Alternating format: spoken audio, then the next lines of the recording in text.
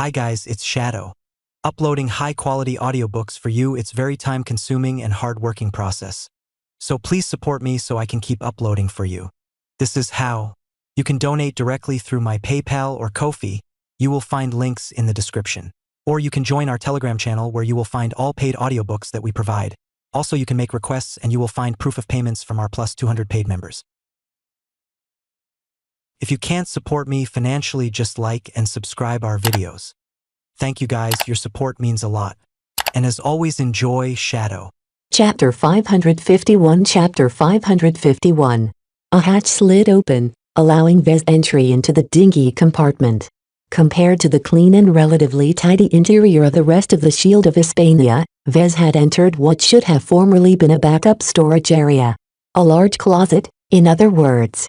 Now, the compartment had been turned into a lounge of some sorts. A couple of sofas, some pots with alien plants and a simple table surrounded by chairs took up much of the room while muted projection of archival mech duels played in the background. Chief Technician Carletta Hain, Chief Engineer Morgan Avena Ian and Lieutenant Command Lycia Soapstone already sat on 3 of the 4 chairs. They all greeted Vez as he took the final seat. "Good to see you, Larkinson.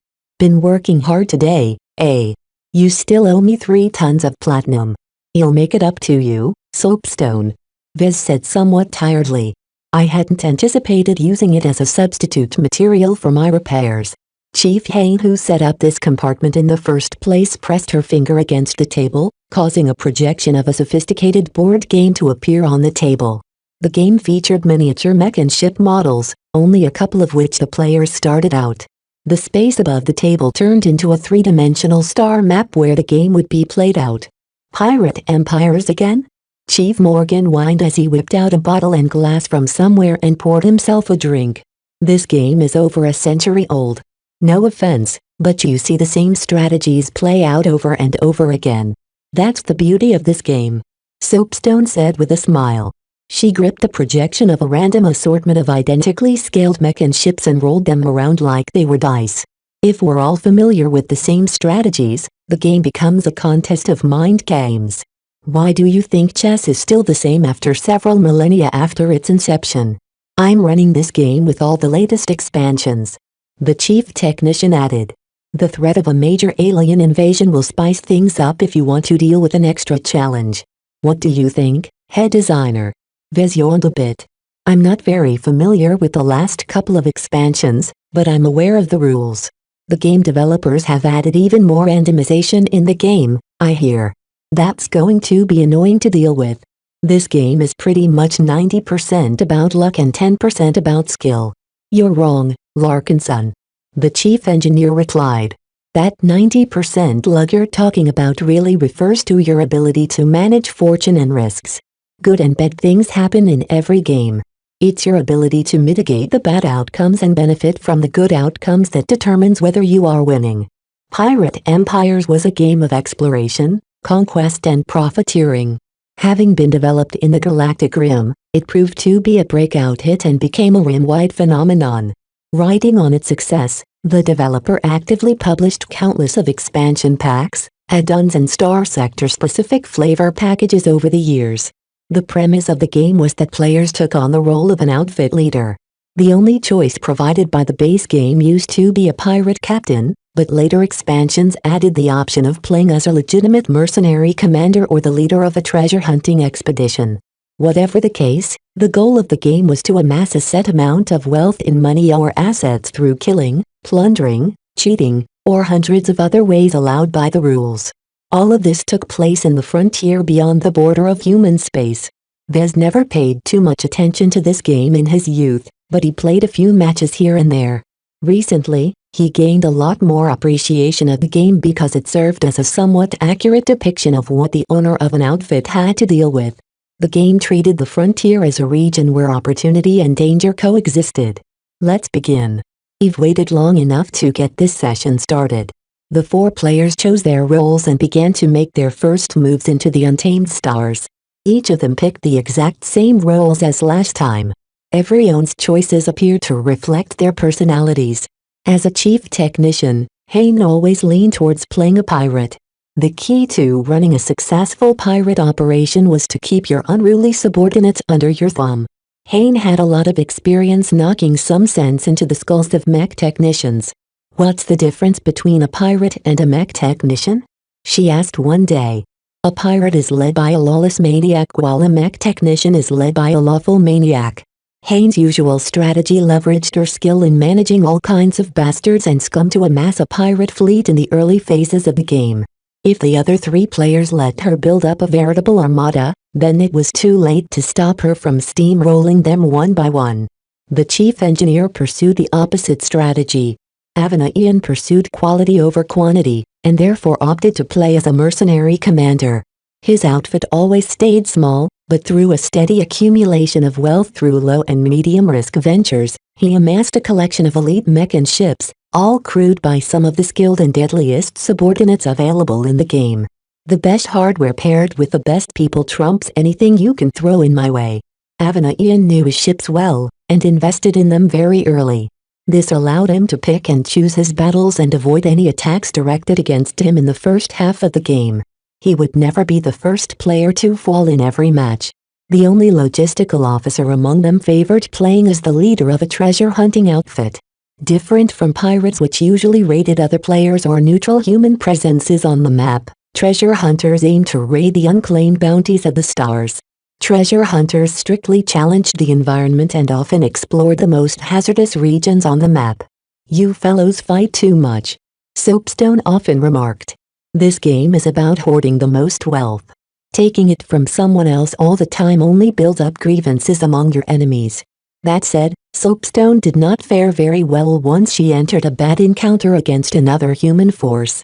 Her force mix predominantly focused on strengthening her landbound combat and exploration capacities, while most of her ships focused on maximizing their cargo capacity. Each of the 3 had been familiar with each other since accepting their postings aboard the Shield of Hispania. One day, Chief Hayne invited Vez to join their little circle, and out of curiosity he accepted the offer. He quickly became immersed into the game. What he used to play for fun in the past served as a fun way to practice running his own outfit someday. Harkening back to the avatars of myth he founded a while ago, Vez opted to play as a mercenary commander as well. In the first sessions, he experimented with a variety of strategies, but eventually settled on taking steady missions while preparing for a high-risk high-reward treasure hunting opportunity. "Since this is just a game, I can go wild. I always love to make a big gamble." It was safe to say that Vez played a very risky game. He generally aimed to grow his mercenary corps as fast as possible without taking too much risks at the start. He preferred to go for mid-game value for money when acquiring new mech and ships. This allowed him to tackle a big treasure hunting score when his search had finally stumbled upon a promising opportunity. Anything could go wrong in these treasure hunting expeditions. From battling fire dragons while attempting to mine valuable exotics from a lava planet, to braving the risks of diving into the upper layers of a gas giant to harvest valuable concentrations of a very rare component ingredient of extreme density fuel, his operations was always one step away from disaster. His track record so far didn't look very good. In the current session, Vez bumped into a treasure hunting opportunity fairly early and was forced to go for it before others snatched his opportunity. His understrength collection of mech suffered a lot of casualties on the field. "Why do you insist on these stupid gambles?" Chief Ian asked for the umpteenth time. "Chief Hayne is snowballing again. I could have used to cut her pirate fleet down to size." Vez smiled ruefully as his latest venture appeared to be heading nowhere. "I'm not in the right position to help. It's not my fault my mercenary corps spawned on the other side of the map." The chief technician practically beat the chief engineer black and blue in the game. Playing pirates well required a good heaping of luck as well as excellent people management skills. Though Chief Hayne's luck seemed to be average, her ability lent itself well in gathering a horde of low-quality pirate assets for an early game advantage. Just now, she halved Ian's forces and even added a couple of salvaged mech to her own retinue. After this victory, Chief Hayne began to focus on subduing other pirate gangs with higher quality ships and mech. Soapstone ignored the chaos that had erupted elsewhere and focused on taking commissions from foreign states to prospect valuable exotics for them to mine. Vez on the other hand received a heavy thrashing from his initial failed venture. His mercenary corps licked their wounds while he accepted a couple of easier assignments. He never lost heart, though. As long as nobody hunting him down, he was still in contention. That didn't change the fact that his mercenary corps had fallen behind compared to the other players. The only way he could salvage this unlucky turn of events was to roll the proverbial dice again. He prepared his forces to go on another high-risk mission. Oh come on, do you really think that will work, Larkinson? Hey, don't count me out yet. I'm the combat kid. Huff, if you're the combat kid, why are the repairs of our mech behind schedule? Chief Hain bit back. Major Verrill went through all that trouble sending our landbound mech pilots into a crash course on how to pilot spaceborne mech. Some of them are pretty talented and decent at it, but they don't have any mech to pilot. Each formula-trained mech pilot trained to pilot the machines for more than a decade. Every mech pilot acquired a basic proficiency on piloting landbound, aerial, spaceborne and in some cases aquatic mech. The only snag was that mech pilots usually specialized fairly early. Piloting mech on land was easier and more intuitive, so it attracted a lot of mech pilots. Those who opted to train in piloting spaceborne mech tended to be more skilled and better learners. Thus, getting spaceborne pilots to cross-train into piloting landbound mech was easy. Forcing landbound mech pilots into becoming proficient in piloting spaceborne mech proved to be a massive challenge. So far, Major Verrill tentatively trained up over 50 cross-trained mech pilots that showed enough competency in the simulations to survive the first 5 minutes of a battle. That was better than nothing. Ha! Vez erupted into a cheer. My expedition hit the jackpot. His mercenary corps excavated an ancient alien ruin that held a bounty of interesting alien technology. Vez could easily trade his gains to the MTA or CFA for a very high price. Once his mercenary corps extracted from the dangerous planet that held the ruins, they beelined to a star system occupied by the CFA and redeemed his findings for an incredible amount of credits. It was enough to expand his mercenary corps by 500%. You better ready yourselves for a fight, because here I come. Chapter 552 Chapter 552 Vez instantly catapulted to the top, but that didn't necessarily secure his win.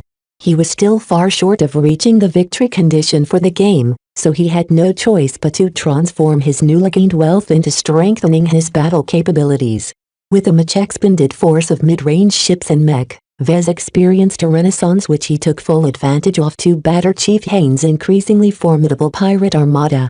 It was a shame that Chief Avanian's elite mercenary force beggared off at this time. Avanian, scuttlebutt says that the slapdash installation of the FTL drives on our logistics ships is coming back to bite us. Is there any credence to this rumor? The engineer grunted. All the chief engineers are pulling double duty and trying to keep those shoddy FTL drives in one piece. What do you expect? They're simply the wrong fit for the beggar's bounty and the Liniver Swan. To a mech designer like you, it's like putting an engine for a light mech into a medium mech. The FTL drives constantly break something after each and every jump. That's why we've suffered so many delays recently. This sounded very worrisome to the other occupants of the compartments. Do we need to open the stockpiles for the repair effort? No, it's fine. The lack of materials is not an issue. The main challenge we are grappling with is that we don't have a good understanding of FTL technology ourselves. Even the best of humanity hasn't figured out all the nuances, so us poor engineers from a backwater third-rate state are only scratching the surface in this field. Aren't chief engineers supposed to master FTL theory? Soapstone followed up. Avanian laughed. Impossible. You'll have to be as smart as a 300-year-old theoretical physicist to understand maybe 20% of how FTL drives work. Engineers like us make do with maybe 5%. We mainly learn what each component of an FTL drive is supposed to do and how it should look like. Unlike mech designers, we don't need to understand the underlying workings of FTL drives in order to get it to work. So you are essentially treating FTL drives as black boxes? Vez asked. Even though he knew that engineers didn't comprehensively grasp the theory of FTL travel, he severely underestimated how little they actually knew. The thought disconcerted him a lot more than he thought. After all, He won't be happy to know if he rode a shuttle piloted by someone who never graduated from piloting school. You don't want to mess around with FTL drives. One faulty component can cause a ship to get lost in the higher dimensions for centuries. That's the least bad outcome, by the way. It's much more likely to get dropped out of FTL only to get sucked into a random black hole. What a way to go. Everyone shuddered a bit at the thought. Chief Haynes' attempt to beat back the sudden incursion from Vez succeeded, but at great cost. Her pirate fleet lost most of their low-quality scum. Despite being used as sacrificial pawns, the stupid pirates rapidly held up the rearguard and fought to the death. The strengthened mercenary corps owned by Vez lost a lot of time chewing through the cannon fodder. By the time they shrugged off the pirate scum, Chief Haynes' elites had already made a getaway. In the meantime, Chief Avanian's mercenaries actively hunted for Lieutenant Commander Soapstone's treasure hunting expedition. They followed the trail of breadcrumbs into uncharted territory and through sheer luck managed to arrive at the right star system. Hey! That's not fair. Soapstone slammed her fist against the table.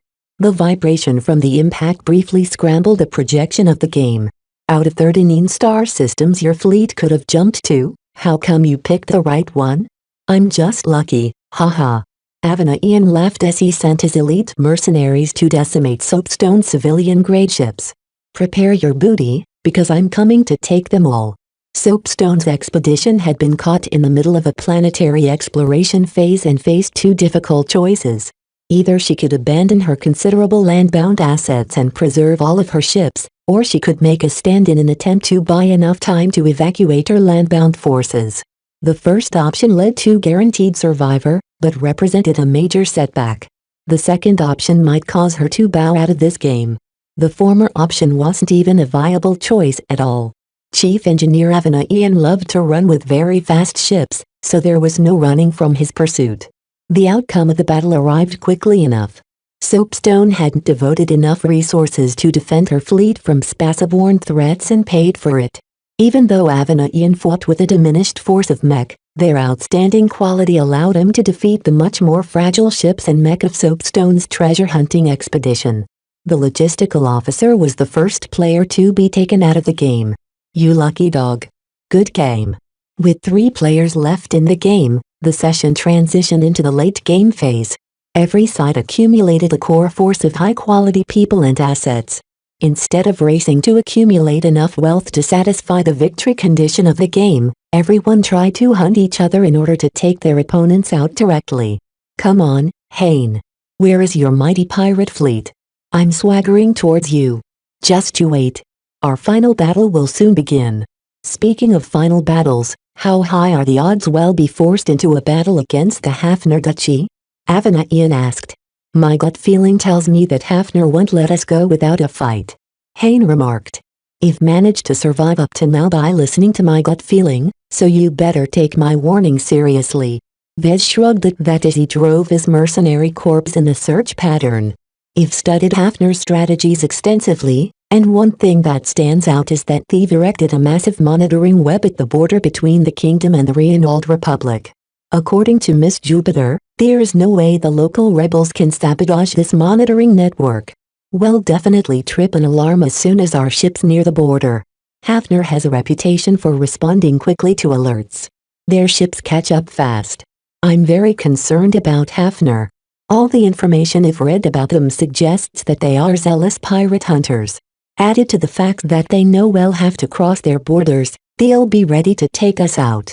Frankly speaking, if not for the 2-month deadline of our mission, we should have tried to go around and avoid this territory entirely. After jumping through several star systems, Vez finally cornered Haynes' pirate fleet. A massive battle ensued as both sides fought to the death.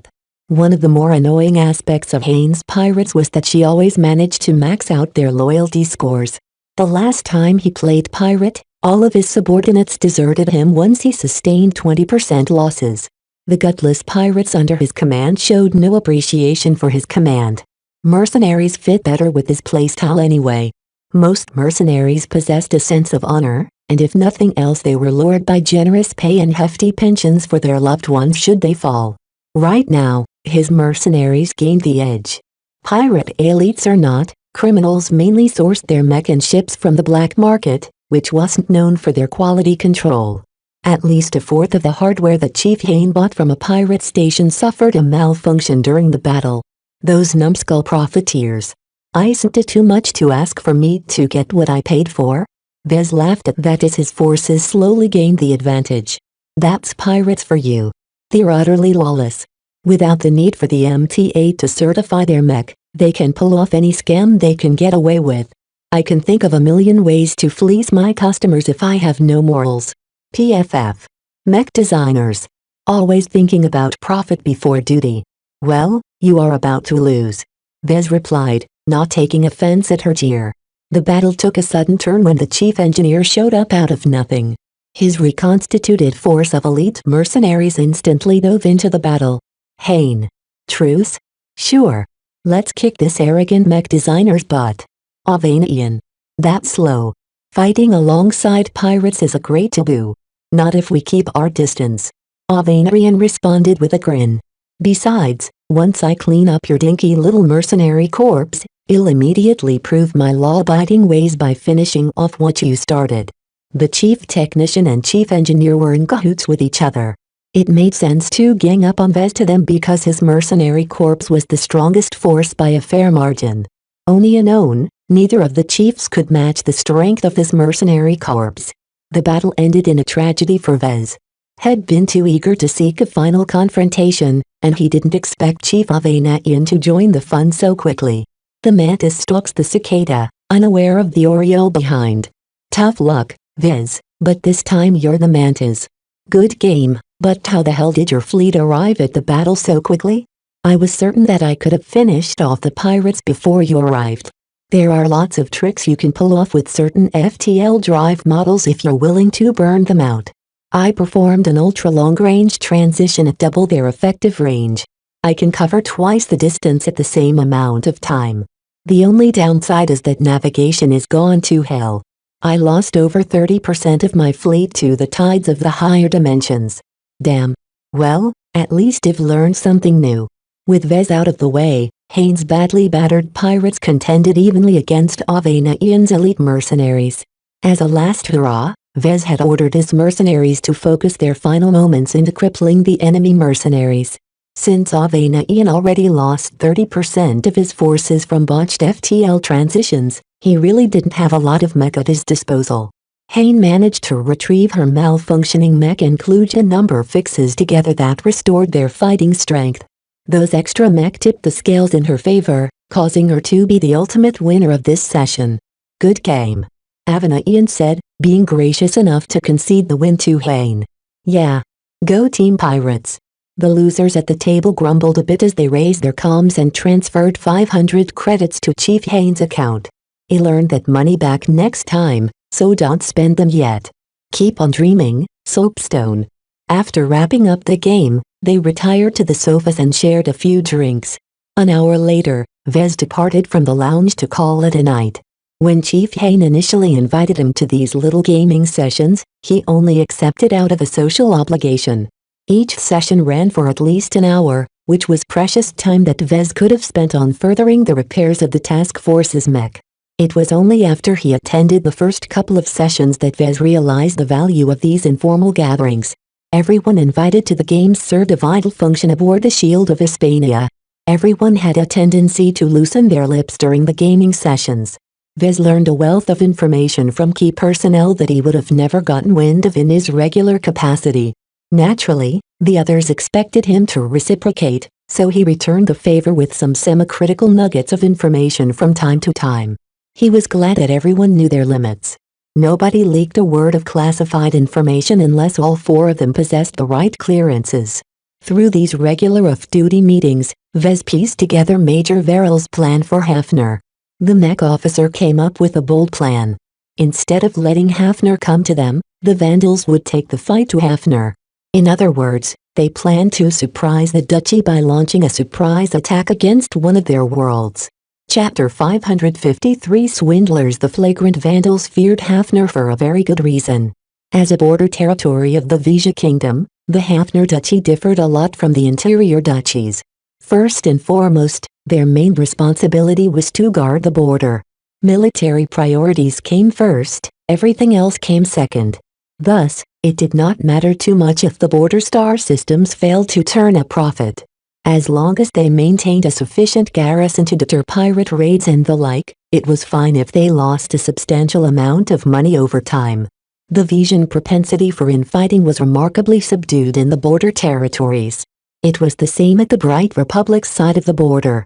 With the threat of external enemies so acute, the noble houses that controlled the border systems had no time to wage pointless rivalries amongst themselves. Another stabilizing influence was that the kingdom as a whole subsidized the border territories by funding the military forces that kept the borders safe. This extra income came with many responsibilities, but in turn the noble houses fielded substantially more mech than their holdings could support. Who would want to disturb such a good arrangement? Therefore, most of the star systems in the Hafner Duchy were relatively tranquil, and focused most of their efforts into repelling pirates and foreign invaders. Furthermore, the differences extended to the regional rebel movements that agitated against the Visions in Hafner. Iris explained the difference to Vez one day. "Sir, the rebels in territories like Imidris and Venice are fighting back against injustice, oppression and inequality. Like my Jupiter family, we are often impacted by these elements, driving us out of the light to seek solace in the dark. Our only goal is to work towards an upheaval in the kingdom that will lead to the abolishment of the rule of nobles." Good luck with that, Vez silently thought. Having sampled Vision culture up close, his impressions of the kingdom led him to believe that the noble houses were like inextinguishable roots that had tightly gripped the state they derived their nutrients from. Destroying this pervasive system of governance could only be done if the entire kingdom fell one day. That would never happen. "I'm familiar with this pattern," Vez replied, keeping his opinions about the viability of the rebel cause to himself. A border territory such as Hafner is run very differently. Rebel movements are more than a nuisance in this kind of place. They can directly threaten their national security. This encourages the houses here work harder to minimize discontent among the commoners.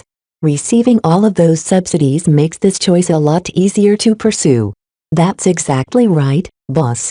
Yet despite these circumstances, rebel movements still exist in the border territories. Do you know how they are able to remain aloft? Vez crunched his brow. He gained some familiarity with Hafner, but he mostly studied their mech doctrine and their mech models. He hadn't looked too closely at the local rebels, as the central database didn't contain all that much information about them. The Mech Corps focused mostly on gathering intelligence on the border territories adjacent to the Bright Republic. They couldn't afford to allocate too many resources to study a border region on the opposite side of the kingdom. "I can't figure it out at the top of my head." "Then let me tell you the answer, sir. It's the Reinold Republic. They've directly slipped their tentacles in the rebel movements that are causing quite some grief to the Duke of Hafner. That sounds dangerously like an act of war. The Vision shouldn't tolerate such a brazen effort at destabilizing their own territories." Iris shook her head. "It's much more complicated than that.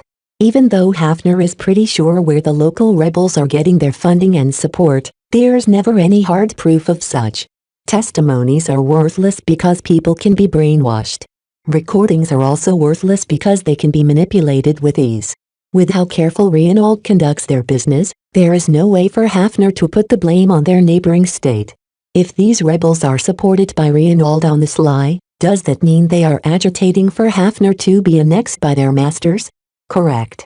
She nodded. "There's a large amount of genuine Reinold sympathizers among the lower ranks of these movements. They think that all of their troubles will magically be relieved once they've separated from the Visions and joined the Reinoldans. The upper management on the other hand are likely plants from Reinold. There's not a single bone of integrity in their bodies." From the tone of her voice, Vez gathered that Iris didn't hold the Hafner rebels in high regard. "Why does it sound as if you don't respect them very much?" "Because they're foreign agents in all but name. What they want is very different from what the VRF and the other regional rebel movements want. Though our opinions differ a little among ourselves, it's not our intention to break apart the kingdom and integrate with another state.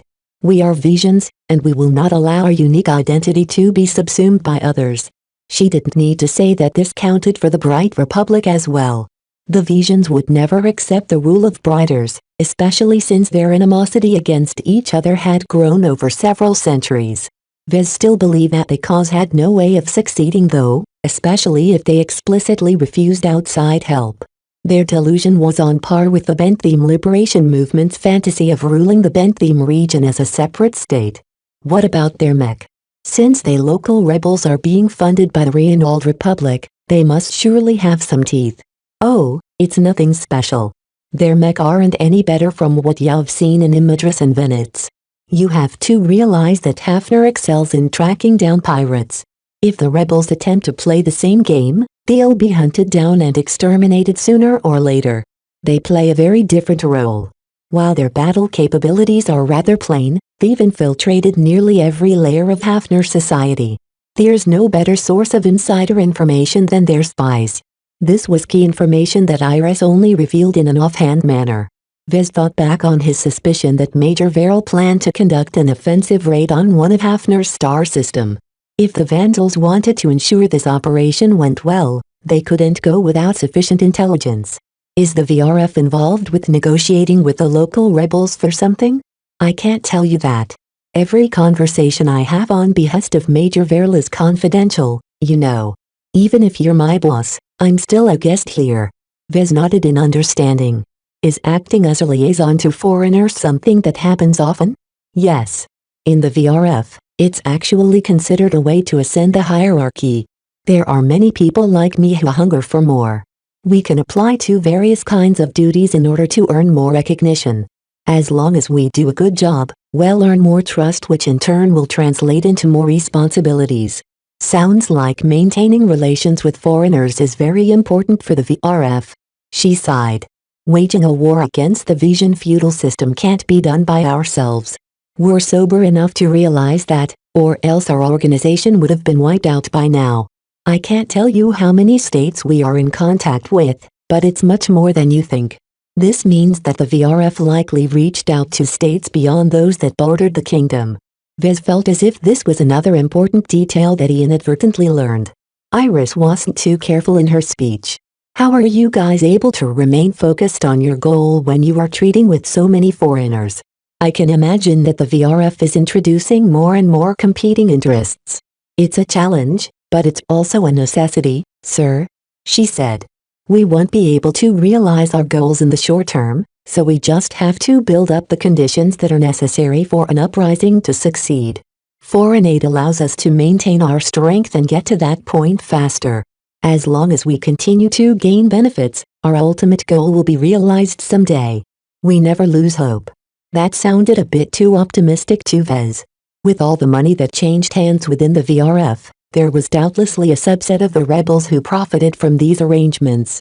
They might not necessarily want to stop once they had a taste of wealth. Still, that had nothing to do with Vez. As a citizen of the Bright Republic, Vez considered the VRF and the other rebel movements as a convenient weapon against their mortal enemy. To them, anything that hindered the Visions should be lauded. Let's get back to Hafner. Whatever the flagrant Vandals are about to do, it will likely concern the local rebels. I know you can't tell me anything directly, but are the Reinold-backed rebels good to work with? Iris pressed her lips into a thin line. Obviously she didn't hold them in very high regard. Don't conflate us who are genuinely standing up for the commoners to those planted agents who pretend they care. The rebel leadership in Hafner merely want to exchange one group of tyrants with another one. That's strange. I haven't heard any bad things about Reinold. Sure, they're a little small in purr, but they're not so different from any other republic in our star sector. That's because you don't see what lies underneath. You've learned before that Reinold is secretly encouraging pirate attacks against Hafner, right? You can say that Reinold is a hotbed of illegal activity. It's a state with one foot in the light and one foot firmly in the dark. Their gray markets and black markets make up half of the wealth that flows through their hands. Vez couldn't believe that the situation was exaggerated to that degree. Wouldn't that make Reinold a pirate state? The MTA would never tolerate such a thing. If Reinold is so bad, how come I haven't heard of their bad reputation? Oh, they're very good at hiding their misdeeds behind their proper appearances. They've mastered the art of duplicity, I should say. They are master cheaters and master tradesmen. Haggling with a merchant from Reinhold is like giving away half your money. Don't ever get pulled into their traps. If you want to trade anything with Reinholden, you better hire another Reinholden to negotiate on your behalf. It's as if their entire state consists of swindlers. The animosity displayed by Iris truly reached an extreme degree. Vez unconsciously took a step back. He should definitely dive into the galactic net and conduct a more thorough research on the state that the Veral task force was desperate to reach. Still, Vez was careful enough to take her words with a grain of salt. Even in the future, biases and prejudices couldn't be eradicated. Humans always felt the need to categorize different groups into neatly labeled categories. Let's get back to work. We still have a lot of repair work left on our plate. After more than a month without any battles, the task force managed to gain a lot of headway into reducing their backlog. While the persistent shortages of resources, equipment and skilled manpower prevented them from repairing every wreck, the Vandals weren't as pathetic as before. Unlike a month ago, they could actually put up a competent defense against Spaceborne assets. The mood among the surviving Vandals had also lifted somewhat. The earlier period of gloom had mostly faded through the passage of time. The Vandals soldiered on and let the routine of their duties distract them from any dark thoughts. Vez admired their resilience against depression. Though other units might have managed to regain their spirits faster, the Vandals showed their pedigree as a military mech regiment. Behind their sloppy veneer was a spine of steel. Chapter 554. Rising current. Lately, the Veral task force started to meander in Hafner space. Vez believed that the Vandals didn't want Hafner to know where they planned to go. This was why the fleet took a lot of detours that didn't bring them closer to the border. To an outside observer, it might have appeared that the task force desperately wanted to cross the border, but withheld from taking action because they needed to accumulate more strength. The meandering routes the task force followed didn't take them anywhere special. Vez believed that was exactly the point. Through various hints and deductions, most of which he picked up from the meetups where he played Pirate Empires, he suspected that Major Veral actually aimed for a target that was very near to their current location. The flagrant Vandals are always the ones who take the initiative. It's not in their nature to be passive and react to circumstances that are thrust upon them. The battles against the Calico Dancer Bats and the Frosty Meteors serve as proof of this pattern. I can imagine that all raiding regiments are like this. They are only comfortable when they are the attackers. The messy but eventual success of the Detman operation showed how strong the Vandals could be. As long as they made the right preparations, they were capable of inflicting a devastating amount of damage while making off with an abundant amount of loot. The only way to break the trap that Hafner prepared for the task force was to do something different, and the only course of action that made sense to him was to conduct a daring raid. Still, attempting to attack any occupied star system in the Hafner Duchy came with a lot of peril. Most of the star systems in Imadris had lost their wariness against foreign invaders. It wouldn't be strange to see them panic at the sight of the flagrant Vandals, especially if their defense force was inadequate. The people who lived under the rule of Hafner didn't suffer from any doubts. Pirates were just like bullies, who kept visiting the same old chumps over and over if they acted like pushovers. Over time, the frequent pirate raids must have hardened them into putting up a ferocious fight no matter how badly the invaders outnumbered them. This was very clear in the documentation about the territory. That's not the true danger, though. Any star system can be overwhelmed as long as we pick the right target. It's the follow-up that's a threat. The willingness of neighboring forces to reinforce a beleaguered star system was very high. Rivaling powers wouldn't hesitate in sending out some of their best, because they expected the same treatment in return. Worse, the Ducal Authority also coordinated the defense effort. Under their centralized direction, the reinforcements not only arrived at the star system under attack, but they also gathered the star systems that formed the likely escape routes of the invaders. This vastly increased the chance of attackers tripping on their feet, allowing further Hafner reinforcements to catch up and gang up on the hindered pirates. Every way the flagrant Vandals could take advantage of, Hafner had a ready answer prepared. They truly weren't easy to crack. Still, this should be old school to the Vandals. They won't be stumped by these challenges. Before embarking on the daring raid of the Deadman system, the flagrant vandals routinely raided the border territories along the border between the Bright Republic and the Vija Kingdom. Though they mostly terrorized the shipping lines, they did have some experience with raiding occupied worlds. The Vandal landbound mech are not for show. It's a significant burden to maintain a landbound contingent if there aren't many opportunities to make use of them. Planetary raids are definitely their cup of tea. In addition, the interests of the Vandals aligned with the interests of the Reanald-backed rebels. Both sides wanted to make Hafner suffer for different reasons, but what they had in common was enough to forge a temporary understanding with each other. Help from the local rebels is vital for the next operation. He already saw the signs of future action. Some time ago, Vez received orders to pull back the priority of repairing as much Spaceborne mech as possible in favor of fixing up some landbound mech. Not a lot, but just enough to achieve some progress here.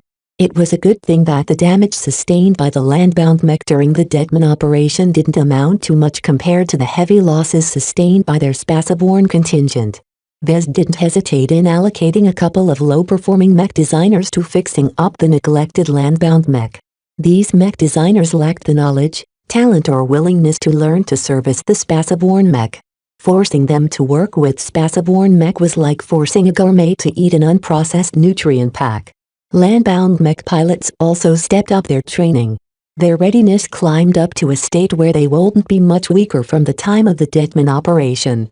The Vandals prepared various measures and readied various supplies that was relevant to any landbound raid. The next battle surely entailed a lot of risks. Under these circumstances, the rank-and-file smelled something afoot. Even if they were under the mistaken impression that the fleet would attempt to make a run for the border, no one remained complacent. A large amount of mech would soon show the Vijans their mettle.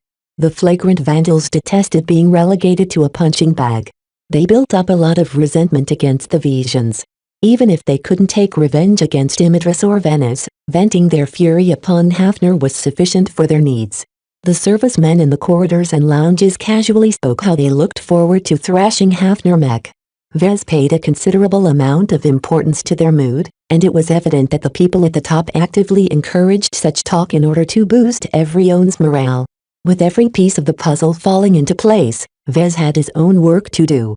While a planetary raid didn't necessarily involve any Spaceborne mech, any mildly important star system hosted a Spaceborne garrison. Vez felt that it was important to keep raising their Spaceborne strength. Throughout the last month, some of the mech designers under his supervision achieved great results.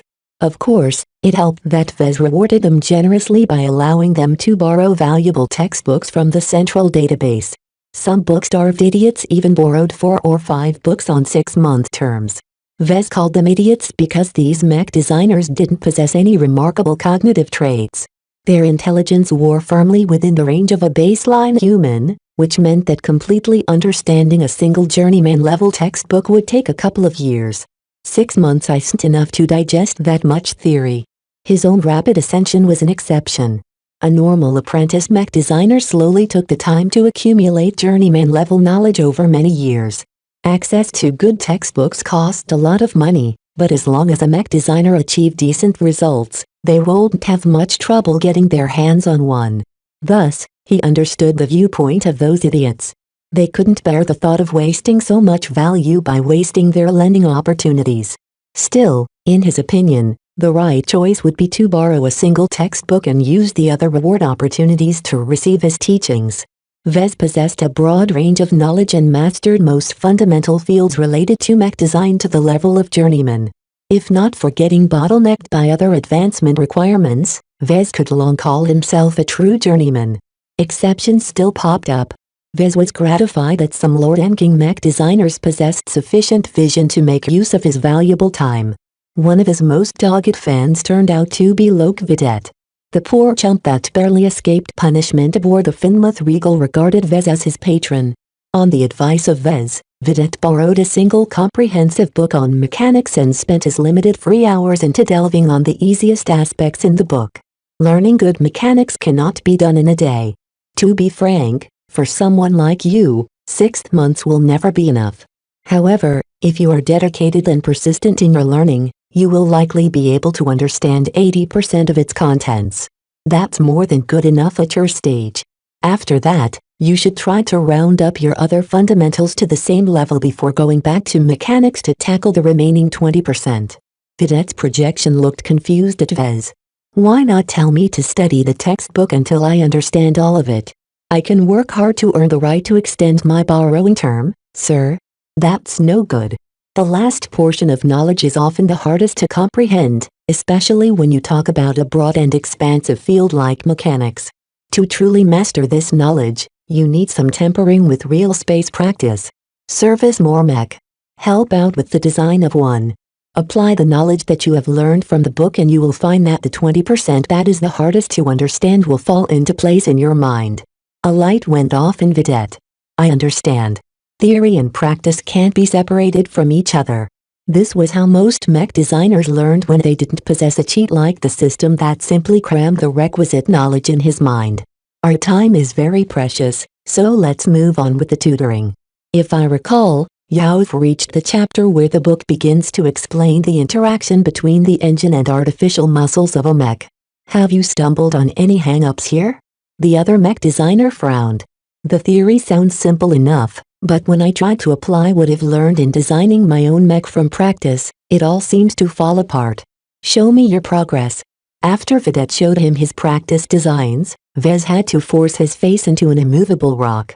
The amount of mistakes he made in every single aspect about designing mech really made him want to cringe. This is a decent work for someone who isn't experienced with designing an original mech. You're still stuck in the phase where you're only able to design variants, right? That is so, sir. Before the mech corps picked me up, I didn't do very well for myself. Opportunities are hard to come by for a fresh graduate. If Vedette possessed actual talent, then he wouldn't have any trouble making ends meet. In truth, the struggling mech designer hadn't reached the minimum standard for Vez to consider hiring after they finished their stint with the mech corps. Still, his earnestness and his willingness to learn put Vedette into a very short list of hopefuls. He might not amount to much right now, but a couple of years later the situation might be different. Vez kept his eye on these potential seeds, and worked to increase his relations with them in case their potential blossomed in the future. No one else among the flagrant vandals ever paid as much attention to them as Vez. He continued to tutor Vedette in earnest. Of course, Vez held a lot of knowledge back for his junior's own good. Near the end of their honor session, Vez asked a pertinent question to his potential protege. What do you envision yourself as doing when the war is over? Will the war ever end so easily? Sometimes I think that this war will never end. In a way, our war against the visions have never ended since our state was founded. But that's not important right now. Try and cast your mind to the future. What do you think you'll do? I don't know. My experience with the mech corps will account for something, but I don't have the qualifications to get accepted by a prestigious mech manufacturer. I don't have the confidence to start my own business either, not that anyone would lend me the funding needed to purchase equipment and license a design. My future isn't as bright as yours. Vez leaned forward and stared at his projection. What if I can make it brighter? Chapter 555 Patchwork Mech. Vez paid a lot of attention to the general mood of the vandals. The servicemen he walked past and ate next to in the mess hall or the more ornate dining room when Major Verrill wanted to hold a social occasion all expressed their opinions without much inhibition. He thought this was a special feature of the flagrant vandals. Every mech regiment carefully constructed their moniker and religiously followed it after establishing one. As their moniker suggested, they embodied the ideal of behaving flagrantly. They're crude, but they're also honest. He admired that about the vandals. Everyone felt free to express their true opinions, even if they broke some unspoken taboos. This allowed Vez to judge the general undercurrent of the crew of the Shield of Hispania. Still, I'm only sampling what the vandals aboard the Shield of Hispania are talking about. The people serving on the other vessels of the task force might hold different opinions. Throughout all of these changes, Vez sensed them to be deliberate and directed. He had no doubt that Major Verrill manipulated the mood according to the circumstances. From staying aboard the same ship as the mech officer and seeing his leadership style up close, Vez learned that Verrill was a deft master at manipulating morale. Vez found it curious if this was the reason Colonel Lowenfield appointed Major Verrill as her second-in-command. Their different strong points complemented each other nicely. By all accounts, Colonel Lowenfield is a number cruncher and a glorified accountant. She's also a norm who lacks the aptitude to pilot a mech. She's earned the respect of the Vandals somehow by cleaning up the mech regiment, but that doesn't mean she's a miracle worker. She still needs a lackey who can represent the mech pilots and command them in battle. The leadership structure of the flagrant Vandals roused his interest because he saw that it was something worth emulating. Before entering the service, Vez founded the Avatars of Myth as his personal force. Though Vez initially intended them to be a companized force of 40 mech, that wasn't the limit of his ambitions. Once I've entered a higher gradation of power and wealth, it's necessary for me to expand my coterie of bugs. It wasn't out of the question for him to expand the Avatars of Myth from an obscure personal force into a full-blown regiment-sized force. Vez might even register them as a mercenary corps in order to take advantage of the provisions of the Mercenary Association. Strength is the foundation of power. Wealth and talent in mech design can't save my life if someone has me at gunpoint.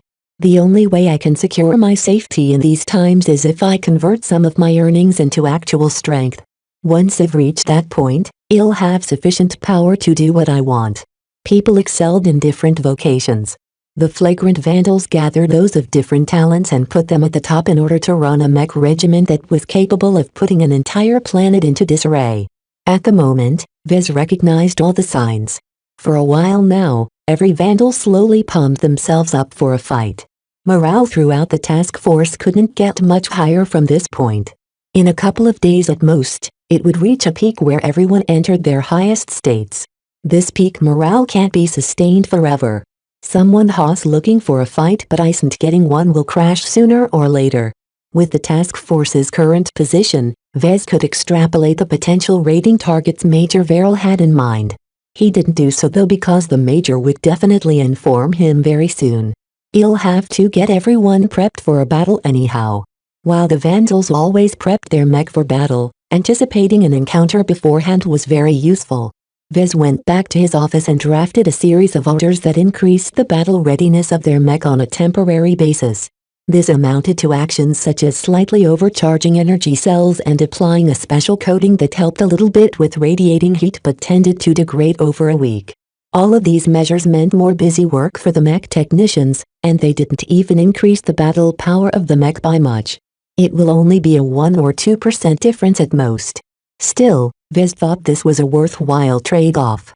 It wasn't as if the mech technicians would be able to restore any more mech up to this point.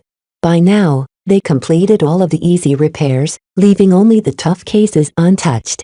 Fixing any of those mech required much more manpower and assets. They should really be handed over to the Wolf Mother. Only a base facility or a full-fledged factory ships can restore those badly beaten mech. The only other alternative was to recycle the racks into their base materials and fabricate a new mech anew. This was something which the Beggar's Bounty and the Liniver Swan could only do on an emergency basis, and was highly inefficient. I really miss the Wolf Mother.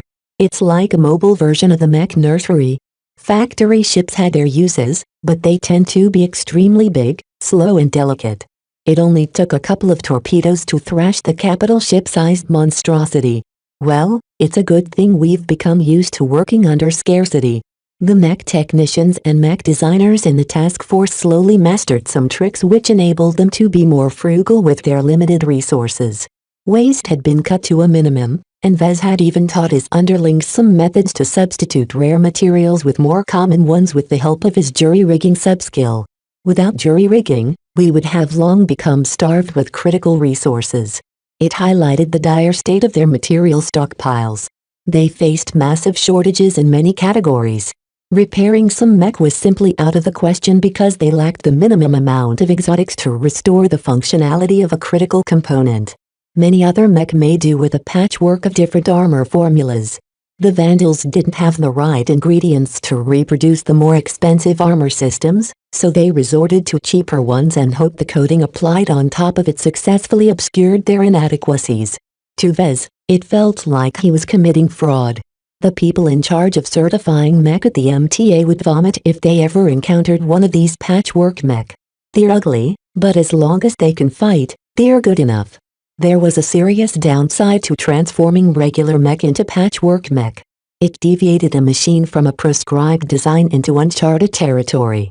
The older a mech, the more its imperfections led to unique variations of the standard design. Yet utilizing jury-rigged solutions introduced a lot more changes than usual, to the point where mechs stopped resembling their original model. In the short term, creating patchwork mech helped increase the immediate battle power of the mech regiment. In the long term, these mech would slowly become more unusable due to the inability to apply newer updates onto the deviating designs. The only way to make use of them was to revert all of the changes, which was a lot of work for some mech. In some cases, it might be better to scrap them entirely or relegate them into a disposable role. If we aren't so desperate to increase our strength, I wouldn't have resorted to this measure. Nonetheless, Vez didn't live in a perfect reality. He often had to resort to desperate choices that came with a price.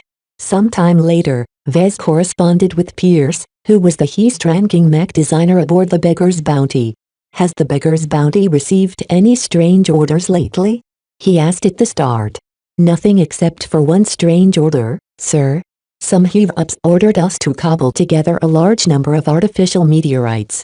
Do you remember our previous stop where we've delayed out next transition in order to mine a nearby asteroid belt? That's because we had to gather as much junk as possible in order to create a bunch of artificial meteorites on the fly. Do these artificial asteroids come with any specifications? No. They told us to stick to a standard metal rock. It was more important to create as much of them as possible." "How many?" "Over 50 and counting." Vez widened his eyes a bit. 50 artificial meteorites was more than enough to pummel a large city into dust and ruin. In fact, sending all of them onto a planet at once risked drawing the ire of the MTA. Major Verrill was really playing with fire at this moment. "This isn't something regular at all, Pierce. Do you feel uncomfortable being ordered to create so many artificial meteorites on order?" The other mech designer's projection shrugged. "As mech designers, we aren't culpable for the crimes our customers commit. It's the same thing with the artificial meteorites. If the MTA brings down the hammer on us, it's the brass who will suffer a punishment, not a small figure like me who's only a cog in the machine. You may not be culpable by law, but there's also your consciousness that you have to take into account. Will you sleep easily knowing that your creations will likely be responsible for slaughtering hundreds or thousands of people in the next battle?" "Sir, this isn't something we should concern ourselves with," Pierce replied with a firm voice. "You should see how war is waged in the Friday Coalition. The stakes are higher there, and so are the rewards. The coalition partners are willing to do anything to get their hands on their prize. Did you witness a conflict in person back when you grew up in the coalition?" "No, but my father frequently became involved. The hotter the conflict, the more mech his company sold. I think he even helped to fan the flames in some cases." Vez scratched his head. "What a shameless father. Well, sounds like the Friday Coalition isn't a pleasant place to live in if there's so much fighting going around. Ah, don't misunderstand me, Larkin son, this only happens when a region is under contention. Most regions are firmly attached to a coalition partner, so their stability isn't in question. Those are safe but expensive places to live. Immigrants from poorer states are outright barred from entering these star systems. Say, Pierce, do you ever wish to return to the coalition?" Vez asked out of the blue. Pierce smiled sardonically. "I don't miss it at all. Someone like me who is without talent is a disgrace in the coalition. It's better if I don't show up to shame my father." Vez clearly understood that Pierce hid a lot of his pain on the matter. Yet for Vez to nurture Pierce as a trusted lackey, this band-aid needed to be pulled away. "What if you had some help? You aren't completely without potential in my eyes. As long as you study diligently and benefit from the right supplements, it's not out of the question for you to transform from a caterpillar into a butterfly." Ha ha ha. Pierce lost control for a moment. Who would waste his time and money to invest in me? I'm too old to become someone's apprentice, and finding a mentor who doesn't want to take advantage of my father is impossibly hard. Think about it for a while. Vez replied calmly. For now, I've kept track of your redemptions for exceeding the weekly quotas. I've noticed that you've spent all of your opportunities on borrowing more books. Don't you think you've borrowed enough? Why not take advantage of my tutoring? The other mech designer frowned. Even if I don't have the time to digest all of those books, I'll still be able to broaden my knowledge in the short term. As a friend, let me give you some advice. It's better to be really good in one thing than average in everything else. Especially at the early apprentice stage, you should be focused on developing your specialities. And you can help me that, sir. Why the skepticism? Since you're a friend, I don't mind giving you a lesson for free. Pull up the textbook that you've learned the most from so far and you'll see if I can help solve some of your conundrums. Though Pierce didn't think that Vez would make a very good teacher, he did as asked and pulled up a virtual textbook. Vez proceeded to tutor him in areas which Pierce only understood the most shallow principles. It didn't take long for Pierce to become engrossed with the knowledge that Vez passed on. Vez discreetly grinned as he recognized he hooked another fish. Besides Vidette, Vez also had his eyes on Pierce.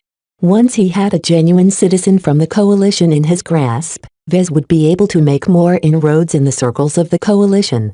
Even though he already benefited from his association with the Clifford Society, it never hurt to have more options. Chapter 556 Candidate Vez had his eyes on multiple mech designers in the task force. No matter what, the more mech designers he gathered by his side, the better off he would be at the end of the war. A true mech design project could not be conducted alone. Vez constantly yearned to gather his own design team at the LMC. They would be able to assist him in all manner of minor tasks in the same way the Mech Corps hired massive amounts of mech designers to pad their design teams. As long as he controlled the main aspects of his design project, the help of others shouldn't be able to contaminate the spiritual nature of his designs.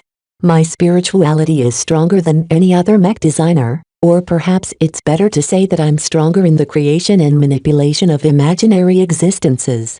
Vez already proved several times that the mech that carried his X-Factor wouldn't easily be contaminated by the fingerprints of other mech designers and mech technicians. Their non-existent spirituality simply couldn't contend with an active one. Still, Vez suspected that higher-ranking mech designers possessed their own abilities that might be tangibly be related to spirituality.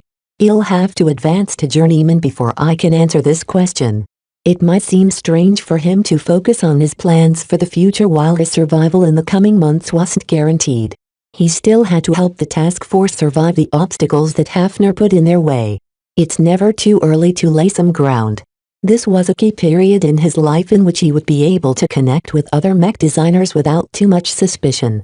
If Vez attempted to recruit mech designers after the war, he'd face a lot more difficulties, the most important of which was to verify their loyalty. There is no better proof of loyalty than to put it to test in the harshest conditions. The bonds of brotherhood he forged with the mech designers and the Vandals may lead to a lifelong advantage later on. That was something that his Larkinson heritage had taught. For now though, Vez did not dare spend too much time on future matters. He still had a lot of work in the present to take care of. With a tired sigh, Vez returned to his regular duties. 2 days later, Major Verrill finally stopped withholding his plans. He called for another massive conference meeting in which every mech captain and ship captain gathered in the same compartment via projections. The only physical people present were Vez and others assigned to the Shield of Hispania. I'm sure you are aware that the Hafner Duchy is alerted to our presence. From the intelligence we've received from the local rebels, Hafner has allocated the bulk of their uncommitted forces to the star systems near the border. Once we enter their perimeter, they'll instantly lock onto us and converge on us with rapid tempo. Everyone nodded. This was a standard blockade tactic that the Visions proficiently employed when they really wanted to stop a specific target. Though it was possible for the flagrant Vandals to escape the net, the risks were unimaginably high. At the very least, some Vandals preferred to fight another round with the Frosty Meteors rather than face the full fury of the Hafner mech legions.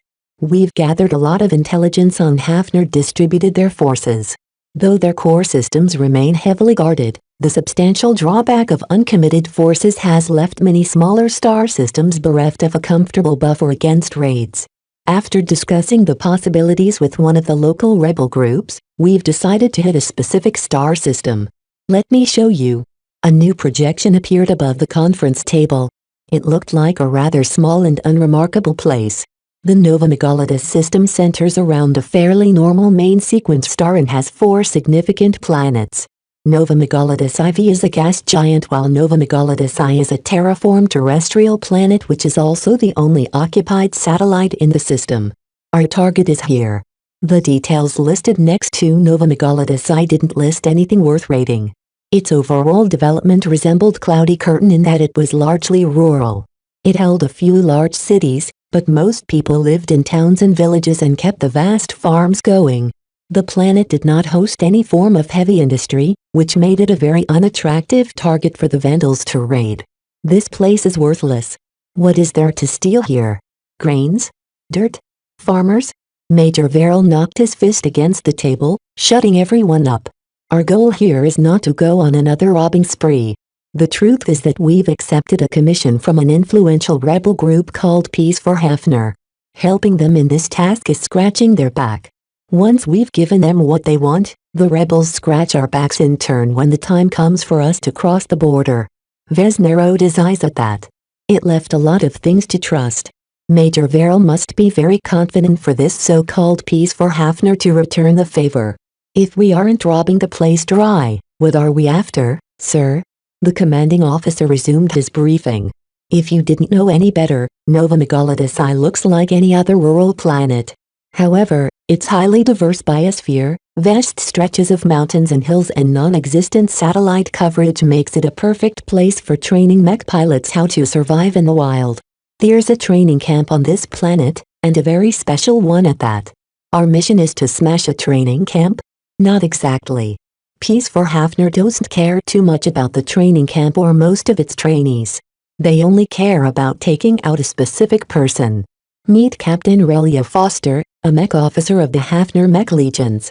A supplementary projection appeared alongside the projection of Nova Megalodus I. It showed the profile of a very attractive Vision mech officer. She's young, she's talented, and she's a thorn in the side of Peace for Hafner.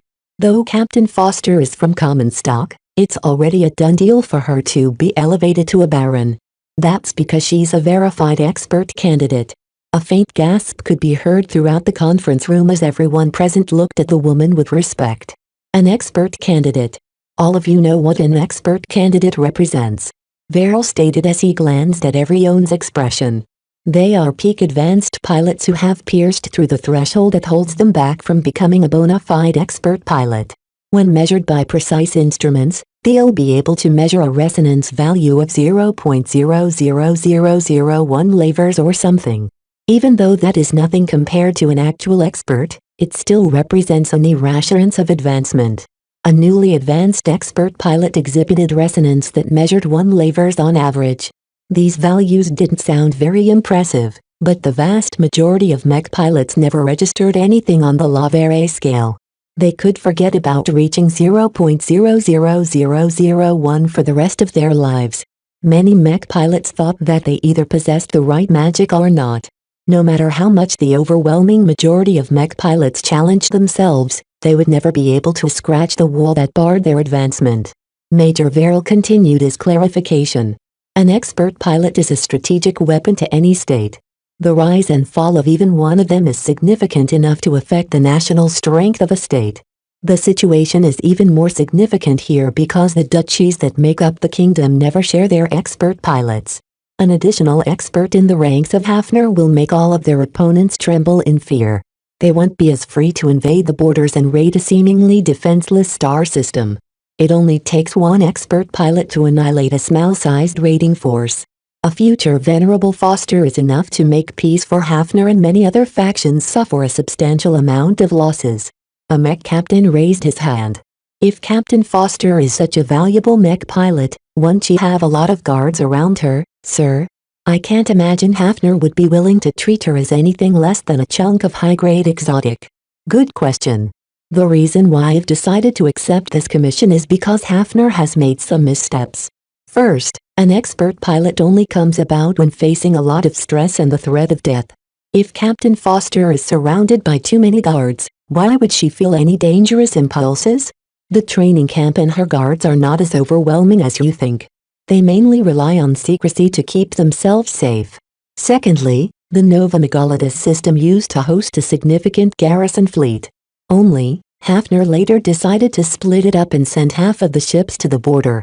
This was a response to the arrival of the flagrant vandals in this territory. Everyone knew that the Veral task force sought a way out of the kingdom. The Mech regiment had no reason to linger in Hafner, therefore boosting the defense of the border was a logical decision to make. Too bad the flagrant vandals didn't always adhere to logic. Vez raised his own hand. I have a question.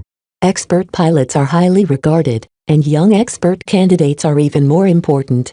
Captain Foster obviously looks young. This means that if she managed to advance into an expert, she'll likely have decades ahead to serve in Hafner's military. Her value exceeds veteran expert pilots that are getting on in their years.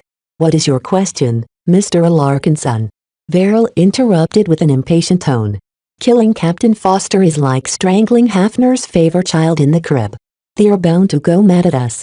Won't we be dooming ourselves by provoking their retribution? A heavy atmosphere descended in the conference room. Vez did not like to play the spoiler, but no one seemed to have the courage to speak out this important concern. Major Veral seemed prepared for this question, though. He smiled back at Vez. Your concerns are legitimate, but we already have plans in place. We believe that the panic of our sudden invasion of the Nova Megalitis system will mainly provoke a different reaction. If we can attack one of Hafner's star systems once, who says we won't be able to do it again? Hafner will certainly be forced to pull back some of their border patrols. This will outweigh Hafner's desire to exact revenge.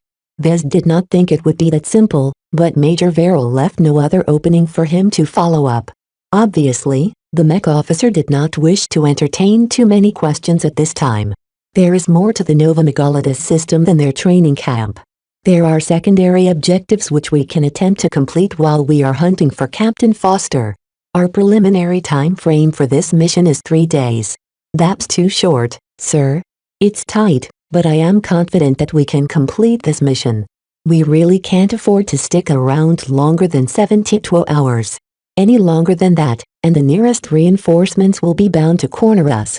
Don't think that these reinforcements will be as reluctant as those sent to help out the Deadman system. Time is our most precious resource and our most important constraint. 3 days sounded short because it would take a long time for the fleet to travel all the way from the outer reaches of the star system to the closest planet from the sun. Depending on how hard the Vandals pushed their ships, they could reach it within 2 days at a minimum. That meant that the Vandals only had less than a single day to hunt down this expert candidate. Vez looked back at the profile of Captain Foster and shook his head. What a shame. Chapter 557 Devious Garrison. The Nova Megalitis system brought little to the Hafner system. Colonized and terraformed rather late, the first planet from the star had only been settled by Hafner because it made economic sense. A whole host of AIS calculated that adding an extra farming planet was cheaper than importing more food elsewhere in the long term. Sometime after Nova Megalitis I shaped into a planet fit for human habitation, Hafner latched on an additional purpose. One continent would remain unsettled. Instead, Hafner would import a variety of dangerous genetically modified alien creatures to run a preserve of some sorts. The propagation and mutation of these creatures would be strictly regulated to provide a sufficient and plentiful challenge to Mech. In other words, Hafner constructed an entire continent-wide ecosystem for the sole purpose of breeding something to kill for the participants of an elite training camp. And they also did it covertly, covering the continent with expansive trees that reached up to 1 kilometer in height. Normally, Mech threw enough weight around that they could flatten an entire forest with ease. However, if a Mech charged straight at one of Nova Megalitis's massive trees, the one who would lose would be the Mech, not the tree. The expansive tree cover also served as ways to shield the surface of the wild continent from prying eyes. The tree leaves had been genetically modified with various publicly available biomids that blocked long-distance communications while interfering with any wide area scans. Of course, to prevent themselves from losing all contact, Hafner dug an extensive network of underground cables and communication nodes key to their own forces. It would be extremely difficult for an outside force to tap into this well-hidden network. This gave the forces of Hafner the home ground advantage. Overall, Hunting an expert candidate that tried their best to hide on this continent would not be easy. Without any additional intelligence, tracking Captain Relia Foster down in this mega jungle was as difficult as finding a needle in a haystack. The problem was compounded by the fact that aerial mech wouldn't be able to do much on the Camwin continent. The trees were too impenetrable for mech flying above the forest. With leaves, tree branches and tree trunks interfering with everything, it was impossible for aerial mech to provide support for their landbound counterparts. As for letting the aerial mech fly through the forest, well, that was a very quick way to wreck a lot of expensive machines. The flagrant vandals moved quickly after Veril announced their next assignment. As the Veril task force emerged out of FTL, the entire star system must have hit the panic button. Agents loyal to peace for Hafner relayed the broad movements around Nova Megalodon via their own quantum entanglement node. If not for that, they would have to depend on lightspeed observations to determine the decisions the defenders had made, which would certainly be hours out of date. The local defenders are making a stand. Only half of the stations in the command center was manned right now, as nobody expected a fight in the immediate moment. It would take almost 2 days of solid burning to reach Nova Megalodon. Only then would the prospect of a battle come into fruition. The orbital garrison fleet is going on alert, sir. Transports are lifting up from the planet's main spaceport. They are loading battle supplies and recalling every crew member on leave. The landbound garrison force is buttoning up as well. Old mech are being pulled out of storage while their bases are going on full alert. Their capital city is becoming increasingly fortified. Major Veril took on a pensive expression. Keep an eye on what is happening at the capital city, but put it on a low priority. Only notify me if they are shuffling supplies or war material to the continent of Camwin. The Vandals didn't think much of the garrison forces. Their Spaceborn contingent had been neutered when Hafner took half of them to the border. As for their landbound contingent, they prioritized the defense of their capital city.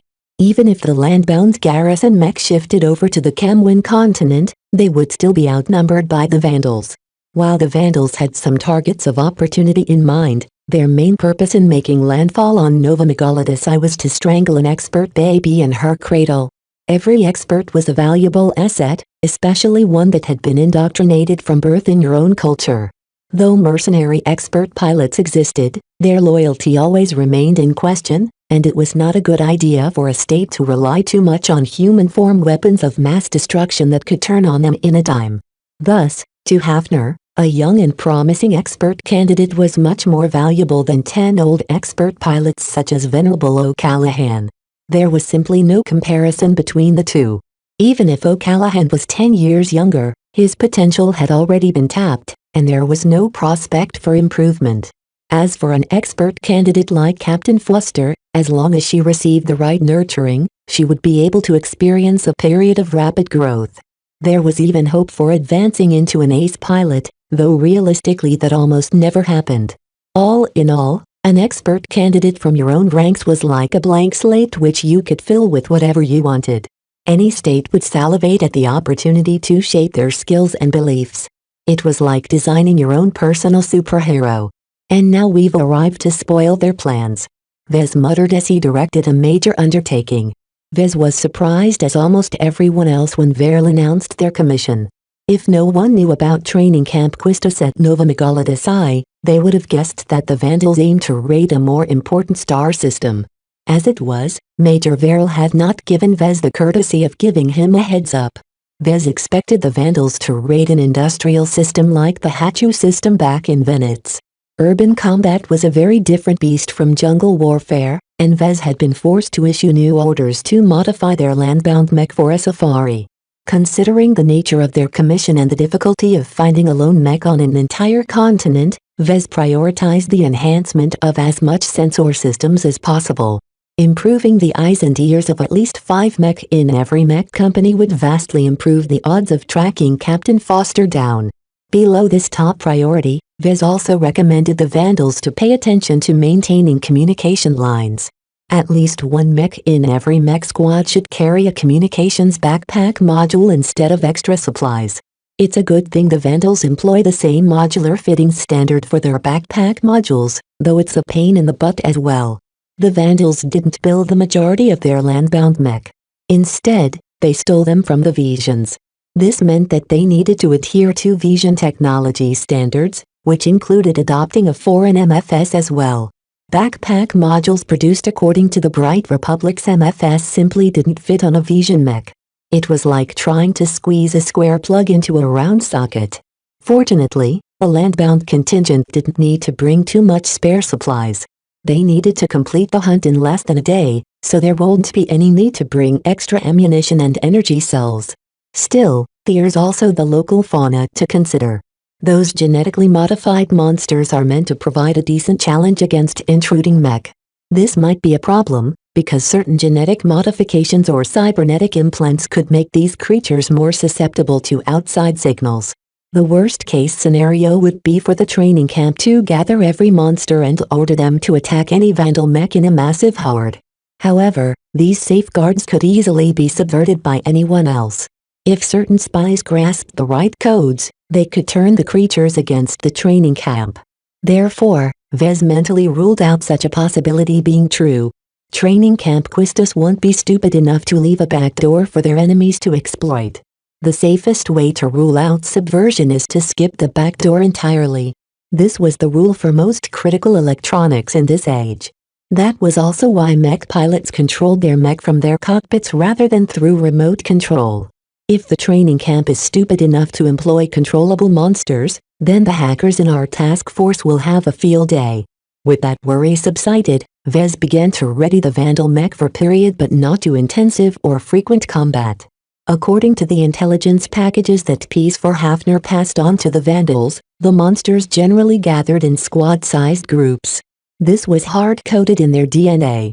This allowed trainees to experience an even challenge when they grouped up into squads, but also enabled mech companies to bail them out if they fell into a spot of trouble. For a moment, Vez wanted to laugh to himself. This game preserve came into being on the behest of Hafner, but now it seemed that the Vandals might become the main customers. Then he remembered something. Training Camp Quistis is an incubator for elites. It's meant to push the very best out of peak advanced pilots. With pilots of such skill, regular monsters won't be able to cut it. Only deadly monsters will do.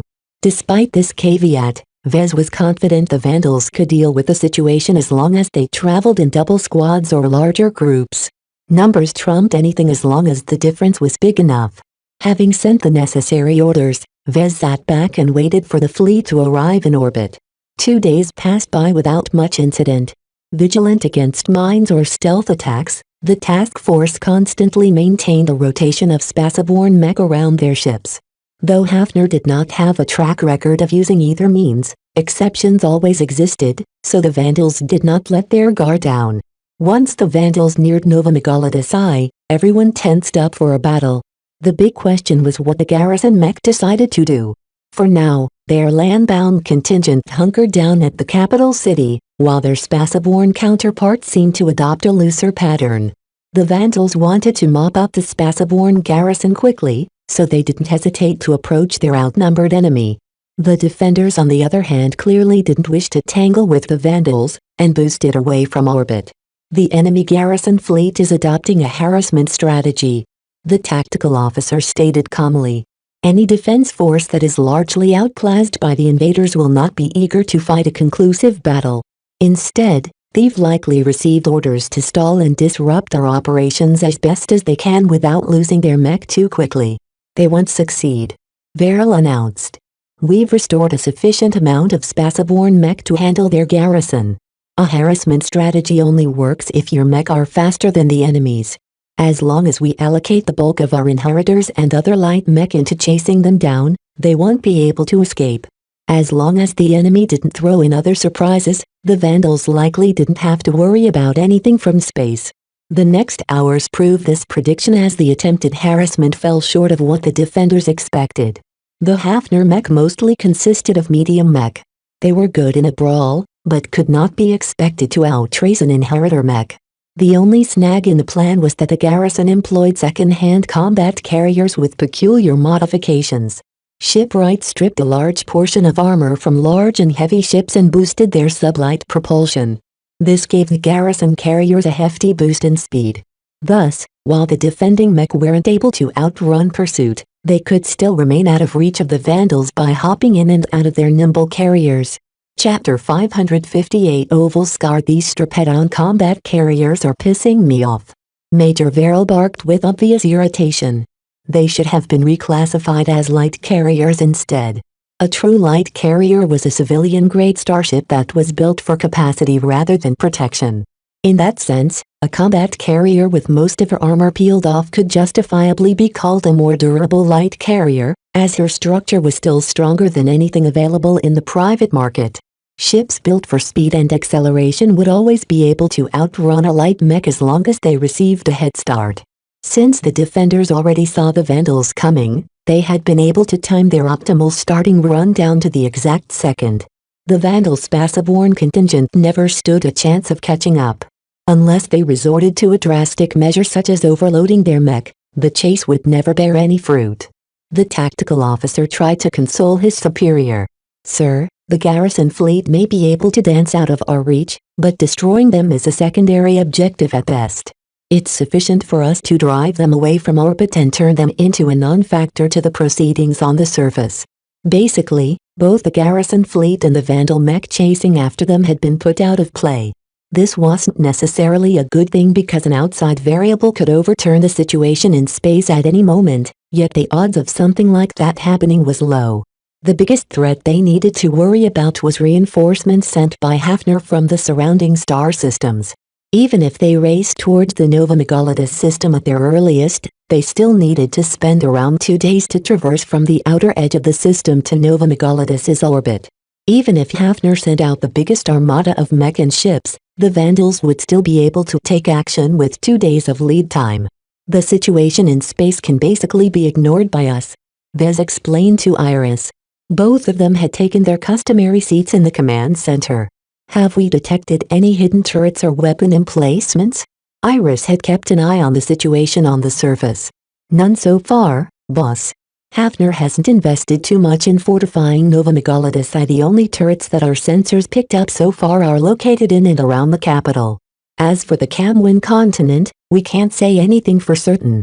We've trained out most powerful orbital surface sensors at the suspected coordinates of training Camp Quistis, but it's completely covered in the same tree foliage that obscures the entire continent. What does Peace for Hafner has to say? They still have agents on the inside, right?" "That's correct, boss, though the rebel group isn't willing to expose anything to us. All they are willing to tell us is that they have multiple agents in the training camp, and at least one of them is highly placed. If it isn't absolutely necessary, this agent won't expose his true colors. The value of this spy must be very significant to Peace for Hafner. Ordinarily, organizations wouldn't hesitate to sacrifice their pawns if it meant they could take down the enemy queen. The value of a young expert candidate couldn't be measured with money. Weighing her value at on 100 billion savis or something wasn't possible because the utility of an expert pilot was inestimably profound. While expert pilots were capable of inflicting a massive amount of damage to an enemy force, their true value lay in using them as a deterrent. The mere existence or presence of an expert pilot would already be able to snuff out most tricks directed against Hafner. It's time for the next step of the plan. Begin bombardment. Vez already developed an inkling of why the Beggar's Bounty and the Liniverse One had been tasked with mass-producing a lot of artificial meteorites. Now that they orbited over rural planet, these meteorites would finally meet their purpose. Mech began to emerge from the hangar bays of the combat carriers. Each of them teamed up to push forth the heavy artificial meteorites. Slowly, over 50 of the massive chunks of randomly fused alloys emerged from the bowels of the ships. Drop them. The artificial meteorites received precise pushes that sent it into a precise trajectory. Miniature boosters embedded in the meteorites corrected their paths and kept them on track as their orbit slowly decayed. Each of the meteorites slowly plunged into the atmosphere of Nova Megalodus I. The main projector displayed a wireframe model of their expected pathing. All of them had been aimed to land at a precise coordinate in the middle of the Camwin continent. It was the leaked location of training Camp Quistis. The reason why the Vandals dropped so many meteorites was because they needed to go through a lot of sturdy trees. Once they felled enough trees, the meteorites also needed to pound the ground, because the core of the training camp was at least 100 meters underground. The artificial meteorites were huge chunks of alloys that heated up enormously while they descended due to friction. Unless they were as blind as a bat, the visions on the ground would definitely be able to pick up the incoming meteorites. We've dropped more than enough meteorites to collapse tunnels deep underground, Major Verrill remarked. Faced with the threat of being buried underground, the camp commander will immediately choose to evacuate the camp he's responsible for.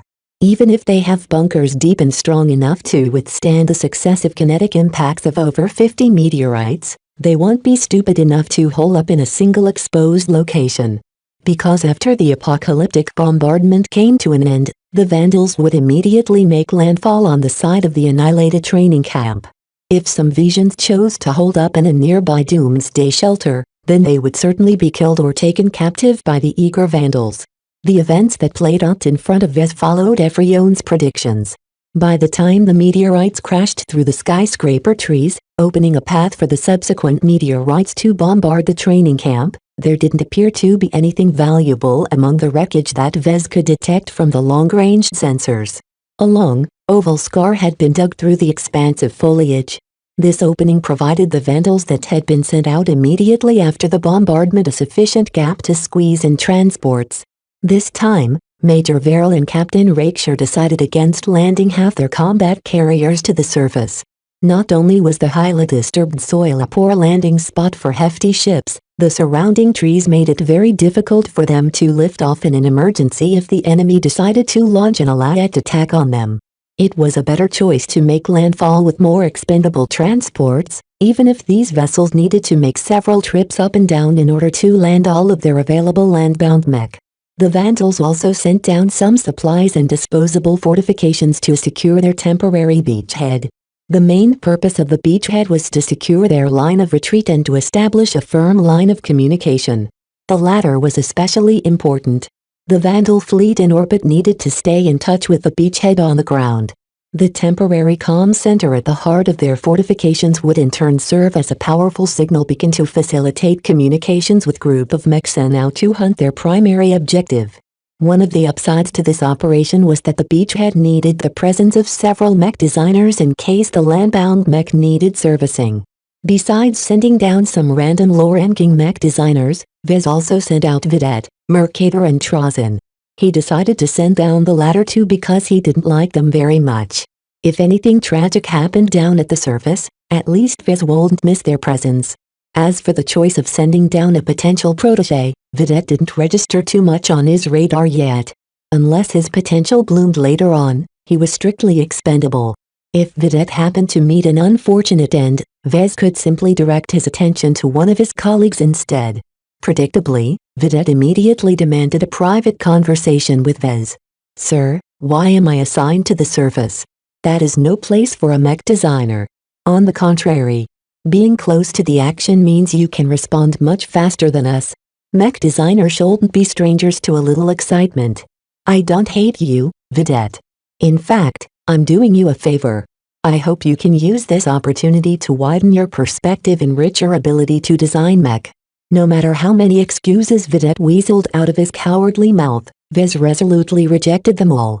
The man had been ordered to shuttle down to the surface and nothing could change his mind. After packing off the young and inexperienced mech pilot, Vez turned to other matters. "Has Captain Foster's whereabouts been confirmed yet?" "Sir, according to the rebel spies, Captain Foster had already set off into the wildlands a day ago," Iris explained to Vez. "She has a significant head start over our landed forces. The good captain will be looking to hide her tracks, though.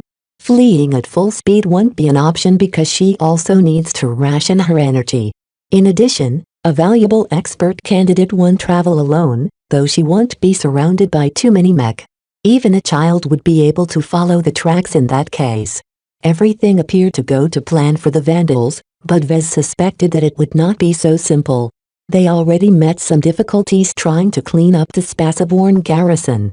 As for hunting down an expert candidate, well, the troops on the ground wasn't chasing after a herbivore. A peak advanced mech pilot with a resonance strength of 0.00001 lavers is vastly more dangerous than any other advanced mech pilot. It's not out of the question for them to defeat 5 or 10 mech pilots by themselves. Viz read up on expert candidates in the central database after Major Verrill first announced the commission. A wealth of documentation described their exact abilities. While none of their attributes exceeded the human norm, some have experienced a rapid growth akin to injecting a handful of gene boost elixirs. In addition to that, their skills developed in rapid tempo as well, as if the candidates had found themselves in a transition point between an advanced pilot and an expert pilot. Some mech pilots believe that if some of their skills had improved up to an invisible standard, their minds and bodies would break through the cocoon of their mundane forms and sublimate into an entirely new life phase. Viz scratched his head when the descriptions became too opaque. Much of the documentation became filled with jargon and incomprehensible theories that only biomedical researchers understood. He didn't necessarily believe in what little he understood either. From his own understanding, he guessed that spirituality was actually the central factor in determining whether a mech pilot could reach the expert level. It would be nice if the Vandals managed to capture Captain Foster alive. Viz would definitely have the opportunity to get close to the captive and probe her with his abnormally strong spirituality. Sir? Viz raised his hand and gestured to Major Verrill. Are we out to capture our target, or are we only interested in killing her? Ideally, I'm not opposed to capturing her. An expert candidate is prime research material. Her corpse won't be able to tell us much. If we can apprehend her alive, we can do much to alleviate our difficulties. Though we can't hope to turn her against us, we can still trade her to the Mech Corps. The fate of the captive expert pilot was not very pleasant. Brainwashing them was possible, but that was also very much taboo. Once word got out that a state brainwashed a captive expert pilot, their own experts would immediately revolt. The MTA would also send out a rebuke. All in all, a captive expert was like a poisoned chalice. Chapter 559 Genetic Aptitude. Aurelia Foster grew up in a small town on Carpenter II, a rural planet in an unremarkable corner of the Hafner Duchy. The Carpenter system was nothing special. It lacked the industries that encouraged development. Everyone who lived on Carpenter II knew their place. They worked in mundane jobs and paid their taxes to a noble house that they never had any hope of approaching. When she was young, her parents taught her an important lesson. Little Aurelia, whenever you meet a noble, never look at them in the eyes. Their might and wealth aren't something you can withstand. Because we are commoners? The little girl asked. Because we are weak. Over time, when Aurelia entered school, she learned what commoners truly represented. They owed their lives to the nobles and royals that ruled over them. It was not their place to question. They merely needed to obey. You are Hafner's first, and Vision's second, never forget that. Her classes taught her that the Hafner Duchy shouldered the important duty of shielding the Vision Kingdom against thieves and other bad men across the border. Even though the enemies dressed up in other identities, their true origin was the wicked Reynald Republic. It was a state without morals. Their rejection of nobles had caused them to descend into anarchy and misery. Billions of people starved while the people at the top feasted with food that could have fed the entire state for a day. The depravity of the Reynaldans are only matched by the cruelty of the Rapongans and the zealotry of the Lesvians. Even our mortal enemies on the other side of the kingdom cannot match the sheer evil that pours out of the Frozen Leaf Alliance. Her teachers frequently emphasized the evilness of the trio of states across the border by showing the aftermath of their raids. Broken homes, fallen mech, families torn apart, the Reynaldan pirates did not even let off children like Aurelia and her classmates. 6 Semper Parida. Aurelia didn't know what that meant, but everyone repeated it for some reason, so she mindlessly yelled out the words in unison. Most of the time, Aurelia was a precocious child who played whenever her classes ended. Her idyllic days in that small town came to an end when she reached her 10th birthday. Some Hafner men brought her family to a hospital at a nearby city and put her in some big machine. Having heard about it from others, she knew that the machine tested something funny called genes. It was said that genes were long strips of strings, and if they wound up just the right way, you became a big shot that other people called a potentate. Occasionally, Some boy or girl from her town would test positive for the right genes. Their entire family had cause to celebrate because Hafner bestowed them lots of money so that the newly discovered potentate could attend a distant academy, which was like a school for fighting. Still, this almost never happened, so Relia didn't think she was anything special. She was so wrong. The console in front of the doctor beeped in alarm. After a short analysis, the doctor grinned and hooped. "What is wrong? Is there something wrong with our child?" her mother asked with concern. "Nothing of the sort. Your child is very likely to be a potentate, and not a weak one at that. Further testing is required." The excitement uprooted the entire hospital. Doctors and nurses kept prodding at her, taking out samples of blood and saliva. They even cut her brown locks of hair. For some reason, the hospital couldn't come to a definite conclusion about the specialness of her genes. Only half a day later, a big and menacing shuttle arrived before the hospital and took away Relia and her parents. Little Relia thought that they would be taken to the capital city of Carpenter System. She was wrong. Despite the harsh military lines of the shuttle's interior, the journey went absolutely smooth, so much so that Relia only found out later that they had been brought into space. "Wow. I'm actually in space. My friends will be so jealous of me." She didn't know that she would never return to Carpenter II at that time. As Relia stared out of the porthole of the shuttle, admiring the globe that was her home, the vehicle slowly docked with a larger vessel that turned out to be a corvette. While the Fosters made themselves comfortable in the cramped ship, the corvette zipped to an entirely different star system. "Wow. We're actually traveling faster than light. Mom, is light really fast?" Her mother laughed awkwardly before trying to distract her daughter with some toys. A few days later, the corvette arrived at a star system that Relia only heard from her teachers. "We're in the Beecham system." The Beecham system was the capital system of the Hafner Duchy. The Duke of Hafner himself resided in a massive palace on Beecham II. When the big man told Relia that she would be brought to a special facility on that same planet, Relia's eyes began to grow stars. What wonders would she see? Once the corvette went through a number of security checks, another shuttle brought the Fosters to the surface of Beecham II.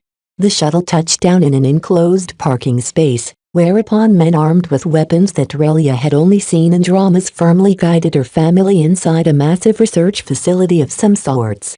The little girl oohed and awed at every fancy machine in her sights, even though she recognized none of her functions. Their high-tech appearances alone served to ignite her curiosity. Once deep inside the facility, Relia underwent a more expansive round of testing. The frequent prodding made her feel scared, but her parents were always by her side, so she managed to withhold her cries. Fortunately, the Hafner doctors didn't disturb her for too long. They ended their testing after 3 days of testing and informed their family of some of the results. "Congratulations, Mr. and Mrs. Foster, your daughter is a promising individual," the senior doctor announced with a smile. "Is she sick or anything?" "Oh, she is as healthy as she could be. Genetically, she's remarkably perfect.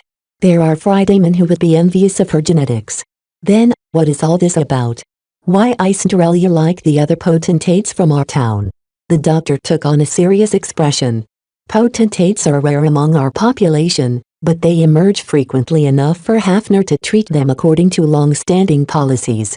However, there are some cases which merit a closer look. Young Relia is exactly such a special case. The preliminary results from the clinic from your rural planet were so astounding that we didn't hesitate to bring you to the capital of the Hafner Duchy. What our state-of-the-art machines have determined has only verified those amazing results. So is this something good for little Relia?" "It is more than good," the senior doctor proclaimed, then turned to Relia with a gentle smile. "Relia Foster, your potential has been tested, and not found wanting at all. From this day onward, you may now bear the status of potentate with pride." Relia already thought about the extra allowance the Hafners would pay to the family members of a potentate, but the doctor wasn't finished. "It is our pleasure to announce to you an additional blessing. Through rigorous investigation, we have determined that your genetic aptitude has reached one of the most uppermost percentiles of all potentates. In normal parlance, your genetic aptitude falls squarely into A grade. A grade genetic aptitude. Even though the foster parents didn't know the full weight of that grade, They knew that little Relia was much more special than they thought. Then, will she be attending an academy at Carpenter II? No. Absolutely not. Why would Hafner want to waste uncut gem like Relia? Those hillbilly teachers at your podunk academy won't be able to bring out more than a tenth of her potential. Forgive my excitement. This is good news for you. Though the paperwork will come later, I can already tell you that Hafner will sponsor your new lives on BGMII. Your daughter will enter one of the most prestigious mech academies on our capital planet and receive the highest level of tutoring. Come 20 years later, your daughter will definitely become one of Hafner's heroes. From that day onwards, Relia said goodbye to her pleasant and tranquil life on Carpenter II. The Hafner administration whisked the Fosters away to a villa 10 times larger than their old home. While her father and mother received easy jobs on the capital planet, Relia was pushed into attending a fancy academy. All of the changes scared her if she was being honest. She was scared out of her wits when she found out that a lot of noble sons and daughters attended their elite academy. Fortunately, the Hafner people did their best to welcome her in their midst. After her much more wealthy cadets found out that she possessed an A-grade aptitude, her noble cadets bumped away her fellow commoners in the academy and tried to befriend her as much as possible. It was a wild ride for Relia, though she could always depend on her tutors to set her straight. She only found out later that the Hafners paid a lot of attention to the nurturing of each A-grade potentate. In the circle of mech pilots, everyone else were commoners while an A-grade potentate like her received treatment akin to a noble. It was like the galaxy had been turned upside down. Her time at the academy quickly proved her talent. She breezed through the classes to the point where she mastered the lessons 2 to 4 times faster than her fellow cadets. Each time she learned something new, she absorbed the knowledge and skills like a sponge and displayed them with perfect accuracy when she hopped into a training mech. She quickly distinguished herself at the academy.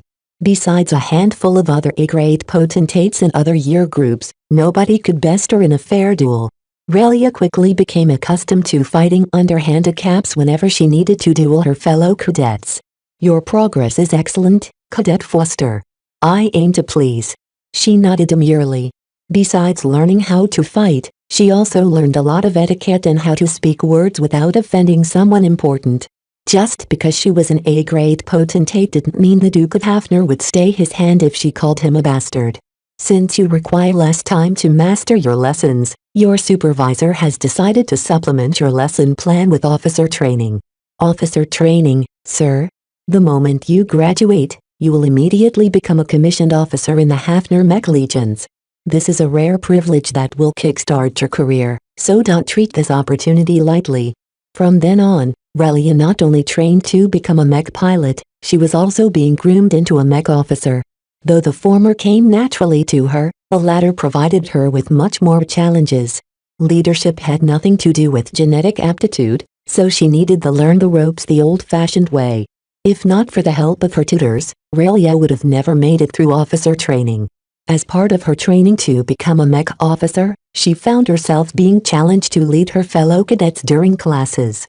Since everyone was still young, it was exceptionally hard to get them to adhere to her orders. The young but growing woman managed somehow. Though some people envied her genetic aptitude and despised her commoner status, the academy teachers made it clear that she was destined for greater things. Knighthood was within her grasp. Once most cadets knew that she was a knight in the making, they stopped regarding her as a lucky commoner and treated her as if she was already part of the lowest peerage. After passing through this hurdle, Relia smoothly graduated from the junior academy and effortlessly graduated from the advanced academy as well. The Mech Legion commissioned her as a mech lieutenant when she was fresh out of training. Though she wanted to spend more time with her parents, the newly christened Lieutenant Foster knew that her family's privileges could only be sustained by fulfilling her obligations. She followed the arrangements of the Mech Legion and joined a Hafner mech regiment called the Hostland Warriors. Chapter 566 Emperor Pirita, the 7th Hostland Warriors of the 4th Hafner Mech Legion became her new home. After 10 years of study, Relia Foster finally found her true calling. Relia fit particularly well with the Hostland Warriors. While they weren't particularly elite, their main strength lay in their versatility. The warriors adhered to a balanced lineup of Spaceborn, aerial and landbound medium mech. They utilized a dizzying amount of mech models, only some of which had been developed in-house. The responsibility of developing the less important designs had been outsourced to loyal Hafner mech designers operating in the private market. None of that was important to Relia. The best trait about the warriors was that they mixed up their mech pilots between different roles and mech types, allowing them to slowly explore their best roles. Her first few years as a lieutenant served as a honeymoon of sorts. She refined the lessons she learned in real deployments against real enemies. Though her first battle frightened her a bit, her training bit in and she managed to deal through the reality of serving in the armed forces of the Hafner Duchy. Mech pilots are trained to kill. No matter who they fought, the Hostland warriors always fought on behalf of their homes. To Relia, she fought for the welfare of her family. No matter what, as a dutiful daughter who has received the nurturing of all of Hafner, Relia eagerly wished to repay her debts. So began her first tour of duty, where she rotated between the vastly different mech companies of the Hostland warriors. Each mech company possessed their own unique works and worked with a different mix of mech models. This allowed Relia to sample different types of mech and employ them in vastly different circumstances. From piloting a landbound cannoneer, to intercepting a fleeing pirate in a spaceborne light skirmisher, Relia tried them all. In the end, she returned to her initial choice, and settled on her primary specialty. There is nothing better than to wield the sword. There was a sense of purity in piloting a swordsman mech. Though the lack of shield hampered its defensive capability, from a different perspective it liberated the mech type from getting bogged down. The balance of speed, armor and agility of a medium swordsman mech turned them into exquisite warriors that required a lot of thought and finesse to draw out their potential. Other mech archetypes did not require too much thinking to put them into use. A knight mech mainly put up their shields to guard their comrades from incoming fire, while a rifleman mech only needed to point the barrel of their guns in the right direction. Not that Relia still had much to learn when it came to piloting those mech types, but many of her fellow warriors already had them covered. What she truly craved was a challenge.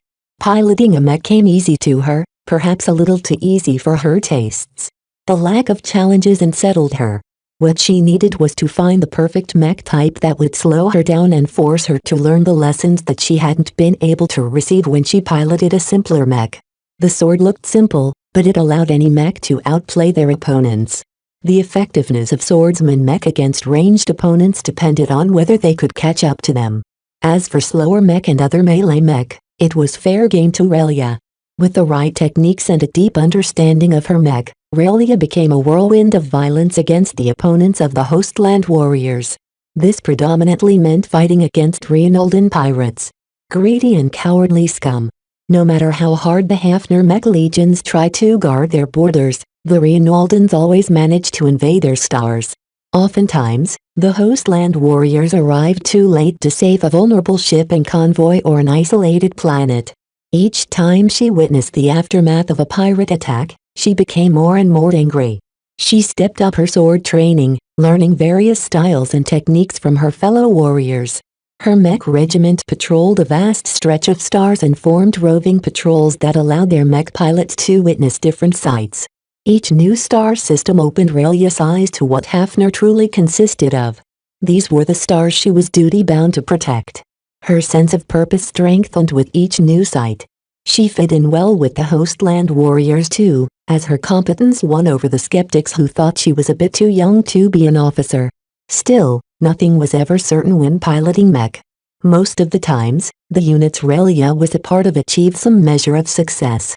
Whether it was smashing apart pirate mech or chasing them away, the Hostland warriors always caused the pirates to scatter in fear. That was until her patrol unit met a large pirate gathering composed of over 4 spaceborne mech companies. Compared to the 2 mech companies that the Hostland warriors sent out to their location, they were woefully outnumbered. The pirates smelled blood and immediately moved to gang up on them.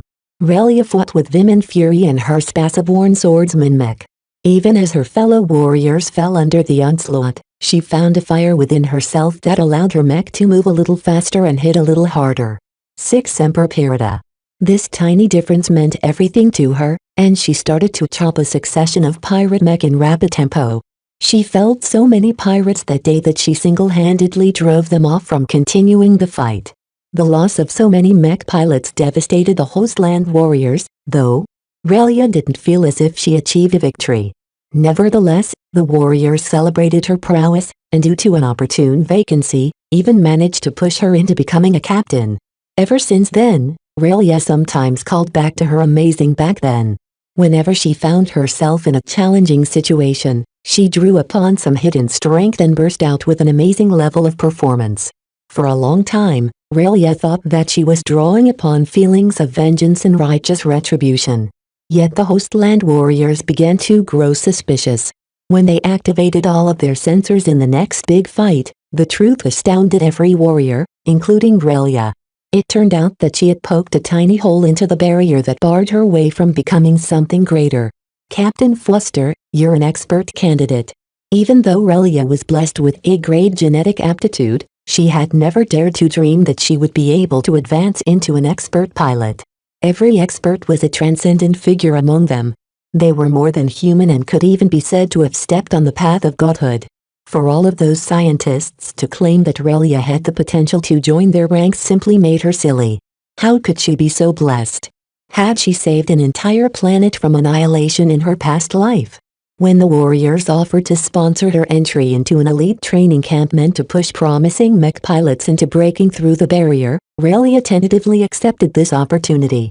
At my current state, I won't be able to take revenge against every pirate. Once I become a genuine expert, it will be a different story. As for her automatic elevation to the noble rank of Baron, Relia didn't care. Mundane trappings ceased to spark her interest, though she faintly thought that she would be able to give her family an even better life. Training Camp Quistis brought her away from the war against pirates, which she initially hated. What was the use of battling a bunch of giant tigers and other animals when there were pirates out there that needed to be stopped? Relia quickly learned that the training camp was not as easy as she thought. They developed a rigorous training program that could push the limits of everyone who participated. Even expert candidates like her couldn't breeze through the program without effort. There are so many monsters on this planet. From reptiles to mammals to bizarre alien creatures that resembled crystals and living oozes, Relia fought against numerous mechanized beasts every day. Sometimes she traveled in a squad, but most of the time the training camp had sent her out alone. Only when she was alone would she face a sufficient challenge. Due to genetic programming, adult monsters possessed a grouping instinct where they often gathered together in small gatherings. Against a standard mech squad, such a group of monsters could be deadly in the wrong circumstances. Against a single expert candidate, this group of monsters pressured her like nothing she had experienced before. Even the fight that formed the catalyst to the transformation of her life phase, withstanding an onslaught of monster attacks, was supremely challenging for her. These creatures weren't stupid and utilized rudimentary pack tactics against a lone mech. Each battle seemed to be a struggle between life and death. She drew out her potential in each and every hard-fought battle, of which there was many in her time on the Camwin continent. What does not kill me makes me stronger.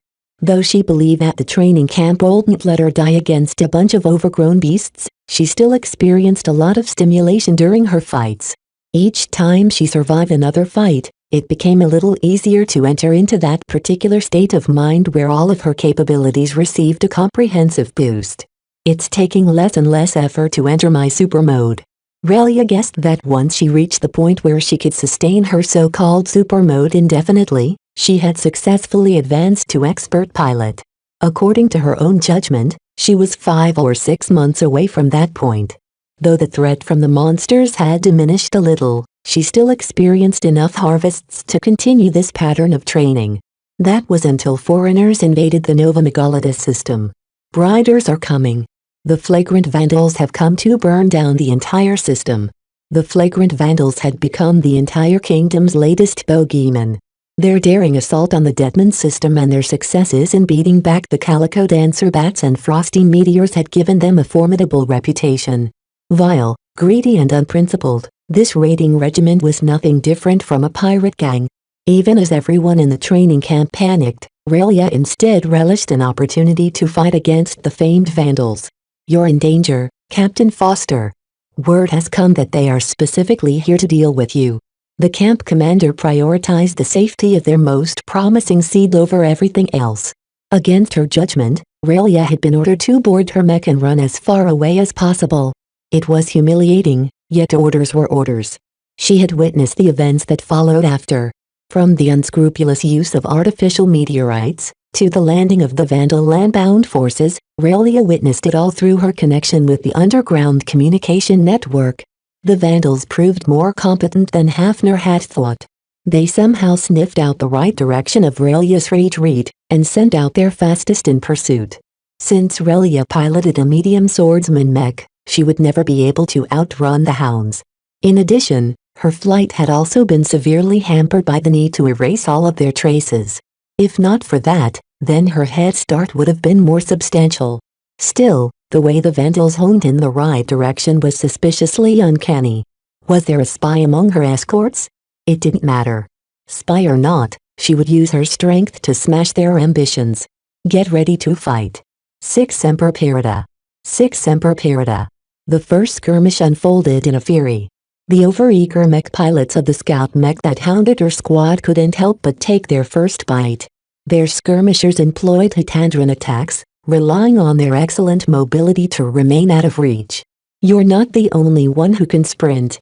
Unfortunately, Relia's swordsman mech was capable of exerting a large amount of power in very short bursts. The legs of her mech exploded into action, enabling her to close the distance in rapid tempo. Her mech instantly performed 3 slashes in succession as it dashed through the ranks of the Vandal mech. 3 of their mech instantly collapsed to the ground, each of them bearing fatal sword wounds. My sword will run red with brighter blood. 6 Semper Parida. Chapter 561 Encircled. Relia piloted a special swordsman mech provided by the Quistis training camp. The Never model excelled in fighting against the creatures. It boasted an even armor coverage that strengthened its weak points at the cost of reducing its frontal armor. That was not a problem for her, because she could easily deal with any beast attacks that came from the front. The mech further distinguished itself with its strong mechanical power. The augmented artificial musculature combined with a strong engine allowed the Never to burst out with a humongous amount of strength.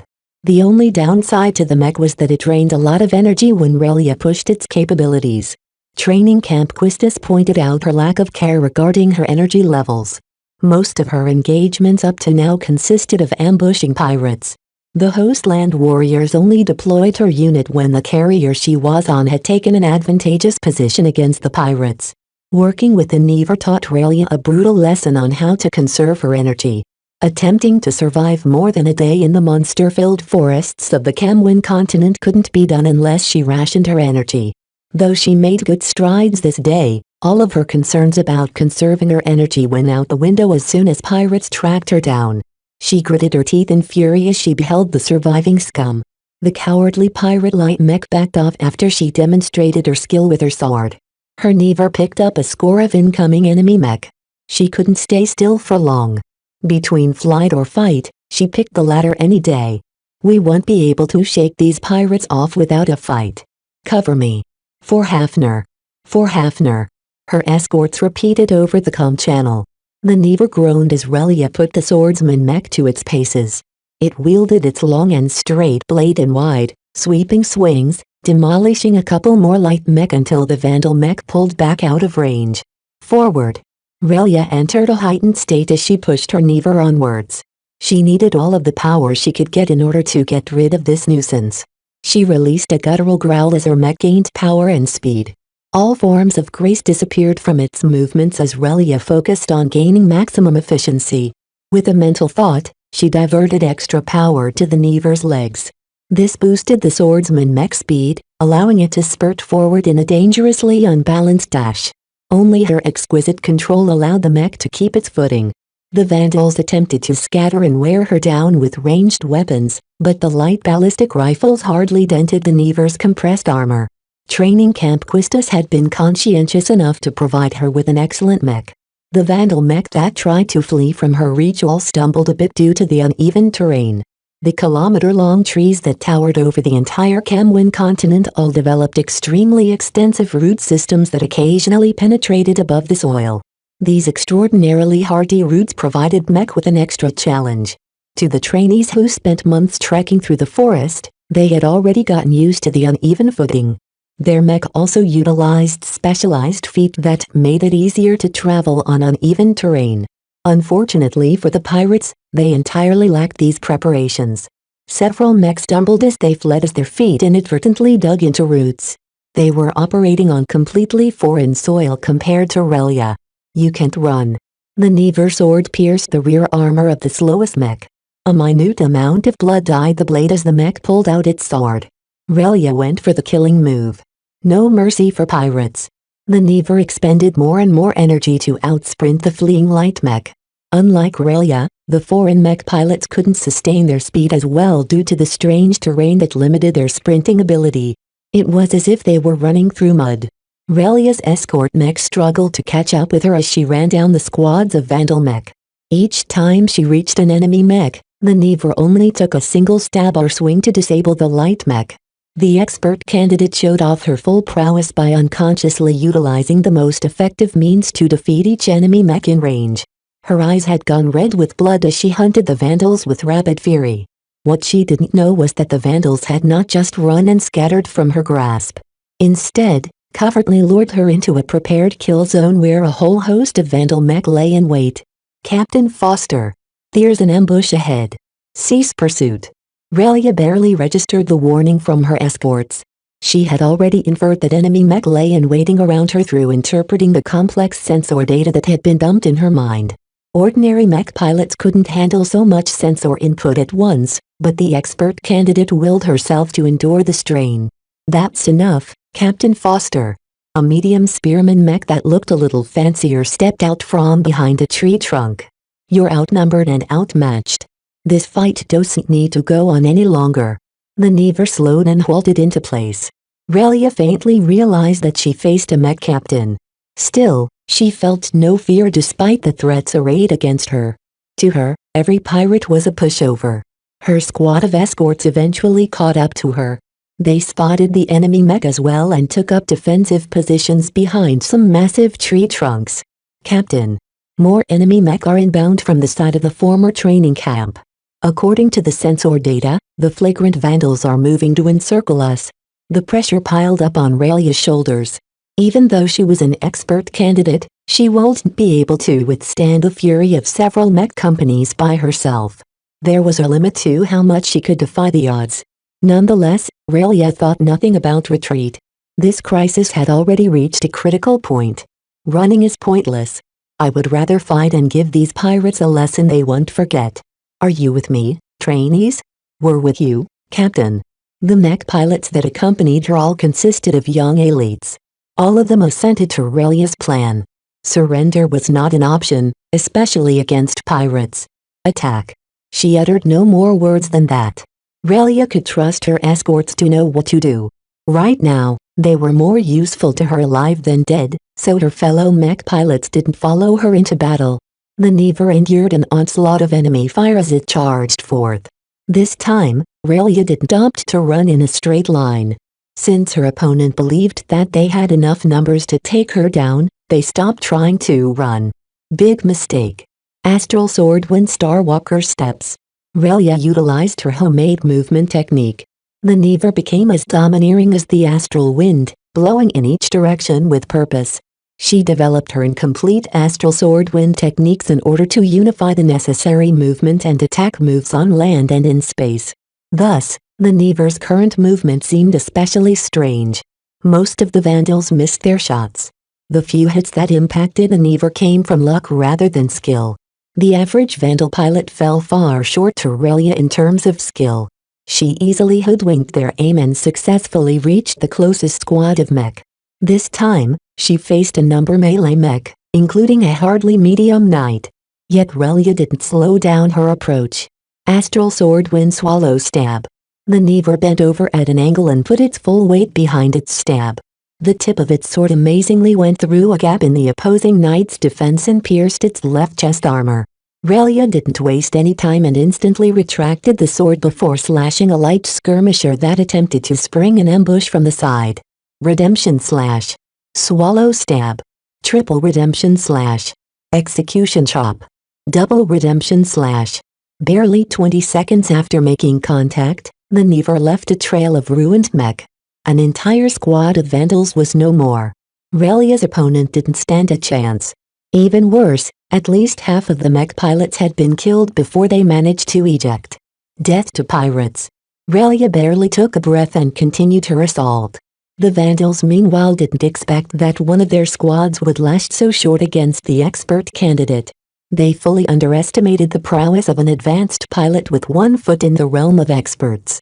As the Never crashed into another squad of vandal mech, Relia put her astral sword wind techniques to full display. A violent orchestra of speed and power tore through the Foreign-operated mech. Despite resembling popular Vision mech models, the enemy mech appeared completely tainted in her eyes. Only slaughter would cleanse the sins of these mech. Redemption slash. Starwalker steps. There was barely any obfuscation in her moves. Relia disdained the use of feints and forms of misdirection. However, her seemingly simple movements belied her strong foundations and the inherent grace behind her strength. Her Never danced to her palm as it evaded through volleys of incoming laser beams and projectiles. With each mech she felled, Relia became more and more aware of the flaws to her piloting skills. She had fought against too many monsters lately and had gotten used to their instinctual fighting style. Battling against human opponents was much more difficult than she thought. The vandals surrounded the Never and her escorts in a horseshoe-like formation. No matter where Relia fought, she always needed to be aware of mech approaching from behind. While she was able to resolve most of the attacks from the rear, sometimes she simply couldn't do anything but endure the battering. In this situation, her escorts had no choice but to step in. They diverted over a third of the vandal mechs and to deal with her with great difficulty. Their choice did not come without a price. Pritchard. She yelled in pain as her mech sensed the collapse of a friendly mech. The other participants of the training camp may have been some of the best that Hafner had to offer, but they all lacked the hervanifying capability of an expert candidate like Relia. 2 more mech fell in quick succession, causing Relia to falter in her aggression. Mosley. Veronique. Soon enough, her entire escort squad had been felled. The vandals had not been merciful to the Hafner mech, opting to go for the killing blow in revenge against Relia's deliberate cockpit targeting. Relia did not even think about who was to blame. All she thought was that she lost all of her new friends. They had trained together and fought together for several months. She remembered each and every one of their faces. The vandals thought that Relia had given up once she realized she was the lone Hafner mech pilot standing. They were wrong. "You murderers!" she wheezed out as she beheld the mech that surrounded her. Another mech company had caught up and cut off her escape route. "All of you must die." An invisible explosion emanated from the Never, causing the vandals to be taken aback. Relia didn't waste the opportunity and moved her mech into attack. Like a furious tiger, the Never sprang towards the vandal mech and slashed them down one by one in quick succession. As the vandals spread out from the Never, the Hafner mech pushed against its limits and outright broke its speed limit as it dove into another squad of enemy mech. The vandals didn't stand a chance up close.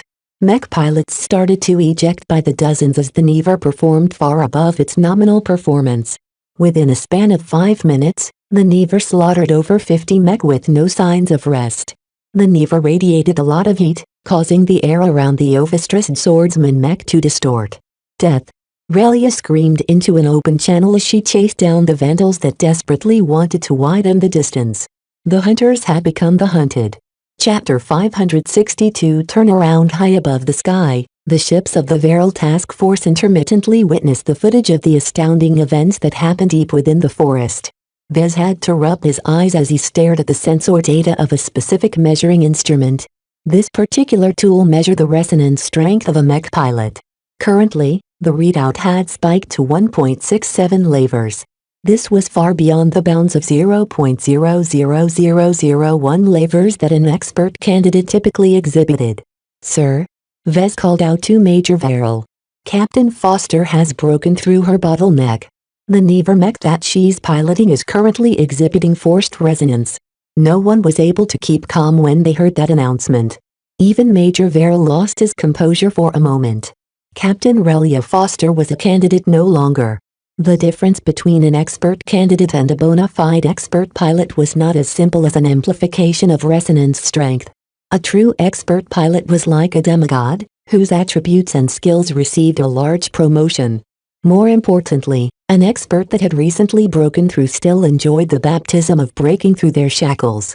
Their life phase was in flux and the power they commanded could be stretched. What this basically meant was that they could draw on a lot more strength than usual. The Never glowed as an indistinct energy field surrounded it. The entire mech resonated with Captain Foster despite lacking any resonating elements in its design. This was an obvious display of forced resonance, where an expert pilot achieved the impossible and resonated with a normal mech. An ordinary expert pilot wasn't capable of performing such a feat. In fact, forced resonance was one of the signature abilities of an ace pilot. The only reason why Captain Foster could accomplish this feat was because a recent breakthrough left her piloting abilities in flux. Sir, Captain Foster is still writing the aftermath of her breakthrough. This is the worst time to be fighting her. I highly suggest you pull back our forces from the chopping board. Viz advised. Think through this. Captain Foster may have become an expert, but she doesn't have the right tools to take advantage of her new state. Right now, she's obviously pushing her Never mech beyond its limits. That mech won't be able to take much more abuse, and will certainly be in much worse shape once it cools down. Its energy reserves are rapidly depleting as well. Major Verrill eventually woke up. You're right, Mr. Alarkinson. He ordered an immediate retreat. Unfortunately, due to the spotty communication environment on the Camwin continent, his orders hadn't reached the Vandals on the ground in time. Almost 100 Vandal mech lay ruined on the ground. All of the Vandal wrecks bore deep and penetrating sword wounds. The only activity left in the vicinity came from the Never, which hunted down the cockpits that had ejected from the Vandal mech in time. No quarter to pirates. 10 minutes passed by until Relia gave up on hunting down the elusive pirates. As the battle rage faded from her mind, she fell out of her super mode and slumped down from her cockpit seat. Damn it. She defeated so many pirate mech, but had been unable to bring her comrades back to life. For a moment, she felt as if all of this struggle was pointless, but then she stared at the broken Vandal mech and regained her resolve. As long as pirates still run amok, my duty has not yet ended. She regained her clarity and scanned the environment for threats. Spotting none in the immediate area, she glanced at the status screens of the Never and winced. Sorry, old partner, I pushed you way too hard. The Never had been designed to accommodate mortal mech pilots. It couldn't withstand the level of performance that an expert pilot demanded from their machines. The temporary boost in performance from Relia's display of forced resonance may have turned the Never into a genocide machine, but she was unable to turn water into wine. The material composition of a mech remained the same whether it was piloted by a normal mech pilot or the best expert pilot in the galactic rim. While the Never definitely needed to be scrapped, Relia tentatively judged that the swordsman mech could still last a couple more days if she didn't put too much strain on its systems. This was enough. Relia still thirsted for blood. I need to replenish the Never's energy cells. The short burst of hyperactive combat left the mech with a much diminished energy reserve. 30 minutes more, and the Never would have collapsed despite her best efforts. Though it saddened her to do so, Relia forced her damaged mech to trudge over to the racks of her escort mech. She picked a medium mech and turned it over to its belly before prying open its lower back armor plating. Carefully, the Never's delicate movements opened up the fallen mech back, revealing several banks of energy cells. Relia activated a special command, causing the Never to open up its back armor on its own accord and eject the fully depleted energy cells. After that, she quickly manipulated her mech with utmost concentration. The Never carefully removed the energy cells from the fallen mech and slowly inserted it into an open slot at the rear of the swordsman mech. Almost no mech pilot dared to replenish their energy cells by themselves. Lots could go wrong, and mech generally weren't precise enough to handle energy cells without denting them in some way. These concerns didn't apply to expert pilots like Relia. Her control over her mech had vastly improved. Precision work like this was child's play to mech pilots at her level. The biggest threat she faced besides the Vandals came from the Camwin continent itself. The Vandals had largely been able to mop up the native genetically modified monsters through sheer numbers, but Relia needed to keep her eyes peeled for any ambushes.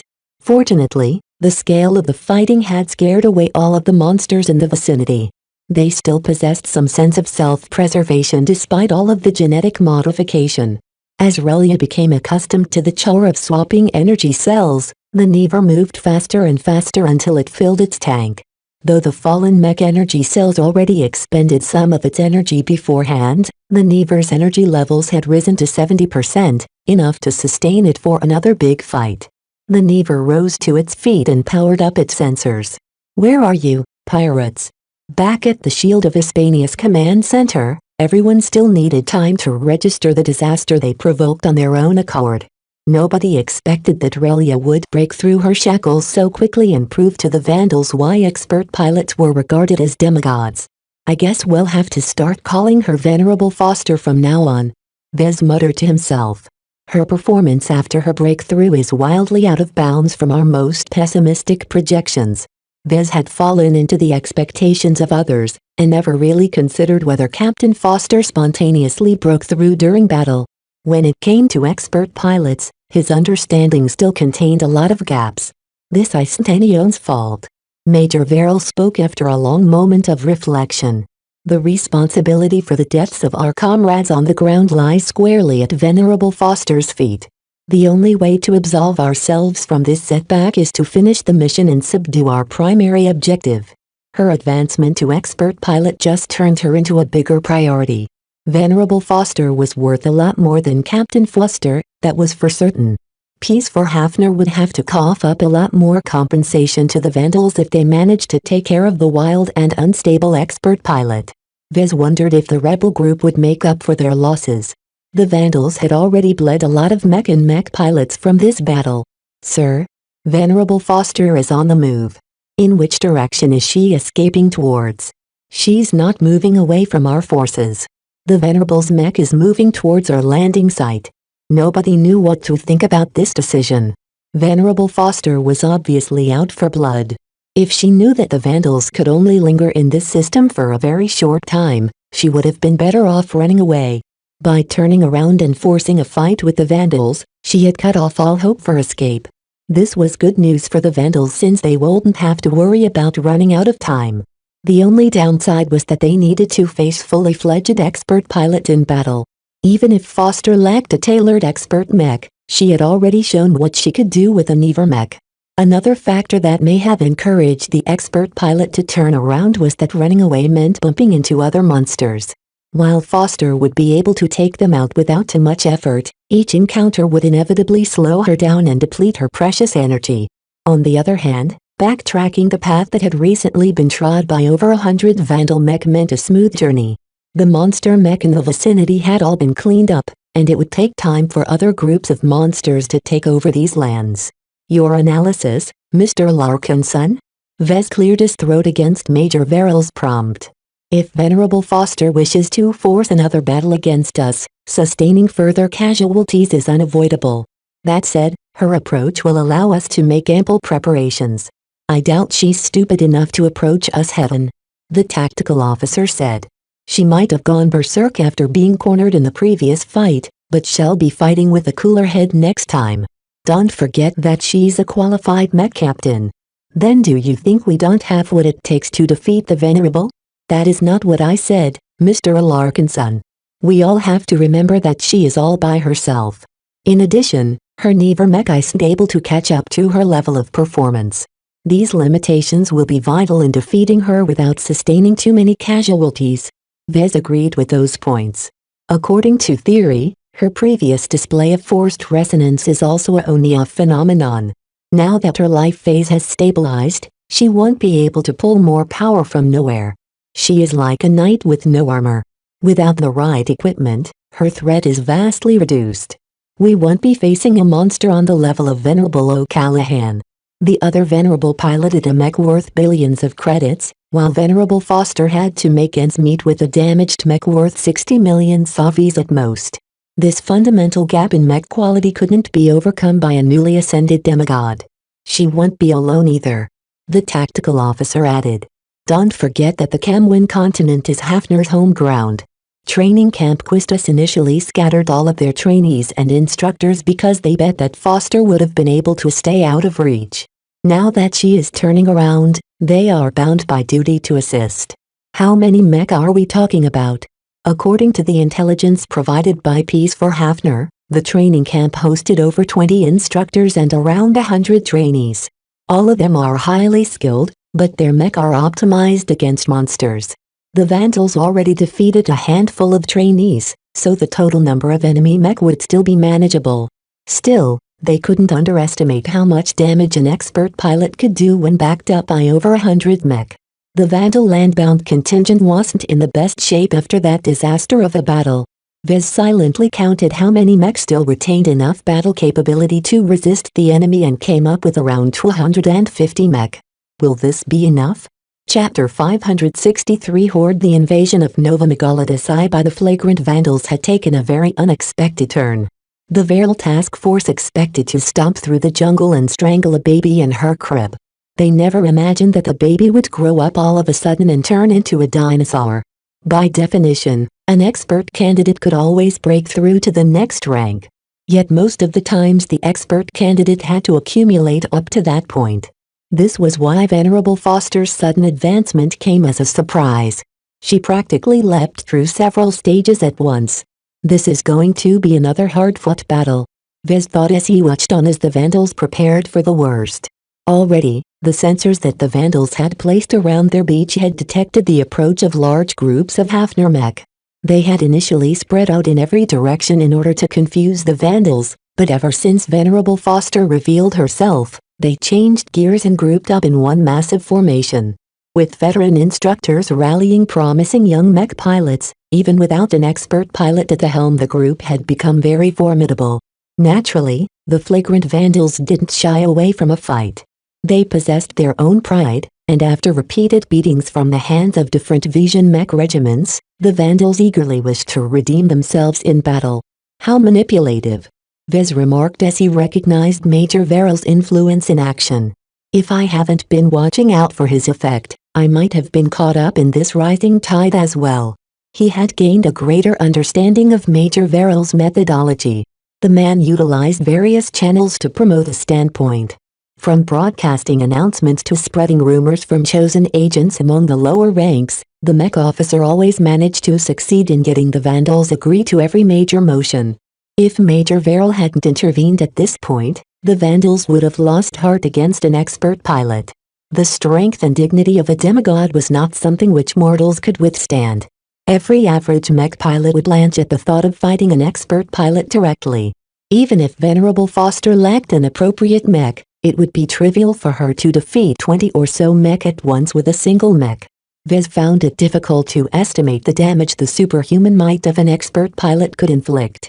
Still, she won't be able to defeat 100 mech by herself. The Vandals would have already evacuated Nova Megalodon if that were the case. The Hafner mech are coming. The enemy took their time. Likely, some of the instructors realized that time was on their side. After they converged with each other, they made no moves to attack or retreat until some Vandal scouts harassed them from a distance. The longer the Hafner mech stayed in place, the more harassment they encountered. The added pressure was meant to move the Hafner mech into action. They couldn't retreat, because the Vandal mech would continue to harass them from behind. Every other option led to a slow defeat. The training camp participants couldn't remain passive in the face of enemy harassment. Vandals obviously favored long, drawn-out fights where their superior numbers and abundant supplies could tide them over. The group of Hafner mech on the other hand were all alone and lost their base. The only choice remaining for them was to force an immediate confrontation. The Hafner mech came into visual range with the Never in the lead. After a tense moment of silence, the lead mech opened up a broadcast. Flagrant Vandals. You have one chance. Go back to orbit and leave this star system immediately. If not, I will hunt you down and avenge my fallen comrades. None of the Vandals responded. Vera looked tempted to patch into the temporary base's speakers, but refrained from doing so. The prestige of an expert pilot was dreadful, and engaging in a direct conversation with one might ruin his men's morale. Instead, He issued out a single command. Open fire. Every ranged mech started to fire at the Never. The swordsman mech reacted quickly and pulled back behind a massive tree trunk before it got hit. The second battle had commenced. The ample amount of trees provided both sides with an ample amount of cover. Though the Vandals surrounded their base with prefab walls, they mainly relied on the hardy tree trunks to shield their mech from enemy fire. Compared to the Hafner training mech, the Vandals discouraged a lot more firepower at the enemy. Not only did they field more mech, they also didn't have to worry about running out of energy or ammunition. Vez observed the happenings from the command center of the Shield of Hispania orbiting high above. Since the battle took place at the Oval Scar, the beachhead was able to transmit a direct signal to the Vandal fleet. This was the benefit of a higher position. As head designer, Vez possessed the authority to send out other mech designers on site. So far, Mercator, Trozen and Videv had done a decent job in servicing the mech on the ground. Since their lives were at stake, the three mech designers hadn't slacked off at all. Vez had nothing to complain about their work ethic, though they hadn't been very helpful when it came to identifying the weak points of the enemy mech. Vez had to do that for them. After the first battle, he spent an entire hour going through the footage of the Never. He tentatively identified 5 major weak points that the Vandals could take advantage of in the next battle. Right now, the Hafner mech fell into a weak trend. They hadn't managed to fell a single Vandal mech. Conversely, the Vandals failed to inflict more than a couple of scratches on the Hafner mech. "They're stalling, sir," the tactical officer exclaimed. "Compare the firing rates of both sides. The Hafner mech are conserving their ammunition while dragging out the battle." Now that he mentioned it, Vez noticed that the Hafner mech largely kept themselves behind cover. The massive and highly durable tree trunks absorbed most of the firepower being outputted by the Vandals. This proved once again that while the Hafner mech couldn't run away, they weren't too eager to confront the Vandals either. They played it smart and focused on conserving their strength. Right now, the ball was in the Vandals' court. "This looks kind of fishy," Major Verrill stated. He turned to the sensor officer. "Are there any anomalies on the plot?" "None detected so far, sir." "What about the monsters?" "They are showing no signs of." "No, wait, they are massing together into a horde." According to the sensor plot, every monster pack began to congregate into a roving horde that was slowly moving towards the beachhead. They had already gathered more than 100 monsters so far, but their count constantly grew. The only relief to them was that the monsters moved rather slow. At their current pace, the monster horde will arrive in roughly 50 minutes. Hafner implemented a backdoor in their genetic programming after all. "Hackers, get to work." "Yes, sir."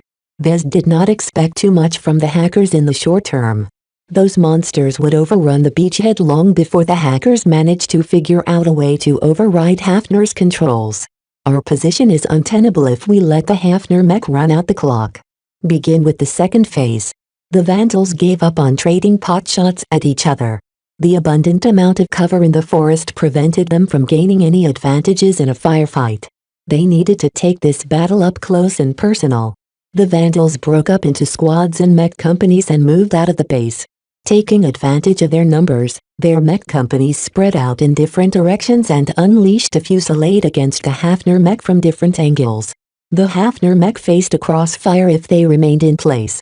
They quickly pulled back from their battered tree trunks and swung around to attack a single flank of the approaching Vandals. "They're aiming to run through our flank." The Vandals outnumbered the Hafners, but it wasn't easy to encircle them.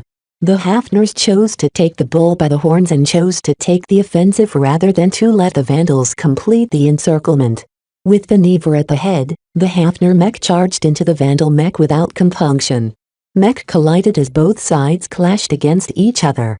The flanking Vandal mech had quickly adjusted their formation and greeted the incoming Hafner mech with expectation. For a moment, Vez found it difficult to distinguish what went on. Throughout the chaos, Vez finally managed to pin down the Never.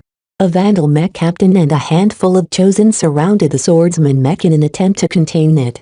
For now, the Never fell into a passive position as it desperately tried to fend off attacks from every direction. The only problem was that the Never was weaker than expected. Had the mech sustained more damage than projected? "Sir, the Never is a decoy." Venerable Foster is piloting another mech. Damn it. Now that he thought about it, the Neva demonstrated none of Venerable Foster's distinctive sword style. Right now, it only performed the basic moves as it defended itself against multiple Vandal mech. Where is she? Just then, another Hafner swordsman mech exploded into action. This bog-standard copy of an average mech model called the Mech Touch dropped its camouflage and displayed skill akin to a sword demon. It chopped up 3 nearby melee mech in quick succession and helped the Hafner mech punch through the Vandal line. That Mech Touch is piloted by Venerable Foster, Vez declared with alarm. It's a completely fresh and undamaged mech. Though its overall specs fell short compared to the Neva, its pristine statement that Foster didn't have to worry about her machine breaking down mid-battle. Right now, the Mech Touch obviously began to strain against the stress that Venerable Foster was forcing upon its frame. The mech moved faster to accommodate her violent astral sword wind techniques. Each attack finished off a Vandal mech with a single move at the cost of wearing down the Mech Touch. For Hafner, death to pirates, victory to the righteous. The Hafner mech gained inspiration from their Venerable's performance. Their morale surged enormously as the Mech Touch ran through the Vandal mech like a hot knife through butter. Its killing spree only came to a halt when 2 Vandal mech captains confronted it before it could break the Vandals. In addition, other Vandal elements had caught up by now and pressured the Hafner mech from their rear. The battle instantly swung in favor of the Vandals. The Hafner mech hadn't managed to break through in time. Curse. Get out of my way.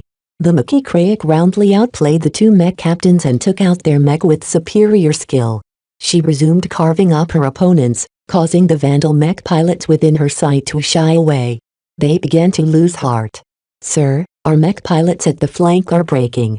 The Hafner mech are breaking through. Hold the line, goddammit. Varel yelled into the command channel. The Hafner mech are being hammered from the rear. We can finish them off if we can hold them in place. Unfortunately, though the battle went well at the rear of the Hafner formation, the front was a very different matter. The specter of Venerable Foster frightened the nearby Vandals into running away. None of them stood a chance against an expert pilot. With every Vandal mech at the front trying to widen the distance, the Hafner mech succeeded in removing themselves from the clash. They lost a lot of mech during the brief engagement, but they succeeded in bleeding the Vandals as well. Venerable Foster was responsible for downing most of the Vandal mech. The monster horde is approaching the beachhead. The Vandals needed to finish the battle quickly. Chapter 564 suppressed the monster horde threatened the Hafner mech as well as the Vandals. Vez did not believe that the Hafners had implemented too many controls in the genetically modified monsters. Ordering them to group up and sweep through every mech on the Camwin continent was a double-edged sword.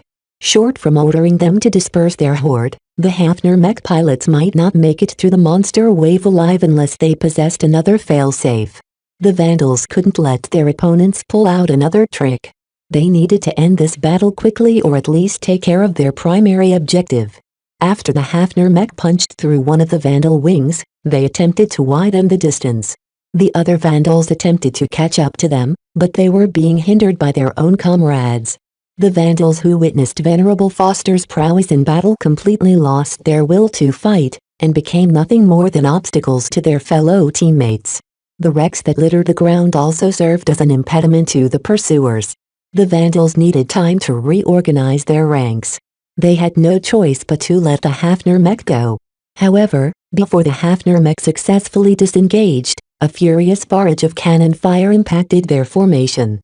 Dozens of heavy projectiles and powerful laser beams pelted them from the side. Over 20 Acre heavy mech had been transferred to the surface. Ordinarily, they served as makeshift turrets for the Vandal combat carriers. Major Varel had made a judgment call and opted to field the Acre mech on the ground at the cost of weakening the defenses of the fleet. As long as Hafner didn't attack the Vandal ships in orbit, the risk was worth it. The flagrant Vandals didn't particularly excel at ranged combat. The only mech model that performed well at range was their Acre heavy cannoneers. These slow and heavy quadruped mech provided a stable platform for the numerous cannon barrels mounted on its frame. An entire company of Vandal melee mech guarded the valuable Acres. Gathering over 20 heavy mech and ordering them to fire in a single direction was a lethal move. The Hafner mech hastily ran for the nearest cover, but not without losing over 20 mech. Along with the losses sustained in the earlier clash, the Hafner mech only numbered around 50 mech. This is the best way to beat an expert pilot, Vez concluded. Captain Foster is deadly up close, but even she has to lower her head when it comes to massed firepower. The heavy caliber of the cannons mounted on the Icarus meant that her thoroughly average Mickey-Craic mech couldn't shrug off the shells and laser beams without concern. Already the swordsman mech had gained several ugly cracks and scorch marks upon its armor. The Akara mech continued to unleash death even after the Hafner mech dove for cover. The heavy shells and laser beams worked away at the tree trunks. While the massive trees were capable of withstanding regular mech fire, the massed firepower of over 20 Akara mech was in an entirely different class. The Hafner mech lost too many comrades. Their plan was already a long shot, but to come across an unexpected setback depressed the surviving Hafner mech pilots. However, they never thought about surrender. A warrior of Hafner never relented against pirates. The monster horde we've instigated should be close, an instructor said. We only need to endure for 10 more minutes until the monster horde arrives. Both sides gritted their teeth as they fought with their utmost. By now, the main thrust of the Vandals finished sorting out their battle lines. They pressed on towards the suppressed Hafner mech. Even after they sustained some losses, they still outnumbered the Hafner mech by at least 3 to 1. The power of the Akara mech was in full display right now. Though Vez often complained in his mind about their cost and troublesome maintenance issues, he couldn't help but celebrate their inspiring performance. If Venerable Foster piloted a true expert swordsman mech, then she would have been able to dash up close and slice and dice these clumsy heavy mech. Iris said besides Vez. It's tragic that she never got the opportunity to show off her expert abilities in a better machine. Vez huffed in response. If she hadn't broken through in a completely spontaneous moment, then we wouldn't have to drag this battle out. Sir, the monster horde is 5 minutes away. Major Verl already looked pensive at the worsening situation. Though the Akara mech did a good job keeping the Hafner mech from pulling something off, they weren't able to finish them off. Divert the Akara group and half of our main group to deal with the monster horde. In any case, the Hafner mech only numbered a bit more than 40 mech by now. The Vandals didn't need to allocate all of their landbound forces into finishing them off. The battle line shifted. Half of the Vandal mech eagerly split off in order to confront the incoming monster horde without distraction. The Akara mech along with their escorts also moved away from the Hafner mech. By now, the monsters numbered over 500 mech-sized beasts. That was sufficient to trample training camp Quistis even if they hadn't suffered from a massive bombardment. Diverting around 150 mech was overkill to Vez, but Major Verl and the mech captains on the ground wanted to finish off the monsters quickly before they attracted more beasts. With the collective firepower of the Akara mech, the Vandals wouldn't have any problems with massacring the monsters. This left just a bit over 100 Vandal mech to confront the remnants of Hafner. Though 40 mech still remained standing, none of their mech had made it out unscathed. Seeing that the Vandals diverted much of their mech elsewhere, Venerable Foster saw an opportunity to disengage. Retreat. Without the Akara mech suppressing their freedom of movement, the Hafner mech emerged from behind the trees and retreated at an orderly speed. The Vandals that remained followed in pursuit. Their ranged mech fired their weapons as they ran, hoping to chip away at the fleeing Hafner mech. The Hafner mech reciprocated. All of their mech possessed the capacity to rotate their torsos by at least 160 degrees. This gave their rifles enough of an angle to fire right behind them, though their mech pilots struggled to keep their mech on their feet. Both sides retained some scruples against each other. If the Vandals split up into different elements again, they would only make themselves more vulnerable against Venerable Foster. This prevented the Vandals from splitting off their light mech in an attempt to flank or surround the Hafner mech. Venerable Foster on the other hand felt constrained by her opponent's stubborn insistence on sticking together. Their close formation and lack of diversions meant that Foster would have to challenge all 100 Vandal mech at once if she decided to take the offensive. She calculated the outcome of the battle between the monster horde and the Vandal mech. Due to the meteorite bombardment, most of the sensors and communication lines buried in the vicinity had been cut off. She found it difficult to estimate how long the monsters could keep the defending Vandal mech in place. With those heavy mech lending their assistance, those stupid beasts won't last very long. I doubt they can hold out for an hour. She needed to finish off the pursuing Vandals before that time. We need to turn around and attack. Her prestige swayed the Hafner mech pilots without much convincing. She didn't even need to provide an explanation for her to direct her fellow comrades. They turned around abruptly and closed in on the pursuing Vandal mech. Both sides predominantly retained their melee mech, so the battle quickly devolved into a confusing melee. Two different mech captains confronted the Mickey Craic with varying levels of confidence. Though they couldn't match the speed and power displayed Venerable Foster, they possessed enough experience to preserve their mech and their lives. The expert pilot quickly grunted in frustration as her opponent stopped her from massacring the rank and file.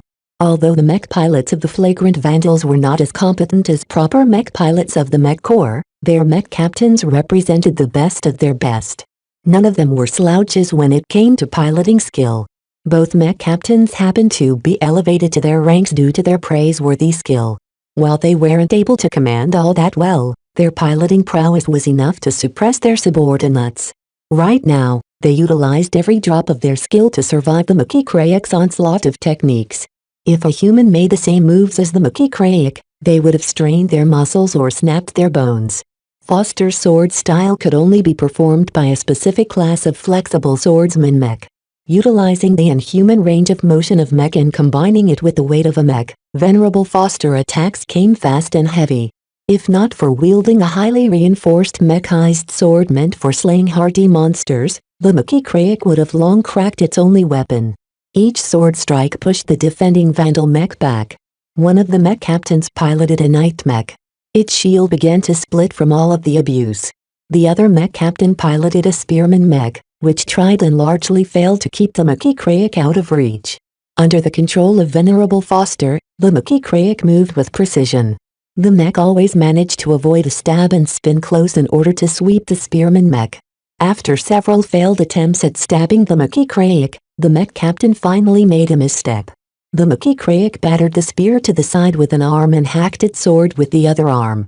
Though the hasty move didn't have too much power behind it, the sword somehow managed to hit a critical junction in the spearman mech arm. No.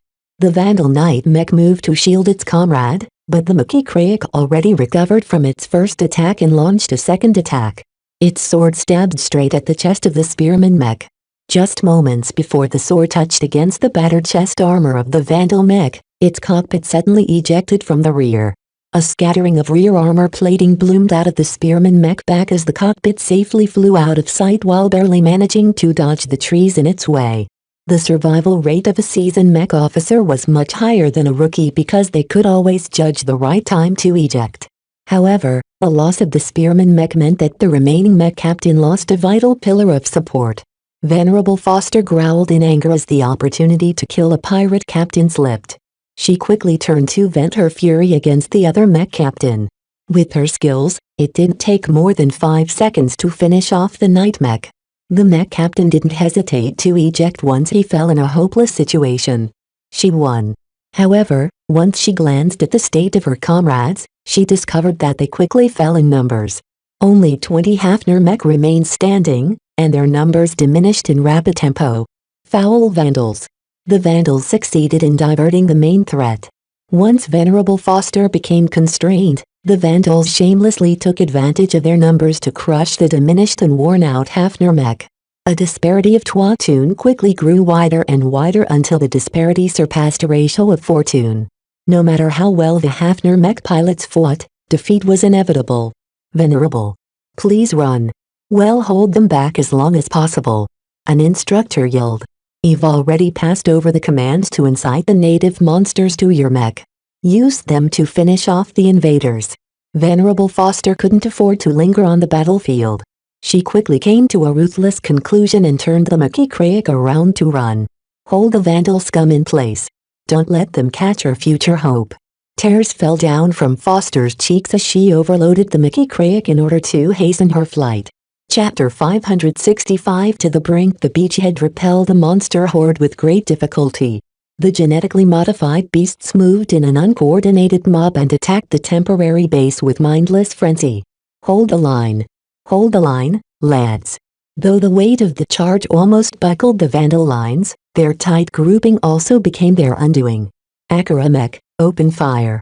The 20 Acura heavy cannoneers positioned themselves at the left and right wings of the front lines. Guarded by an ample amount of melee mech, they unleashed a torrent of firepower at the dumb beasts whose cunning and instincts had been overridden by a genetic backdoor. It was like shooting fish in a barrel. The monsters pressed themselves against each other in an effort to push forward. There was not a single chance the skilled mech pilots of the Acura heavy mech could miss a single shot when faced with a huge wall of flesh. Incredibly violent noises emanated from their gun barrels as they mowed down the monsters. The frenzy beasts may have been large, but they weren't too resilient as their flesh lacked any special qualities compared to certain kinds of exobeasts. Hafner wasn't extravagant enough to lace the Camwin continent with valuable exotics. The lack of any metaphysical qualities from the beasts meant that they were basically giant bags of flesh. While their offensive strength was enough to threaten a mech, their lack of defense enabled ranged mech like the Acuras to play out their full strength. Thus, even if the monster horde outnumbered the defending Vandal mech by 3-2, the battle slanted heavily towards the latter's favor. It was at this time that an alert sounded out in the command center of the Shield of Hispania. "Sir, our sensors are detecting unusual movements from the capital city. The garrison mech are on the move. Transports are already departing from the spaceport. Where are heading?" The Hafner transports are heading directly towards the beachhead. Some of the Vandals cursed a bit. The garrison troops finally made a move. Throughout the invasion, they had kept themselves holed up in their bunkers. Now, they finally moved out their mech. Hafner must have ordered them to abandon their positions in order to reinforce Venerable Foster. "Sir, a newly advanced expert pilot is worth risking everything on Nova Megalodus I." The garrison mech didn't bring too many mech, and their mech pilots were a far cry from those who served in proper mech regiments.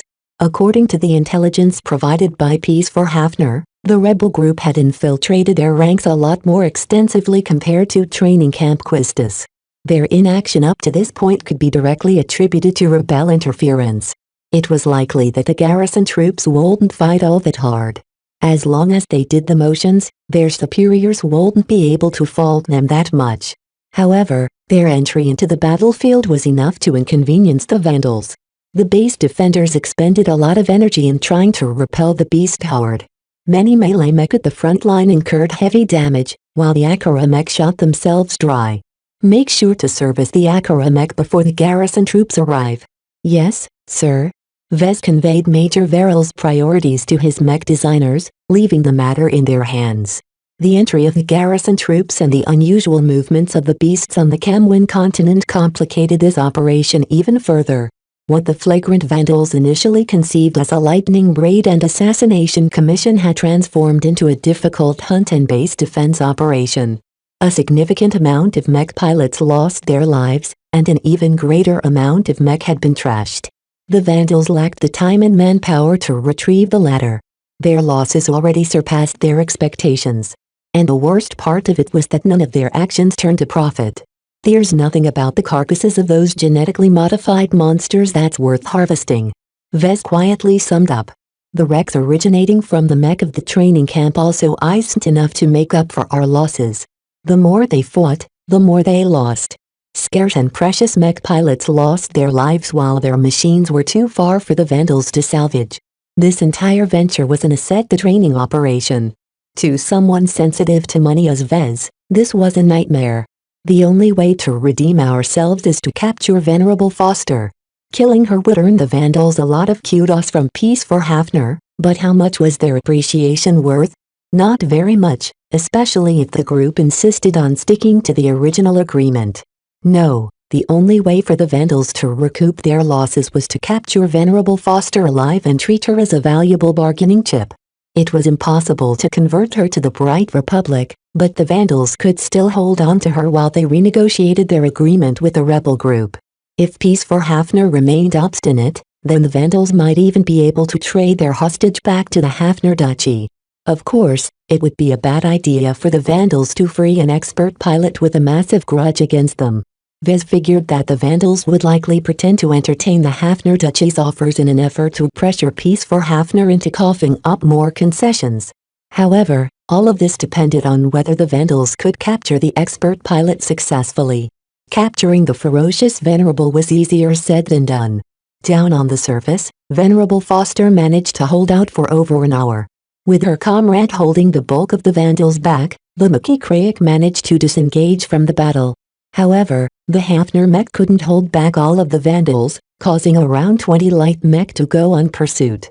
The Vandals were wary of another counterattack, so the light mech on her heels did not come too close.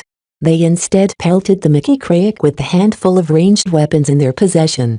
Though their accuracy was poor and the damage wasn't all that much per shot, the Mech's rear armor was much less durable than the Never's rear armor. One of the complicating factors of the chase was that they occasionally bumped into monster groups. These beasts hadn't made it in time to join the first horde, so they congregated into a second one. Before they joined the main group of monsters, they refrained from attacking any mech. However, defending themselves was another matter. Venerable Foster cleverly dashed towards any grouping of monsters with her mech. The Mech would then tap them with its sword, causing them to grow angry and defensive. Since the beasts weren't smart enough to distinguish which mech belonged to which side, they indiscriminately attacked every mech in the vicinity even if it belonged to her opponents. Several times, she successfully incited the beasts and sneaked away at a critical junction. Though it didn't take much effort for her pursuers to put down the dumb beasts, they inevitably lost a lot of time. One time, the Vandals decided to split up into two. One group held up the beasts while the other group continued the chase. A chance. Venerable Foster impatiently drew them away from the other group before pouncing on them. Before the Vandals could adjust their defense, the Mech already ran through 6 mech in quick succession. Scatter. Don't engage Foster directly. Only after a mech captain caught up and held her back did Foster turn around and continue her flight. Venerable Foster knew very well that her mech wasn't strong enough to finish them off. Her counterattack served as a deterrent. If the Vandals thought they could split up and cut off her escape route, then they were badly mistaken. The Mech still possessed sufficient reserves to finish off her pursuers if they dared to split. Come on, you pirates. Kill me if you dare. She wasn't entirely in her right mind. She recently experienced a breakthrough and witnessed a traumatic event. The recent transformation of her mind and life phase had left her in an exhausted state. She desperately needed to rest, but the constant fighting forced her push against her limits. I can't rest until these pirates are taken care of. Through her familiarity of the terrain and the occasional interference from the beasts, Venerable Foster managed to bleed her pursuers. She picked off a couple of mech each time they made a mistake. However, an hour in her flight, the Mech rapidly reached its limit. No matter how well she dodged, the shots coming from the rear occasionally landed a hit. Some of the shots even started to damage her mech internals, which directly impacted its performance. In addition, the stresses she exerted on her mech slowly broke down its frame. Cracks already started seeping in, which Venerable Foster compounded each time she forced the Mech to move past its limits. It's getting hot in here. She panted as she checked her heat and energy levels. Typical to melee mech, the Mech did not incorporate an extensive heat management system. While her mech didn't accumulate as much heat as a laser rifleman mech, it didn't hold as much reserves or possess any means of dumping the heat in an expedient manner. As for the Mech's energy reserves, the mech performed numerous extreme movements that expended large amounts of power. This mode of operation was extremely inefficient, but Venerable Foster had no choice if she wished to maintain her superiority over the Vandals. Each extreme technique wasted at least twice or thrice as much energy. The Mech's energy reserves dipped below 20%. This gave Venerable Foster very little leeway. She realized that she wouldn't be able to shake off all of her pursuers during this time. The only way for her to contest her fate was to fight up front. No matter how much she wore out her mech and her own self, she was willing to risk it all. The Mech instantly turned around without warning and dove at the pursuing Vandal mech with a vengeance. Starwalker steps. Her mech moved with great momentum as it weaved through most incoming fire. Once her mech reached the closest enemy, its sword instantly flashed through a seam within the armor plating, cutting through a vital component related to the power management system. Redemption / While she wasn't a mech designer, her studies had given her an extensive understanding of the anatomy of a mech. Redemption / coordinated with the momentum of the mech to deliver a powerful vertical slash that could part through frontal armor with ease. The only problem with this move was that it consumed way too much energy. The Mech moved to the next Vandal and utilized a fast and powerful stab that poked through another universal weak point of her opponent's mech. The sword punched through the armor with ease and penetrated a section of its engage, causing the mech to lose all of its mobility. Swallow stab. Venerable Foster piloted her mech with great effort, trying to spare as much energy as possible. Vandal mech pressed against the Mech on all sides. If they managed to encircle her and press against her from every direction, her mech would definitely lose all of its mobility. Get out of my way. Double redemption / Slashing twice in quick succession while making both blows count was extraordinarily difficult for Foster. If she wasn't an expert pilot, this move would have remained a possible dream for her. Right now, she managed to fell 2 mech at once with this move, providing her Mech some breathing room. Though the Vandals constantly lost mech in their attempt to subdue Venerable Foster, they didn't hesitate to throw in more mech. These wave tactics forced the expert pilot to the brink. Just as she finished off the latest mech that suicided into the Mech, her mech beeped out a dangerous alarm. What? How can this be? The Mech's energy reserves had dipped below 5% and was diminishing towards 0 at a rapid pace. The console that projected her mech current status provided her with the answer. The Vandals had directly attacked the Mech's energy cells. Though most of them had run dry, the few remaining cells that still supplied energy to her mech had been punctured. Before she could figure out how to escape, the Mech finally locked up. Its energy reserves completely ran dry. Chapter 566 Intimidation Reporting. Sir, Venerable Relia Foster has been captured alive. Good. Make sure to keep her sedated, and don't give her the opportunity to commit suicide. Everyone on the command center cheered or sighed in relief. Vez was one of the latter, since this entire ordeal had far surpassed everyone's limits. Sir, the garrison troops that landed at the other edge of the Oval Scar is diverting away from the beachhead. They are moving to intercept our pursuit group. They are moving to rescue Venerable Foster. Don't let them intercept our pursuit force. The plot depicting the positions of the mech on the ground shifted in response. Dots representing Vandal mech moved away from the beachhead in order to cut off the approach of the Hafner garrison mech. This caused the Hafner mech to adjust their course, which led to another shift from the Vandal mech. This dance went on and on, with neither side willing to get close enough to fight it out. The only reason why the Vandals didn't allocate more mech to take care of the garrison force was because they needed to fend off another wave of monsters. Now that they slaughtered hundreds of beasts, the Vandals gained a great understanding of their weaknesses. They didn't need as much mech to ward them off in the next attacks. It was sufficient to leave behind a single line of melee mech while entrusting the duty of slaughtering most of the monsters to the Akaris. It's getting more chaotic here.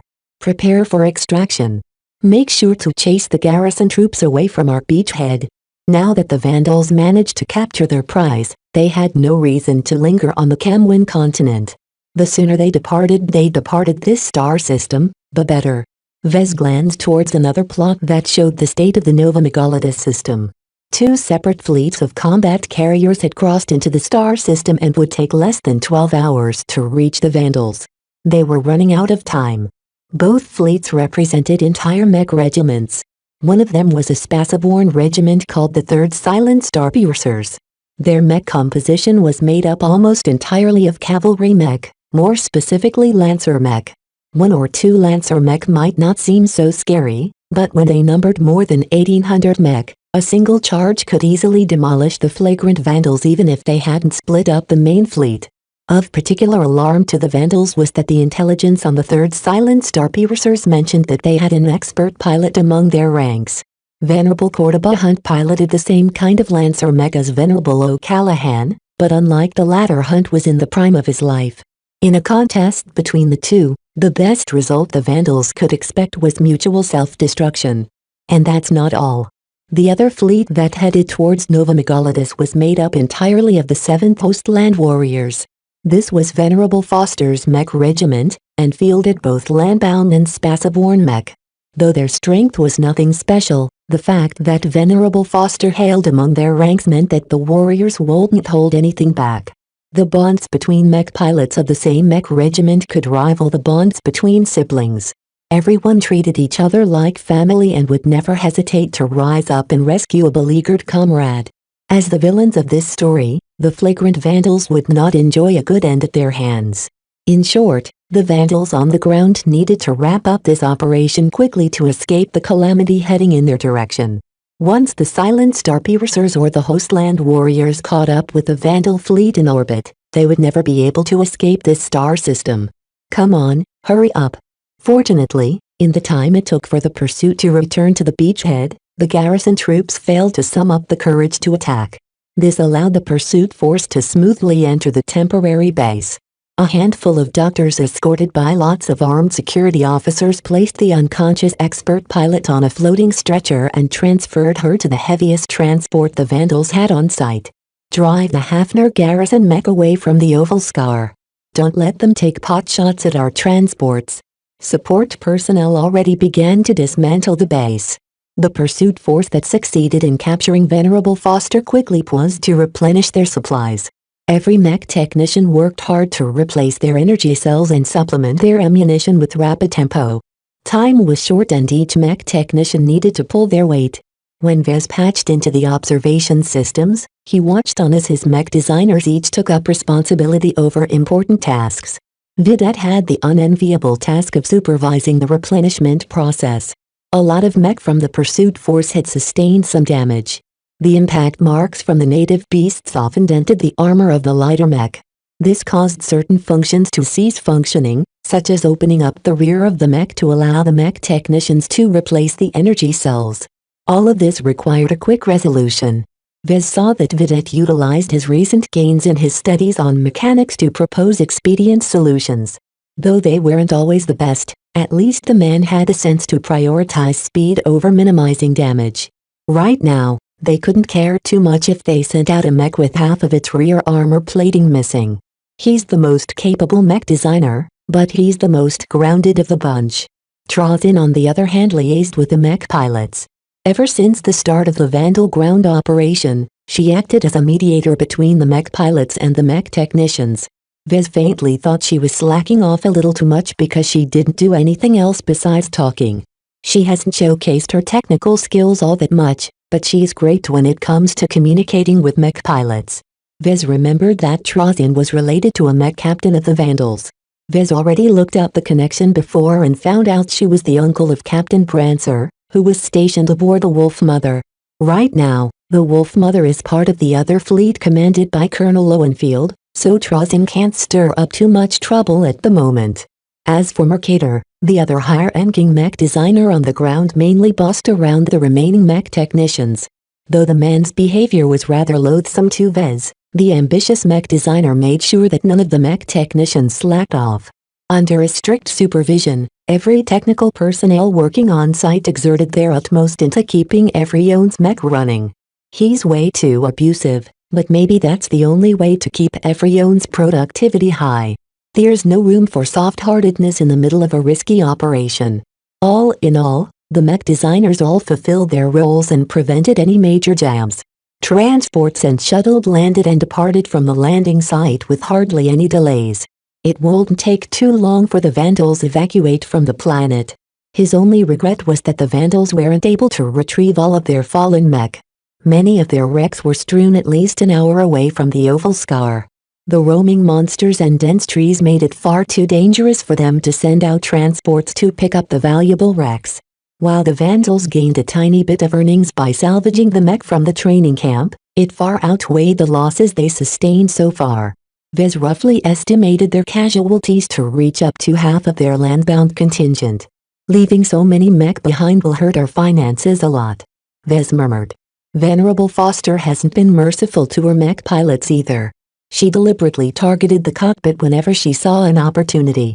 The latter led to a lot of nasty glare towards the unconscious body of Venerable Foster.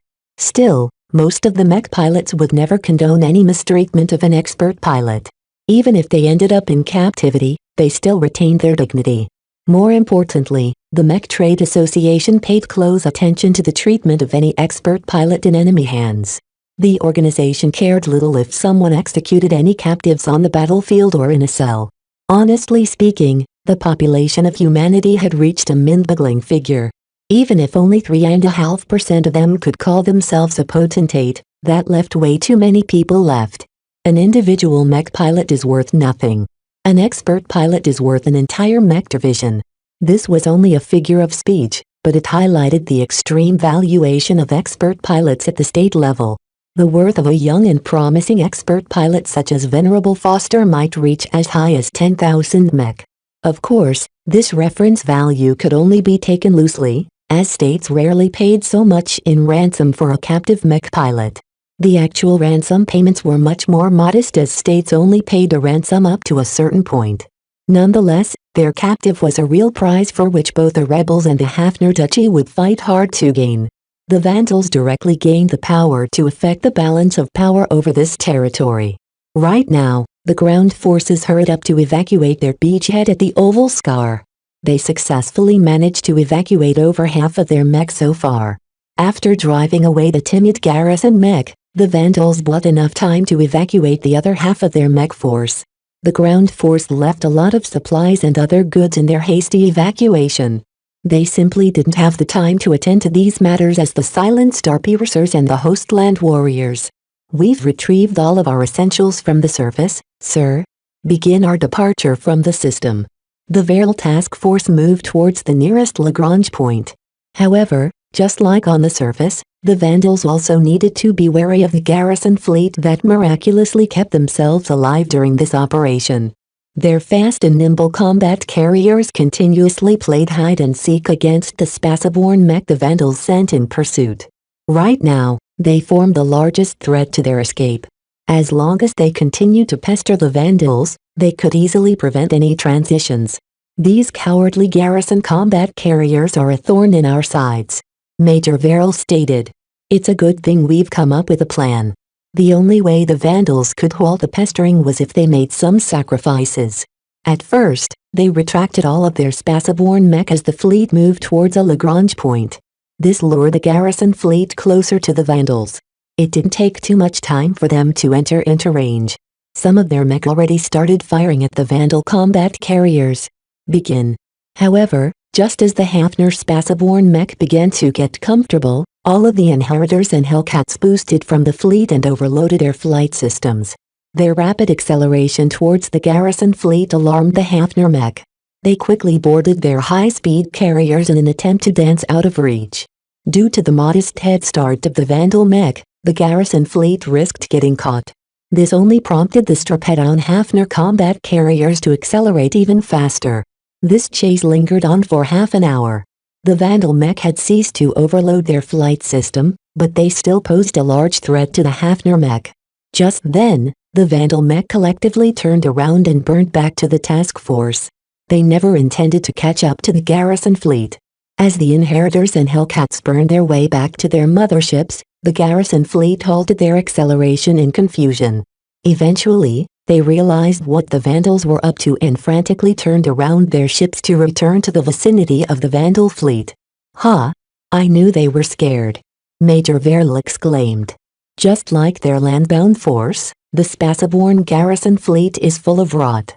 They clearly treasure their lives over the mission. The Vandals gained a decisive delta of advantage through their maneuvers. Simply said, the garrison fleet had run away so eagerly that it took a lot of time for their ships to turn around and catch up to their targets. It would take at least 15 to 20 minutes for their mech to be in range to disrupt their enemy's attempt to transition into FTL. Too late. The entire task force successfully entered into FTL with more than enough time to spare. The impotent garrison fleet could only watch on as their cowardice allowed their prey to slip away untouched. Chapter 567 Unsettling change. The flagrant Vandals made it out. Those who fought on the surface almost couldn't believe they made it out of hell. Pretty much all of the mech pilots came out of their mech in a broken state. Though they admirably held themselves together on the field due to their training, once they returned to safety the trauma seeped through the cracks. Vez and Chief Haynes stood on a ramp overlooking one of the hangar bays of the Shield of Hispania. They watched on as mech technicians carefully peeled open the cockpits of heavily damaged landbound mech to reach the mech pilots trapped inside. Throughout it all, the overall mood in the hangar bay was depressing. While the inherent resilience of the flagrant vandals prevented them from lashing out or doing anything drastic, Vez sensed nothing good from the men. Have the vandals always sustained so many losses in a single campaign? Vez asked. Plenty. The chief technician replied. Just not in big battles like this. Ordinarily, we don't like to move in huge formations and pit our mech against anything tough. Normally, we split up in smaller squadrons and spent most of our time raiding Vision shipping lines. Sometimes, we're able to catch a juicy convoy, and in other times, we end up bumping our noses into a patrol. All of those skirmishes takes a toll on our numbers. I see. So the vandals are used to losses, but only in bit-sized packages. The chief glanced at Vez with a cool expression. Mr. Larkinson, we are soldiers above else. We aren't cowards who value our lives above anything else. Even if the Mech Corps doesn't regard us very highly, within ourselves lies the hope that we can prove ourselves to be equal to those shining mech regiments that have become household names in the Republic. Mech regiments such as the Stellar Lancers, the Infernal Hellhounds and the Valerie Starhawks all enjoyed significant renown back home. Their funding and support was incomparable to the flagrant vandals. Vez could see how the pride of those who had been forced onto the vandals had been impugned. If Vez was a mech pilot who had been thrown into this garbage bin of a mech regiment, he too would have wished to prove himself in battle. I mean no disrespect, Chief Hayne. It's just that the civilian in me can't get used to seeing so many comrades fall. How can the vandals push on and keep their heads high? Everyone deals with loss in a different way. The survivors are taken care of. We're not clueless in that regard. Soldier or not, humans are fragile. From the moment our civilization has ascended to the stars, we've become very good at handling trauma. Vez nodded. He could see that a number of mental health specialists already started receiving the mech pilots who emerged from the cockpits. Vez ordinarily ignored the specialists since they hardly did anything but take up space, but right now they were worth their weight in gold.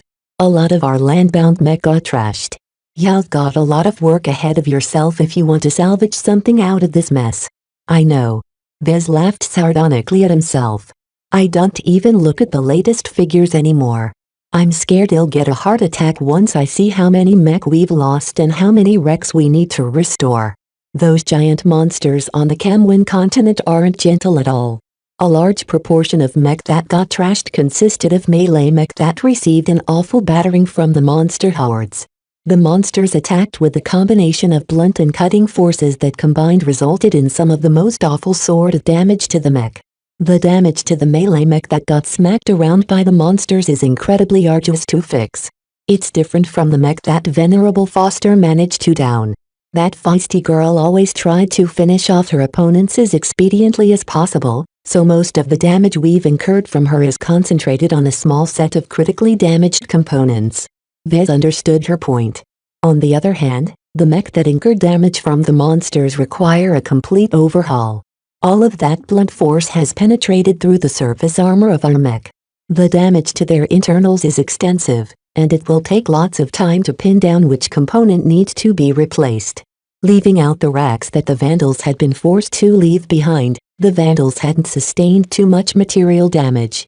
Any damaged mech they managed to retrieve could be fixed up over time as the mech technicians could easily take out damaged parts and recycle them in order to fabricate replacement parts. The only problem was that this would take way too much time with their current equipment and manpower. Without the industrial capacity of the Wolf Mother, the Veral Task Force needed years to make up all of the losses they sustained. Their landbound contingent was in shambles while their Spaceborne contingent never regained their prime. Our Spaceborne battle efficiency isn't too bad, so it is not the end of the galaxy. The chief patted his back in an attempt to console him. Repairing the landbound mech is a mega project. No one expects you to fix everything up. Right now, it's more important to finish our mission and return home before we can consider rebuilding our forces. She was right. The Vandals went through hell and almost reached the gates that led to heaven. Once they crossed the borders of the Hafner Duchy, they would finally be able to breathe easily as they didn't have to worry about constant ambushes from the reigning power in the region. Though the Reinold Republic wasn't exactly an ally of the Bright Republic, their shared enemy kept their relations fairly cordial. It wasn't uncommon to see brighter ships trawling about in Reinold space and vice versa. Many of the larger brighter companies established subsidiaries in the Reinold Republic. The flagrant Vandals would be able to gain preferential treatment from them. The Vandals counted on this to be their deliverance after this ordeal was over. What happens next? That depends, Mr. Alarkinson. We've captured an expert pilot at a very great cost. If I was the Major, I would be very eager to trade her away for some much-needed concessions. Major Verl is going to try to play the rebels against Hafner, I bet. He'll be playing a very dangerous game. The thing about negotiating is that it works best if nobody is aware of what others want. Right now, it's plain to see that every side wants. The flagrant Vandals wanted to cross the borders. The Hafner Duchy wanted their precious expert pilot back. The rebels wanted to weaken the Hafner Duchy. The negotiation is going to be a dance. Vezcast. Each side will go through the motions, but I think everyone has already settled on an outcome. The process is still important. It can decide whether we'll enjoy the bulk of the rewards or if our rebel partners will lay claim to the lion's share of the spoils. From what Vez could see, the only way to please all three sides was to involve everyone in the same transaction. Venerable Foster was the main prize. While it would have been better for the Bright Republic to deny her release, she wasn't very useful to the Vandals. It was like having access to a huge bank account. Would the impressive figure be able to save his life if someone pointed a gun at Vez? No. Right now, the Vandals desperately needed to raise their strength. Trading away an expert pilot despite the huge threat she posed to her enemies in the future was more attractive than squirreling her away like a lump of precious ore.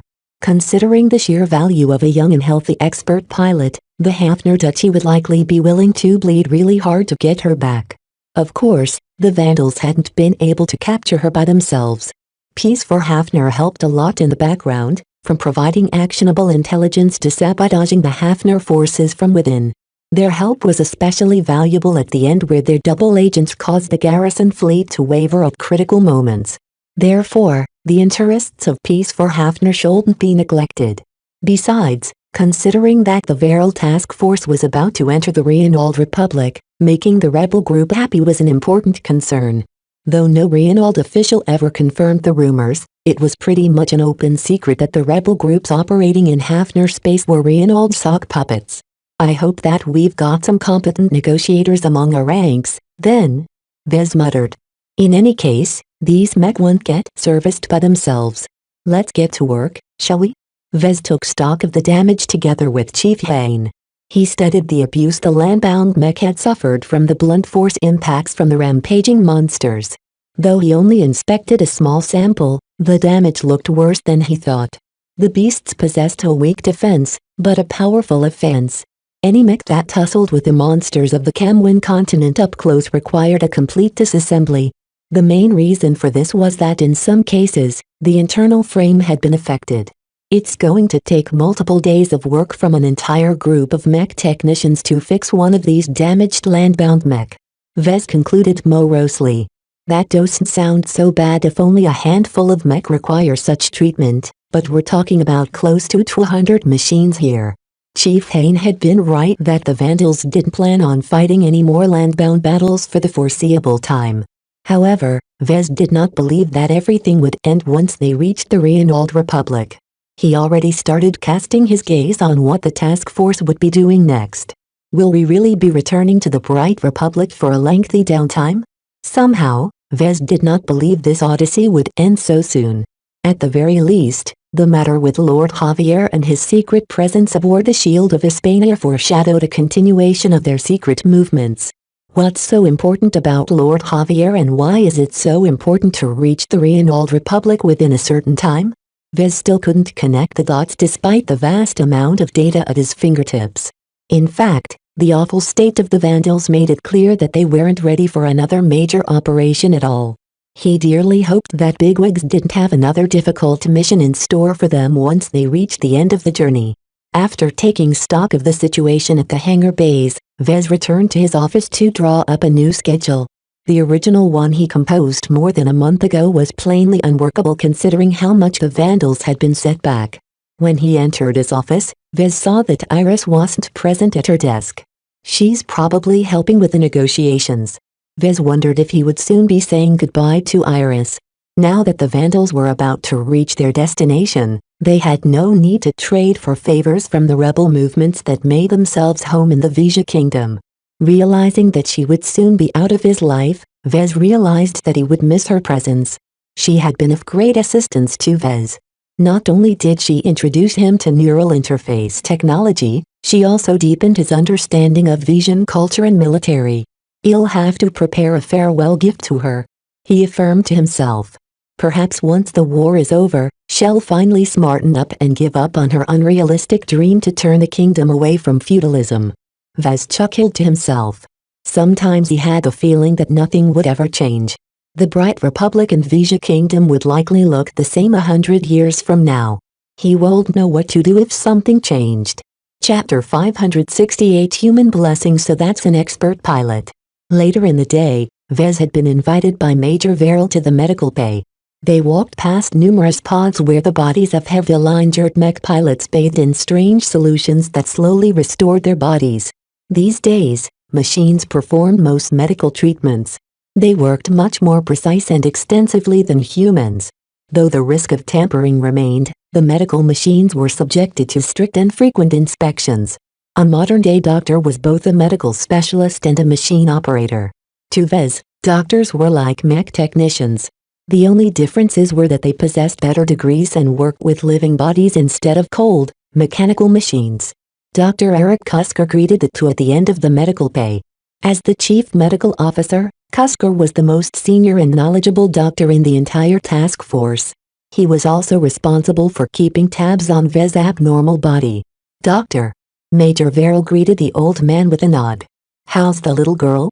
Cusker deliberately coughed in his hand. I suggest you mind your manners, Major. The little girl you're referring to is a superhuman mech pilot. She's a genuine marvel of the human potential. I'm gathering bucket loads of data right at this moment.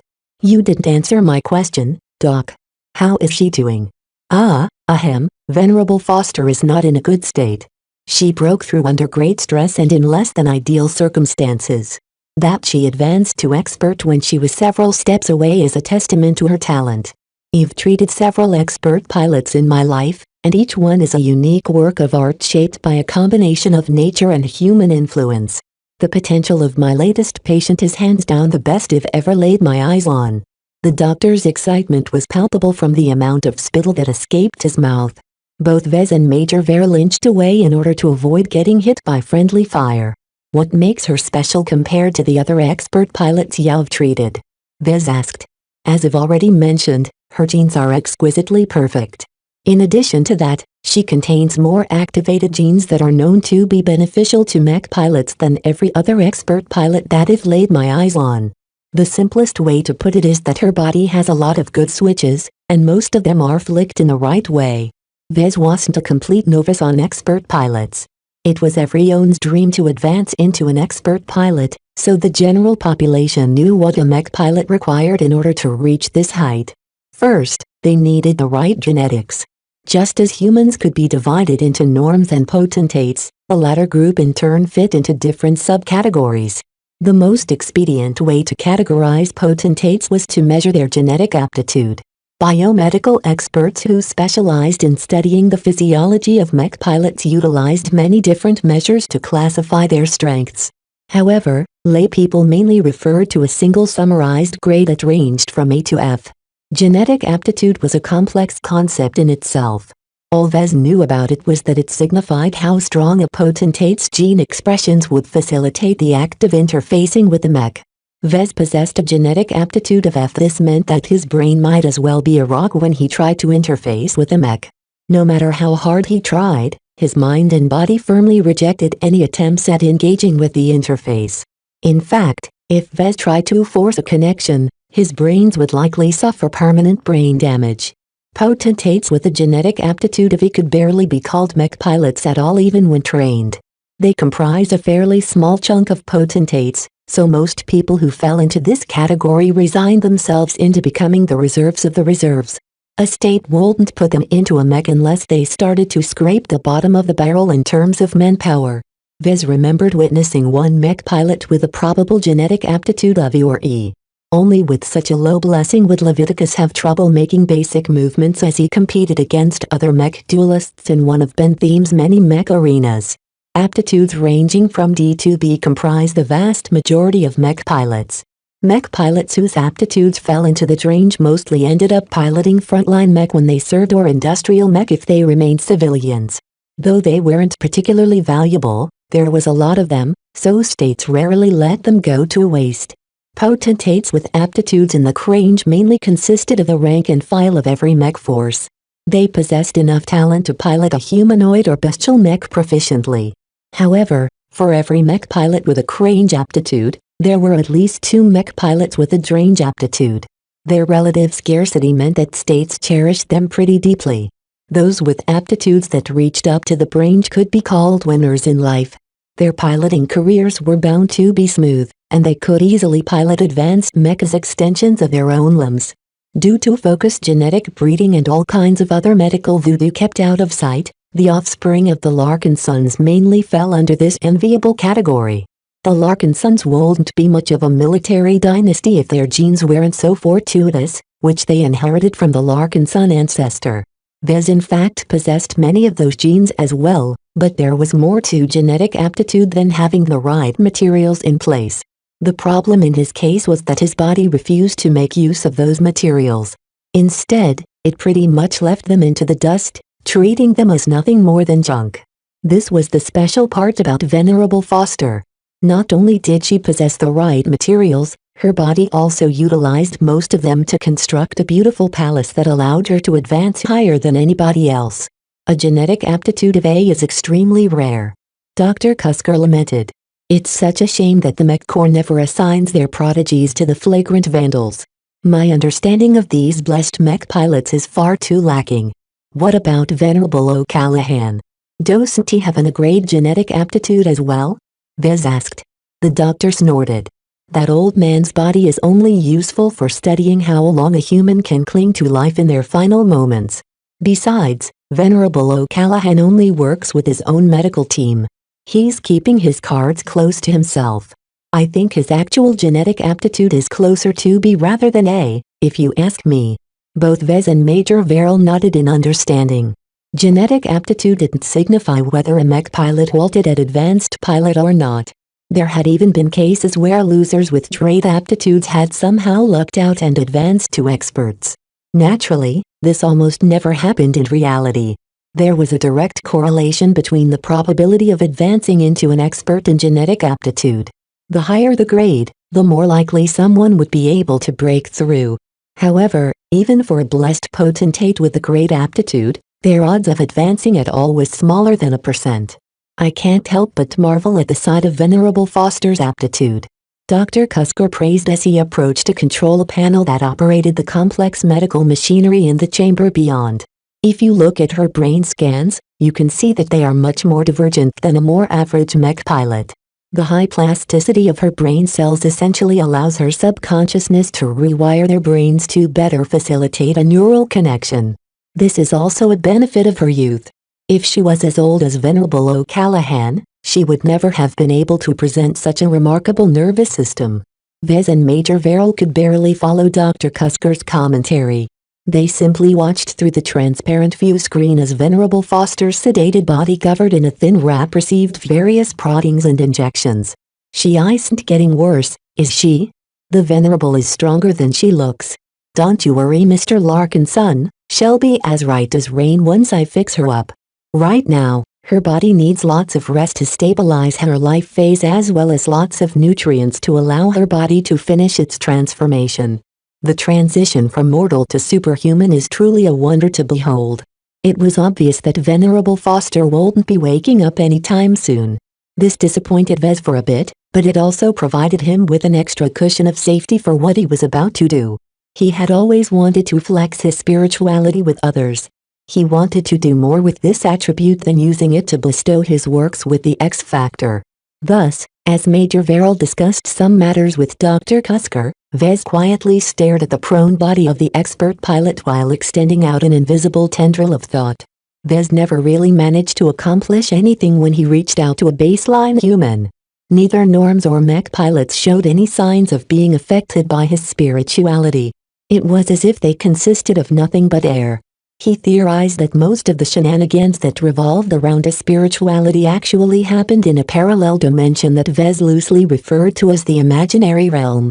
Any human being with a deficient spirituality didn't have the qualifications to enter this realm. This worked both ways, so entities in the imaginary realm wouldn't be able to affect that vast majority of humanity. His current experiment was important to him, because Vez hypothesized that expert pilots partially derived their special powers from expressing their own brand of spirituality. It was the only variable that Vez could think of that could conceivably explain the magic that they performed. He tuned out everything else and urged his mind probe to reach the unconscious woman. Just as it reached Venerable Foster's body, Vez faintly felt a small amount of feedback from his tendril. It worked.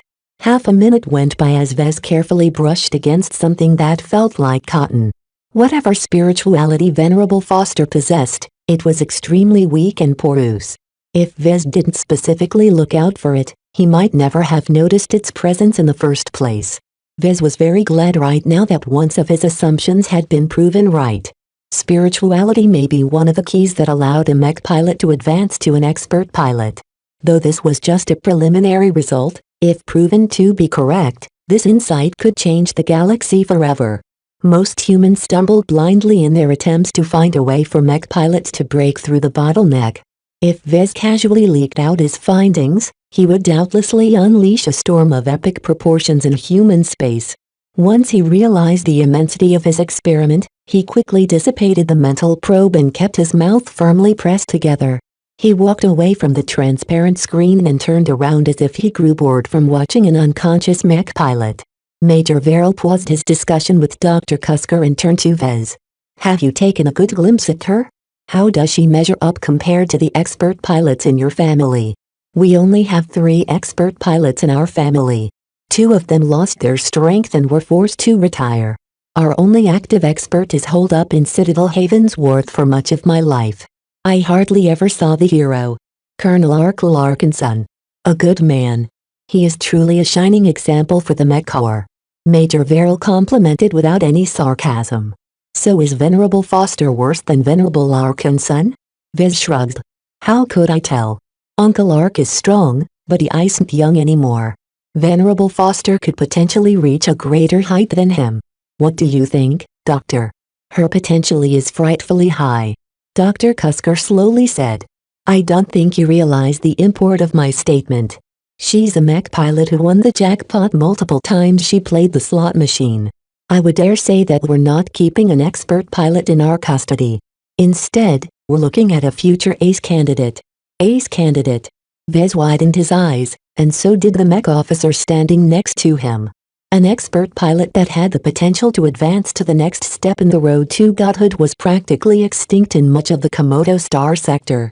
The only aces that have ever emerged in this part of space all came from the second-rate states. For Hafner to have been blessed with an ace candidate was of enormous significance to the balance of power between the Vija Kingdom and its neighbors. Chapter 569. Last meeting. After visiting Venerable Foster, Vez gained a wholly new understanding of the higher ranks of mech pilots. He now understood a little better why humanity worshipped them. Their strength and force of will transcended the boundaries of mortal men. They may even be the vanguard of the future evolution of humanity. In the age of mech, no human enjoyed more renown than mech pilots. There was a very strong desire for parents to give birth to potentates. Though mech pilots often risked their lives, there was no greater glory for a human to pilot a mech. This had led to a very strong desire to breed for genetic aptitude. Though the proportion of potentates to norms hadn't changed all that much in the last 400 years, researchers understood more about genetic aptitude than ever before. Certain families and organizations such as the Larkin Sons grasped some profound means to vastly increase the odds of birthing a potentate. Of course, the Larkin Sons paid a heavy price to fund these special treatments. Without money and the right genetics, it was impossible for the vast majority of humanity to enjoy the same opportunity. Even then, there were limits to human intervention. The occurrence of a great genetic aptitude was completely up to chance. Venerable Foster was truly a unique specimen in the Hafner Duchy. Almost a week had passed since they departed from the Nova Megalodus system. The entire task force fell into a depressingly familiar routine. The Vandals mourned their losses but also pulled up their sleeves and went to work. Countless mech technicians scoured over the damaged mech and prioritized the repair of the least damages ones. Once they emerged from FTL, the fleet conducted the biggest space burial ceremony as of yet. Every Vandal shared the pain of loving a close brother or sister, and Major Verrill had done his best to get them to look forward to the future. After that, the Vandals mostly turned back to normal, though there was a rising undercurrent of discontent among the rank and file. Vez heard the usual talk of deserting the Mech Corps, but this time a lot more people shared the same opinions. Vez didn't think this was a good sign. The Vandals always had a tendency to speak their minds. It was a way of venting their frustrations whenever they got dealt a bad hand. The battle on the Camwin continent had been a lot more deadly than everyone initially expected. People started asking again why they fought these battles in the first place. We're not a battlefield regiment. This high-risk journey through half of the kingdom is insane. If I was Colonel Lowenfield, I would have taken the entire fleet away from this depressing corner of the galaxy. With a full mech regiment at her back, she can mix with lots of different outfits. I should have joined a mercenary corps instead of the Mech Corps. What does all of this talk of pride and glory has to do with us? It's the bigwigs who are earning all of the glory. They don't even have the guts to step on the battlefield in person, but they're the first ones to step forward when it comes to taking credit. No matter where he went, Vez continued to pick up borderline treasonous talk. It made him profoundly uncomfortable when he visited the mess hall to eat his meals or went down to the hangar bays to inspect the repair work. It had even birthed a faint suspicion in his paranoid mind. Was their trip to the Reynald Republic a one-way journey? Whatever is happening, it shouldn't take too long for some of the truth to come out. During their time of recuperation, the task force continued to approach Hafner's borders. It wouldn't take too long before they finally arrived at the barrier of heavily patrolled star systems. Ships that made use of standard FTL drives had no way to surmount this barrier. The stars on both sides tended to be dim and small, which meant they were far from energetic enough for ships to dial into their coordinates from afar. There weren't any port systems in the vicinity either. This basically meant that ships crossing the border needed to take multiple stops in order to avoid any accidents. This was akin to walking through a forest in the dark. People needed to take one step at a time in order to prevent anyone from smacking into a wall. Throughout this buffer time, rumors continued to disseminate about the negotiations. Some of them had a lot of basis in fact, but it was difficult for Vez to take them for granted. Vez wanted to cut through the falsehoods, so he went straight to one of the sources. He invited Iris to come up to one of the Shield of Hispanius lounges after their shift had ended. Mr. Larkinson, why did you invite me up here?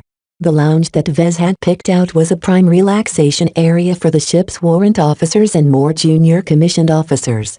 The Vandal mech pilots and mech officers tended to favor their own watering holes in the lower decks. The Luxuria Usla-furnished lounge was situated at the upper deck and ordinarily featured an observatory that allowed everyone to look up at the stars. Right now, the task force was submerged in FTL travel, so thick plates of armor shielded up the transparent dome. Looking out at the higher dimensions had a tendency to make some people nauseous or worse.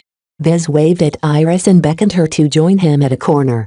A discreet privacy screen surrounded the corner, which prevented others from eavesdropping on them. This was very helpful for off-duty officers who wanted to discuss sensitive matters outside of their work environment. Naturally, the ship's monitoring system still recorded every word that was being said. Once Iris sat down, Vez invited her to order a drink. Come. It's my treat. Seconds after they ordered their drinks, a small floating serving bot arrived to deliver their chosen poison. Vez took a swig of this mug of heavy stout, He almost spat it out right after. Damn it. How can the Vandals be so cheap? This is synthesized from nutrient packs. The woman sitting opposite to him smiled amusedly at him. What do you expect? They spend the vast majority of their funds on keeping their mech and ships together. They have no energy to waste on procuring authentic food and drinks. He had already become used to meals derived from nutrient packs. The only times he got to enjoy authentic food these days was when Major Verrill held an elaborate dinner occasion. At least the big boss knew how to enjoy himself. Vez couldn't imagine what kind of foodstuffs the mech officer squirreled away. You must be wondering why I asked to meet with you here. The thought did cross my mind. Both of them shed the veneer of formality they normally wore while on duty. This would have been a lot less common in Vision circles. Even the rebels that advocated for the overthrow of the nobility still couldn't shake off the class system that had been imposed on them for all their lives. However, Iris had mingled with the Vandals for almost 2 months now. Her continued exposure to how the Vandals treated each other had opened her eyes. Our journey is almost at an end. From what I can see, we'll be crossing the border one way or another within the week. This might be the last time our lives intersect with each other. The female mech designer smiled. It's been a wild ride, hasn't it? It's not what I expected when the Mech Corps drafted me. I originally thought I would spend the entire war stuffed inside a hidden research base buried somewhere covert deep in Republic space. Did you know that I worked hard to advance my career in order to avoid getting sent to the front lines? Huh? Look where that got me. Well, it doesn't appear you've suffered loss, Vez. Look at you now. You're the temporary head designer of this fleet. Although you aren't as capable as Professor Velton, you're gaining valuable experience in a role that is hard to come by. My job isn't as comfy as it sounds. You've been working very hard each day and it demands the utmost of my capability. Everything would be twice as easy if I was a journeyman mech designer. My own subordinates wouldn't doubt me all the time. Are Trazin and Mercator stirring up some trouble again? Not particularly. He shook his head. They used to deviate from my orders or interpret them in an unusual manner. They've quieted down ever since we've departed from the Nova Megalodus system. Maybe their time on the field has done them some good. Didn't you send that other guy down there as well? That's Vidette. Vez palmed his face when he thought of the low-ranking mech designer. All I wanted was to stiffen him up. He hadn't even been exposed to any threats to his life, yet once he came back from his deployment it's like he turned into a mouse. According to the mental health professionals who examined him, he's actually suffering from PTSD. Of course, this condition wasn't hard to treat these days. The doctors injected Vidette with some drugs and put him through some kind of program that unscrambled his brains. The only problem was that it took some time for the treatment program to bear results. Not everyone can be like you, who survived all alone for a while on Detman IV. You're a lot more dangerous than you look. Vez laughed. That's because I bump into danger far too often. It's partially my fault. The galaxy is a wondrous place. There's so much treasure to be unearthed from the frontier. Sometimes I yearn to follow in the footsteps of the treasure hunters that ply the untamed stars. I can't imagine living an uncertain life like that. For me, I have only the VRF in mind. The rebel cause is my cause. As long as my people remain under the oppression of the nobles and royals, my duty still remains. That sounds admirable. I know what you are thinking. She shook her head. You don't need to hide your true thoughts. We know each other well enough to see the truth in our eyes. You don't believe we have a chance of success, do you? I can't understand why you are committed to your state. That's because it's my home. Even if I hate it, I can never let my fellow Visions wallow in their misery. Vez truly couldn't see the point. No matter how many times Iris explained her conviction, he would never understand her stubborn commitment to an ugly state. They tactfully shifted to another topic. Anyway, the reason why I wanted to meet with you here is because I wanted to give you a gift before we say our farewells. Iris nodded. I can't say much about the three-way negotiations that is going on between the Flagrant Vandals, the Hafner Duchy and Peace for Hafner, but we're already in the process of finalizing an agreement. Hafner values Venerable Foster's potential a lot. That has given us a lot of chips to bargain with. You can bet that safe passage is highly possible for the task force. I don't believe that the rest of the kingdom will be happy at Hafner if they grant us safe passage out of their territory. Vez frowned. Although the chance is minute, Venerable Foster has a small chance of advancing to ace pilot. Compared to the possibility of obtaining their own ace pilot, Hafner is willing to endure all sorts of recrimination from the other duchies. Vez frowned a little deeper. He already knew her potential to be high, but it seemed he underestimated her value. A part of me wishes that she'll never be let go. The prospect of freeing a potential ace pilot is giving me the chills. There was no doubt that Venerable Foster had developed an undying hatred for the flagrant vandals and the Bright Republic. Letting her loose might lead to a calamity in the future. It was too bad that the vandals really couldn't afford to hold on to her. If they didn't ransom her back to the duchy, the Hafners would likely hound them to the ends of the galaxy. Chapter 570 Eccentric Jiff Vez and Iris chatted about their lives for the rest of the evening.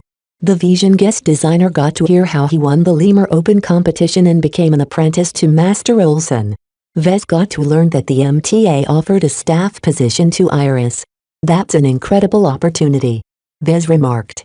Anyone who receives an invitation from the MTA will surely experience the best of what humanity has to offer. Why did you turn it down? The MTA is a neutral organization. It's not a place for old loyalties. The MTA has made it abundantly clear that once you join their ranks, you'll never be able to return to your state. Anyone who accepts their offers has to sign a lifetime contract with them. Every bond has to be severed. This not only includes your sentiments for your state, but also entails a clean break from your friends and family. To a person who cherishes her bonds, such a condition was unacceptable. Though no organization was truly neutral, the MTA came darned close, but it was not without a price. I heard that the MTA often assigns its staff members all over human space. Those who are serving in the Rim are transferred to the Galactic Heartland and Galactic Center. Those who originate from the Galactic Center are shuffled far away from their prosperous stars. That's because it's too easy for an official from the MTA to act on their biases. If one day you happen to be promoted to a position overlooking the entire Komodo star sector, can you resist the temptation to make things easier for the Bright Republic? Vez was no saint. I don't think anyone can remain neutral in that case. That's why the best way to sort out this problem is to send every association member at least 50,000 light-years away from their home state. This is more than enough distance for their people to become estranged to their former states. Even if you can remain in contact with your family through the galactic net, the distance is so vast that even your closest family members will become distance concerns after a few decades. It was certainly a drastic measure in his eyes. If Vez received the same offer on day, he too wouldn't be so eager to join their ranks. Although every member of the MTA had access to the best technologies, all of their work would one day become property of the MTA. There was no room for any individuality in their ranks.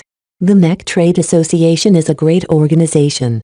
They're the only bunch in the galaxy besides the CFA who have managed to impose some sensible rules across all of human space. It's just too bad that the big two haven't been able to take the next step. Iris chuckled at his words. It's been done before. The galaxy is way too big to be ruled by a single nation. It's pure fantasy at this point. Well, the future is still in flux. There's always a chance that humanity will one day unite under a single banner. No state called themselves a country or nation.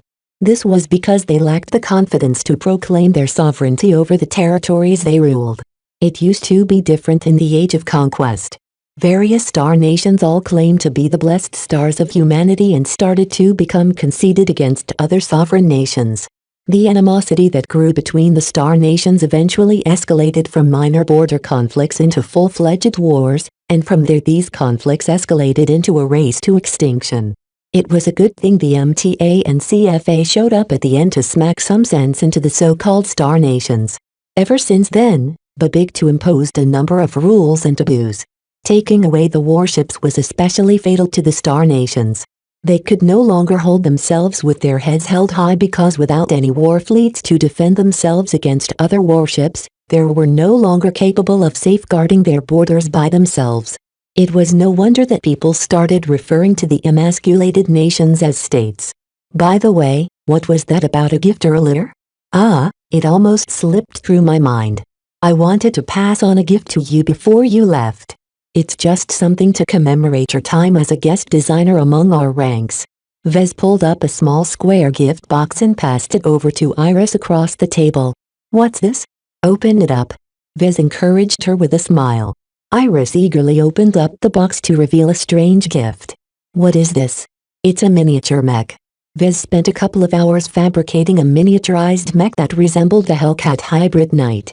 He could have fabricated it within seconds if he wanted to produce a toy, but Vez went the extra mile and created a partially functional mech that was scaled down to the size of a hand.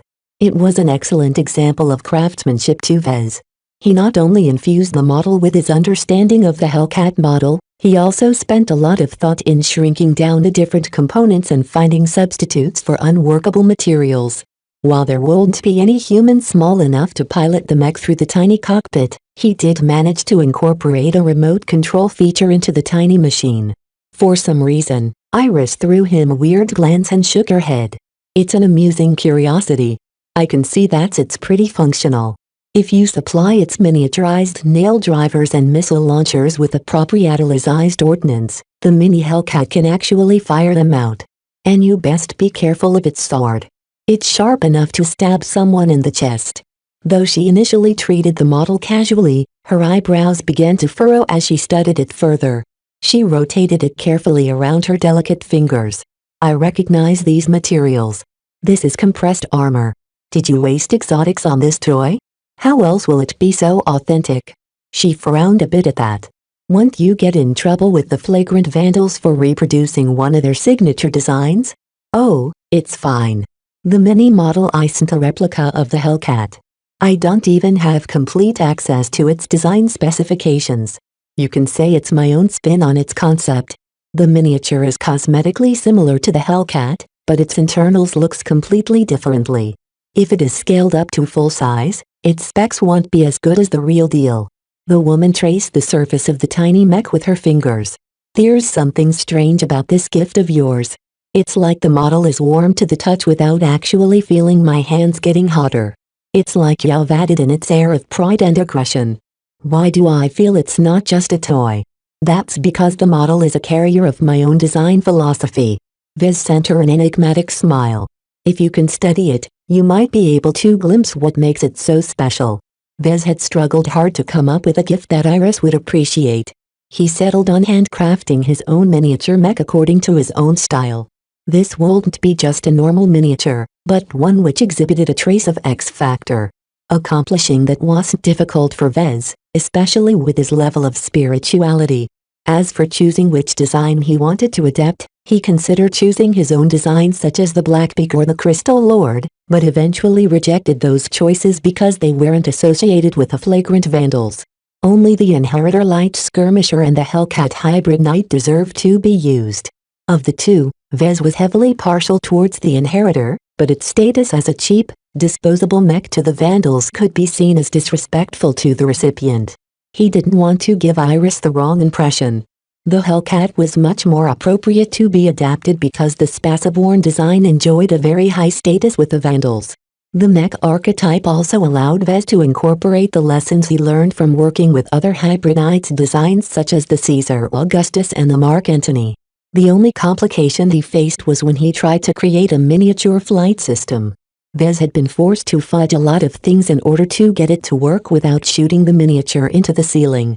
If you connect the miniature with your comm, you can control it from there. Try out its flight system. Iris followed his instructions and keyed the miniature Hellcat to her comm. Like operating a toy, she activated the mech and made it over their table. She laughed as she played with the little mech. I haven't played with dolls since I was a kid. Several minutes later, Iris had her fill and switched the little mech off.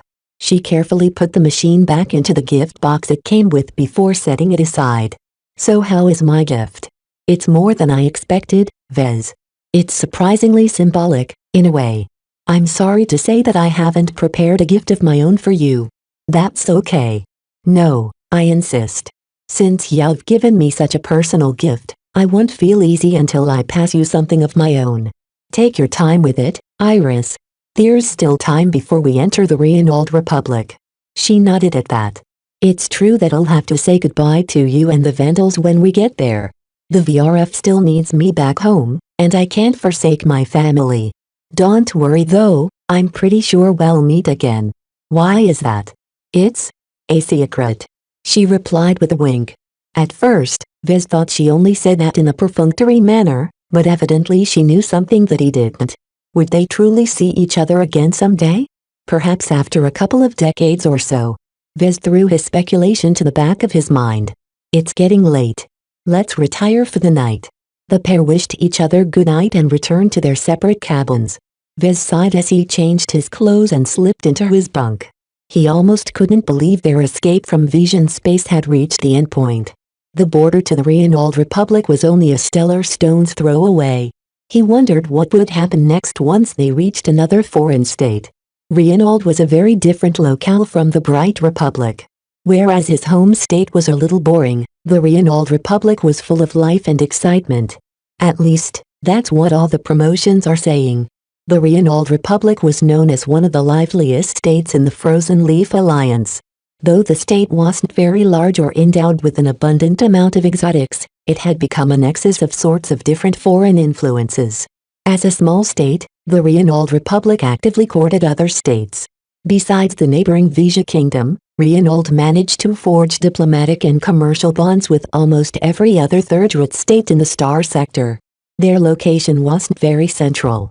In fact, it was actually a little troublesome to reach Reynolds because there weren't any port systems in the vicinity. To some people, this was an advantage. The Reynolds Republic played host to many ventures of dubious legality. Thieves and gangs mingled with suspected pirates in Reynolds' extensive gray and black markets. Whenever someone needed to get their hands on something dirty, they took a trip to Reynolds. For some reason, the MTA hadn't cracked down on all of the shady dealings that took place there. Some believe that the MTA tacitly contended to such trades as long as it wasn't too excessive. If the MTA decided to stomp on Reynolds' illegal markets, the problem would only go somewhere else. In the thousands of years since humanity expanded into space, crime and piracy always accompanied their rise. Even the MTA can't do everything. Chapter 571 Lively Reynolds tense negotiation finally came to a conclusion. Although the terms were incredibly detailed and abstruse, the basic layout of the agreement sounded simple enough. First, the flagrant Vandals officially handed their custody over Venerable Foster to Peace for Hafner. In return, the flagrant Vandals received a large amount of wealth and resources as well as undisclosed benefits in the Reynolds Republic. The former two quenched the severe shortages that crippled the Vandals from restoring their battle strength. The Vision rebel group generously paid the Vandals a fortune in Reynolds marks. Even though 2 marks was only worth 1 bright credit, the Vandals still received a considerable sum, though no one leaked out the exact figure. As for the latter, no one questioned why Peace for Hafner was able to accomplish this promise. While the Reynolds Republic opened its doors to every foreigner, that didn't mean they enjoyed a level playing field. Native Reynoldans withheld many privileges that foreigners needed to work for in order to enjoy them. These privileges included lower tariffs, less onerous taxes, fewer import and export restrictions, lower waiting times, residency permits and so on. According to Iris, while Reynolds famously levied low tax rates, they were famous for nickeling and diming numerous conceivable charges. If any Reynoldan thought they could charge a fee for something, they would assuredly set a price for it. Most of the more ridiculous charges only applied to foreigners, of course. This gave first-time visitors a huge shock once they found their bank accounts empty. Still, the flagrant Vandals still got shafted. The Vandals needed to repay the generosity provided by Peace for Hafner. Their preparations, intelligence gathering and acts of sabotage all contributed to the capture of Venerable Foster. Even though the Vandals suffered a disproportionate amount of losses, they had been pressured into giving up more meat to the sock puppet rebel group. Peace for Hafner undoubtedly gained the most out of this trade. Their investment was fairly minimal, all considered. All of the subversive actions they performed during this operation had already been laid out far in advance. It took time to get the right people in the right positions. Besides a handful of highly placed spies, most of their agents were disposable. Thus, through a minor effort, they reaped a huge reward. An extremely talented expert pilot in the form of Venerable Foster was worth at least twice as a fully mature expert pilot. Her potential and growth rate was astounding, so much so that everyone at the negotiation table regarded her as a potential ace candidate. Once Peace for Hafner had taken over custody of the expert pilot, they hashed out a second agreement with the Hafner Duchy in turn. Although it would have been better in the long run for them to kill or keep Venerable Foster captive, they couldn't resist the enticement of rich rewards. They already provided a lot of compensation to the flagrant vandals. If they didn't make up for their losses, they won't be able to call themselves proper Reinhold and Saham, Hafners. The vandals didn't get to hear the exact details of their agreement, but Vez could imagine that the Hafner Duchy bled a pretty penny. However, Vez also admired the farsightedness of the Duke of Hafner, who currently suffered a lot of reproach from the rest of the kingdom. The value of a future ace candidate was immeasurably high, but that was only a faint possibility at best. For Hafner to grit their teeth and submit to naked extortion from a rebel group that had long been a thorn in their side, their foresight was very great. Fortunately, this didn't concern the Vandals very much. The Hafner Duchy was situated on the wrong side of the kingdom. If Venerable Foster ever became a scourge, she would definitely vent her fury on Reinhold's proxy forces first. As for the Vandals, they were just a bunch of small fries in the greater scheme of things. The Vandals kept their heads down throughout the final leg of their journey. After making use of the free passage offered by the Hafner Duchy, they met up with ships affiliated with Peace for Hafner and physically transferred over their prize. In return, the Vandal ships loaded up their cargo holds with lots of critical materials. One more important event took place at that time. The Vision Revolutionary Front recalled their liaison. An unremarkable corvette arrived in the star system within Reinhold's borders and parked next to the Shield of Hispania. Down at the combat carrier's hangar bay, Iris stood beside a shuttle. A pair of luggage coffers floated behind her, though she still held onto the gift box that contained a miniature mech. "I can't believe I lived through all of the excitement." She sighed as she recalled what they went through. It's a wonder the flagrant vandals managed to stay alive after surviving all of those battles. Vezet accompanied her down the hangar bay. He shook his head when he heard her words. "This is a only-off occasion for the vandals. I don't think they'll pop up in the news after this. Every serviceman is tired to the bone. I hope Major Verrill cuts his men some slack after we arrive at our final destination. Everyone is looking forward to spending some time on Reinhold's famous pleasure planets to recuperate." Reinhold profiled itself as a dangerous but alluring state. The people that tended to visit the Little Republic longed to experience some excitement in their lives. Through visiting the same planets frequented by pirates, dark mercenaries and gang members, they gained the opportunity to sample a life where someone might get rich overnight, only to receive a laser beam through their heads the next day.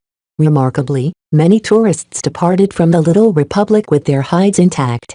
The same could not be said for their bank accounts, but when it came to personal safety, Reinhold was surprisingly strict in performing their due diligence. Income from tourism was one of the legs that supported the scrappy little state. Iris directed her luggage coffers to float inside the shuttle and secure themselves onto a rack. She then turned back to Vez. "I hope you enjoy your time in Reinhold. Remember not to fall into a debt trap. You don't want to know what happens when you run out of money in Reinhold space." "What about you? Where will you be going?" "I'm heading back to Vision space, though the corvette you'll be boarding won't be crossing into Hafner. Their troops are still on high alert, you see." "Understandable. Have a safe journey, then." "You too." Vez waved her shuttle goodbye as it lifted up from the deck. The stubby vehicle zipped through the energy screen that shielded the ship's interior from the ravages of space. I wonder what is next in store for the vandals. The next days, Vez busied himself with sorting out the abundant amount of materials provided by the rebels. The mech technicians already started repairing some of their more heavily damaged with the help of newly fabricated parts. In the meantime, every serviceman started looking forward to some much-needed shore leave. Reinhold's openness to foreigners allowed the battered and limping Verrill task force to relax. For the first time in 2 harrowing months, they didn't have to scurry like rats in the forgotten corners of the galaxy. They could openly navigate towards brighter stars that was easier to reach via FTL. Instead of making multiple short hops, Their FTL drives could traverse the same distance in a single larger jump. Thank the heavens! An engineer cried out in relief one day at the mess hall. Our FTL drives are awfully worn out. Compressing so many hops in a short amount of time will do our drives no good. Every ship needs some time in the yard, but our logistics ships are in an especially critical state. The Beggar's Bounty and the Liniver Swan both relied on jury-rigged FTL drives spec'd for a different class of starships. Though the chief engineers managed to keep the logistics ships together, their incompatible FTL drives were endless sources of trouble.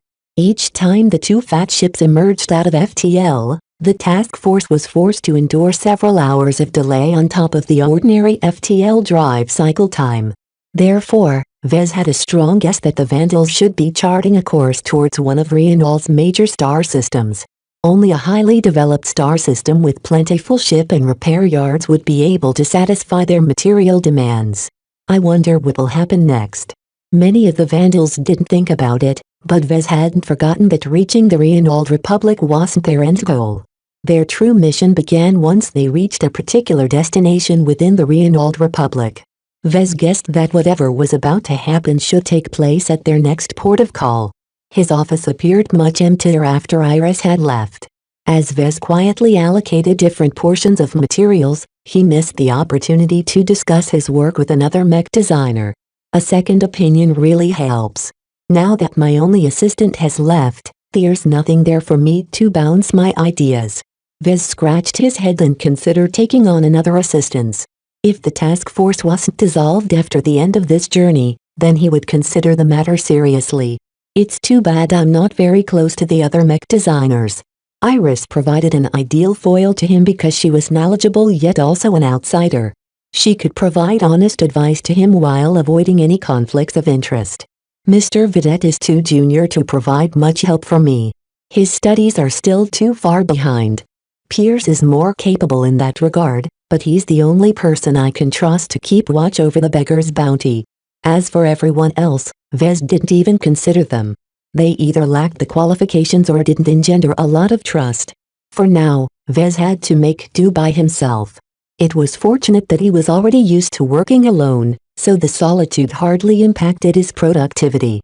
He still reminded himself to stop relying on himself all the time when he went back to running his own business.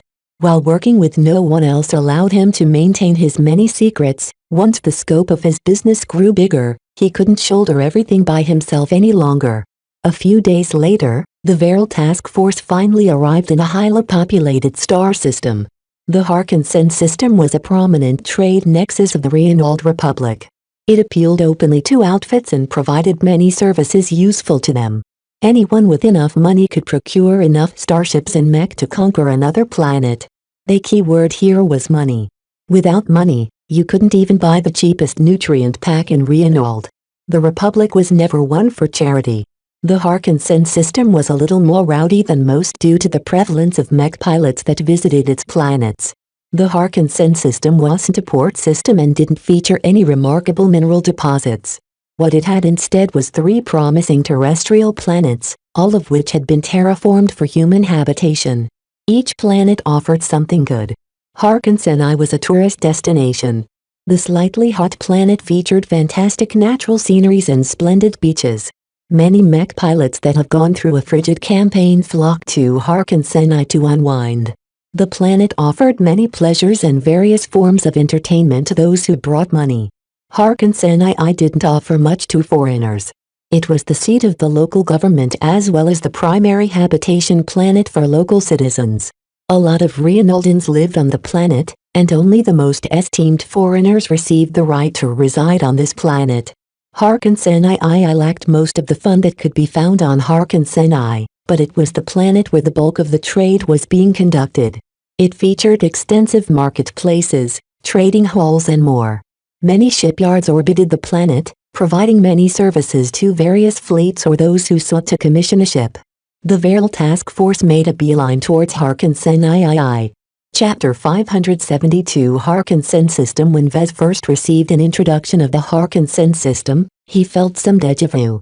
In his eyes, the Harkinson system was the poor man's version of the Bright Republic's Bentheme region. Harkinson II is a pale copy of Bentham. Harkinson II is like Rittersberg but a bit less snobby. Harkinson II is like Moira's Paradise but without the aquatic culture. Still, copies or not, each of the planets provided something different to the star system.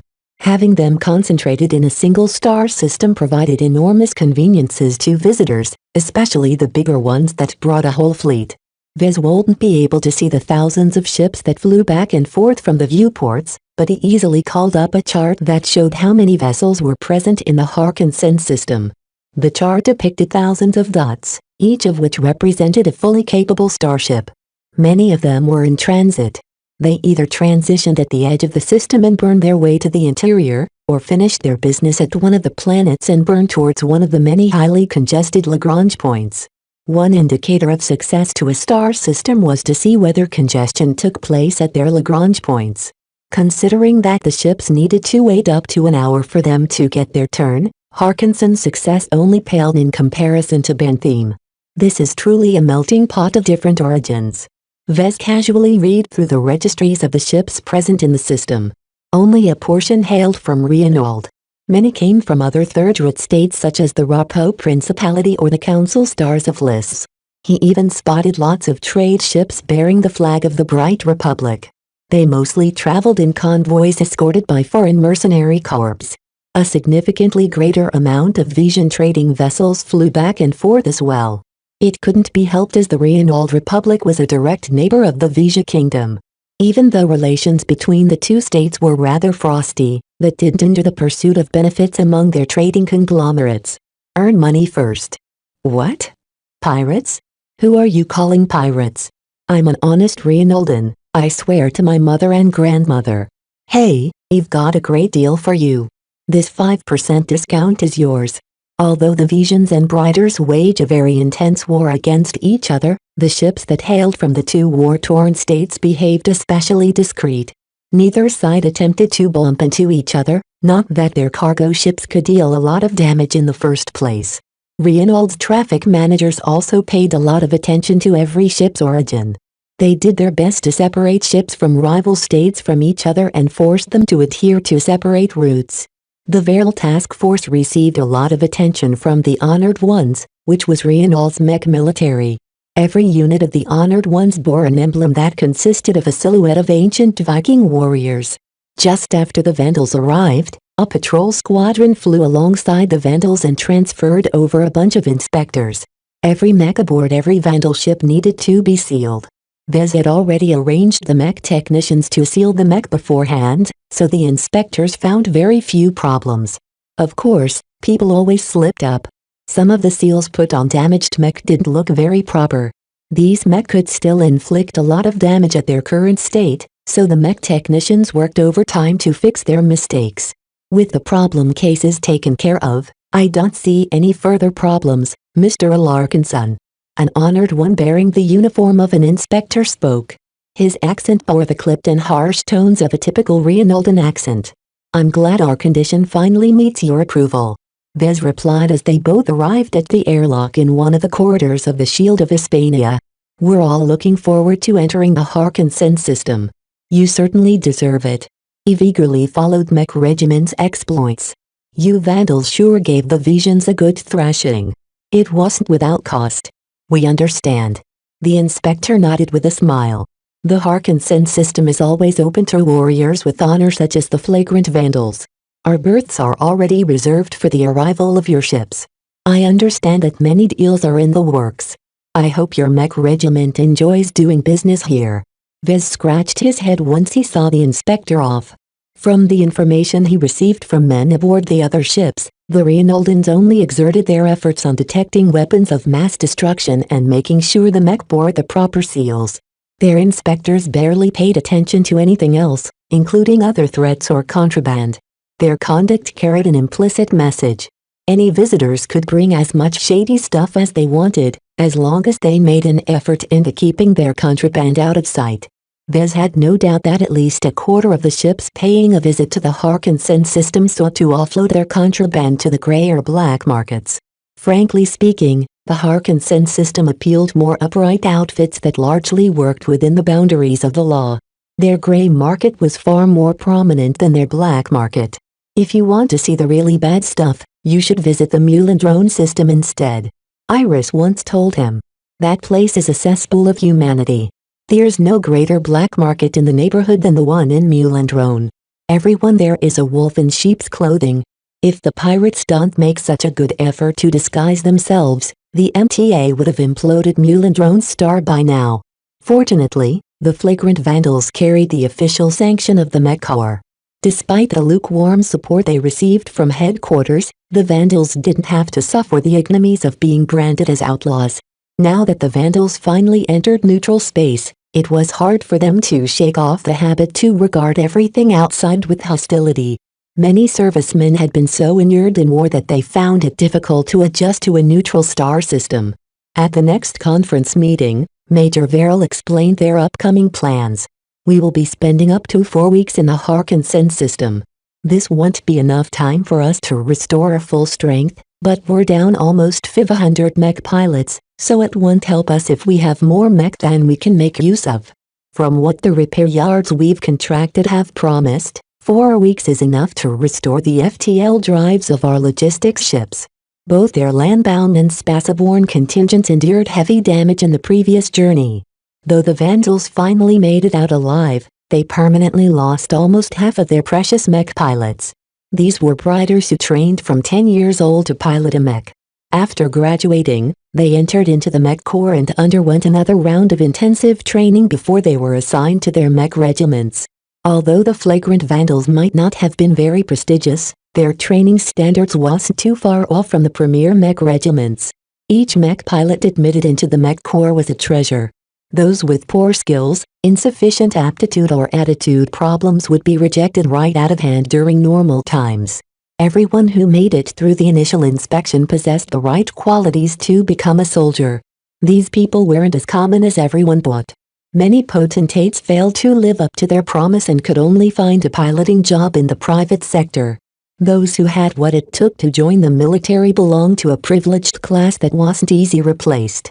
The shortage of qualified mech pilots pained the Vandals who attended the meeting.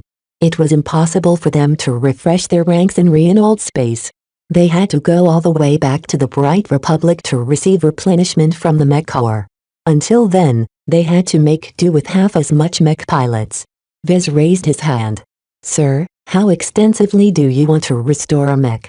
Do you wish to contract out their repair to the workshops on Harkinson III, or do you want to keep it in-house? At the end of our downtime, I want to see 500 pristine mech. Major Verrill grinned savagely at Vez. It's very important for us to pair each mech pilot with a mech that is ready for war. Since it's unlikely we can accomplish this aboard our own ships while they are all under repair, we'll have to resort to outside workshops to do the work. Are the Reynoldians principled enough to repair our mech without fudging them in any way? To be honest, sir, everything you've heard about the Reynoldians makes me think that it's better to keep everything under our control. You make a fair point, Mr. Larkinson, but we aren't strangers to doing business with the Reynoldians. As with everything, whenever possible we should trust but verify. The workshops and shipyards that we are working with have already agreed to let Vandals observe their work. This is important as many components integrated within our ships and mech are rather sensitive. We'll let the Reynoldians take care of the less important repair work while our own men will perform the critical repairs. That sounded like a messy arrangement to Vez. This is going to be difficult to arrange, sir. We'll have to rent a secure workshop on the surface of Harkinson III to do all that work. Then it is a good thing you have a lot of experience in this area. Since you've founded a mech business before, setting up a temporary workshop won't be any trouble. Vez smiled thinly at Major Verrill. I will do my best, sir. Major Verrill turned to a more anticipated matter. Let's move on to shore leave. We'll be adopting a rotating schedule for every Vandal. No one is accepted from this, not even you, Chief Avanian. Go have some fun on Harkinson I practically order it. Perhaps you will finally see how much renown we've gained in the greater galaxy. Some other staffers stepped in to lay out a detailed schedule for shore leave. Everyone pretty much enjoyed a 12-week period of downtime where they could do as they pleased. Those who wanted to enjoy a pure vacation would doubtlessly flock to the entertainment paradise of Harkinsenai. Every vandal received a fixed salary in bright credits which they could easily convert into Reinolden marks. With the bump in payments due to serving during wartime, no one should be short on money. Those who couldn't divorce themselves from mech could hang around at the endless amount of mech pilot establishments on Harkinsenai. The third planet from the sun also featured a robust mech dueling scene.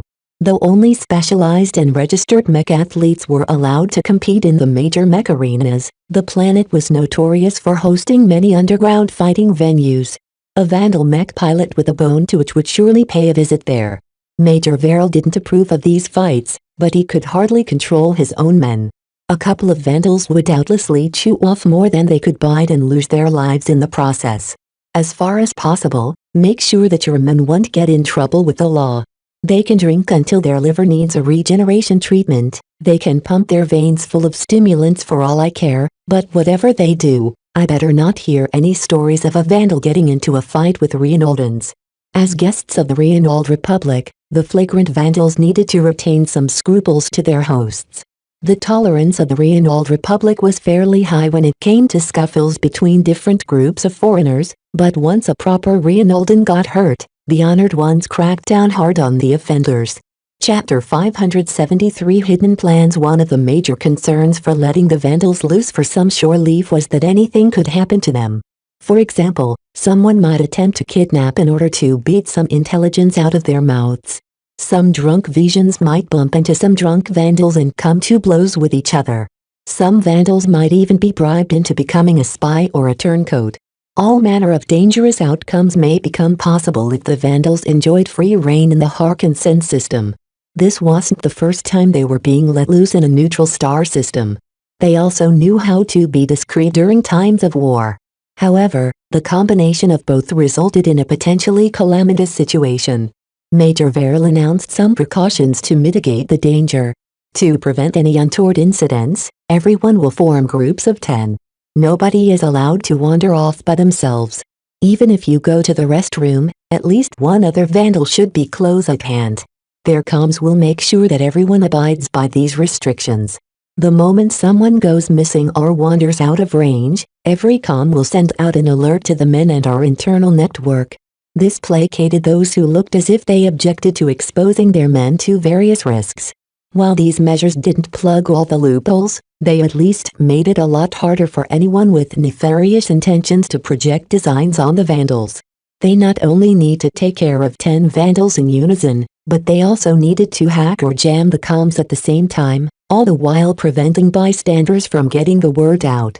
As long as the groups of vandals lingered in public areas, they wouldn't be exposed to too much risk. Vez knew that much of their confidence lay in their militarized comms, which contained a lot of strong capabilities. Usually, the servicemen could only access a couple of core functions on their comm. Features such as browsing the galactic net, taking notes, sending messages to someone or even playing some games would be locked behind a stringent set of rules. Unless someone reached a high rank or received permission from a senior officer, they wouldn't be able to get up to mischief with their comms. This mistakenly gave the vandals the impression that they wore the cheapest and most basic model of comms. The truth was very different. Vez estimated the cost of the comms to be at least 500 times more expensive than a standard civilian comm model. The vandals fabricated the comms in-house, so Vez based this valuation from the expensive materials and trace amounts of exotics incorporated in the wrist devices. Paired with exclusive software, these comms resisted jamming and intrusion much more effectively than any civilian comm model. In addition, their networking range reached across an entire city as long as they received a little assistance. Any attempts to pervert them would require a supreme hacker or a large-scale effort that couldn't be hidden. The military comms doubtlessly possessed a lot more functions than that, but Vez didn't have the qualifications to know anything more. Information about the comms and any other restricted technology used by the vandals was only available on an talk now basis. There will be vandals who will wish to wander off regardless. A mech officer said. I know the lads. Some will want to sneak off to the underground arenas. Others crave more extreme pleasures. They can do what they want, but only if all 10 of them go. If someone wants to take a risk, either they rope their entire group, or nobody goes. As soon as someone separates from the group, the rest of the group will be penalized and have their shore leave cancelled immediately. As for the wayward vandal, well, send out a batch of security officers to haul him back and throw him into the brig. Very practically, Major Verrill mentioned nothing about visiting the less than legal establishments in the Harkinson system. Considering that most tourists visited the Harkinson system to enter these shady joints, the commanding officer could hardly prevent his men from following suit. It was a good thing that the Reinaldans in the Harkinson system developed a reputation for safety. The honored ones maintained law and order in the light, while various Reinaldan cardinals did the same in the dark. No Reinaldan wanted to upset the apple cart. The rest of the meeting devolved into assigning different tasks to everyone. Even though every serviceman enjoyed a 12-week vacation, the entire personnel roll would only get to enjoy it on a rotating basis. This meant that at least half of the vandals remained at their disposal. Captain Rakeshire, I'd like you to do the usual and supervise the repair and refit process of our ships. Consider it done, Major. The ship captain saluted. However, 4 weeks isn't enough time to complete all the repairs. We need to set some priorities. Focus on the basics first, Captain. Increase the reliability of our ships. They need to be ready to keep going for at least a year without requiring another stint in the dreadnoughts. Understood, sir. The current duty of the ship officers was to babysit the ships while they underwent repairs. Many of the combat carriers sustained an extensive amount of surface damage, so their entire shells needed renewing. The 2 logistics ships urgently required new FTL drives as well. All of this work needed to be done in conjunction with the repair yards orbiting Harkinson III that offered their services to anyone that paid. Of course, the vandals could just hand over the ships to the repair yards and call it a day, but letting Reinaldans crawl over their ships without supervision was a recipe for disaster. Even if the shipwrights behaved honestly, someone might still attempt to sabotage the ship or cut some corners. The worst outcomes would be to derive the exact blueprint or embed spying devices deep within the structure of the ships. A vandal needed to be present every step of the way. They also had to undertake the tasks that outsiders shouldn't meddle with. This required lots of manpower, so even if half of the personnel roll didn't get to enjoy their vacations, they shouldn't be short of work. Vez already received his own duties earlier. He would be responsible for managing the mech, much of which required extensive repairs and refit as well. He couldn't do this alone, so he received permission to call up as much mech technicians as he required.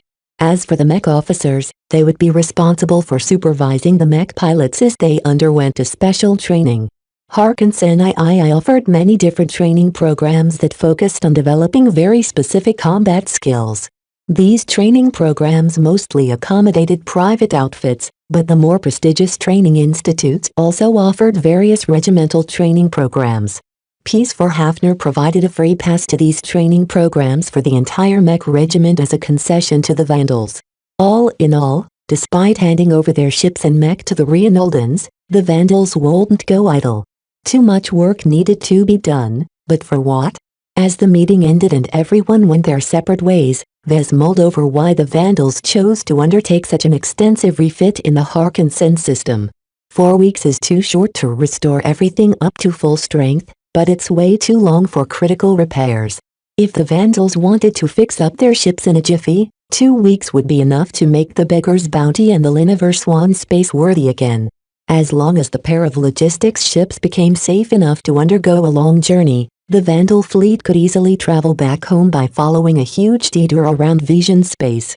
Yet for some reason the Vandals planned something else. Vez started to guess that the Vandals might not be going home anytime soon. 4 weeks devoted to restoring the combat capability of the task force meant that they would be ready for another operation immediately after. While there was no way the Vandals could supplement 500 mech pilots all of a sudden, their current strength was still sufficient to perform some missions that required less mech. Vez strongly believed the Vandals ran other plans. He hadn't forgotten about Lord Javier and his unannounced captivity on the Shield of Hispania. There was no way that Javier would stay aboard the combat carrier when she entered a repair yard. Perhaps bringing him to the Harkinson system is the entire point of the journey. The Harkinson system provided lots of services. All sorts of influences congregated here as well. While the Reinaldan cartels held sway over Harkinson's underground, many other gangs maintained a small presence in their markets. He could guess all day for the reasons why Lord Javier needed to be brought to the Harkinson system. Vez obviously wasn't included among the innermost circle. He didn't even know who was privy to the truth, though Major Verlin and Captain Rakeshire would definitely be among their ranks. Perhaps their stay in the Harkinson system might not go quietly at all. Lord Javier was not a regular noble and obviously knew some very important secrets. He'll have to take precautions. First, he returned to Lonely Office. Right now, he needed to plan for the repair and refit of around 500 mech.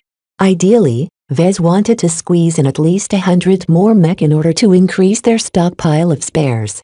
Not all mech pilots die on the battlefield. Many of them are able to eject in time. If we don't have any spares at hand, those mech pilots won't be able to re-enter the battle. During longer engagements, extra spares increased the staying power of the Vandals. In addition, spares enabled the Vandals to maintain their combat strength even after suffering a substantial amount of damage. The Vandals would be able to rotate their mech as they got damaged and repair them while the mech pilots may do with spares. Before, the Vandals hadn't been able to build up any spares. Mech constantly got damaged and mech pilots would inevitably be benched when there weren't enough mech to go around. Vez didn't want to see such kinds of waste, so he planned on restoring at least 600 mech within 4 weeks. This is an ambitious plan, but with so much power at my disposal, I don't believe I can't meet my target. The important point about this task was that Major Verrill gave Vez a lot of leeway on how to go about it. He could partner up with the same mech companies that the Vandals had contracted before, or he could shop around and find better alternatives. Vez grinned at the thought. He had founded his own mech business and grew it from a one-man operation into a multi-billion credit corporation. Although he passed over much of the administrative burden to the retainer sent by the Larkinson family, that didn't mean he remained blind to the vagaries of the mech industry. There won't be any rip-offs on my watch. He knew the business from Insidiat and could tell the scammers from the real deal.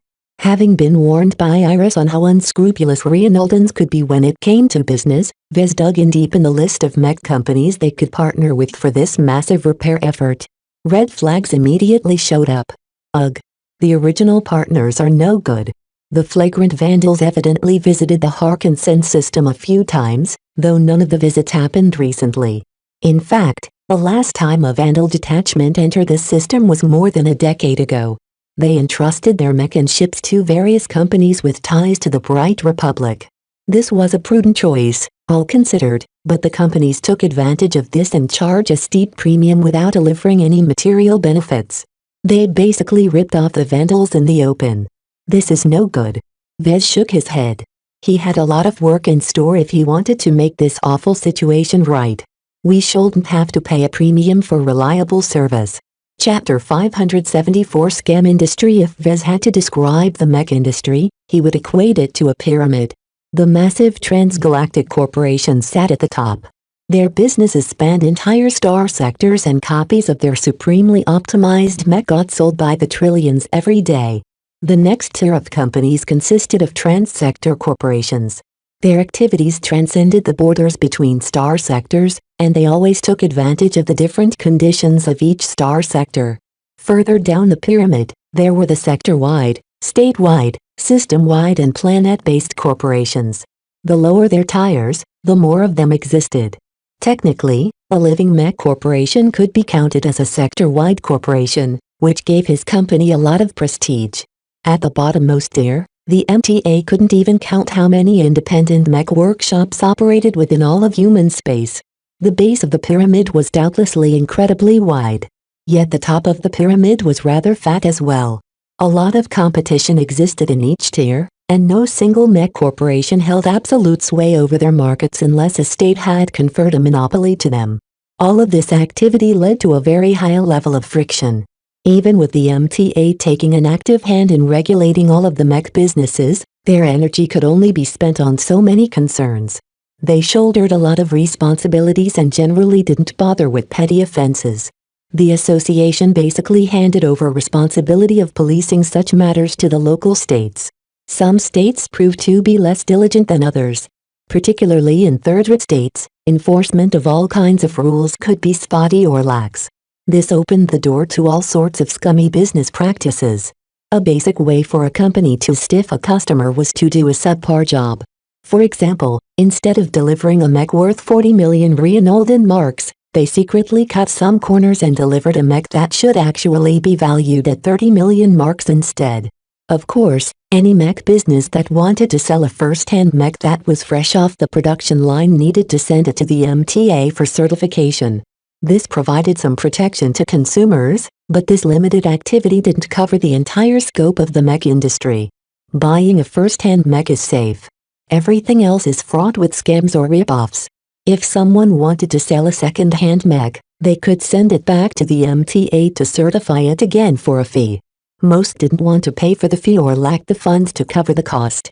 Cheapskates that wanted to have it all therefore tended to sell their second-hand mech directly to buyers through various ways.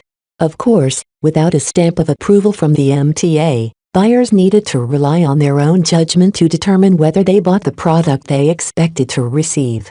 Whiny stories about customers who thought they bought a thoroughbred only to receive mule was widespread on the galactic net. If Vez wanted to have a laugh, he could always visit the forums where scam victims vented their frustrations. The second-hand mech market is fraught with both risk and opportunity. Sometimes, the seller screwed up. Either they needed to get rid of their mech in a hurry, or they didn't fully understand the value of the mech they wanted to sell. Keen buyers could easily pick up a bargain if they watched the market closely. Some fallen mech designers even shifted their careers into full-time mech appraisers to speculate on second-hand mech or advise other buyers into making a prudent purchase. The repair market is also surrounded with pitfalls. Mechs suffered damage all the time. They were primarily built for battle, so it shouldn't be any surprise for them to return in a less than pristine state. Mech technicians in the employ of smaller outfits only possessed the capacity to perform surface repairs. Anything deeper and more extensive required a full-fledged maintenance department or help from others. Lots of mech repair businesses set up shop on each planet with a large concentration of mech and mech pilots. One of the hallmarks of the repair industry was that it suffered from a rock-bottom reputation. Not only were they widely known as scammers, the sector was also plagued by a lack of capability. Those in charge of the repair work in these businesses mostly turned out to be retired chief technicians or failed mech designers. Neither of these two types of people possessed any remarkable capabilities compared to a successful mech designer such as Vez. Their prestige was low and their profit margins were even lower due to all of the competition. The only reliable repair businesses only accepted fixed contracts from long-standing customers. Since the Vandals only visited the Harkinson system sporadically, they fell outside of their ideal customer base. Vez shook his head and readied himself for a long research slog. "I'll have to go dumpster diving." He cast his sight on the larger businesses at first. Though they always charged more than their smaller counterparts, they at least had a reputation to uphold since their revenue was substantial and were responsible for employing thousands of mech technicians. The only problem is that their premium is too much. Picking a larger company wasn't necessarily a good lead. These companies ripped their customers off in more sophisticated ways. If a customer brought up any wrongdoing, the company could basically shrug them off without suffering any loss of business as long as it didn't happen too often. Many of these repair businesses also had deep ties to various organizations and influences, chief among them was the Reynolden government. The risk of bumping into a spy or informer was too high for Vez to entrust them with fixing up the Vandal mech. Even under supervision, there were too many ways for mech technicians to fudge a component or two. The smaller businesses aren't any better either. Two problems resulted from contracting the smaller companies. First, they only possessed a limited capacity. As Vez wanted to completely restore at least 600 mech, he would need to contract over 100 workshops. This kind of sprawl was too burdensome to deal with, as each workshop only employed a few mech technicians each that could only do so much work at a time. The second and more serious problem was that the smaller workshops largely remained small due to their lack of competitiveness. This mostly translated into lack of capability or incompetence. None of the mech models that the Vandals worked with were simple. The designs of military-grade mech incorporated lots of sophisticated components and systems that washed-out novice mech designers shouldn't be allowed to get in touch with. Although the smaller businesses often charged the lowest rates, in this case you really got what you paid for. Vez could likely get a better result if he entrusted the work to a monkey with a multi-tool. In addition, their lack of business made them highly susceptible to bribes. Anyone that wanted to fudge the Vandal mech could easily throw a bag of Reynolden marks at these money-starved beggars. The bag didn't even have to be too big to get a good result. This leaves me with the mid-range repair businesses. Overall, the mid-sized companies fell between the two extremes in terms of pricing and other criteria. Vez judged that most employed sufficiently competent mech technicians to perform competent repairs. Yet he also needed to maintain his vigilance around them. They might not be as shrewd as their larger counterparts, but having grown to such a scale gave them a good instinct of how far they could push the boundaries. Picking the right companies involved a careful selection process where Vez had to dig through the details of each company within the right range. Harkinson III possessed quite a lively mech scene that wasn't too worse off compared to Bentham, so he had about 100 companies to consider. Rick's Repairs, Lovo Opto Mech Restoration, The Mech Fixers, Argulant Workshop, the names went on and on. Most of the official data only told an incomplete story to Vez. He had to dig deep in the galactic net to get a better picture of their business practices.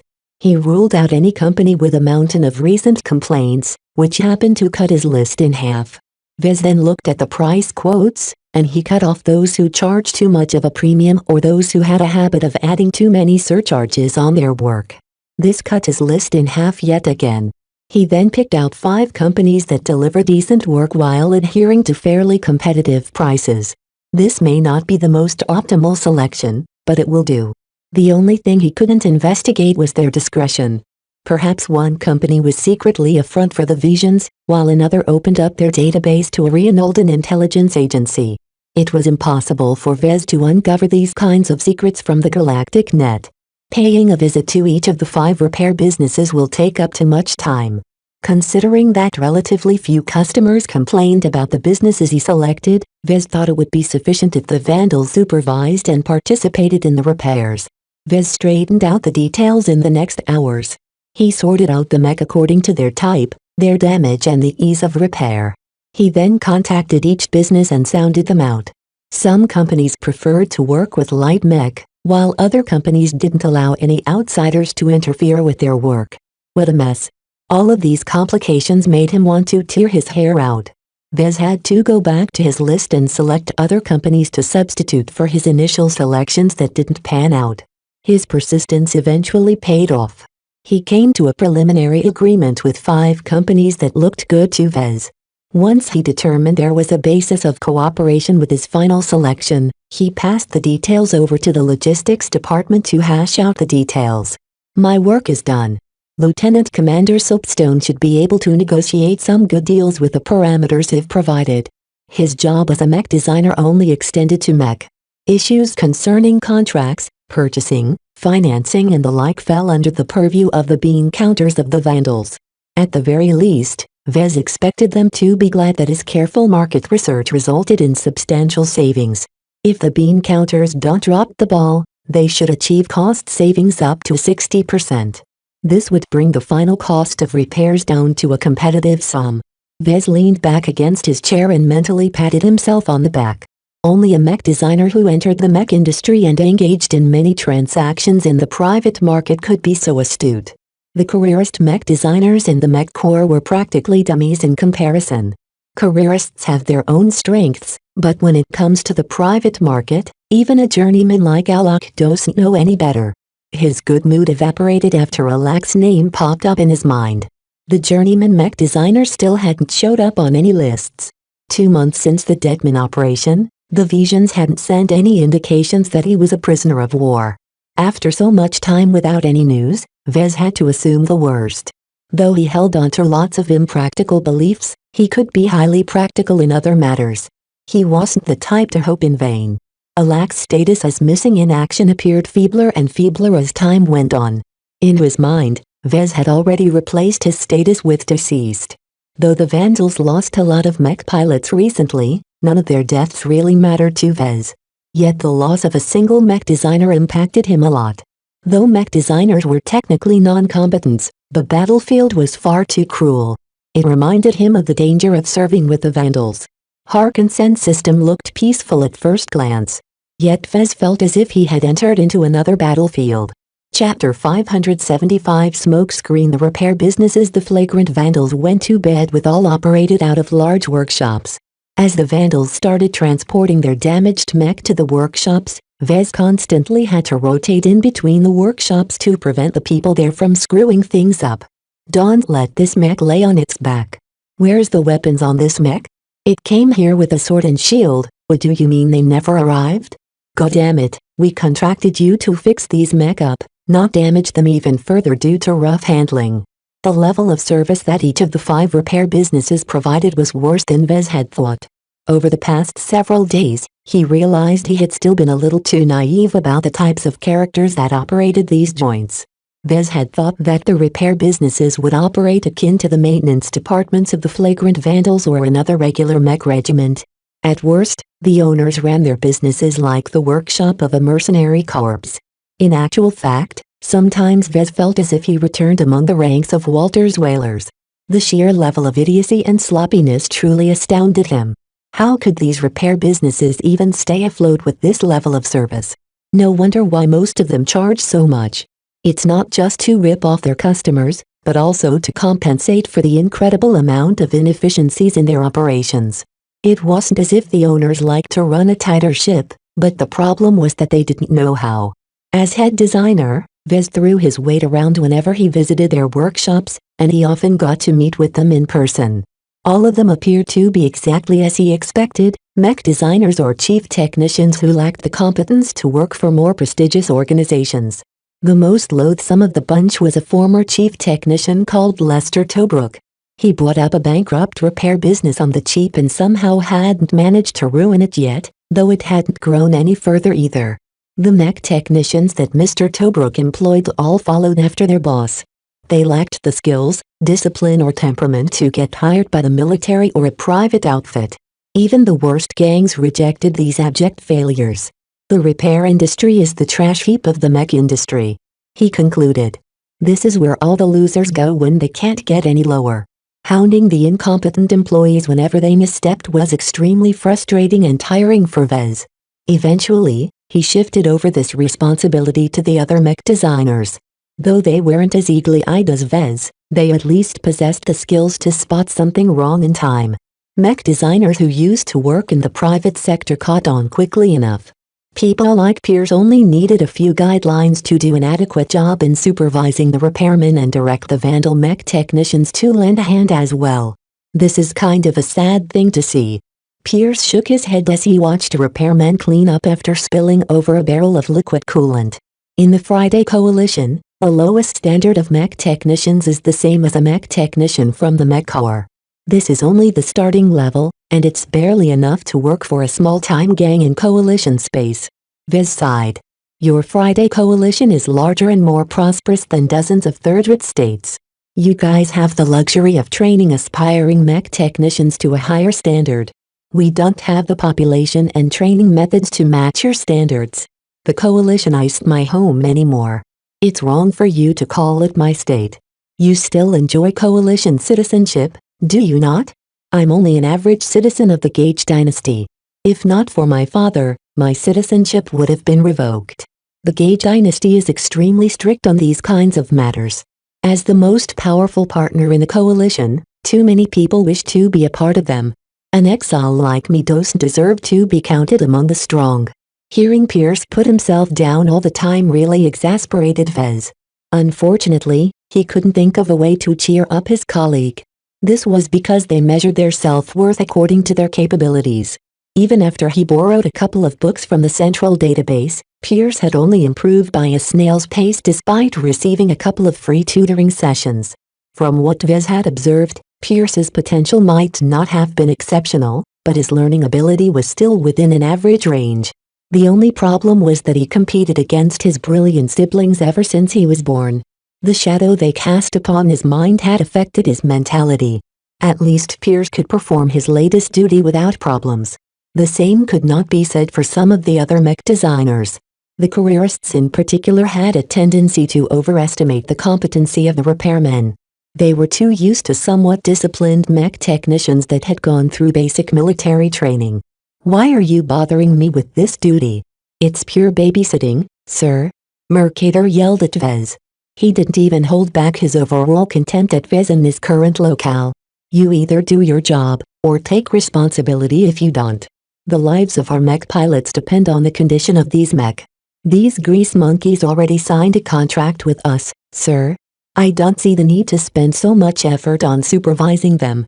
It's redundant." Well, the Vandals won't be able to ask for refunds from the repair companies once their mechs start to blow up all of a sudden on the battlefield. Look, if you don't care about the welfare of our mech pilots, then think about who will be held responsible. This shut the other fellow up. Mercator couldn't afford to have too many stains on his record if he wanted to climb up the ladder. After sorting out the careerists, Vez took a step back and let the other mech designers be the main people on point. Though a lot of mistakes still occurred, everything went according to schedule. Planning everything out took a lot of effort from him.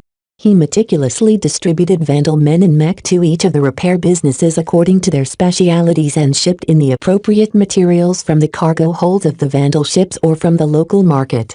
It was a good thing that Peace for Hafner rewarded the Vandals with a lot of Reinolden marks. The Vandal logistics officers must have anticipated their need. Everything became easier in the Harkinson system once you threw some hard currency around. The only thing that money couldn't buy was an honest Reinolden. Vez sighed. Negotiating for the first batches of materials had been especially arduous. "What's troubling your mind?" Chief Hain asked as she overlooked a large hall where up to half a dozen Vandal mech were being stripped. "I'm thinking about how much time and effort we've wasted on negotiating with the Reinoldens. If you don't make a stand, they'll walk right over you. That's the Reinold Republic for you. This isn't the first time I've been here. It's a lovely place if you can ignore the ugliness that goes around. Take advantage of your shore leave and see what the Harkinson system has to offer. I guarantee you won't be disappointed. I'm worried that everything will go to hell once I'm gone." Vez smiled sardonically. "Why are the higher-ups insisting on granting us shore leave in a foreign state? There's nowhere we can go that is truly safe, and don't forget that the Vija Kingdom is right next door." The chief snorted. "Sounds kind of stupid now that you think about it, right? If you've been with the Vandals for a while, you'll learn that we don't do things so simple. Let me ask you this. How many servicemen did we bring to the Harkinson system? It took a lot of people to run a mech regiment. While the advantage of mech to states was that it required a lot less logistical support to field them in battle, they still required lots of support personnel to take care of matters that mech pilots simply couldn't. When Vez added up the mech technicians and ship officers that supported the mech pilots, he came to a very substantial figure. The Veral task force comprises over 10,000 servicemen by my count. Close enough. Now, the way the higher-ups staggered our leave periods, there's always going to be half let out in the wild. So there's going to be at least 5,000 little Vandals running around on Harkinson I or Harkinson III. A light went off in his head. I see. It's actually a distraction. Just like when we split up the main fleet in the Ditman system. One element is a distraction while the other element is vital to completing the mission. The flagrant Vandals certainly loved to employ this strategy. Vez reminded himself about Lord Javier. Sneaking off a hot potato like a captured Vision noble with massive secrets would be very hard to do in normal circumstances. Vez silently narrowed his eyes as his thoughts went over the situation as he understood it. If Lord Javier was a regular prisoner, the Vandals wouldn't have gone through the bother of stuffing him in a hidden compartment aboard the Shield of Hispania. Obviously, taking custody of Lord Javier was not a trivial matter at all. The Vandals tried their best to suppress any news of who they kept in captivity. This basically meant that others desired Lord Javier or the secrets in his mind as well, and weren't afraid to fight the Vandals if it meant they could get the valuable prisoner in their hands. In such a dangerous circumstance, letting so many Vandals loose made a lot more sense. The collective movement of the Vandals was a giant smokescreen that obscured the real intentions of the higher-ups. Do you think will be easy to keep tabs on? Chief Hain continued. If you rule out the Reinaldan government, every other influence needs to be discreet and only possesses a limited amount of agents to perform covert actions. Wouldn't they have a headache trying to find the right target to tackle? Vez mentally applauded such a devious plan. Although following around 500 groups of 10 was a lot easier than tracking 5,000 individual vandals, moving in groups also allowed the most critical group to bring Lord Javier to another destination in disguise. Besides, any group of 10 wouldn't be easy to deal with considering that most vandals knew how to throw a punch. One benefit the vandals enjoyed was that they were allowed to carry limited small arms such as pistols out in the open. This was another concession received in reward for capturing and handing over Venerable Foster. Average tourists couldn't even dream of obtaining this privilege.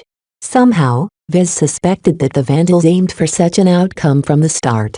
The whole thing about capturing Venerable Foster is a sideshow. They lost almost half of their landbound mech pilots to capture an expert pilot without their own expert lending a hand. This was a feat of near legend. To outsiders, capturing an expert pilot while losing hundreds of average mech pilots was a definite win. Yet the significance of this hard-fought victory was only a means to an end. This overly transactional way of running things detested Vez somewhat. It was an approach that treated the lives of servicemen like chess pieces. Maybe that is what it takes for a leader. In order to complete the mission, you can't afford to be soft-hearted. War assets such as mech are meant to be spent on the battlefield. As long as the fighting nets you a greater return, the sacrifices are worth it in the end. Vez branded this lesson in his heart. It was inevitable that he would wield his own influence someday. Perhaps he would have to weigh the same kind of decision as well. Chapter 576 Sudden Procurement. Vez chose to take his shore leave in the final 2 weeks of their stopover in the Harkinson system. He wanted to spend the first 2 weeks into making sure the repair work stayed on track. Dealing with slimeballs like Lester Tubrick or keeping the Vandal mech designers and mech technicians alert was a lot of work. Without his intervention, the massive repair effort would have suffered massive delays. Forget about repairing 600 mech on time. Fixing up just 300 mech would have been a miracle. His cognition of the repair industry grew by leaps and bounds as he shuttled through the various companies the Vandals had contracted. Once he became more familiar with their circumstances, he grew a little more understanding of their difficulties. Do you think it's easy for us to work with thousands of different mech models on an annual basis? We get every shape and size of machines in our hands, all of them using a billion different parts. Tobruk snapped at Vez one day. The only person in the galaxy who can master so many different mech is the polymath. Don't expect mortals like us to match that kind of versatility. Vez wasn't fooled. The fat bastard simply put up an act in order to weasel his way out of another problem of their own making. Your stance is fine if you're running a maintenance department for a mech regiment or a private outfit, but you're not. You are operating a repair business. I didn't see you lying when you signed the contract. If our mech models are baffling your men so much, then you should have thought twice before accepting our demands. Mr. Tubrick wiped the sweat off his brow. Mr. Larkinson, can't you be more merciful to us? The troubles I've mentioned are truly affecting our work. Out of all the mech regiments that I've worked for, yours is one of the worst. Not only are all your mech completely battered down to their internal frames, you also make use of too many different mech models. There's no way for my men to learn the ins and outs of a mech model and apply a set routine on other copies. We're not asking you to perform the most difficult repair jobs. That's reserved for our own mech technicians. If you can't even do the simplest repairs, then it's a wonder you're still in business. We can do better. If you would just transfer some extra funds to us, I know a few friends who can lend us some senior mech technicians. We are not paying a single mark more than what the contract stipulates. Conversations like this happened every day. Half of the time Vez met with the owners, he had to reject their efforts to squeeze more money out of the Vandals. Perhaps this was a deliberate Reinaldan custom of eliciting bribes, but Vez had enough confidence in the contract to stick to his guns. After 2 weeks of close supervision, the repair businesses learned that Vez was not an affable sucker. Whenever owners such as Mr. Tubrick did business with a military mech regiment, They were used to dealing with careerists with zero business acumen or military officers with access to a virtually unlimited budget. If flagrant vandals maintained a cordial relationship with the Mech Corps, then they would have accepted an inflated price quote without blinking a single eyelid. After all, they could push all of their expenses onto headquarters back on Rittersburg and have them pay the bills. No wonder the repair businesses attempted to levy ridiculously high surcharges at the start. For example, they attempted to bill the vandals 500,000 marks for a single cockpit seat replacement. What a luxurious chair! And the repair business claimed the cost was justified because it used authentic leather from an alien creature. Vez only needed to run his finger on the seat to know that the chair was covered with synthesized leather made out of cheap waste materials. It took a week to stomp on such attempts, and another week to teach the vandals to watch out for these kinds of scams.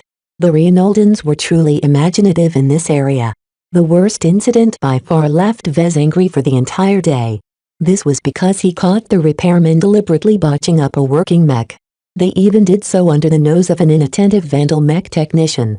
The culprits would have gotten away with it if Vez failed to recognize the deliberate marks of sabotage. The business owner had to let the repairmen involved in the incident go, and promise to be more diligent next time. Days like this, Vez regretted getting into bed with the medium-sized repair businesses. He vastly preferred working with the larger businesses even if they charge a significant premium. At least they could be relied upon to deliver a satisfactory job. Is the repair industry truly so scummy, or is the local business culture at fault? He believed that both played a part. Each reinforced the other, turning slightly scummy businesses into scam factories. It didn't help that many of the outfits that did business with the repair businesses on Harkinson II came from elsewhere.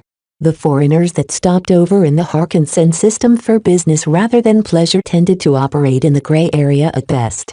They mainly arrived at Harkinson to dispose of their ill-gotten goods in one of their many shady markets. Outfits like these weren't used to high-quality service. Scummy business practices was a daily fact of life for them. This was the price they needed to pay for profiting from the shadow or the dark. It all highlighted the fact that despite its legal veneer, the Harkinson system was actually a hive of scum and villainy. What a dangerously two-faced star system. While he disliked dealing with these kinds of incidents, he couldn't help but admire Harkinson's overarching design. There was no doubt that the small and weak Reinald Republic derived a lot of revenue from both tourism and commerce involving mech. This was probably one of the many ways in which the Harkinson system narrowed its disparity to genuine port systems such as Bentham. Fortunately for his sanity, besides rotating among the repair businesses, Vez also undertook other matters. The vandals stopped over the star system for many other reasons than to repair their ships and mech. They also appeared to be preparing for the next leg of their journey. Inklings of a follow-up mission became clearer and clearer as Vez received assignments to help the logistics department procure more supplies. In particular, his help was needed whenever the planners wished to procure a batch of Mech Pacific goods. The latest shopping run involved a set of very specific and very expensive components. The matter was of such import that Lieutenant Commander Soapstone took care of it in person this time. "Mr. Larkinson," she greeted Vez as he stepped inside a rented Reinaldan shuttle. The vehicle quickly lifted off and sped towards one of the cities on Harkinson II. She handed over a data pad to Vez. "Please look at these parameters. We are in need of specialist mech equipment that isn't easy to obtain. I've scheduled a meeting with an equipment broker who can supply us with what we need, but he'll need your advice on what to purchase." Vez instantly frowned when he read through the document on the data pad. "You're looking to buy Vision MFS gravitic backpack modules? And not the regular ones either, but the heavy-duty ones that can exert a massive amount of counter-gravity. This is not something you pick up from an average mech shop. The Reinald Republic sold plenty of backpack modules that fit the Vision modular fitting standard. A gravitic backpack module was basically a giant antigrav generator outfitted onto the back of a land-bound mech. Their antigrav fields specifically work to counteract strong gravity exerted onto the frames of the mech. In general, gravitic backpacks were rather troublesome to use because of their bulk and incredibly high energy usage. This was because the gravitic backpacks effectively lightened the weight exerted onto a mech. This was vitally important for landbound mech being deployed on giant terrestrial planets with massive amounts of gravities. If an ordinary mech stepped onto a super-Earth with TGS or up, the mech was liable to crush its vulnerable internals as it walked. How could a mech even begin to fight when it couldn't even defeat a planet's gravity? Of course, people didn't often fight on super-Earths. No state went through the trouble of terraforming them and establishing settlements on the surface. The only reason why anyone would fight on a super-Earth was if the place had a lot of reach. A heavy-duty gravitic backpack module is not only 50% bulkier than the regular product, they also run out of energy extremely quickly. Going solely by their internal energy cells, they only last half an hour on a normal medium mech. We are aware of the drawbacks of heavy-duty gravitic backpacks, but we truly need them. They need to be rated to withstand up to 5 GS in atmospheric conditions. The pressure they will have to endure is very substantial. That made it worse. A super-Earth with an atmosphere basically pressed a mech from all sides. Still, this request that came out of the blue practically startled Vez. Why did the Vandals seek for specialist equipment that only the most extreme treasure-hunting outfits bought? The whirlwind that the Vandals involved themselves with became murkier and murkier in his mind. He didn't dare speculate anymore because he lacked too much information to make an accurate judgment. For now, all he needed to do was to focus on his current assignment. The set of criteria you've provided are hard to fulfill, but not impossible. The only problem is that it's going to cost us a lot. No problem. This is one of the expenses that Peace for Hafner has agreed to reimburse. That was another strange concession. The Vandals definitely didn't decide to go to a super-Earth for no reason all of a sudden. Everything the Vandals planned to do appeared to be premeditated. Vez felt as if he had been caught in a very large net. These heavy-duty gravitic backpack modules don't look bad. However, are you sure you want them? Piloting a mech with a gravitic backpack on a super-Earth introduces all kinds of weirdness to the mech affected by this technology. We are certain of their need, Mr. Larkinson. I'm sure you're curious exactly why we would seek this specialist equipment, but I advise you to keep your questions to yourself. Major Verrill will explain the full details when needed. How many are we looking to procure? Enough to outfit all of our landbound mech, and some spares besides. These backpacks break easily during combat. Let's set the figure at 400 backpacks. Vez widened his eyes when he heard that. The cost of a heavy-duty gravitic backpack wasn't as much as a high-quality mech component, but purchasing 400 of them at once was a major transaction. Since you're already asking for gravitic backpacks, are there any other novelties you want to get hold of? We might as well shop for other gear while we are there. We are going to need some high-quality transceiver towers and jammers rated for base defense. Those are easier to acquire, and they're cheaper to boot. Vez nodded with a little less tension. Anything else? Heavy-duty hazard suits. Soapstone added. If the gravitic backpack fails, we don't want to see our mech pilots get crushed. If those backpacks fail during battle, the mech will practically become inoperative under such a terrifying amount of gravity. Cockpit ejection will likely fail as well. They won't be able to fly very far under 5 times the gravity of old Earth. Our budget is limited. We will have to make do with the favors we received and the liquid funds we have left. Vez already started to groan. This sudden spending spree came completely out of the blue. Chapter 577 Lieutenant Ferre. After wrangling with the repair businesses all day for the last 2 weeks, Vez felt as tired as the Vandal mech pilots who had gone through several successive battles. The mental strain he accumulated from dealing with numerous troublesome issues wore out his patience. So by the time he finally got to enjoy his vacation, he grabbed it with both hands. Vez entered the common room of one of the dormitories that the Vandals had recently rented out. Hundreds of Vandals gathered in the morning as they waited for their group mates get out of bed and finish their breakfast. Head designer. Over here. He turned and saw a young woman waving at him. Vez approached the circle of Vandals and beheld the men and women. Every group consisted of a different mix of Vandals. There would never be a case where a group consisted entirely of mech pilots or ship specialists or the like. Whoever drafted up the lists deliberately shuffled everyone's names around so that each group represented every aspect of the mech regiment. Vez figured this must have been a method for the higher-ups to increase everyone's connection to the flagrant vandals and intensify their camaraderie. No one in the common room wore their uniforms. Besides their militarized comms, nothing on their bodies marked them out as vandals. Almost no one in the Harkinson system wore their uniforms, especially if they were off-duty. Lots of people from different states and backgrounds mingled here. If someone wearing a Vision uniform happened to walk past someone wearing a brighter uniform on the streets, lots of brawls would certainly ensue. Thus, for better or worse, no visitor advertised their origins in Harkinson. At best, they would only be able to tell each other's origin through their accents when they spoke. "Mr. Larkinson, right? I've seen you several times from afar. I can't believe I'm standing next to genius." The woman who called earlier chittered next to him. "Just call me Vez. Right now, none of us are wearing our uniforms. I'm in Scientist Kozak. I work as a junior engineer aboard the Antecedent." Vez looked at Tis with a bit more respect. The difficulty of becoming a ship engineer in this day and age was extremely high.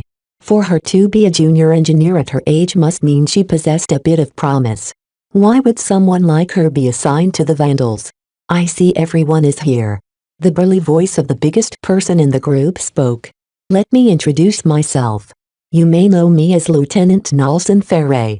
I serve aboard the Finmouth Regal in the ship security department. This means that I'm likely the most dangerous Vandal among our little gathering outside of a mech.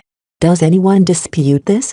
A few mech pilot types looked like they wanted to contest, but eventually they backed down.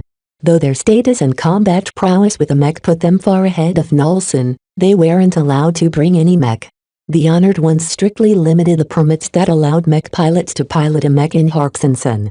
Without a valid permit, even local Reinaldans could forget about unsealing a mech and piloting them out in the open. The same regime existed in most major planets and star systems such as Bentham. If not, chaos and confusion would be rife as mech began to slaughter each other on the dime. Most training concerning mech pilots emphasized aggression, so they would usually be quick to anger and quicker to fight. Letting these wild beasts fight with their fists was one thing, but when it came to mech, an entire capital city might become ruined after a week of unrestrained dueling. "All right then." Nelson let up on his ferocity and smiled. "Forget about your former ranks and positions. We are all fellow Vandals here. Besides keeping you out of danger, I don't have any interest in bossing you around. I hope we can come to an agreement on which places to visit." The group members quickly introduced each other before they argued where they wanted to go. Vez quietly noted everyone's names and postings and noticed that besides Tis and Nelson, everyone else came from the enlisted ranks. Due to the difference in ranks, this gave Vez and the other two a bit more say than the enlisted folk, though Nelson did his best to balance each other's requests. "All right, we are in agreement then? Spend 1 week in Harkinson II before spending another week in Harkinson I." No one disagreed too much. Some of the Vandals favored spending time in Harkinson II, while others wanted to spend all of their time in Harkinson I, yet most of them wanted to spend a bit of time in both, so in the end the middle ground won out. Hashing out which places they wanted to visit was a lot more complicated. The entire group had to sit down on some benches in order to come to a consensus on a schedule they could all agree upon. This was far harder to accomplish, and it took Nelson's considerable efforts to draft up a final schedule. "All right, on our first day, we'll be visiting the shopping district of Black Bell City, the capital city on Harkinson II. I should remind you all that we won't be able to bring back anything we purchase. It was too easy to slip in some spy bug inside a gadget the Vandals brought back to their ships.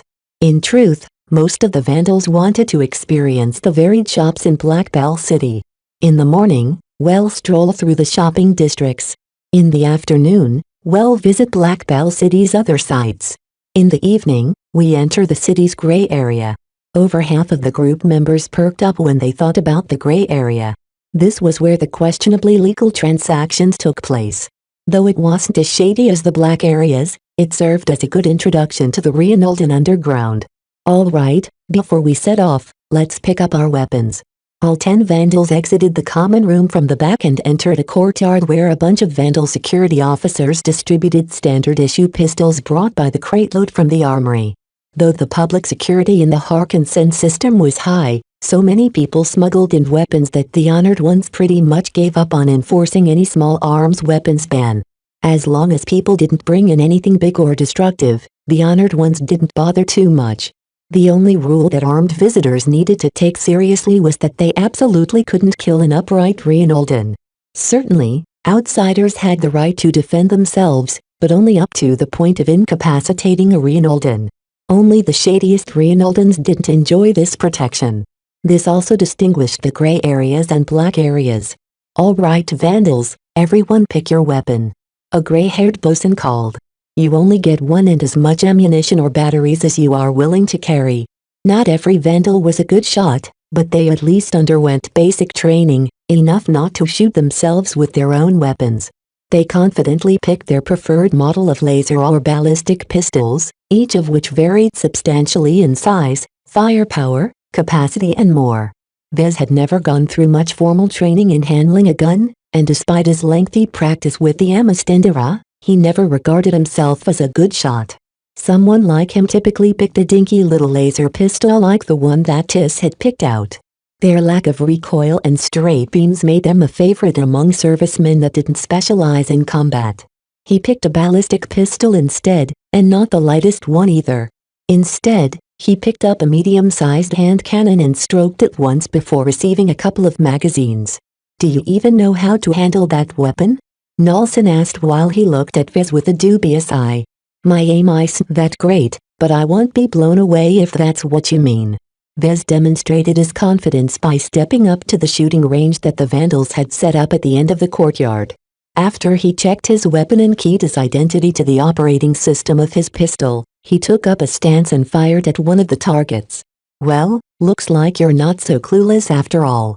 As expected of a Larkinson. Compared to a trained soldier, his accuracy was abysmal. Yet for a mech designer, Vez could confidently hit a target 10 meters away, which was sufficient to deal with imminent threats. The only reason he opted for a ballistic pistol over a laser one was because he already possessed the Amistendera. Picking up another laser pistol did little to enhance his capabilities. Despite the unsophisticated nature of the pistol, it came with several useful functions. One of which was to lock it in place on his body without a body. Vez opened his coat and slid the weapon in an underarm position. Most vandals opted to hide their weapons on their person as well, though Lieutenant Ferre chose to strap it to his hip in the open. "All right, if you're satisfied with your gear, let's set off. There are air cars waiting outside for us to board." The vandals rented out a significantly sized complex in one of the major cities of Harkinson II to accommodate more than 10,000 servicemen. Vez saw thousands of vandals in uniform getting onto air cars that brought them to their temporary work assignments. Those without a uniform headed to other destinations. The air car they boarded was like a small bus and possessed enough room to fit all 10 of them. After Nelson passed on their destination to the air car's AI, the vehicle floated into the air and joined one of the many streams of traffic that crisscrossed the entire planet. Tis bounced around in her seat. This is the first time he'll visit a foreign market. How exciting. They say that you can find anything from the Komodo Star sector in one of Harkinson's many shopping districts. I would take that with a grain of salt, Vez said with a bit more calm. The Harkinson system is far from the major shipping lines. It doesn't have a lot of products from the second-rate states as well. You can find a greater variety of curiosities from the rest of the Komodo Star sector in the coalition or in places like Bentham. Bentham is boring. There's too many people there, and it's all about mech. Vez couldn't refute that. That's true. Still, each trading nexus has their own charm. Treasure hunters often try to dispose their gains in Harkinson, so we may see something nice from alien space. This was one of the reasons why Vez didn't object too much to visiting the shopping districts. Though all the truly valuable frontier loot only showed up in the gray or black markets, illegal markets had the advantage of safety. No one was liable to shoot someone there for owning something shiny. As their air car slowed down and descended from above, Vez looked down at the picturesque black structures that made up the more affluent part of Black Bell City. The air car slipped onto one of the city's many parking areas. As soon as the group members exited the vehicle, another group of tourists entered it and zipped away. All right, stay together. The Mech Plaza is just ahead. The group walked to a market-like street where various street vendors showcased sealed mech in various conditions. Though it was easier to order a mech from a specialized store or from the Galactic Net, a lively market atmosphere in the Mech Plaza fostered many impulse purchases from well-off visitors. A loud Reinhold accented voice called out from the rest of the hawkers. Mech pilots. Get the latest from the Bright Republic. Purchase the latest sensation that is stirring up the entire mech market. Vez touched Nolson's shoulders and gestured his head towards the hawker. The security officer understood and detoured the group towards the section where the seller of Brighter Mech set up shop. As the group neared the stall where the hawker kept boasting about his Brighter Mech, Vez abruptly stuttered in his pace. Behold the highest quality premium rifleman mech. Gaze your eyes upon the magnificent gold label Crystal Lord. Imported straight from the Bright Republic, this version is a limited edition. Look at its condition. There's hardly a scratch on this beauty. For 250 million marks, it's yours. A Crystal Lord. A copy of his second original design. Here in Black Bell City. Though Vez had always known that the Living Mech Corporation extended its tentacles to foreign markets, Vez did not expect to come across his own product here. Chapter 578 Second-Hand Mech. The reason why Vez put on a weird face right now was because of the presence of the supposed gold label Crystal Lord. The LMC's gold label products held a great amount of prestige that Vez had painstakingly built up step by step. Vez sold relatively few gold label mech ever since he went into business. He only sold around 10 or 20 of them at a time because each gold label came with a guarantee of quality. Each customer who purchased a gold label mech would have absolute confidence of getting their hands on a mech that had personally been handcrafted by the founder and lead designer of the LMC. In other words, such a collectible luxury product shouldn't show up in some random mech plaza. 250 million marks for this ultra-rare second-hand mech. It's an absolute steal to get a mech of this quality at this price. The seller was right on one thing. The mech represented a steal. The only questionable point was the customer might not be the beneficiary of the transaction. This was because Vez immediately sensed that the mech was dead to his spiritual sense. This is impossible. His Crystal Lord design came with an unprecedented but great X factor. Even the stupidest third-party manufacturer would be able to fabricate one of the Crystal Lord variants with a wisp of X factor. However, this only applied when the third-party manufacturer reproduced the Crystal Lord according to an authentic design. Vez knew that the different labels of the Crystal Lord mainly distinguished themselves by the quality of their center crystal. The gold label version not only hosted a crystal that was twice as large as the lesser labels, it had also undergone an exclusive activation process from a one-of-a-kind crystal cube. The mech in front of him happened to possess all of the right contours and dimensions of a gold label Crystal Lord. Even the oversized center crystal appeared to be cut into the right dimensions. This is impossible. The mech had been polished up until its coating gleamed in the local sun. Visually, the Crystal Lord mech looked like the real deal. That characteristic frame with a keen emphasis on mobility while benefiting from a modest amount of compressed armor gave the mech a sense of agile threat. The alien head devoid of humanoid features that instead contained lots of mysterious starry holes made the mech look strange and exotic. The slimmed-down rifle locked with seals and placed in its arms looked exactly like the rifles he designed in person. The only problem was that it was all counterfeit. It's fake. This mech was an unauthorized copy of the real deal. Due to the complete lack of spirituality, the mech was not only an illegal copy, it wasn't even an accurate reproduction. Vez stared at the center crystal and noticed that it lacked the spark that signified that it had gone through the activation process. That alone signified that the mech that the seller claimed to be a gold label Crystal Lord was lying out of his teeth. Designed by Vez Larkinson, a genius from the Bright Republic, this is your only opportunity to get your hands on his best mech model to date. Come, take a close look at the majesty of this super scarce gold label mech. 250 million marks and it's yours. When the seller mentioned his name, Vez received a lot of stares by the group members. Intellectually, they knew his name and knew that he was a mech designer. However, they never came across any of his products. Even if they were curious, most vandals lacked the permission to browse the galactic net. "Is that yours, Vez?" And scientists asked with admiration in her eyes. "What a huge amount of money. 250 million marks is like 125 million bright credits." None of the vandals remained calm when they thought about how much money the sums represented. It was as if it had never occurred to any of the vandals that their head designer was a billionaire in civilian life. Vez pressed his lips into a very thin smile. "That seller is a fraud." He didn't say anything about his wealth or identity. Instead, he stepped towards the seller's stall. Don't start any trouble here. This is Harkinson, not Bentham." Vez nodded to show he understood and walked up right in front of the extravagantly dressed Reinalden. The hefty man looked like he couldn't stuff enough gold ornaments on his body. "Welcome, customer. Are you interested in my hayfly? Tell me about the crystal lord you're selling."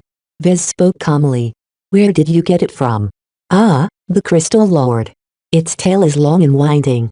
You see, this mech is fabricated in secret by Mr. Larkinson to his homosexual paramour, who went ill from an alien sexually transmitted disease, had to sell his precious crystal lord, which represents his secret engagement gift, to fund his treatment, some pirates intercepted the convoy that shipped the crystal lord, the alien sandmen ambushed the pirates that got a hold of the crystal lord, a small fleet of treasure hunters beat the sandmen back and coincidentally salvaged some shipping containers, one of which contains this crystal lord."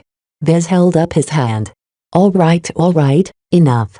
"Oh, I was only halfway in my story, dear customer. The best part had yet to come," the seller boasted with a grin. Some of the group members giggled and laughed behind Vez, which only lowered his mood even further. "Do you have any proof of authenticity for this mech?" Sadly, if you listen to the rest of my story, you would have realized that all of the documentation has been lost. Alien insects infested the ships of the treasure hunters and tragically ate the data pad that contained the certificate of authenticity. I wouldn't sell this precious mech for such a low price in the plaza if that was the case. The market price for any gold label crystal lord is undoubtedly than 500 million marks. I'm giving you half price here. This is absolutely a great deal. I don't know." Vez crossed his arms. "Without any proof of authenticity, how would I know I'm buying the real deal?" If you are doubting its performance, you can easily test it out in one of the simulators I have at hand if you are a potentate. For a small deposit of 100,000 marks, I can also let you bring my crystal lore to the nearest practice yard and let you or a potentate friend try out my product. You'll be able to see that it is absolutely authentic. Really now." Vez knew that the seller wouldn't expose any loopholes in this fashion. The simulator likely made use of the official virtual version of the crystal lord. As for bringing the crystal lord to a practice yard, such locations only allowed mech to perform a limited amount of actions. They couldn't even move at a running pace according to the rules, let alone have another mech shoot a laser weapon at the crystal lord's center crystal to test out its trump card.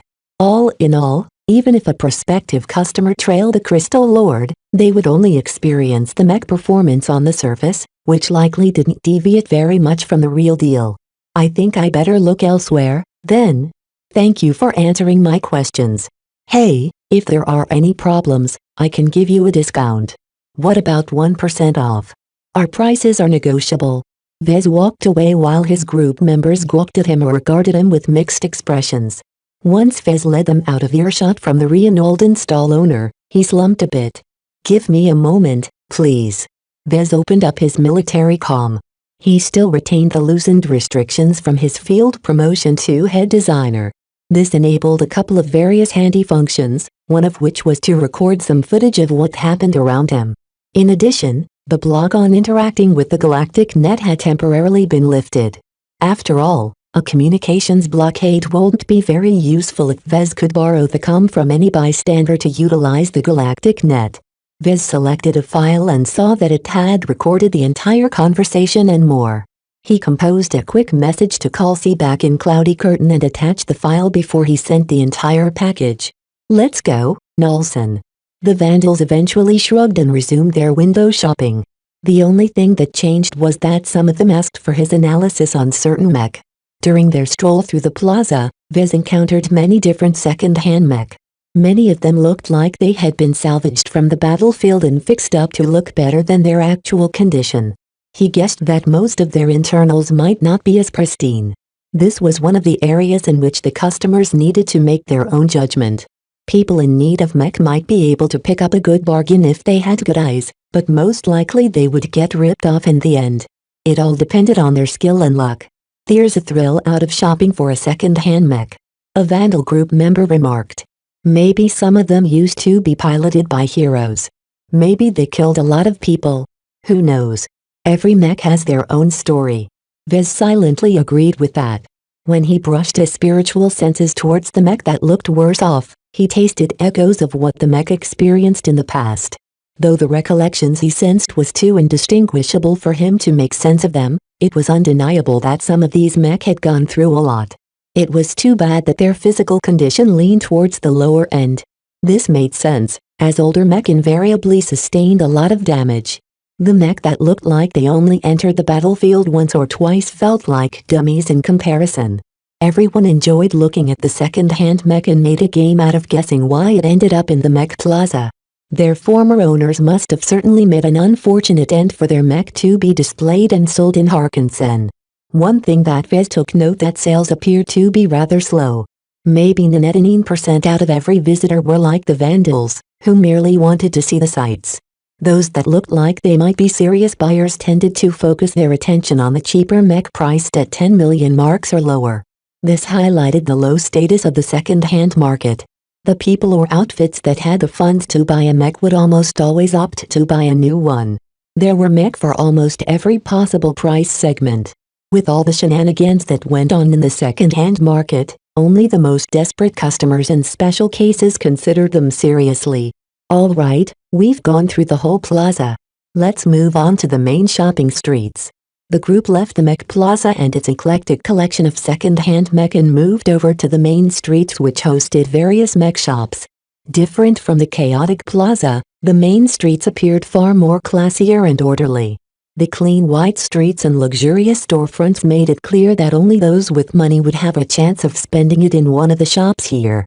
Various strange but fancy-looking shop brands adorned the storefront. Some of them only sold one brand of mech, while others sold a variety of models from all over the galactic rim. Vez looked at a storefront that sold Spaceborne mech. Projections of elegant mech with hawk wings soared through space as they battled generic opponents in a simulated battle. He wondered if the LMC set up a franchise in one of these streets. Probably not. I haven't seen any plans to that end when I was still helming the LMC. While shopping for a mech on the galactic net was convenient, the problem was that customers had too much choice. Investing in a physical storefront to profile your own brand of mech allowed a company to stand out from the crowd. Considering that the LMC mostly spent its energies on selling premium mech, operating a couple of physical stores in high-end shopping streets might be worth the effort. Chapter 579 Observed or being followed. Knowlson said as the group made it to the end of one of the mech avenues. "Don't look back, you idiots. It's nothing serious yet if our watcher isn't good enough to hide his presence from me." Vez tried really hard not to turn around. He never had a clue that someone followed their group around. Trianerals, one of their mech pilots, spat on the pavement. "Why aren't we doing anything? Let's go beat the fellow up. Making a move in the middle of Black Bell City's shopping district will only land us in trouble. Look at how many patrolmen of the Planetary Guard are patrolling the streets. We'll be sludged and put into custody the second we throw a punch." Everyone glanced at the uniformed law enforcement officers. They patrolled in teams of 2, and wore enough gear to repel a small riot. In addition to their personal capabilities, they were also followed by a hovering bot armed with non-lethal weaponry. The bot alone was programmed to instantly stun someone from a distance the moment they pulled out a weapon. "Haas following us?" Vez asked. "Can you tell?" The lieutenant furrowed his brows as they pretended to look through the windows of another upscale mech store. "He doesn't look like a pro. Likely a local gang member. Or someone who never intended to hide his presence in the first place. Right now, the fact that someone is tailing us does not mean that we're in danger. For now, we can rely on the planetary guards and the honored ones to forestall any trouble. Half an hour passed by without a single change. The group members calmed down and resumed their window shopping. The Mech Avenues truly formed a snapshot of all the Mech models sold in the Komodo Star sector. Studying the Mech the shops had to offer gave us a good idea of the state of the Mech industry in the Reinold Republic. Different from larger states such as the Bright Republic and the Vija Kingdom, the Reinold Republic was too small to foster a strong and relatively independent Mech industry.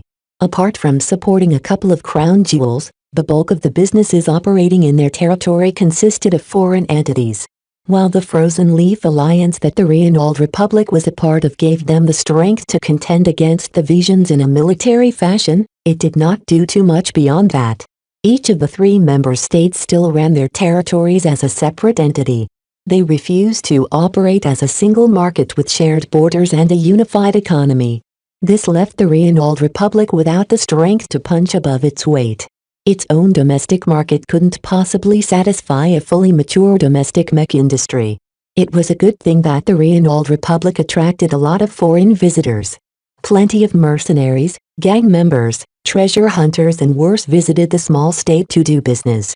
Because each of their outfits based themselves in different states, the Reinold Republic attracted foreign Mech manufacturers to set up shop in their trading systems.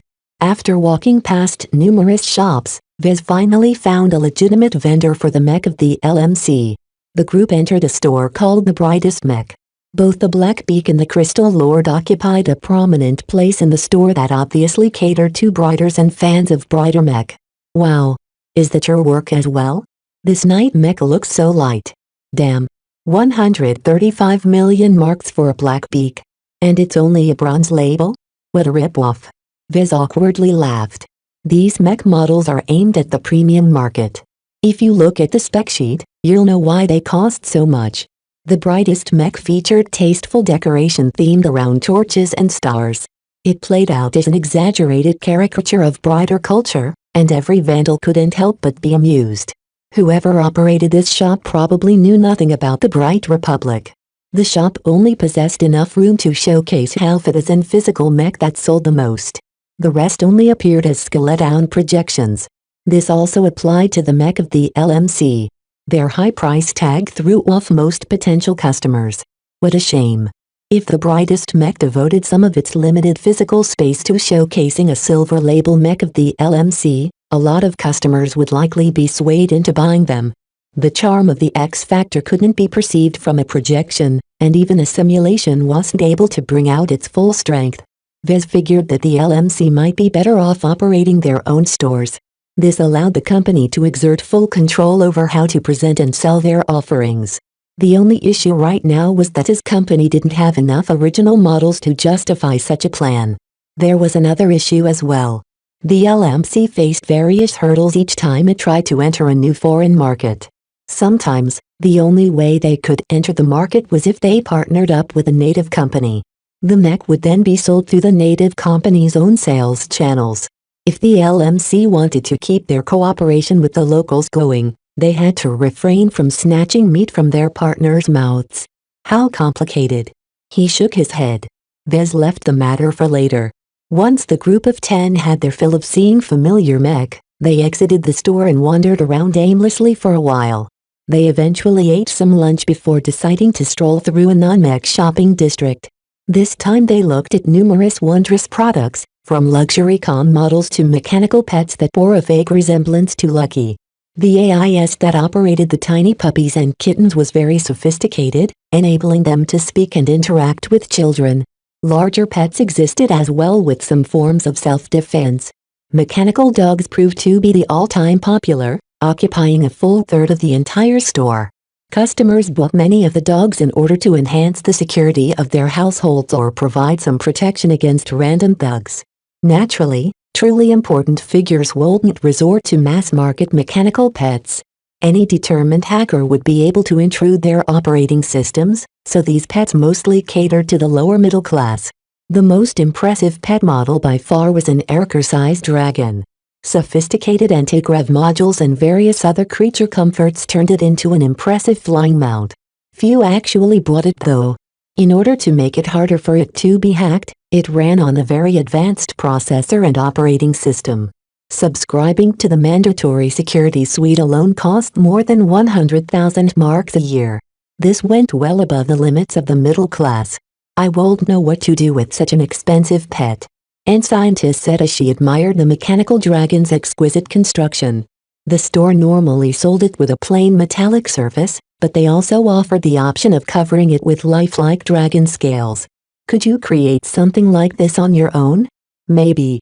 I'd have to approach it as if I was designing a mech. If so, it might be feasible. The only area which I'm not very sure of is the operating system. Vez realized he might have talent in creating a pet as it wouldn't be too different from designing and fabricating a miniature mech. Though a lot of mechanical pets got sold each year, their revenue and profit margins paled in comparison to the mech market. Vez had no reason to abandon his current vocation. As the vandals weren't allowed to bring anything back with them, they regretfully had to leave the shop behind. Interacting with all of the friendly pets in the store really helped lift some of their moods. As the vandals gawked at various curiosities, Nolson spoke up again. Hey, sorry to spoil your moods for a moment, but our watcher has a companion on the opposite street. What are these fellows doing? Can't they observe us from remote? The security officer discreetly shook his head. There are too many ways to spoil such things. My com contains a security suite that can easily scramble smaller probes. In addition, the Reynoldsons won't tolerate excessive use of spying equipment in their shopping districts. The only observation tools allowed belong to the Reynoldsons themselves. So are we being watched by someone other than the government? I'd say it's likely, but we can't rule out the government, you know.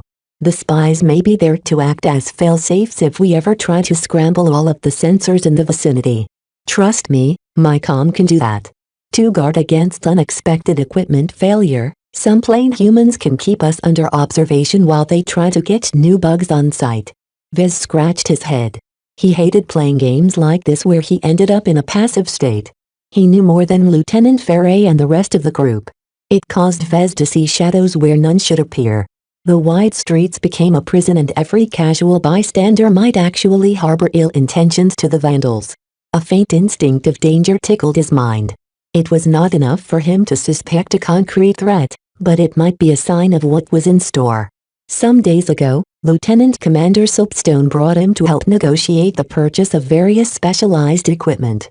Right now, the broker must have started shipping the goods to a warehouse under the control of the vandals. Those who kept their eye on the vandals must be wondering why they sought to procure so much equipment that would only be useful in high-gravity environments. Don't mind the watchers. We're all innocent vandals here. We've got nothing to hide. They took it easy in the next hours. Besides visiting various stores, they also entered a museum and visited a few monuments that originated from the founding of the Reynolds Republic. None of the states in the Komodo Star Sector was very old. The entire star sector only opened up for colonization shortly after the Age of Mech commenced. At the later stages of the Age of Conquest, human war fleets scoured many planets of life. Once the flames of war died down, the MTA and CFA fostered a great undertaking where it became popular to set out for the furthest reaches of the rim to form new colonies. The Reynolds Republic was one of the losers for the mad scramble for stars at the opening of the star sector. The Bright Republic and the Vija Kingdom might have been bumped from the resource-rich center of the star sector, but they found adequate clusters of stars to settle upon. The founders of the Reynolds Republic fought with the larger third-rate states for a time, but eventually had to admit defeat in yet again. The star systems that encompassed Reynolds wasn't promising at all. This gave the smaller state a lot of distress until they found a lifeline in tourism and trade in illicit goods. When evening came by, the group wanted to experience some of the latter by visiting a gray market. Black Bell City happened to host a modest gray market in a vast tunnel network beneath the capital city. It was as if they descended into a dungeon. Light was purposefully kept dim, and various invisible defense measures made the tunnels a lot more dangerous than he expected. Nolson looked concerned at the people that frequented the gray market. Tuck your pistols at your side. Don't hide them. You have to show the visitors here that you won't be easy to bully. They did what the lieutenant instructed. Once all 10 of them showed off their laser or ballistic pistols, the eyes set upon them had diminished by a fair amount. No one wanted to stir up trouble in the gray market either, but the Reinaldens didn't exert a lot of influence here. Everything that happened in the gray markets came under the purview of the cartels that set them up. Immediately upon entering a large underground hall, Vez had the misconception that he returned to the Mech Plaza he visited in the morning. A lot of street stalls dotted the humongous underground hall. "Now this is what I'm talking about," a vandal exclaimed. "This feels just like home. A lot of things could be bought here so long as they could pay." Vez already widened his eyes when he spotted a lot of high-value goods brought back from the frontier. Chapter 580 Gray Mark. Vez ignored the uncertified mech and the deadly weaponry the stall owners tried to peddle to the tourists and approached one of the stalls that sold frontier loot. The stall in front of him sold nothing but pieces of ore. None of them shone in the light, but some of them possessed a subtle charm that somehow attracted his attention. "Welcome, dear customer," the old man who manned the stall greeted. "Are you interested in my wares? They are genuine treasures of the frontier. Whether they are shaped by aliens' hands or the natural forces of the galaxy, I am sure you can find what you seek here. Look at this white arsalix stone for example." The man picked up an off-white piece of mesmerizing rock with a gloved hand. A treasure hunter claimed to have picked this rock from a beast world. He claimed that the planet was filled with exobeasts, and if not for the fast-growing vegetation that kept the herbivores fed, the planet would have long collapsed its own ecosystem. "What does that have to do with this rock?" Vez asked. "The planet is sprinkled by this stuff." The treasure hunter, spent a lot of effort to find these anomalous rocks. At first, he didn't know their effects, but once he returned to Mancroft Independent Harbor, the effects of this stone finally came into being. "And that is?" The stall owner grinned at him with a mischievous expression. The treasure hunter upended an entire entertainment establishment. "Mere proximity to this amazing stone will give you the firepower of a water hose and the endurance of a long-range mech." Vez and a few other vandals attracted to the curiosities offered by the stall looked incredulous. "You don't believe me? Why don't you try it out for yourselves?" The stall owner dropped the hand-sized rock and retrieved some boxes from under the stall. Each of them came with the transparent cover that showed off the slivers of white rock contained within. A full-sized arsalix stone can be had for 57,000 marks. If you want to sample its effects, this nail-sized sample can be yours for 500 marks. "No thanks." Vez immediately turned away. When he saw that some of the other men looked tempted, he gently pulled them away. "Don't fall for his story. What exotic treasure? In my eyes the rock is plain Gosha ore. It's an uncommon but fairly abundant ore in the Komodo Star sector. Its market price is around 12,000 bright credits per ton." That convinced them all to drop any interest of the supposed arsalix stone. "How did you recognize that it was Gosha ore?"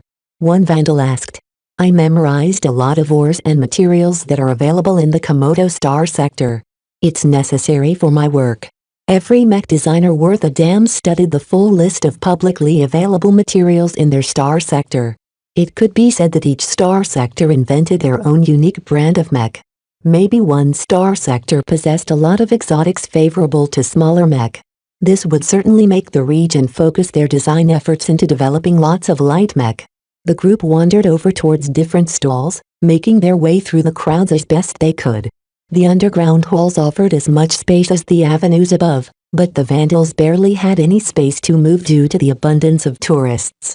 The difference in interest was obvious. Although the luxury shops on the surface sold a lot of good products, the same could be found on any major planet. In contrast, the gray market offered goods that couldn't easily be found elsewhere. Many other gray markets restricted their access to known acquaintances.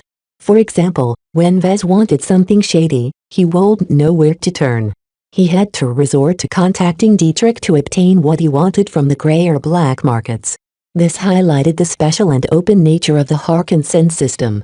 Their gray and black markets didn't care about connections at all. Neither the seller or the buyer required trust to perform their transactions.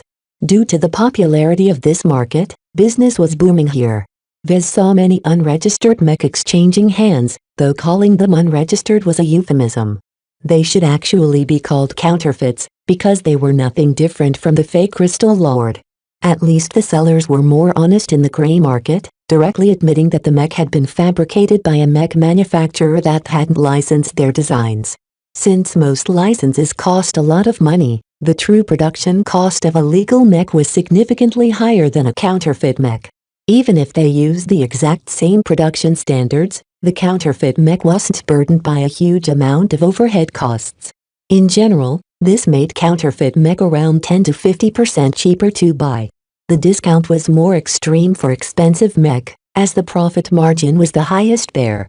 Cheaper mech already cut a lot of corners, so the price couldn't get much lower even without considering overhead. "Are you dissatisfied?" Tis asked when she saw the glum face on Vez. "These counterfeit mech are taking away your sales." "Even if I am, what can I do about it?" Vez sighed in a tired manner. People in need of mech are always on the lookout for something cheaper. As long as there's demand, there's someone who is willing to meet it. Even if counterfeit mech stop showing up here, business will only move elsewhere. Some of these mech don't look very reliable either. Though I'm not a mech designer, even I can see that the workmanship on them is too rough. Vez nodded. Without the full design schematics, the counterfeiters can only use their own judgment to fill the gaps. A fake mech will never surpass the real deal. If any counterfeiters possess the skills to improve the original design, then they are better off becoming a legitimate mech designer. Therefore, it's virtually a rule that all counterfeit designers are failures. Many failed mech designers that tried to operate a workshop would be saddled with debt by the time they folded their businesses. Sometimes, a bankruptcy allowed them to begin anew, but other times their creditors insisted on getting back their money. Fabricating counterfeit mech was a good way to earn money quickly, especially if they picked a popular mech model. The counterfeiters basically leached off the achievements of their more successful peers. It was a dishonest but profitable way to do business. If you look at some of the buyers, they don't look like the sort that can make a legal transaction. Vez gestured at someone with a wild air. The man looked like a pirate commander who was trying his best to restrain his savage urges. "Where do you think pirates get their mech?" "Ah, but pirates never pilot any good mech, right?" "That's because there's no form of regulation in the underground markets. Anyone could sell a mech that is supposed to last for a decade but breaks down after a single year. Buyers have to judge the seller's reputation. If they can't, they should at least have a good mech appraiser by their side." Vez spotted several men and women guiding big spenders around. They waved at the mech on display and presumably provided a more accurate assessment of their worth. Still, nothing could beat the MTA in terms of reputation. Their trustworthiness and reliability trumped every other mech appraiser. Their certification process was almost flawless. Only the most obscure features defeated their comprehensive certification and validation tests. Vez was very certain that they couldn't pick up the X factor. The gray market offered more than mech and rocks. Further ahead, they entered some kind of bestiary where a large amount of exobeasts resided inside climate-controlled cages.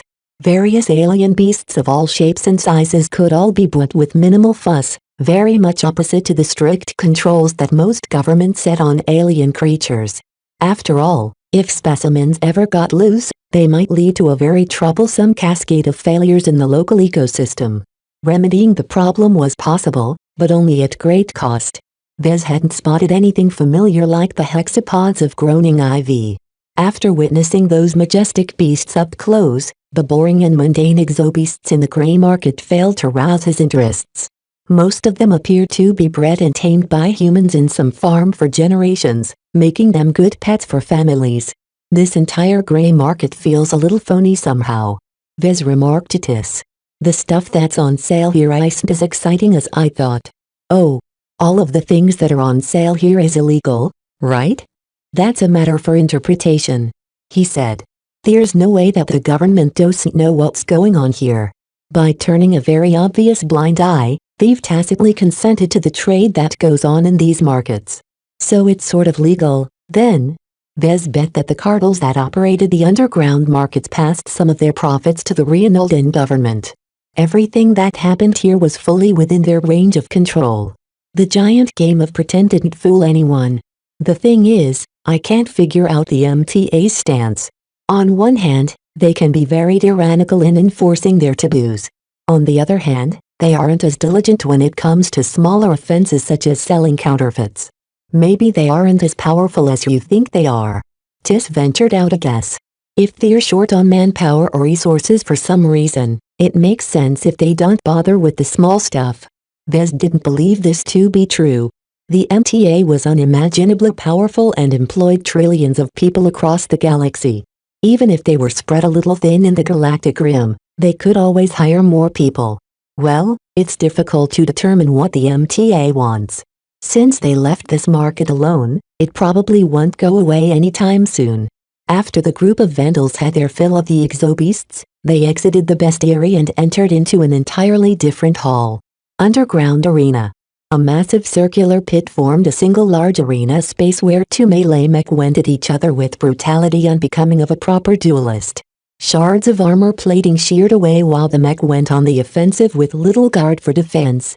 A large audience cheered and hooted at the spectacle happening in front of them. They all sat on the benches that went lower and lower until they reached the dueling ground. The group quickly bumped into rough people that looked like cartel members. "We only sell all-day tickets here. 400 marks per ticket. 10,000 marks if you want a VIP ticket. If you want to reserve a private theater box, I can take you up to the manager. Regular tickets please. Well, I'll pay for ourselves." 400 marks amounted to 200 bright credits, which was barely within the range they could withstand. A regular arena ticket cost only half as much, but the sanctioned duels were never as exciting as the underground ones.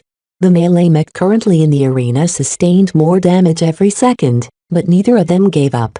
Vez could tell that these mech cost quite a bit, because their armor amazingly held up for a long time. When he looked at the size of the crowd and how many seats the arena accommodated, he knew how the arena turned a profit despite the immense damage being dealt to the competing mech.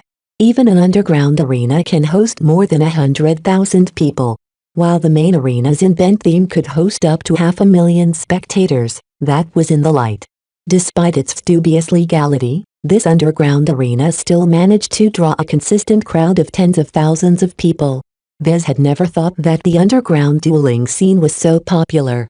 Chapter 581 Underground Arena. Huge crowds of humans from every corner of the Komodo Star sector occupied the seats of the underground arena. Right now, over 80% of the seats of the boisterous fighting venue was filled. No matter where anyone bumps into, they would sit next to a Reinoldan or a tourist. The chaotic crowd cheered their favorite athletes on as the brutal battle in the center entered a heated phase. The frames of both mechs started to show cracks. Some portions broke off entirely, exposing deadly weak points that could lead to instant defeat if struck. The underground mech athletes pulled back some of their aggression at that point. Both mechs slowed down their pace, and the battle entered a strategic phase where both sides carefully tried to feint and fool their opponents. Vez and the group of vandals sat at a random stretch of empty seats. It took a bit of jostling and pushing to get others to make some room for themselves, but their air of savagery and intimidation easily frightened the tourists. "So this is an underground arena?" Vez questioned. "Besides the aggressive fighting style, I don't see the difference yet." "That's because both of the athletes on the stage are pussies," Trian Earls explained. Their resident mech pilot nodded contemptuously at the mech trying to probe each other. The lack of excitement caused some of the audience members to boo. Those mech pilots have skill, but they don't have the heart. Besides executing their moves, they have no clue what to do. They're probably thrill seekers looking to have some fun while they're visiting Harkinson. "You mean anyone can go up on stage and compete? It won't be an underground arena otherwise." The Vandal mech pilot grinned. "Unlike the sanctioned mech games, there are no rules involved with the underground arena. Mech pilots don't have to go through a strict selection process and undergo special training. Neither do they need to set up an organization to manage their team. People come and go whenever they want. They might be a pirate one day, an underground duelist the next, then back to a pirate after they have their fill. So the underground arena is a place for mech pilots to vent?" "Exactly. As long as your skill level and ability isn't too shabby, the arena operators will give you a chance. The only thing you need to keep in mind is that you have to bear all the damages yourself. You need to bring your own mech and be responsible for your own life. In order to constantly attract new competitors, the underground arena also rewards them with a cut of the earnings. Every day, the arena earned a good amount of money in ticket sales, but this was not sufficient to keep up with the cost of running the arena. The true money lay in gambling. Look at the people around you. Trian jerked his head towards the audience members.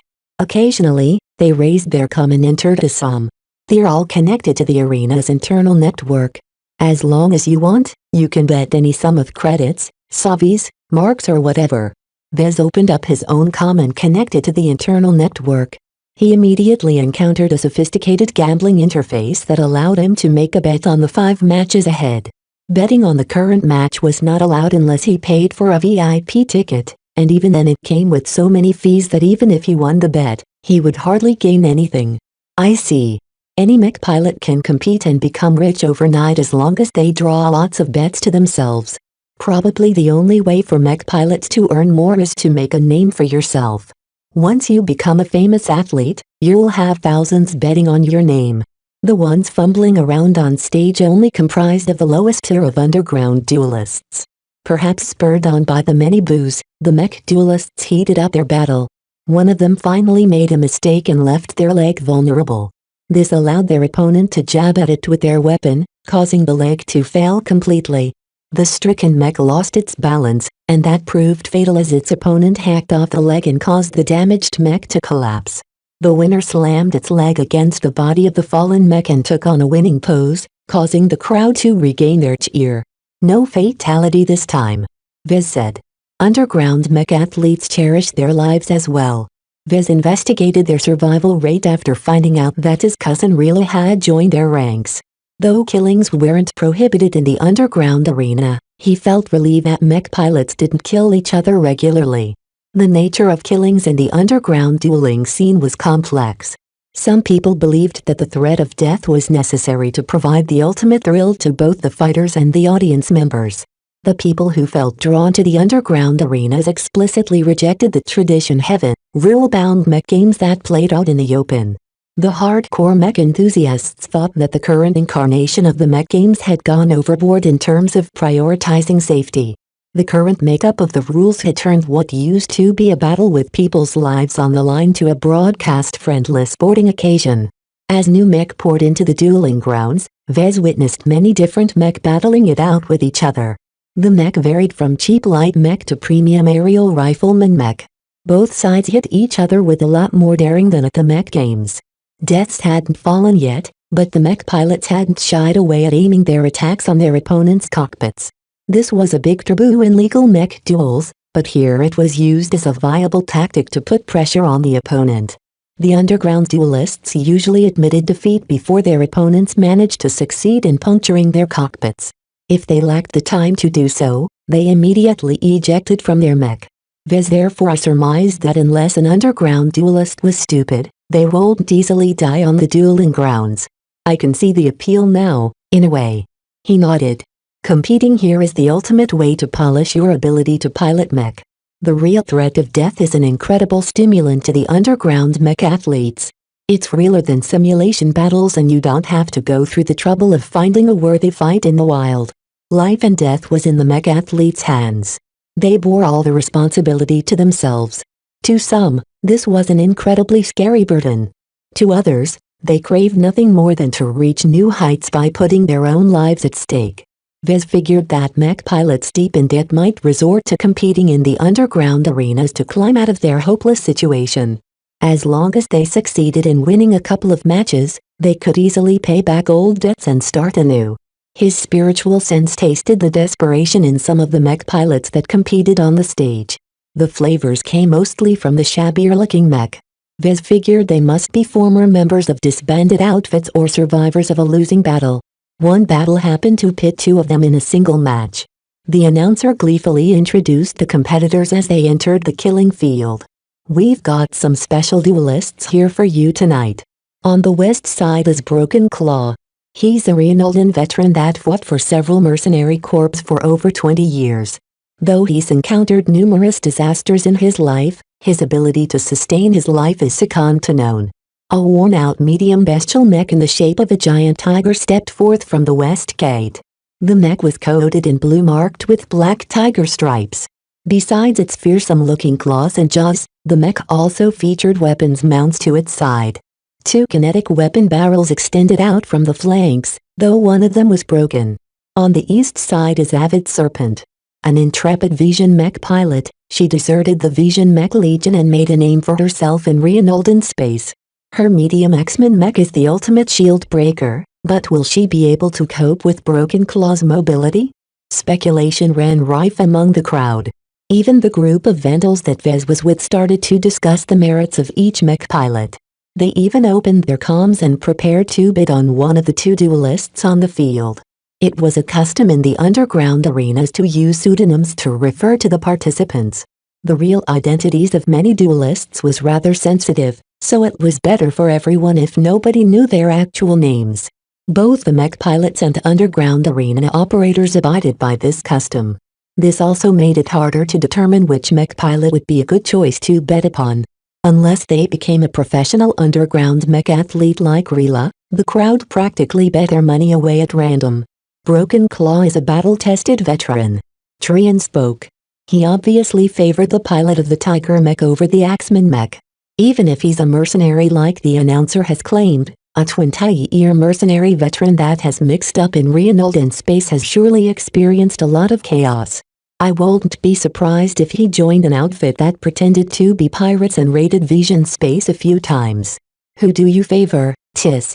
Vez asked. I think I'll put my money on Avid Serpent. She's a woman, and girls like us need to stick together. Nolson Ferre chose to bet 1,000 marks on Broken Claw, which was the biggest bet in their group so far. Avid Serpent is absolutely not a simple mech pilot. You can tell from the marks of her mech that she's gone through hell and survived. Then why did you bet on Broken Claw? Avid Serpent is restrained by her mech type. Between an Axeman mech and a Tiger mech, I would put my money on the latter anytime. Besides, Broken Claw's mech still has an intact ranged weapon. That will give him an immediate advantage. Vez did not think the matchup would be so simple. He felt as if the underground arena organizers deliberately presented what appeared to be a lopsided matchup. The words they used painted a rosier picture for Broken Claw. As for Avid Serpent, they not only painted her with a dishonorable label of deserter, they also reminded the crowd that Axeman mech specialized in tearing down low mobility knights. He witnessed enough mech battles to know that mech types didn't dictate which mech would win. The quality of the mech and the skill and disposition of the mech pilots also mattered a lot. Thus, he used his own judgment to analyze the odds of winning. He couldn't tell much about the mech pilots. At this distance and in the middle of a crowd of thousands, he could hardly distinguish the nuances of the man-machine connections in the middle. Probing their strength via spirituality wouldn't work. He could only rely on his judgment as a mech designer. Broken Claw's Tiger mech is a formidable machine, but it bears the sign of sloppy, jury-rigged repairs. You can see some discoloration on some of the portions of the frame. That's a strong sign that the mech is patchworked with inferior armor. Don't look at the bestial mech as if it's a strong machine. In truth, it is riddled with holes. What about Avid Serpent's mech? Her Axeman mech is in better shape, but her mech model is of an inferior grade. Its overall build is cheaper and the amount of strength it can exert is lower. However, the Axeman mech is taller. Everyone knows that bestial mech aren't very good at defending from attacks from above. I think her mech is nimble enough to dodge most attacks from Broken Claw. Weighing the properties of the 2 mech against each other, he chose to bet 500 marks on Avid Serpent. Of course, this amount of money hardly mattered to him, but he didn't have access to his main accounts right now. Besides, he was only placing a bet for fun. Let's see if my judgment is accurate. Chapter 582 Humanoid vs. Bios. As soon as the signal blared, Avid Serpent's Axeman mech sprinted towards Broken Claw's Tiger mech. The sand pit that made up the underground arena's soil provided some challenges to the running motions of both mech. This slowed down the speed of any mech that ran across the arena. Avid Serpent appeared to be caught off guard of her mech unstable footing. She was forced to pull back on the throttle, giving her opponent a little more time to respond. Boom! Broken Claw's only intact kinetic weapon mount shot out a solid slug that accurately impacted Avid Serpent's mech. Her Axeman mech dodged at the last moment, causing the slug to hit its sides rather than its abdomen. The hard slug managed to dig a shallow groove in the sides of the mech. It went through several layers of armor plating. "Give it up, girly." A Reinald accented voice boomed from the tiger mech as it stepped back to put more distance between them. The voice went through a warbler that prevented the crowd from matching a name to the voice. "You've fought over 50 battles and survived. There's nothing you can do that can baffle me. I suggest you bow down before you damage your precious mech." The Axeman mech didn't take it lying down and began to accelerate abruptly. Though its footing was a little sketchy, Avid Serpent appeared to be adjusting quickly. One hand of her mech raised its axe to the air, as if it was ready to split the heavens and earth. While most of the crowd followed the rise of the axe, Avid Serpent's mech abruptly pulled out a holdout pistol from a hidden compartment from behind and shot at the tiger mech. "Two can play this game."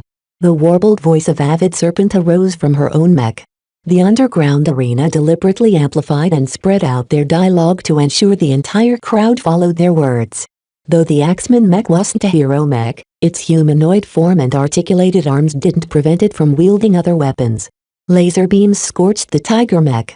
Though the beams didn't possess a lot of power, Avid Serpent cleverly tried to hit the main sensors mounted on the face of the tiger mech. She was attempting to cripple its eyes. Broken Claw growled in anger. "Now you've pissed me off." The tiger mech unleashed another kinetic projectile from its side barrel. Broken Claw's aim was remarkably good. However, Avid Serpent's reaction didn't fall behind, and she pulled her mech aside at the last moment. This time, the Axeman mech suffered a shallower graze. Throughout its dash, the Axeman mech continued to pale the tiger mech with laser beams. Though Broken Claw's mech only suffered superficial damage, the laser beams fell dangerously close to its vulnerable sensors. The possibility of letting his mech eyes be blinded was a huge shame to him. The tiger mech stopped retreated but instead started to advance. "They're going at it for real this time." At some time, Avid Serpent retrieved the pistol and focused instead on her footwork. The Axeman mech gained enough proficiency in navigating through the sand that it even started displaying a special dodging technique. The next kinetic projectile missed entirely. There was no more time for Broken Claw to unleash another kinetic projectile. The two mech almost reached each other. When they were just a few seconds from colliding against each other, they each unleashed their separate moves. Broken Claw opted to make the best use of his mech momentum, and threw his bestial mech into a leap while immediately putting both claws forward. Perhaps anticipating her opponent's attack, Avid Serpent chose to make away. Her Axeman mech dashed against the sand and pushed it to the left, putting the mech barely out of the trajectory of the tiger mech's immense bulk. Her mech successfully dodged the first attack. The Axeman mech not only dodged the tiger mech leap, it also chopped down with its axe, seeking to breach the spine of the tiger mech as it whooshed past its target. The air seemed to whoosh around the scarred but sturdy axe. Just before the blade of the axe managed to connect to the tiger mech, the latter mech rear paws abruptly lashed out to the side with a handful of claws drawn out. Broken Claw not only used the chest of the Axeman mech as a springboard, he also left some awful claw marks behind. The crowd went wild at that moment. Supporters of Avid Serpent groaned as her mech stumbled backwards from the attack. "Come on, Avid Serpent. Show the old geezer what girls can do. You almost got him. You can do better next time." Meanwhile, those who put their chips on Broken Claw boosted him on. "Claw her to death. Show these foreigners how Reinaldans fight. Don't let Reinald down." The two mech quickly readjusted and clashed again. This time, the tiger mech barely fended off the heavy axe chop from Avid Serpent. Though the Axeman mech was a little lighter, its axe strikes shouldn't be belittled. A dozen more strikes like that would certainly break the tiger mech claws. Worthy of a shield breaker. That axe chop is so powerful. Humanoid mech are better than animal mech. Only the human form allows you to utilize all kinds of techniques. The difference between humanoid mech and bestial mech came to the fore. Humans knew humanoid mech the best, and developed or adapted all kinds of exquisite techniques to best leverage its power. It could be said that the complexity surrounding humanoid mech was one of the principal reasons why mech training lasted so many years. A badly trained pilot would be able to exert only 10 to 30% of a humanoid mech strength. Most of its power would likely be wasted by inefficient motions. On the other hand, A well-trained pilot would easily be able to draw out 100% of the strength of their mech. In addition, the amount of force it could exert could easily reach up to 100% if it leveraged its weight and momentum behind their attacks. The battle between Broken Claw and Avid Serpent showcased two opposite approaches to putting more than 100% power behind their attacks. While humanoid attacks relied on their vertical posture, flexible limbs and sophisticated techniques to drive their attacks, bestial mech focused on taking advantage of their natural forms. The latter type of mech might not possess as much variety in their movements and attack motions, but each of its actions were marked with force and speed. Broken Claw displayed an intimate familiarity with the strengths and limits of a bestial mech. His old tiger mech didn't attempt to fight the Axeman mech up front. Instead, it kept leaping or making flank attacks, preferring side swipes over Allen attacks.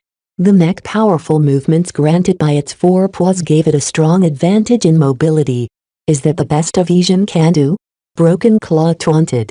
Deserters deserve to be buried in interstellar space. A roar emerged from Avid Serpent as she drove her mech to a more aggressive attack pattern. You'll regret those words. A mark like you who never put his life on the line for his state will never understand what it's like to fight in the front lines. The people in the stands cheered and hooped at the drama occurring on the fighting field. Everyone loved to put a story to the names.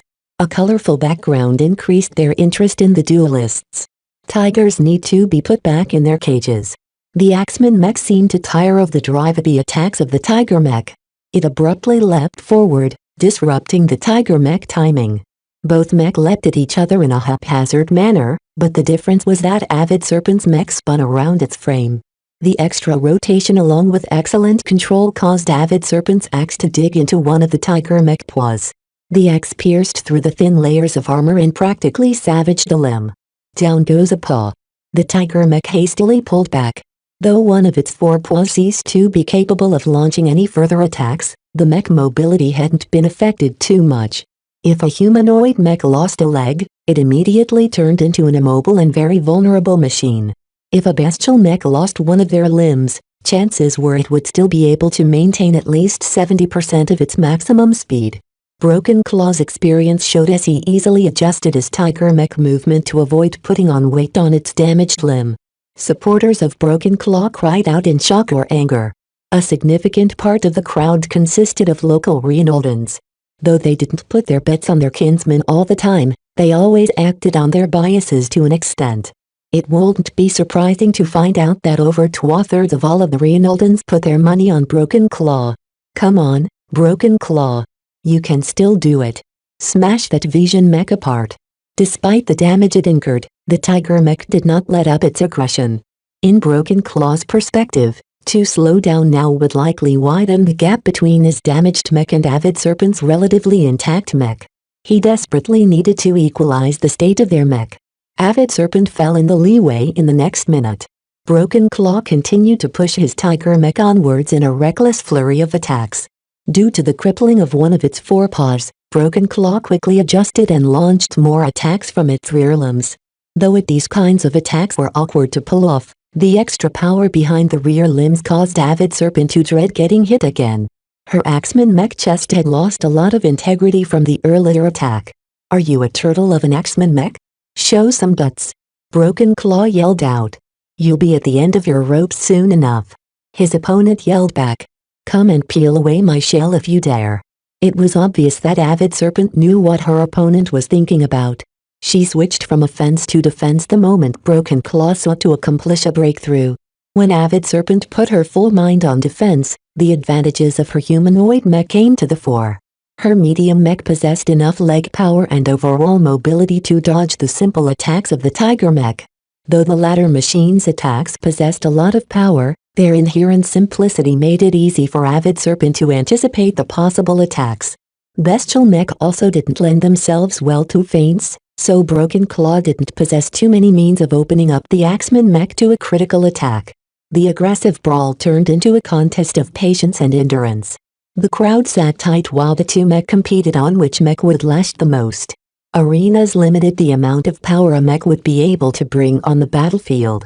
This prevented boring battles of attrition that stretched out for hours at a time.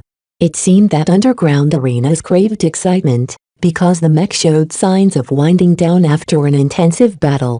As expected, the tiger mech is faltering, Viz said. Its slim form and substantial armor doesn't leave much room inside its body. There's no way it can fit a lot of energy cells inside its frame. Every mech only brought out a percentage of its maximum energy charge to the arena stage. A mech built for endurance would still be able to last a long time even with only 20% charge. On the other hand, a mech built for peak performance might already start to shut down in 10 minutes or less at 20% charge. Both of the mech on stage happened to fall in between. They didn't feature the best endurance, but they could slog it out over a campaign without requiring constant recharges. The tiger mech critically faltered in its steps due to a sluggish response to one of its other limbs. A critical misstep occurred due to a lack of power being directed to its engine. You're finished. Avid Serpent exulted and spun her mech into a spin that hit the tiger mech head and split it apart. The damage jolted the tiger mech, but Broken Claw wasn't resigned to defeat. Even if I'm going down, I'm bringing you with me, Vision. The tiger mech jerked forward and went Allen, trying to enveloping the entire frame of its opponents into a deadly hug. However, contrary to her words, Avid Serpent did not follow up on her last attack. Instead, she delayed, causing the tiger mech to grab empty air. Just as the tiger mech landed on the ground, the Axeman mech unleashed a simple chop against its back. Crack. This time, the tiger mech's spine suffered crippling damage. Crack. A second chop followed soon after that, dug into the cavity opened up by the previous chop. This time, the power reactor suffered a substantial failure that caused it to stutter. Avid Serpent was well in her rights to deliver another attack. Her axe raised above the air, and Vez could imagine where it would land. Broken Claw's cockpit was vulnerable. The axe barely started flowing down when the tiger mech back abruptly exploded. Broken Claw chose to eject. Winner, Avid Serpent. Chapter 583 Wicked Thieves. Avid Serpent refused to move at the end of the match. Even as a bunch of heavy lifter bots hauled Broken Claw's tiger mech away, the Axeman mech remained on the arena grounds. The audience members stilled as they sensed an unusual spectacle coming. Avid Serpent. Avid Serpent. Avid Serpent. Her new fans repeated her pseudonym like a mantra.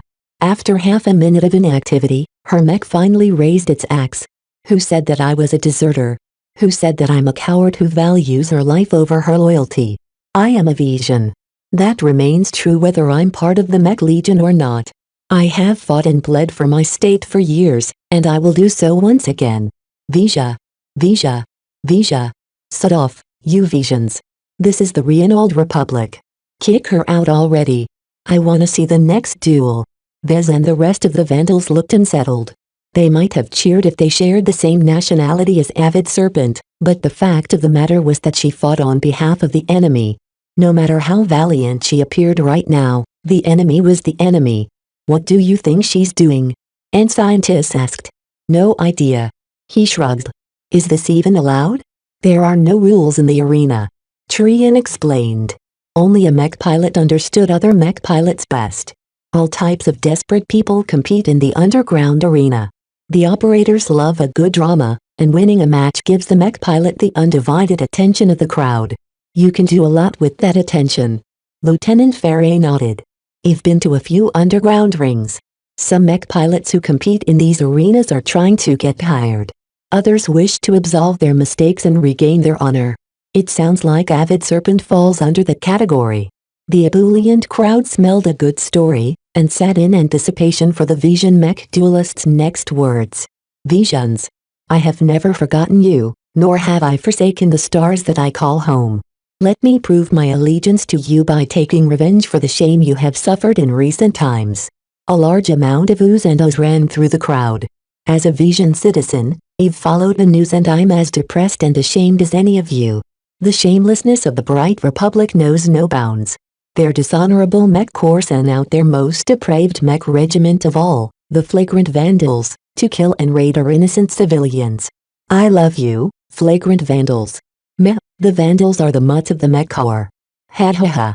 The flagrant Vandals are the pride of the Bright Republic. The flagrant Vandals are nothing but pirates in disguise. That means they have Reynoldan blood in them. The Vision Mech duelist let the crowd simmer a bit before continuing. Hearing people's praise of the flagrant vandals makes my blood boil to the brim. Shame on you for idolizing this gathering of thieves. From their name alone they actually take pride in their wickedness. Their crimes against the kingdom are innumerable. From throwing artificial meteorites into a populated city, to capturing one of our revered venerables without her own expert mech. How low can they go? Her words polarized the crowd. Since the Reynolds Republic bordered the Vija Kingdom, they paid a lot of attention on what went on with their bigger neighbor. The Bright Vija Wars became a keen topic of interest in their daily lives. Recently, nothing caught more attention than the actions of the flagrant vandals. The main fleet had inexplicably split in two, with one branch heading towards the Reynolds Republic. Practically everyone followed the exploits of the Viral Task Force and its hard-fought victories against some of the best the Visions threw at them.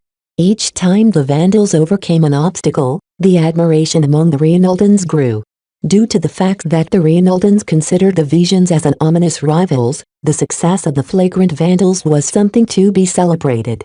By far the overwhelming majority of the Reynolds Republic approved of their achievements. Not only that, most of the foreigners who visited the Harkinson system admired their performance under adversity as well.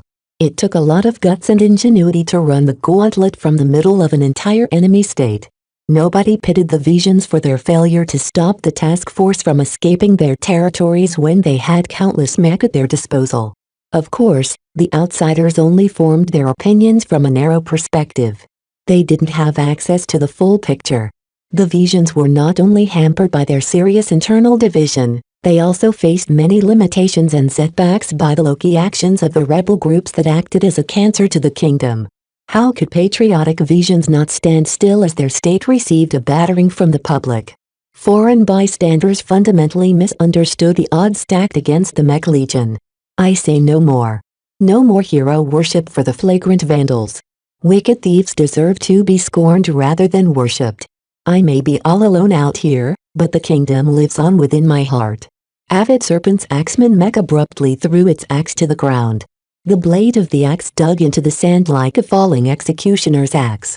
The thud rang through the hole like a drumbeat through everyone's ears. On behalf of the stars that I call home, I issue a challenge to the flagrant vandals. I know you are here. There is no one here who have missed your triumphant arrival in the Harkinson system. Stand up from the seats and show yourselves. The entire crowd fell silent. Those who stood immediately sat down. No bystander wanted to earn the spicy Vision Mech duelist sire. Avid Serpent's axeman mech slowly turned around to behold the entire audience. Where are you, vandals? I'm right here. Are you brave enough to meet my challenge? The arena lights dimmed down until the entire underground space fell into shadows. A series of floodlights illuminated from above. The largest one shone upon Avid Serpent's mech standing with its axe thrown before in an immensely heroic bearing. The other floodlights shone upon several clumps of people sitting in the stands. One of them happened to land squarely on Vez group. Nolson cursed. Damn Reynoldans. They're putting us on the spot. Can't we enjoy some privacy? None of the vandals in the group looked pleased at Avid Serpent's naked challenge. Her slanderous words belittled the Herculean challenge of fighting their way out of Vision space. How could they take her words lying down? Yet her challenge also seemed iffy. Why would she issue a challenge to the flagrant vandals out of the blue? Was it because she felt genuinely indignant about the Vija Kingdom's defeats? Was she grasping at straws in order to win back honor for herself? Or were others instigating this fight from the dark? No matter how fishy the situation looked, the flagrant vandals had been put in the spotlight. Refusing to stand up to Avid Serpent's brazen challenge would tarnish their hard-fought reputation. The only problem was that the vandals had all split up in groups of 10 and went their separate ways. Even if a lot of groups attended the underground matches, nobody knew whether they were the highest-ranking officers on site. Unless Major Verrill was present in the flesh, no one dared to speak on behalf of their entire unit. I see you, vandals. Avid Serpent broadcasted from her mech as it pointed a finger at the people under the spotlight. Come on. You think you can rest on your laurels? Think again. Are the big bad vandals cowering from a lone Vision like me? You craven briders. Stand up and face my challenge. Every off-duty vandal had to repress their anger. In order to preserve the dignity of their mech regiment, they rigidly stayed in place and kept their mouths shut. Spouting random words in the glare of the public eye might lead to a devastating outcome. No vandal wanted to bear the responsibility for staining their unit. Vez looked at the vandals sitting next to him and knew that none of them possessed the clout to represent the vandals when they spoke. The highest-ranking officer among them was Lieutenant Nelson Ferry, and he was only a mere security officer.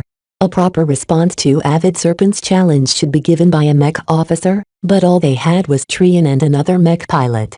Both of them were relatively junior mech pilots who made up the rank and file. Luckily, one of the other vandal groups in the audience happened to bring a mech officer. A single figure stood up from the spotlight and a familiar voice rang out. The arena operators already made a move to amplify her voice. "You want to challenge my mech regiment? What gives you the qualifications to do so?" Vez widened his eyes. He knew who was speaking out right now, and he had a very mixed history with that particular mech officer. "I dare because I am a Vision and I have proved my mettle on this ground. Who are you to question my qualifications?" "I am Captain Rosa Orphan," the figure on the other side of the stands declared. "I have fought in the heart of the capital city of Detmanivi and have defeated Lord Javier's loquacious Raphael in person. I have subsequently hunted down and fought a Vision expert pilot without an expert on my side on Nova Megalodus I. Twice I have taken down a Vision elite." The majority of the crowd swung in Captain Orphan's favor. The encouraging cheers fell upon her head, which swelled it past its limits. Vez and some of the other vandals groaned or shook their heads. Captain Orphan was one of their most problematic mech officers, though few dared to confront her about her issues. Right now, she basically inflated her importance while leaving no credit to the rest of the vandals. "That woman. Even if she's a captain, she shouldn't talk like that," Trian complained. "Big mouth or not, have some respect for the mech captain," someone else said. "She can beat any of you within a minute in a mech duel. Her skills are the real deal." Captain Orphan. Avid Serpent spoke. Good. I am not afraid of a mech captain. Do you accept my challenge then?" Fortunately, Captain Orphan wasn't stupid enough to dive into the challenge without some prudence. "Only if we can agree on the terms." "Fine. As the challenged party, you have the right to propose the terms of our duel." "Speak, then." "All right," Orphan said as she fell into thought. Though they were currently in an underground arena where rules didn't apply, people still attached a lot of importance to the ritual surrounding mech duels. Any terms that flew wildly out of bounds would only make a mockery out of this sacred occasion. Basically, Captain Orphan wouldn't be able to impose any ridiculous terms. "First, we'll hold our duel in 3 days. We haven't received any prior notice to this challenge. A fight right now is too sudden for us." "Agreed," Avid Serpent responded. "If you need to fortify your courage, then be my guest. It's not my fault you are quaking in your boots." Ha ha ha ha. Some of the crowd erupted into laughter. "Second term, we fight in our own mech." "I do not agree. My Axeman mech pales in comparison to your mech. Even though I've never seen your mech before, a mech captain is entitled to pilot the best. Would our duel be fair if your mech is at least thrice as valuable as mine?" "Fair duel. Fair duel. Fair duel. You idiot, you think a mech captain will choose to pilot a rust bucket?" Overall, the crowd was swayed by Avid Serpent's response. This was not a duel where mech pilots pitted their individual strength or the capabilities of their mech models. This was purely a contest of honor. "Fine then. If the arena operators can lend me a Spearman mech of the same value as her Axeman mech, I'll kick your butt regardless." Vez shot forward from his seat. "No. You idiot." "Agreed." Some nameless man's voice thundered from above as if it came from the will of heaven. Something moved on the arena grounds. A section of the grounds retracted into the ground, then went back up. Surprisingly, the section now bore a partial imaged Lancer mech, property of a deceased competitor, in line to be recycled. The voice spoke again but with less boom this time. Orphan probably didn't think much of the broken mech, but refusing the now would put the arena operators in a bad light. "Adequate, though I'm not sure we can fix it up in time for the duel." "Make do, then." The challenger spat. "Are you not without support?" Eventually, Captain Orphan and Avid Serpent hashed out a detailed agreement for the upcoming duel. Chapter 584 Honor and Glory. Word of the duel spread through the entire star system the next day. There wasn't a mech enthusiast or professional in Harkensen that hadn't heard of Avid Serpent's challenge to the Flagrant Vandals. Details of the terms of the upcoming duel proliferated among the public as well. The most noteworthy stipulation elevated the honor duel from a passing curiosity into the talk of the system. Fight to the death. Accept no surrender. Disable all escape mechanisms. The winner shall only leave the arena grounds stained in blood. Though the public butchered a wording of the terms, they weren't necessarily wrong. In order to prove their worth and uphold their deals, both duelists needed to show their sincerity. To an honor duel, there was nothing more convincing than to put their lives at stake. The message they were trying to say was that even if they lost, they would rather accept death than dishonor. How exciting! Harkensen did nothing to prohibit the news. Why would they? The sensational duel only brought more tourists to their system. Drama like this promoted their cosmopolitan nature. Look at our star system. Only in a place where multiple nationalities and cultures clashed can you witness something as exciting as a duel to the death. Not everyone approved of the duel, however. A small minority in the Harkensen system and a greater majority of people elsewhere regarded it as a barbaric tradition. A proper mech duel should be a civilized affair where the better of the two gracefully won while showing magnanimity to their opponent. Fights to the death was as barbaric as two cavemen bashing their heads with a rock in order to determine who had the right to mate with the woman with the widest hips. Though the actual mech duelists were both women this time, that didn't detract from the crude nature of the duel. Although mech duels happened a lot, the MTA took a very dim view on them when they turned deadly. Still, most people regarded the powerful organization as a distant nanny and took no note of their rules in this area. The mech duel was sacred, and even the MTA had given up on enforcing the no-death rule a couple of 100 years ago. As long as the participants agreed to the stipulation willingly, neither the government nor the MTA had any reason to step in. If the mech pilots had a death wish, then so be it. It was no different from driving a shuttle into a star. In a way, the apathy shown by the highest authorities reflected their helplessness against human nature. As much as the leaders attempted to shape human values, they couldn't have it both ways. Mech pilots bore the brunt in every war. Though many civilians and servicemen serving in auxiliary units lost their lives as well, by far mech pilots risked the most. In order to motivate them to fight, the MTA and many states in turn chose to foster a warrior culture among their mech pilots. Honor, pride, glory and adoration were nothing but tools in the hands of the states that drove their mech pilots into deadly situations. Unlike money or material rewards, nebulous concepts such as honor and glory didn't cost much to come into being. A famous conqueror once said that a soldier would fight long and hard for a colored ribbon. In the age of mech, trillions of mech pilots fought to make a name for themselves.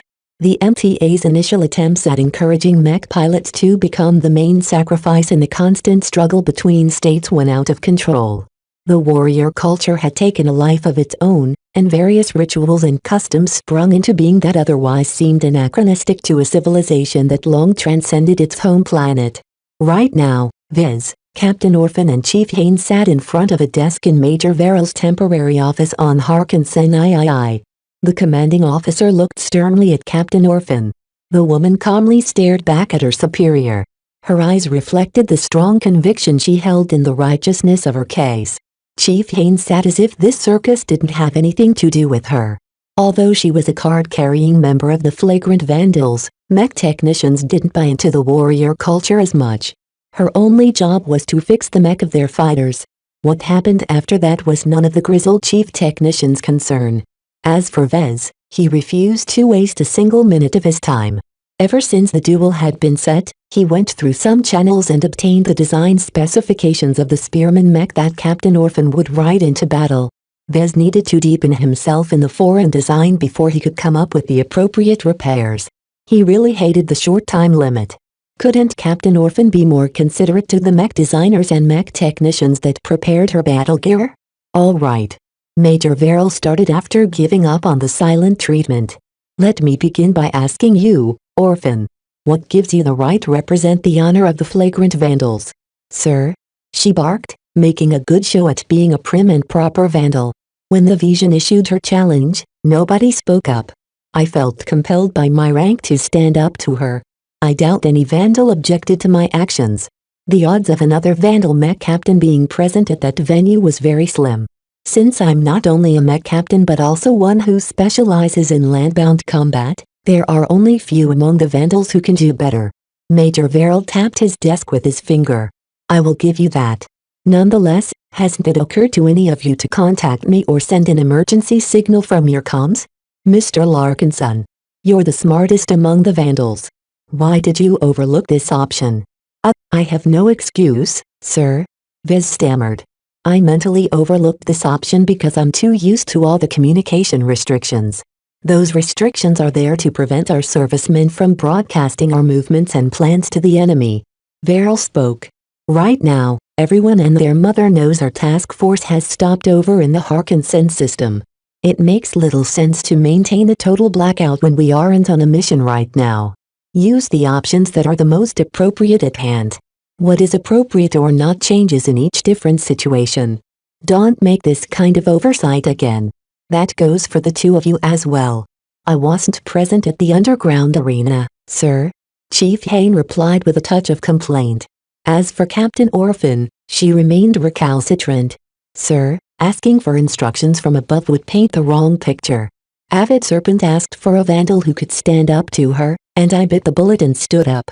If I diverted my attention to my comm while everyone was looking at me, I'd be made into a laughingstock. Your personal reputation doesn't concern me. Not when you hijacked this mech duel to blow your own horn. His lips curled into a frown. My intention was to lay low and let everyone's interest in us die down. Obviously, that's shot to hell now. We've become the talk of the town and no amount of hiding will stop everyone from paying attention to us. What a great vacation. This wasn't what I expected when I wanted everyone to take their mind off any battles. It's not all bad, sir. Proving our mech regiment's worth before the Reynoldans and the tourists will burnish our reputation. The Mech Corps and the Tally divisions won't be able to ignore us any longer. I don't care about that, Captain. Major Verrill roared again. Don't presume to know our strategic priorities. You are only a battlefield mech captain. Other Vandal officers are responsible for any greater concerns.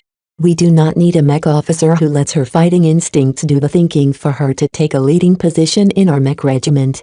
The major tried to rein in his temper while the other three patiently waited for instructions. No matter what Major Verrill thought about the duel, they could only go through with it now that it was set in stone. All right, let's move on to our approach. First, are you fully recovered from battle? Hell, I'm raring to go at that Vision wench, sir. Captain Orphan enthusiastically declared. Are you even cleared for battle? Hey, the mind doctors only repeated the usual stuff, Major. I'm not depressed or hung up over our fallen brothers, if that was what you were worried about. There's nothing wrong with my body, either. With Orphan's sheer force of personality, it was no wonder why she said so. Vez inwardly scoffed at the captain. In his eyes, she thought so much of herself that she hardly had any empathy left for others. Very well, I'll take your word over it for now, but I'll look up your medical reports right after this meeting. If you lied about anything, I'll boot you from this duel and replace you with another captain. The Vision challenged our entire mech regiment, so I doubt she would object to a shuffle. Captain Orphan narrowed her eyes at her superior. It was as if she was wary of his intentions. The man ignored her stares and turned to Vez and Chief Hain. As for you two, you're going to be responsible for fixing the Spearman mech the arena operators dug out of their junk pile. Lay it down on me. How bad is the condition of the mech? The Spearman mech is a copy of a fairly popular Reynoldan mech model. Vez replied. It was his turn to answer Verrill's questions. Its condition isn't as bad as it appears. It's a little old and worn out and has a big hole in its torso, but it won't take too much effort to get it up and running. All of its essential components are still in place, and what damage it suffered to its internals can be fixed up easily enough, sir. What's the catch, then? Well, I'm not entirely used to the Reynoldan mech standards. There are a few oddities our mech technicians and I have to get used to. The mech had been getting on in years and shows lots of signs of jury-rigged repairs. It's basically a mass production model that has slowly degraded over the years before meeting its final end in the dueling grounds.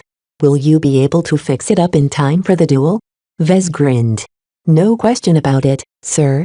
I'm not unaccustomed to working under pressure. I've prepared for several duels like this, and in my eyes, 3 days is enough for me to transform the mech into something new. Give me Chief Hane and a bunch of mech technicians and I can give you a prize-winning mech. He held the utmost confidence in his mech design skills. Avid Serpent, perhaps wary of the strong support the flagrant vandals could provide to Captain Orphan, proposed detailed terms that limited the amount of work that could be done to their mech. While this limited what people and what kind of materials the flagrant vandals could employ to upgrade their assigned mech, the same limitations applied to Avid Serpent as well. There was no way she would be on her own after issuing her challenge. Their mech duel had transcended their personal honor. While Captain Orphan fought for the flagrant vandals, Avid Serpent represented the entirety of the Mech Legion. Any patriotic vision present in Harkinson would likely flock to Avid Serpent and lend a hand. If neither side limited the amount of help each side could receive, both duelists may soon be piloting extravagant mech worth billions of credits. A mech duel that was supposed to revolve around honor would evolve into a contest between who could waste more resources than their counterparts. The reason why Vez felt smug was because one of the terms that Avid Serpent had insisted upon played to his advantage. The term insisted that only a single mech designer on each side was allowed to assist in the preparation of their mech, and they had to be apprentices at most. Chapter 585 Gabriel Creta. The terms proposed by Avid Serpent revealed that she only possessed a shallow understanding of the flagrant vandals. Someone who knew the vandals intimately wouldn't put so many limitations on how much strength they could utilize to prepare for the upcoming mech duel. An ordinary mech regiment employed up to 100 high-rank mech designers. Though most of them might only consist of talented apprentices, perhaps a dozen journeymen and a couple of seniors sat at the top. This was a terrifying concentration of mech design strength. An average medium statewide mech manufacturer only employed a couple of talented apprentices or a single average journeyman. A large sector-wide mech manufacturer on the other hand may only employ up to 50 mech designers spread into various teams. Only the larger mech manufacturers employed seniors. The smaller ones usually made do with journeymen as their lead designers. So from an outside perspective, employing several seniors and more than a dozen journeymen as well as 100 apprentices was massive overkill. That's exactly the point. Vez had learned after witnessing several different mech regiments in battle. The two that stood out the most were the two premier mech regiments of the Mech Legion. Both the Calico Dancer Bats and the Frosty Meteor showed indomitable strength. In their battles against the flagrant vandals, despite showing up with a fraction of the numbers of the flagrant vandals, both vision units proved that they could punch above their weight. Part of it was their centuries-long martial tradition. These famous names had been founded centuries ago, and they evolved from nothing into the elite step-by-step in their own unique style of fighting. This elevated their mech pilots into true soldiers that clearly surpassed the standard of an average mercenary. Another part of their strength came from a straightforward expression of wealth and capability. Their mech utilized many expensive materials that only the government could provide. The duchies weren't parsimonious with regard to their elite regiments. This wealth also allowed them to employ all of those higher-ranking mech designers. The flagrant vandals lacked that kind of accumulation. Their status within the mech corps was awkward, but this was only known from within and by a small circle of outsiders. To the public, the flagrant vandals appeared to be a genuine if eccentric extension of the Bright Republic's military. This was why Vez felt a little bit more reassured about this challenge.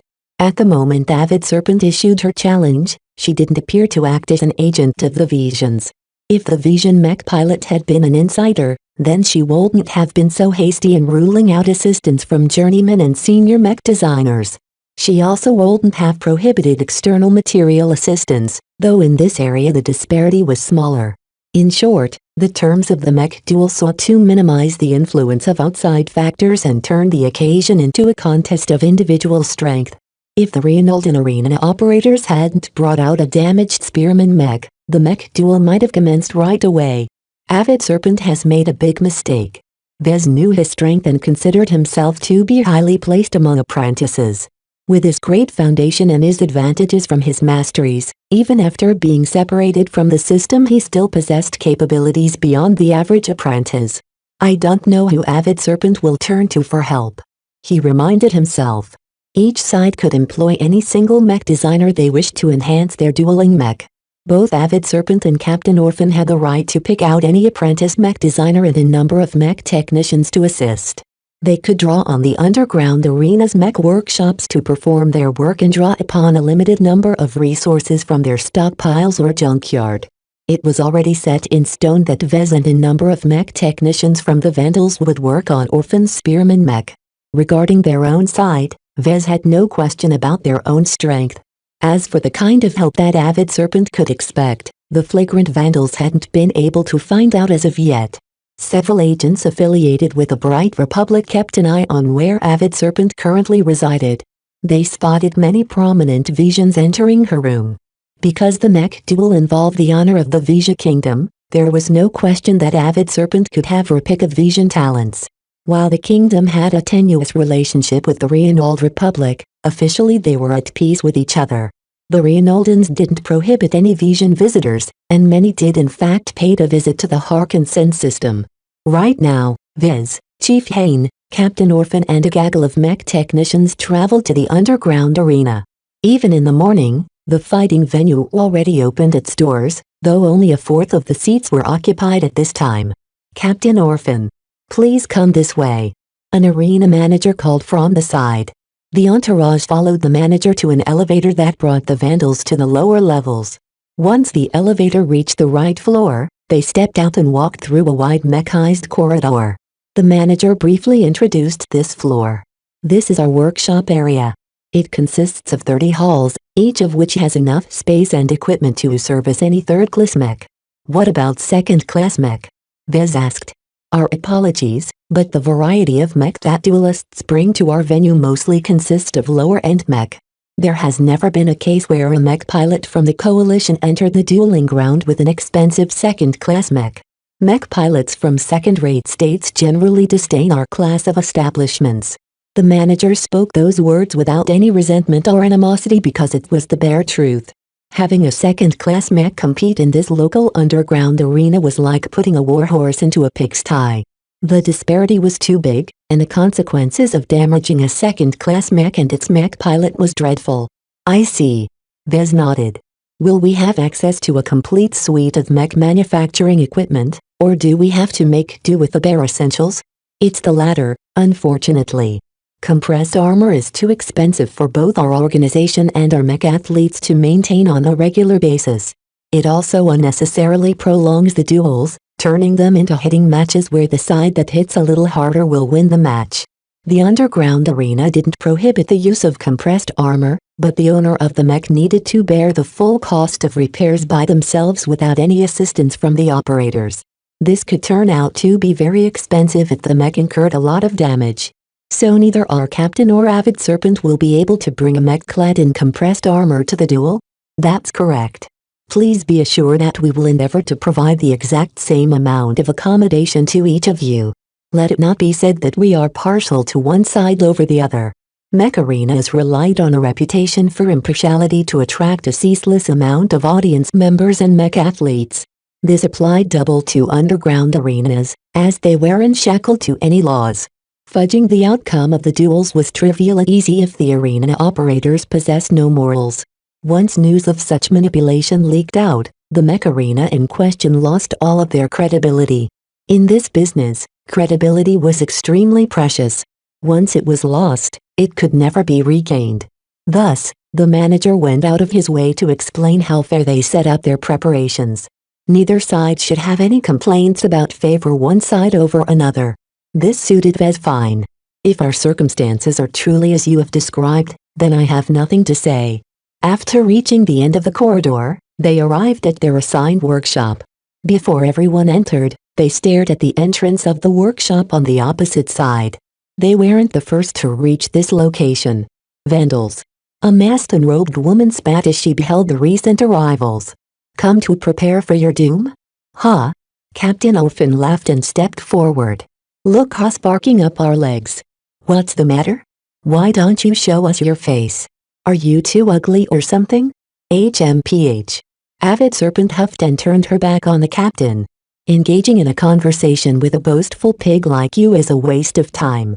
Avid Serpent masked her identity quite well, but her mannerisms revealed peculiar aspects about her personality. When Vez carefully probed her with his spiritual sense, he faintly encountered a strong force of will. It lacked the sense of realness that Vez had experienced before from an unconscious venerable foster, so Vez was pretty sure that Avid Serpent was not an expert. This was good news for all of them. The Vandals dreaded many possibilities, of which one of them was that Avid Serpent played the pig to eat the tiger. His probing ruled out this possibility. Vez turned his gaze to the people that Avid Serpent had admitted into her circle. The mech technicians looked like a mixed bunch. None of them appeared to be cut from the same cloth, which meant their teamwork should be low, though their individual ability may certainly be better than the average Vandal mech technician. Ah, the famous Mr. Larkinson. A middle-aged man stepped out. As one mech designer to another one, I hope we can. You've heard of me, Vez said with a befuddled face. How can we not? Word has spread how pivotal you have proven to be in several Vandal battles. Head designer Larkinson. The only apprentice mech designer to assume a position that only journeymen should take. How odd for the Vandals to favor you so. Is it because of your family? I have my ways, Vez said cryptically while narrowing his eyes. Information like that shouldn't have spread to the public. He highly preferred to stay in the background. The less the other side knew about him, the better. Obviously, this hope was shot to hell right now. I hope you can showcase your splendor 3 days from now. I'm eager to see if my work can measure up to the efforts of a head designer. You have me at a disadvantage. Would you be so kind to introduce yourself? Ah, where are my manners? My name is Gabriel Krita. I am apprentice to Master Renona Clasuist of the Mech University of Logimidris. Vez had never heard of Gabriel Krita, but his eyes widened when the man dropped the names of Renona Clasuist and the Mech University of Logimidris. Renona Clasuist was a seasoned master mech designer and lived over 200 years according to the public record. She specialized in force application, which meant she designed exquisite mech that made the most out of their mechanical strength. Any melee mech designed from her hand demonstrated extreme destructiveness with every attack. Vez regarded Mr. Krita without any of his former contempt. Though Vez was unsure of Krita's exact relationship with Master Clasuist, any apprentice of hers should have inherited some of her best design principles. In addition, Krita may very well be an alumni of Logimidris. The famed Mech University was one of the best in the kingdom. It enjoyed just as much prestige in the Vija Kingdom as the Ansel University of Mech Design in the Bright Republic. Both were regularly mentioned in the same sentence. The status Gabriel Krita enjoyed from both would surely be considerate. Along with his age advantage over Vez, and he may very well prove to be a hard-boned tuna. Nevertheless, Vez did not shy away from the challenge. I am eager to see what an apprentice of Master Clasuist can teach me. Vez smiled in a facetious manner. Likewise. Mr. Krita nodded back with an unruffled expression. Master Carmen Olsen's Setman rise has disrupted the high-end mech landscape in the region. I am eager to see what scraps of knowledge that she has thrown to you. Chapter 586. At Sentinel. After Captain Orphan and Avid Serpent finished exchanging insults with each other, they both entered their assigned workshops along with their followers. As soon as they entered, they commanded the massive mechanized doors to shut. There was no reason to let their opponents gawk at their progress. All right, what's up with you, Mr. Larkinson? Captain Orphan asked. She hadn't missed his exchange with their rival mech designer. Well, this isn't going to be a walk in the park for me, Vez answered as he started searching the man's biography on the galactic net. I don't know where Avid Serpent has found him, but she picked a good mech designer at the apprentice level. The only way she could top her choice was if she accepted the help of a direct disciple of a master mech designer. Such august figures shouldn't be mucking about in the Harkinson system. They had better things to do with their time than interact with the low-end mech favored by mercenaries and pirates. His brief search on Gabriel Krita turned up a lot of pages that confirmed his status. The man was a seasoned mech designer who ran a successful mech business that offered a complete line of mech models in its catalog. In terms of business, Krita was far ahead of Vez. The man built up his company step by step, never ceasing to develop new mech models to round out his company's existing products. Is there anything I should know about this fellow? Vez thought about it. Though the man ran a larger business than him, the evaluation of his designs showed that his skills hadn't grown as fast. Mr. Krita is older, but his master hadn't taught him much. In that regard, we're on a similar level. His specialty is something that we have to be wary of. Though I'm not certain yet of his strengths, he will doubtlessly excel at working with melee mech. In particular, he should be extremely good at maximizing the force application of his mech. Captain Orphan scratched her head. Can you translate that into normal words? It basically means his mech hit really hard and their movements will be really powerful. Both the arms and legs are going to be really strong by the time he is done with them. Force application entails more than that, but you don't need to know that. It would be a joke if a vaunted master's specialty only resulted in stronger arms and legs. That was a massive oversimplification of what a supreme insight into force application could do for a mech designer. Fortunately, Vez was fairly certain that Mr. Krita shouldn't have mastered the more abstruse uses of force application. That went well beyond the ability of an apprentice mech designer. This was also why Vez didn't bother to elaborate the concept. So this is the mech we have to fix up? Chief Hain asked as she stepped towards the spearman mech placed in the center of the workshop. Man, it looks as if the Reynoldans fished it out of a junkyard. That's because you're right. This is a rejected piece of scrap that the arena operators plan to recycle at a later date. Vez already studied the design of the spearman mech in detail. It was an old Reynoldan design called the INSF 8088 CS Pointed Sentinel. Designed by Ophidian Wheelax Industries, the mech was a typical locust design whose only purpose was to earn a quick buck. Aoi was a small player in the Reynoldan mech market, and it had only reached the status of medium mech manufacturer after merging two smaller mech manufacturers. The Pointed Sentinel was in fact a collaboration between the two joint-led designers of Aoi. The pair somehow avoided most of the pitfalls of collaborate design work and managed to fuse both of their strengths into a single harmonious design. The Pointed Sentinel possessed little flaws and performed adequately at its price point of 40 million marks or around 20 million bright credits. However, this description already hinted at its fatal flaw. While the design possessed various strengths and weaknesses, the former was very nuanced. Put in a different way, the design didn't excel in anything. It was a bog-standard spearman mech design with mediocre specs and nothing special to write home about. Vez suspected that this may have been a result of two lead designers trying to push their own conflicting vision for the design. If neither of them agreed to put one or the other in charge, both of them had to make constant compromises in order to finish the design. The final result of the Pointed Sentinel showed that putting two mech designers in charge of the same design led to overly conservative design choices. It received a small amount of criticism that mentioned this shortcoming when the design first came out. The only reason why the design hadn't received more criticism was because the Ophidian Wheelax Industries was an obscure player in the mech market. Up to now, they never broke through their shackles and experienced any growth. This already showcased their overall level of competence. To be honest, Vez didn't really put the Pointed Sentinel in his eyes. Compared to the mech designs he worked with before, such as the Inheritor, Hellcat and Akira designs, the Pointed Sentinel was a throwback to his earlier career. It lacked the complexity and optimization of more successful mech models. Vez briefly explained all of this to Captain Orphan.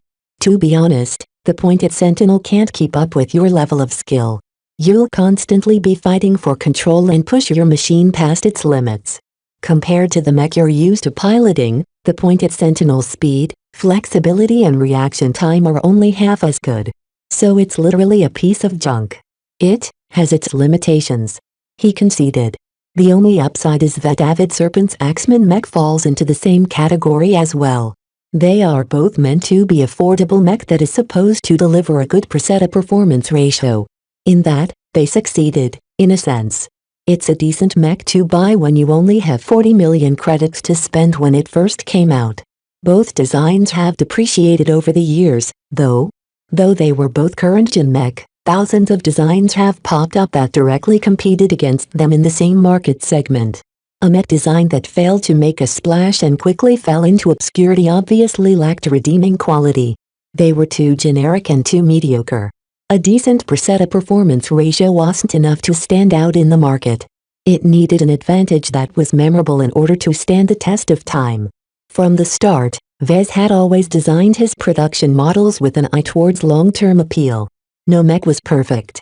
While it was true that mech designers inevitably had to make compromises with their design choices, that only applied to situations where their means couldn't catch up to their vision. For example, wanting to design a mech clad with compressed armor, but lacking an alloy compressor.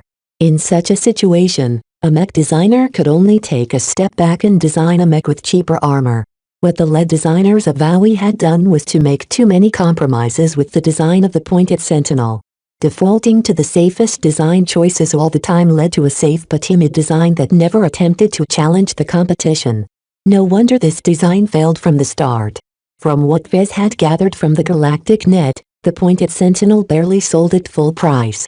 Aoi had to issue regular discounts and conclude various unfavorable deals in order to prevent their mech from collecting dust in their inventories. "I've piloted many crappy mech in my career," Captain Orphan said. "It's a long time ago since I last stepped into a cockpit of a mech as worthless as this. I'll have to shake off some of my rust. There's a simulator pod around here, right?" Vez jerked at the pod shoved to the side of the workshop. "It's over there.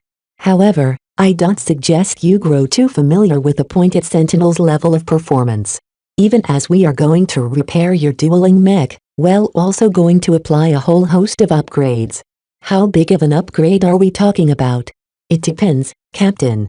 You'll have to look at the materials the arena organizers are willing to part with to be sure. However, my most conservative estimate is that I can likely boost your pointed sentinel's performance by 15%. Captain Orphan whistled at that figure. 15%? That's a lot. It's mainly because the pointed sentinel is an old and suboptimal design. Though I don't have enough time to remedy every issue, elevating its overall performance by 15% while plugging most of the gaps shouldn't be too much of an issue. Good luck, then." The mech captain turned out to be an impatient client. Ever since she laid her eyes on the simulator, she never wavered her gaze. She quickly brushed Vez off before he could list a couple of possible upgrade priorities and hopped into the simulator pod. Vez sighed. "Can you at least answer my questions?" "Don't worry about it, Vez." Chief Hain stepped closer to him. "I'm familiar with Captain Orphan's preferences. I know what she wants in a mech." "Thank you. Can you briefly tell me about her piloting style?" Hain put a finger on her lips. "I don't know how to describe it. For someone like Captain Orphan, her piloting style is a little chaotic." "How so?" "Sometimes, I wonder whether she knows what she is doing." The captain isn't incapable foresight. She can plan and write out reports as well as any other mech captain. It's just that when she's on the battlefield, she directly throws out half of her burdens from her brains. Her intelligence basically halves when she fights. Vez frowned at that. Even if Chief Hain exaggerated her depiction of the mech captain, his personal experiences with the captain didn't allow him to disregard this description entirely. How did she ever get promoted to a mech captain then? The chief technician shrugged. "That's the flagrant vandals for you. We can't be too picky on who we decide to promote. I think that in the past, the brass wanted to promote champions who could fight well to serve as anchors for the mech companies under our command. Captain Orphan may be lacking in some manners, but she's truly one of our better landbound mech pilot. That alone deserves some respect." Vez inwardly rolled his eyes. "Respect? Yes. Anyway, you haven't described her piloting style in detail. Can you give me something to work with? I need concrete descriptions." The captain is capable of being patient when she's on the hunt. Once she finds an opponent her subordinates can't easily solve, she explodes into action. She loves to pressure her opponents with high-intensity combat. Very aggressive, but also very much in control despite lacking much forethought. She's the kind of mech pilot that relies on her instincts rather than her mind to see her through a battle. So she's a wild beast in battle, then? Vez palmed his face.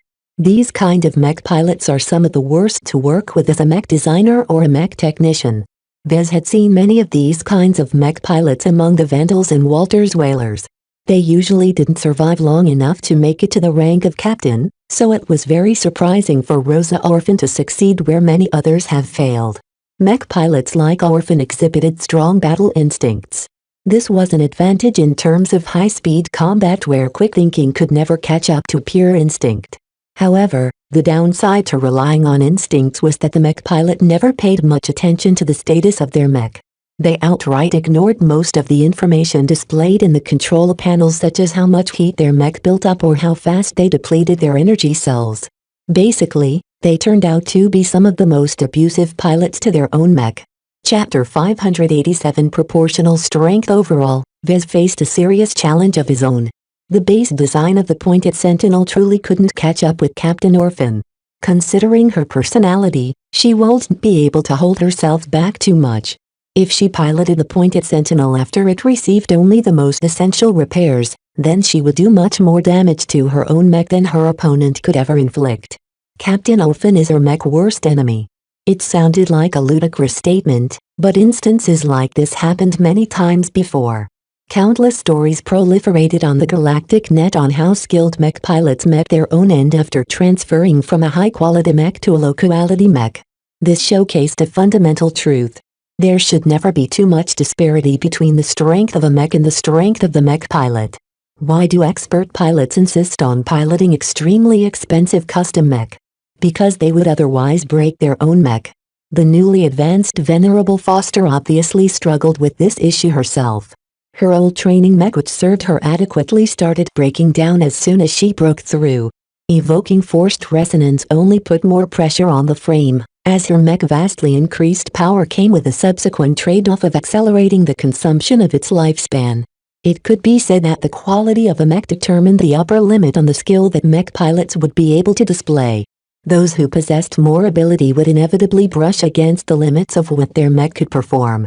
Therefore, it was vitally important to match the power of a mech with the upper limits of a mech pilot's skill.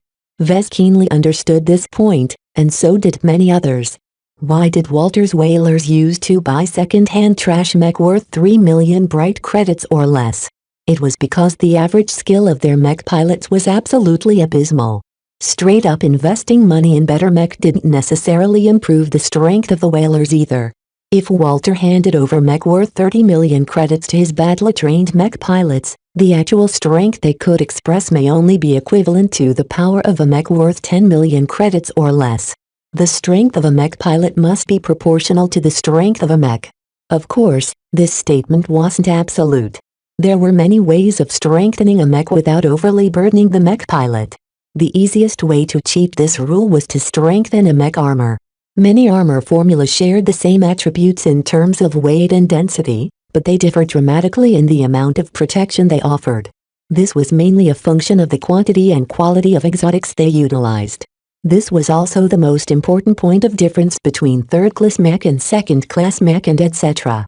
Third-class mech utilized a much lower standard of armor formulas than second-class mech.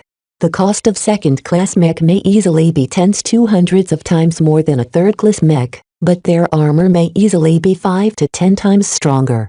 Of course, the amplification of strength constantly bumped into the law of diminishing returns. A mech that was twice as expensive may only be 10% or so stronger in reality. This made it uneconomical for third-rate states to imitate the standard of mech employed by the vastly richer second-rate states. In any case, right now Vez had to work with a third-class low-end mech. In his eyes, every mech that costs less than 30 million credits was a budget mech, and the Pointed Sentinel fell squarely in this category. The mech industry produced budget mech en masse. Why not? The private market hungered for them. The skill, training and aptitude of the majority of the mech pilots in the private sector matched well with budget mech. They would never be able to get their money's worth if they piloted an expensive premium mech such as the LMC's Bleakbeak or Crystal Lord. Vez explicitly designed his original mech designs towards squad leaders, champions, mercenary commanders and the like. Possessing the ability of an advanced pilot was the basic qualification to pilot his mech, because they both came with lots of strength and highly sophisticated control mechanisms that average pilots would never be able to use to their full potential. This limited his customer base, but Vez had never intended to compete with budget mech. Due to their low cost, the barrier for entry in that market was far too low. Too many mech designers plunged into that market already. Though there were lots of risks involved with plunging straight into the premium segment, his ability and his high-quality work had pulled him through. The LMC stood on a firm foundation thanks to his good judgment and previous hard work. His private sector experience provided him with lots of experience on what skilled advanced pilots demanded out of their mech. On the other hand, his experiences with several outfits such as Walter's Whalers and the Flagrant Vandals gave him a better perspective on what basic mech pilots asked out of their mech. The gap between basic pilots and advanced pilots was actually fairly wide. A mismatch in mech and pilots between the two basic categories might prove disastrous. In the case of Captain Orphan, her instinct-driven piloting style magnified that small possibility into certain catastrophe. When Vez explained his train of thoughts to Chief Hain, she nodded in understanding. Can't say I've bumped into this issue a lot, but I've seen some cases like that over the years. The thing is, you're asking us to upgrade a mech from something that is suitable for basic pilots into a machine that can handle the stress outputted by a peak advanced pilot. Even if you are a journeyman mech designer in all but name, we've only got 3 days to work with before we have to send the Pointed Sentinel onto the arena grounds. Her skepticism was justified. Even Vez didn't fully believe he could accomplish this ambitious goal in so little time. Do you believe in miracles? Vez asked with a grin. There's no such thing as miracles. Well, it'll make you a believer in the next 3 days. There's nothing we can't do as long as we take a clever approach. You can't forget about your opponent either. The chief reminded Vez. You witnessed Avid Serpent's mech in battle, right? That's precious information that you can use to implement countermeasures in your own mech. You're right. I was thinking so much about what I can do with the Pointed Sentinel that I haven't considered the other side. By now, Vez had gathered a basic amount of information about his opponent. He not only knew what Gabriel Creta was capable of, but he also studied the basic background of the mech that Avid Serpent piloted. Her Axeman mech was a slightly more modern Vision design called the Rogue Breaker. It used to come with a 200 axe, but Avid Serpent's copy wielded a 100 axe instead. The Rogue Breaker happened to be designed by a Hafner mech designer, which strongly indicated that Avid Serpent came from the same territory. This also explained her personal affront to the Flagrant Vandals. Only Imidris and Hafner suffered a drastic drop in reputation due to their actions. The Rogue Breaker is an offensive mech. Vez explained to the chief. Its overall parameters are actually a notch above the Pointed Sentinel. The only areas where our mech possesses an advantage is armor and endurance. This was not good news to them. According to the Vandal mech pilots that witnessed her in battle, Avid Serpent was definitely an advanced pilot. It was questionable whether she was an officer-level mech pilot, but in terms of intuition and skills, she wouldn't be much worse than Captain Orphan. The more important issue was that the Rogue Breaker possessed a higher tolerance for abuse from their own mech pilots. Its internal frame and mechanical structure was more robust, and its overall agility and flexibility enabled it to perform high-speed maneuvers with much less strain on the integrity of the mech. Put simply, the Rogue Breaker accommodated advanced pilots much better than the Pointed Sentinel. Both of them were budget mech, but their design principles took completely different directions. I don't know how Avid Serpent originally got her hands on the Rogue Breaker, but it certainly fits her well enough. Vez unabashedly praised his opponent. Mr. Creta doesn't need to overhaul too many systems to draw out the potential of that Axeman mech. As for us, we'll have to tear out at least half the Pointed Sentinel's frame before we can do anything more. Chief Hain possessed a rich experience. When she heard his words, she looked suspiciously at him. I get the feeling that you're about to do something ambitious. Let's visit the inventory and junkyard before I explain. Vez and the chief exited the workshop and asked an arena manager to bring them to the places where they could draw their working materials. The manager led them through the huge but largely unadorned corridors until they entered a massive warehouse area. This is our main storage hall. The manager explained with pride. We regularly stockpile the most common materials used by the mech models that we regularly see on the dueling field. As agreed, you are allowed to draw upon a limited quota of materials for your restoration work. The maximum quota is limited by the cost of materials. For example, you can draw upon tons of plain alloys, but only a handful of junk exotics. That's fair enough. Vez nodded. The underground arena didn't operate at charity. I'm very satisfied with your stockpile. He could draw upon a great variety of materials from the stockpile, including ones he previously used in his production models. His familiarity with these materials allowed him to apply them to his work without worrying about any complications. Do you wish to make use of your quota? I'm not in a hurry. Show me the junkyard. The three left the underground warehouse and walked a short distance before they arrived at a massive pit. Piles and piles of broken mech, burned-out husks and separated parts rested in the pit. Heavy-duty cranes, lifters and other machinery enabled the arena organization to quickly dump and retrieve their wrecks. That's a lot of mech wrecks. Chief Hain widened her eyes. All of this is untapped value.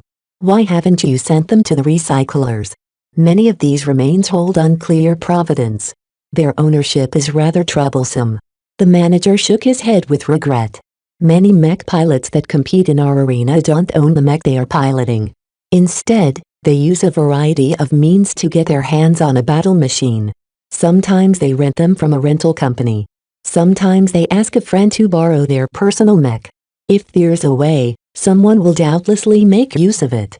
Ordinarily, there won't be much of an issue if the mech duelist wins, but a loss is more complex. Those who lost likely had to face massive repair bills. If they didn't own the mech, then they had no reason to foot the bill. As for those who outright died in battle, it might be difficult to track down the actual owners of the mech. All of these complications forced the organization to hold on to the mech, whether they were intact or not. The arena stored the mech in better condition elsewhere. Only the mech and parts in the worst conditions would be relegated to the junk pile. Does the organization mind if we appropriate some of these wrecks and parts? Vez asked. This was a very important question that directly determined the viability of his plan. Our bosses don't care. The manager shrugged.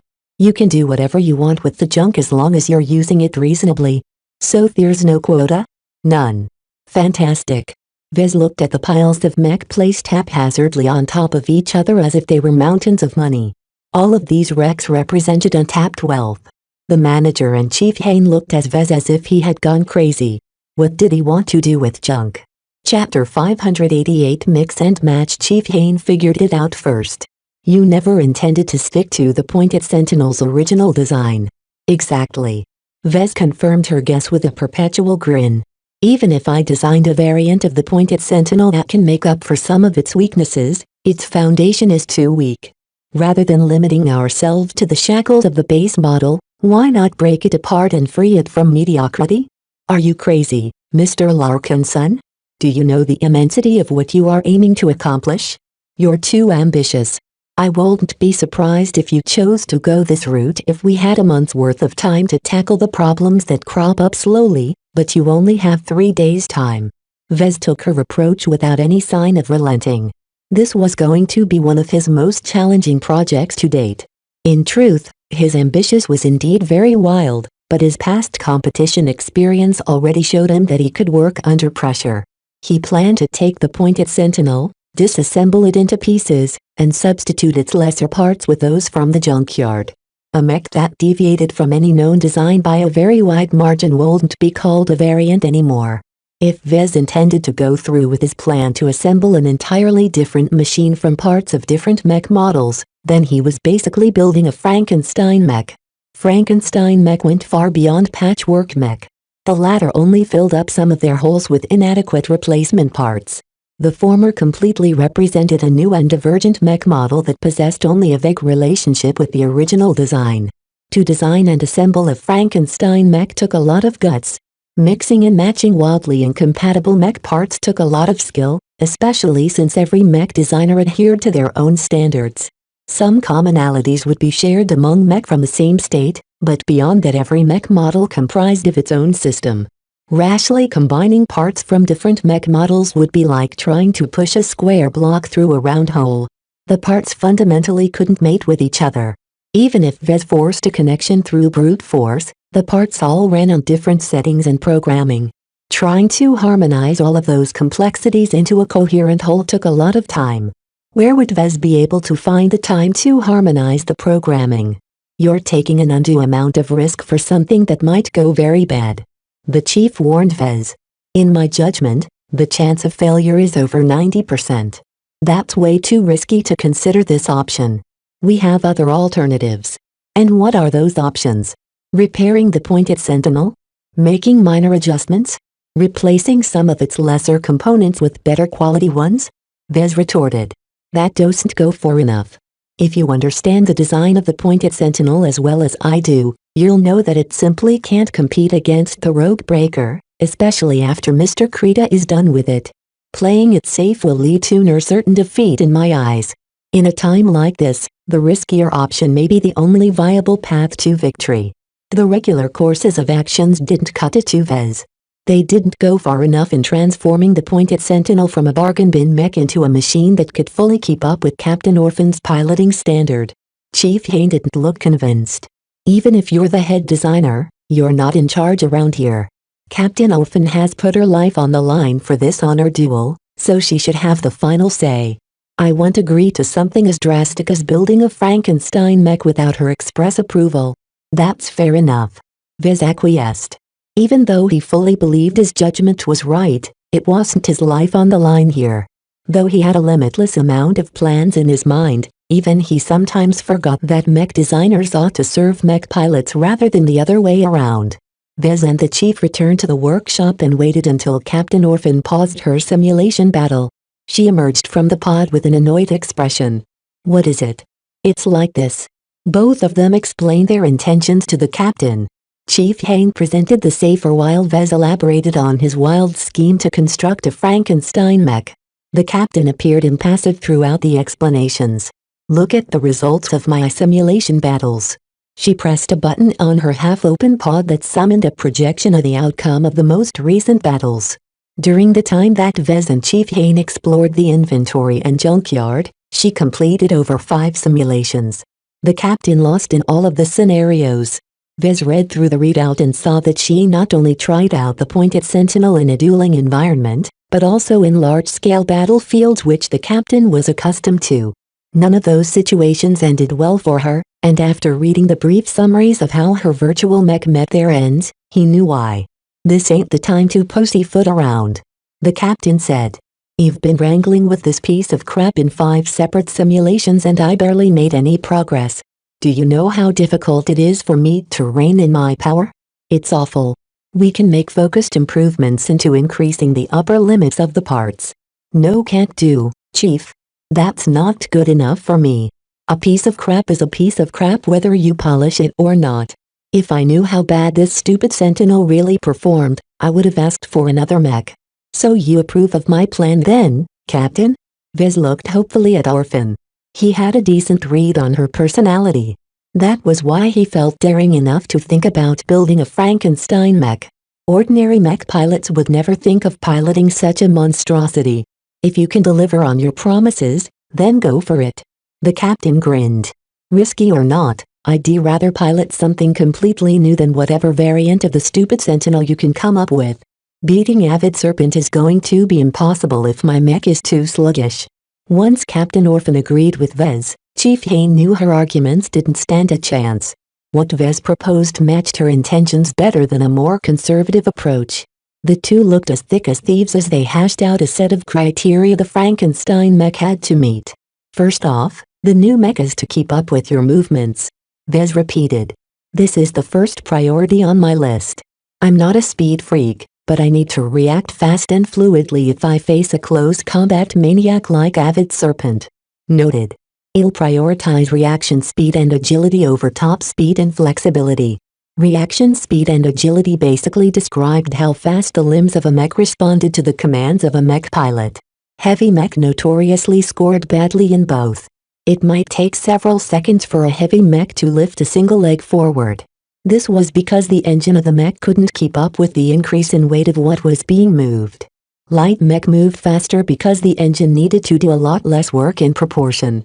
This was like the difference between swinging around a dagger and a great sword.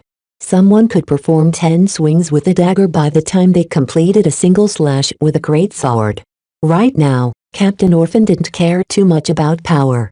Between a dagger and a greatsword, she would rather be wielding a nimble weapon than a more powerful one that could crush an enemy in a single hit. Avid Serpent is a slippery pilot, she explained. Orphan hadn't been sleeping during Avid Serpent's duel with Broken Claw. Her mech and piloting style leans towards power. Getting hit even once by that axe will instantly cripple whatever it hits. Her mech is also somewhat fast and agile for a medium mech. Vez concurred with her analysis. Those are my thoughts as well.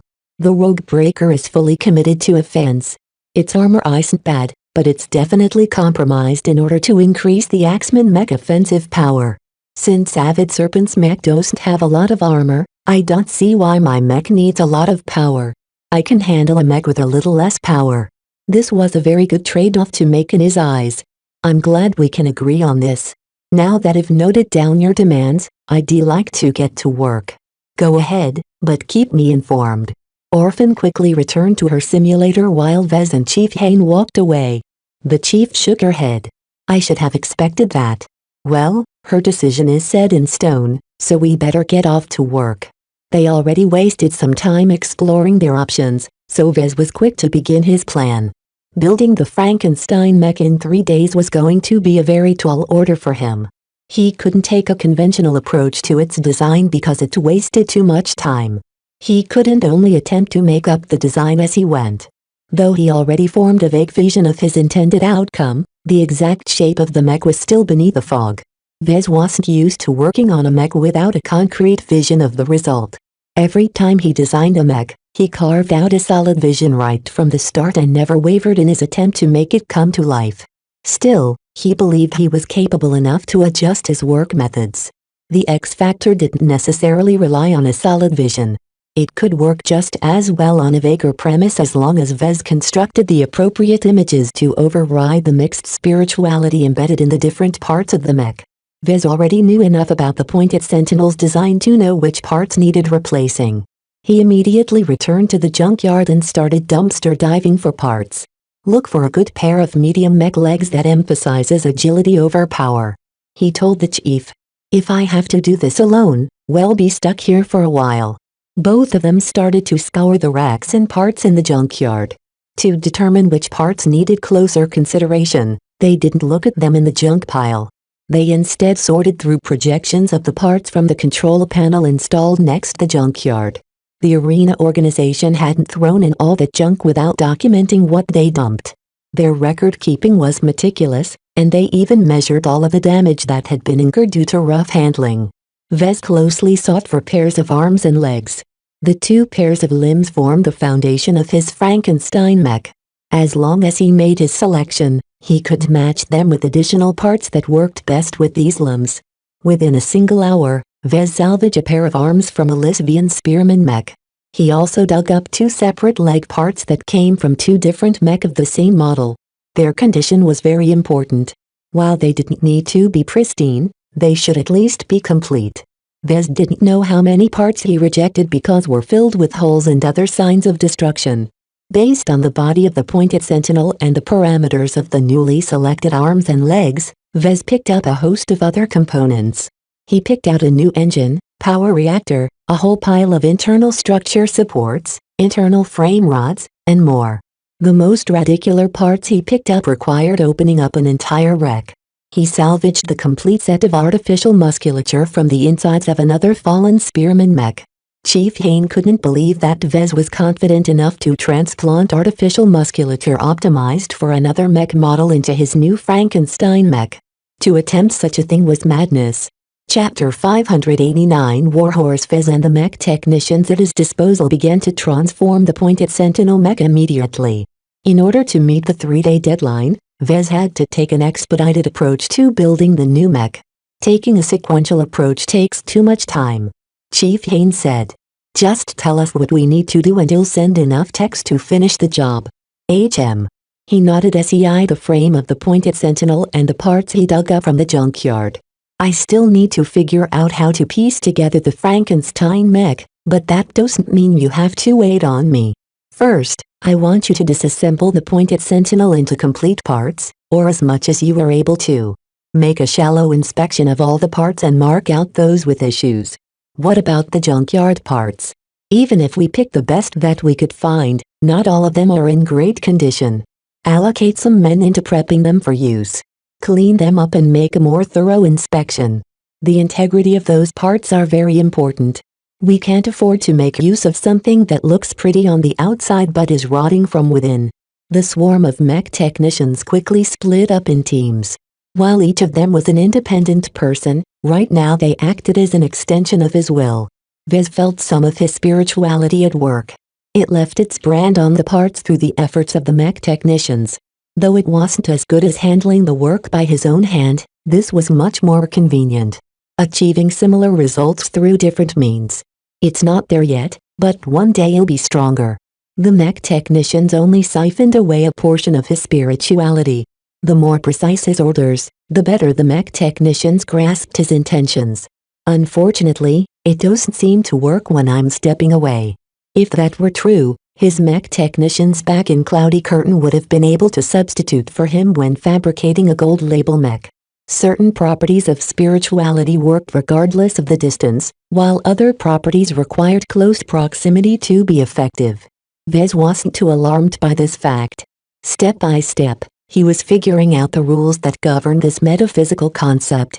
What magic!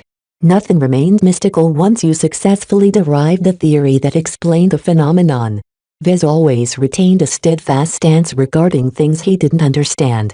This was a perspective that the Bright Republic and many other secular states had propagated among their people. After all, too much superstition bred chaos, and aliens were known to pose as mystical beings in order to hoodwink humans. As the mech technicians went to work, Vez figured he had a few hours before they finished their tasks. Until that happened, Vez had to finalize his vision in order to know for certain what he was working towards. It wasn't his style to fumble around with mech parts and cobble them together without any expectation of what might result. This was the approach of someone who was working with things he didn't understand. There's nothing about these low-end mech parts that I can't explain. Nothing about them is hidden from my sight. Vez sat down in front of one of the control panels of the workshop and started studying the schematics of the parts he dug up. The facility had already scanned the parts from inside it, and though they were less comprehensive than the official design schematics, the data from the scans was sufficient for him to understand their essence. Good. All of these are good parts. Building a Frankenstein mech was exceedingly complex and involved a lot of work. Vez did not commit himself to constructing such a difficult mech on a whim. His ultimate purpose was to synthesize a mech of a higher grade from an eclectic selection of low-end parts. In other words, he had to combine the different parts into a whole that was greater than the sum of its parts. A normal mech designer could easily puzzle together parts that amounted to 1 + 1 = 2. What separated good mech designers from the bad was that they could achieve a much greater synergy. Achieving 1 + 1 = 4 would be a cakewalk for most AIs. However, the reason why humans remained dominant in the mech industry was their ingenuity could reach greater heights.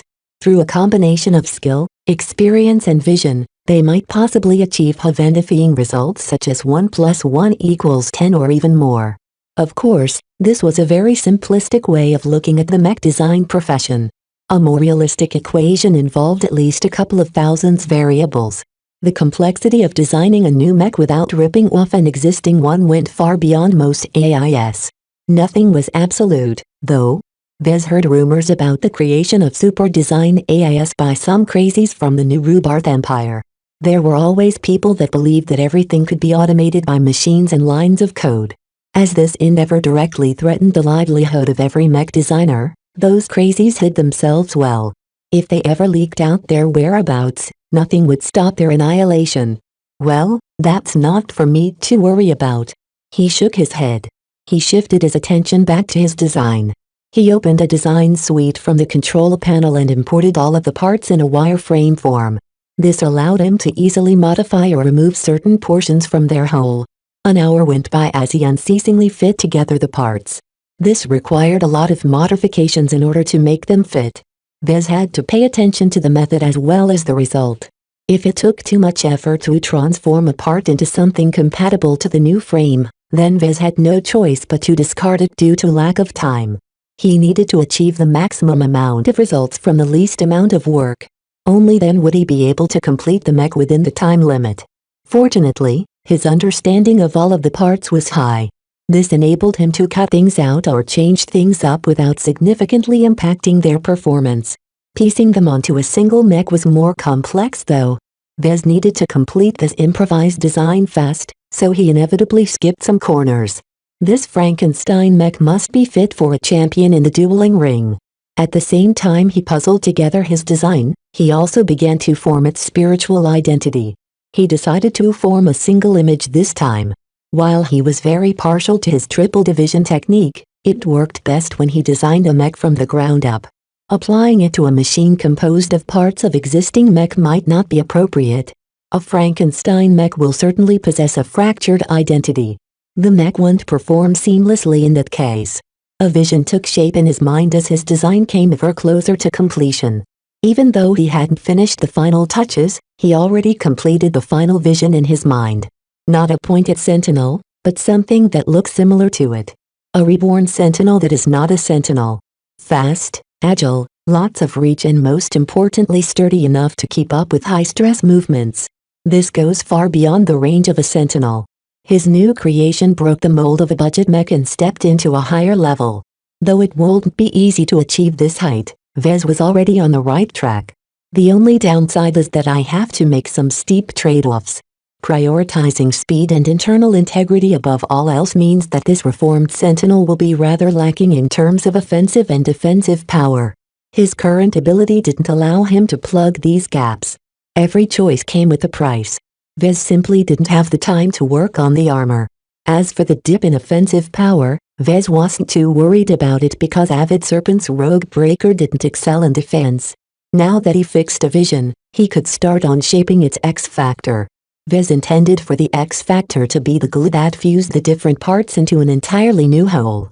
In constructing the new Imagine in his mind, Vez had two choices available. He could choose to build up a primal or a cognitive image. The former comprised of a totem animal that would massively strengthen the instincts of his mech. The latter took the shape of a human myth that provided more sophisticated aid. Considering that Captain Orphan already possesses strong instincts, a human myth is more useful to her. However, she doesn't seem like the sort who thinks a lot during battle.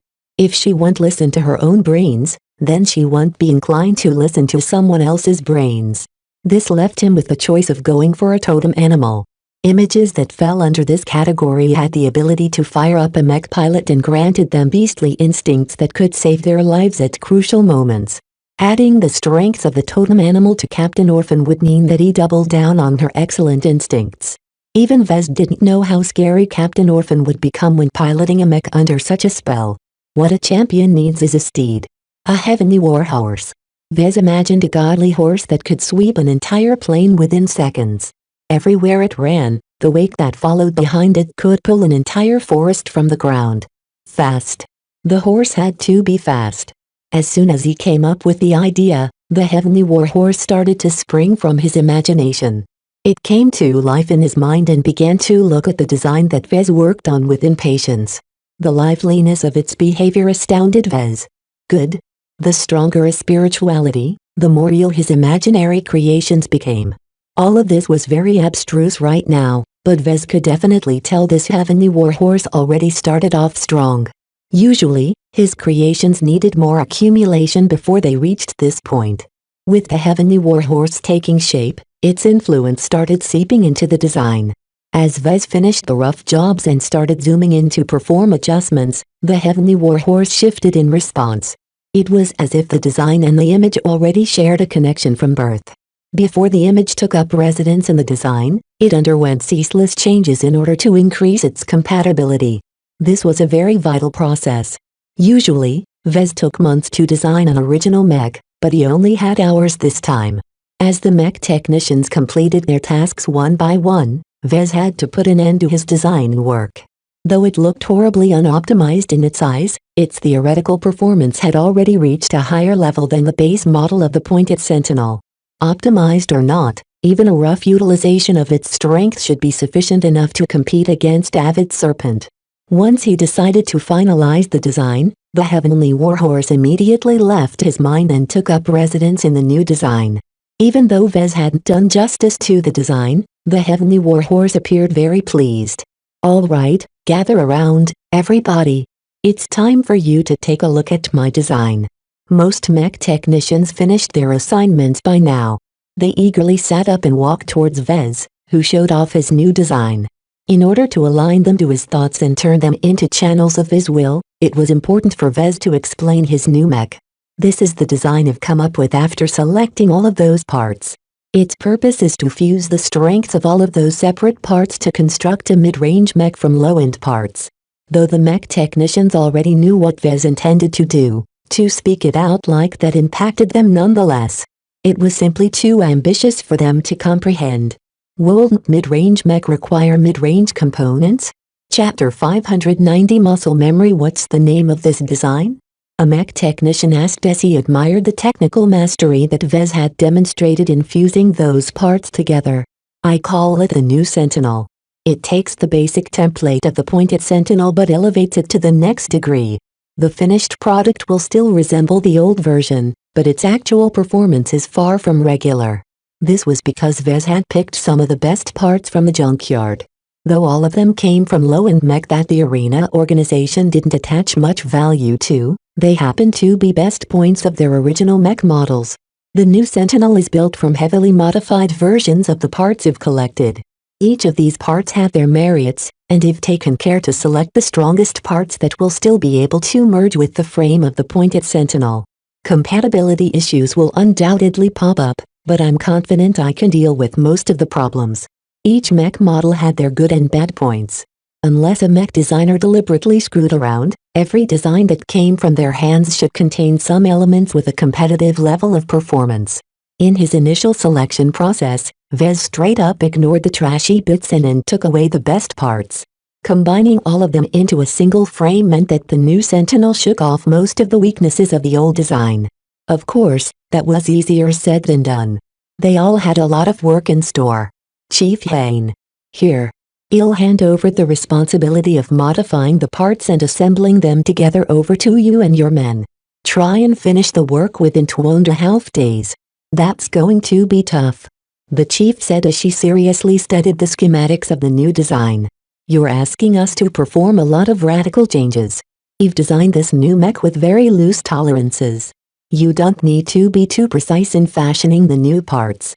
Just get it done in time. I can't promise you'll well meet your target, but I'll work my men like hell to get it done." Chief Hain immediately issued a set of orders, dividing the work among the men.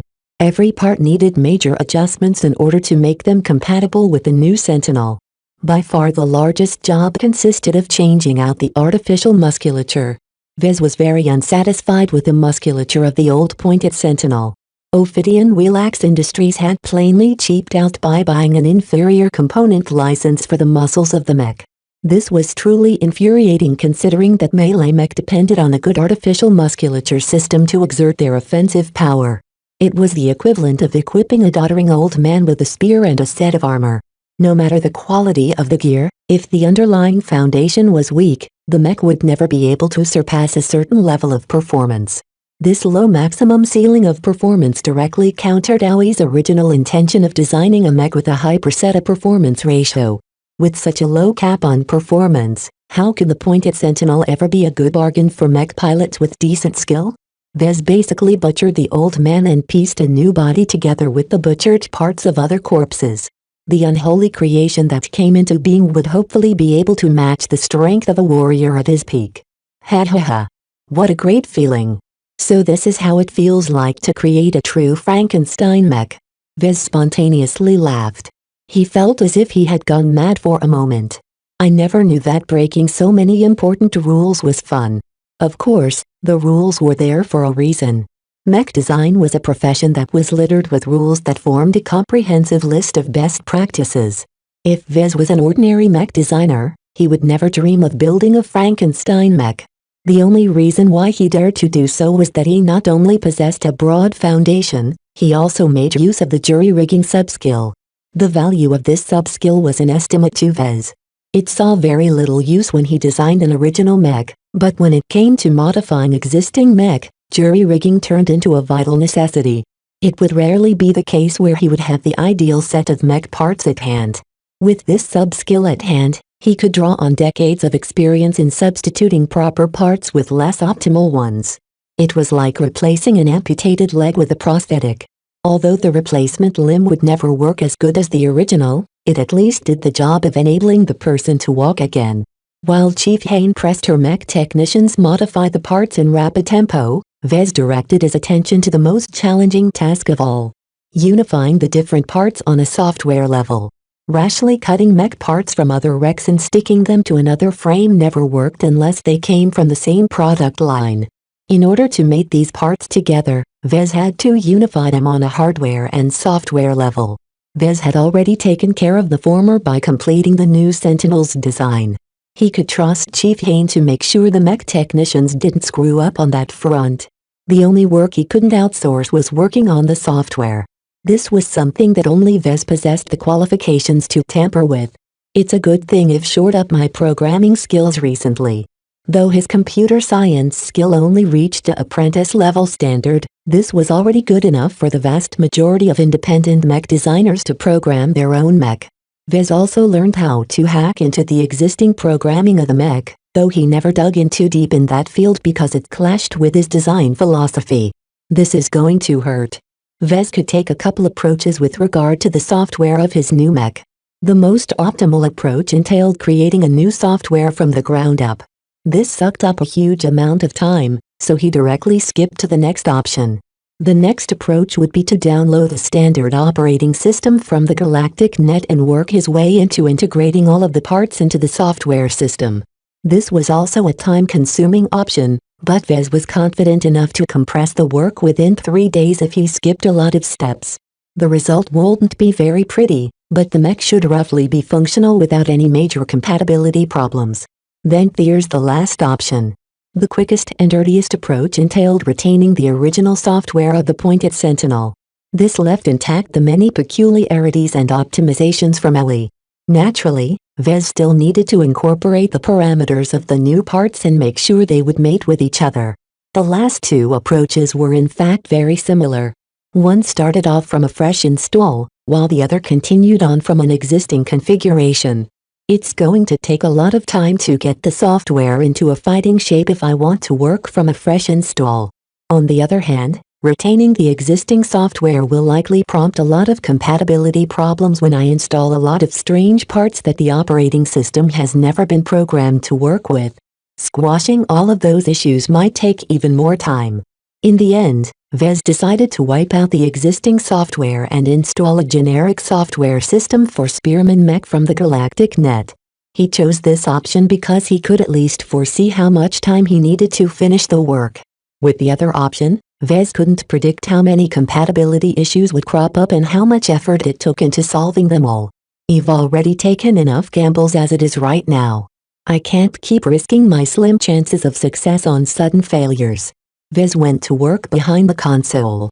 Though programming a new software system for the new Sentinel entailed a lot of work, Vez faced a smoother journey than normal because he started off from a good base. The software he downloaded from the Galactic Net already incorporated all of the basic and vital functions of a Spearman Mech. Vez merely had to adapt it to the new Sentinel. 3 days quickly went by. He made a lot of progress in that time. Though the software could never match up to the programming of a mature mech model, Vez believed his work didn't look too shabby. According to the simulations, the mech is able to perform all of the basic maneuvers without delay. The frame should only hitch up during the most complex movements. The importance of the operating system was that a mech designer or a professional programmer could pre-configure many standard mech movements. To put it simply, it was like adding muscle memory to a mech. A mech pilot would be able to make use of the muscle memory as shortcuts. This lowered the mental burden on the mech pilot and enabled them to make the most efficient movements from a single thought.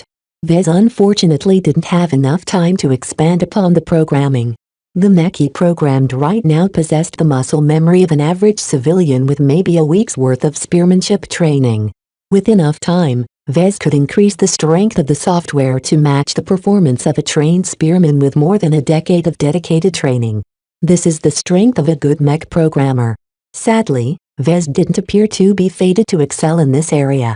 Certainly, if he put his mind in this field, he could become fairly proficient in this area.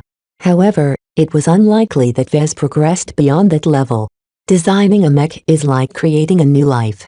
Programming is essential to ensure the mech can be functional, but too much may not be a good thing. Mech designers who excelled in programming could accomplish amazing feats. Vez had worked by Alax's side for a time and he had seen what a journeyman-level mech designer who specialized in programming could do. In short, they could turn a worthless piece of rock into a shining piece of jade. The work that Vez had done over the last few days was far from reaching that level, but at least it should do the job. Let's see if Chief Hain has upheld her end of the work. Vez had been wholly absorbed in programming for his new mech. One of his major faults was that when he put his whole mind onto a task, he pretty much tuned out everything else. He stepped away from the console and entered the assembly area of the workshop. Vez immediately saw the shape of a complete mech. Fixed in place within the workshop's assembly system, a gaggle of mech technicians climbed all around the frame of the mech to perform the finishing touches by hand. "Well," he said with some surprise, "the mech is almost finished. It took a few sleepless nights, but we almost got it done," Chief Hain said as she approached from the side. "We had to take in a lot of stimulants in order to work day and night. Hell, my men will probably sleep for 2 straight days after finishing up the mech." Skipping sleep was easy. Countless substances enabled humans to push through their desire for sleep. The only problem were practically hardwired into requiring sleep. Vez could imagine that all of the mech technicians paid a heavy price to work for 3 straight days. "Did you push them into this brutal schedule?" "Nope." The chief technician shook her head with a smile. "We all know that Captain Orphan's life is at stake. What's the worth of our good rest if we aren't willing to put it all to increase the odds of her survival?" "You're right. We're ultimately trying to make the best mech possible so that Captain Orphan will win her honor duel.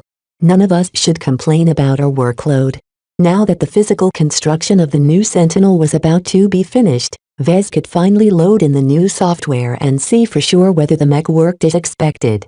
They didn't have much time left before the duel commenced.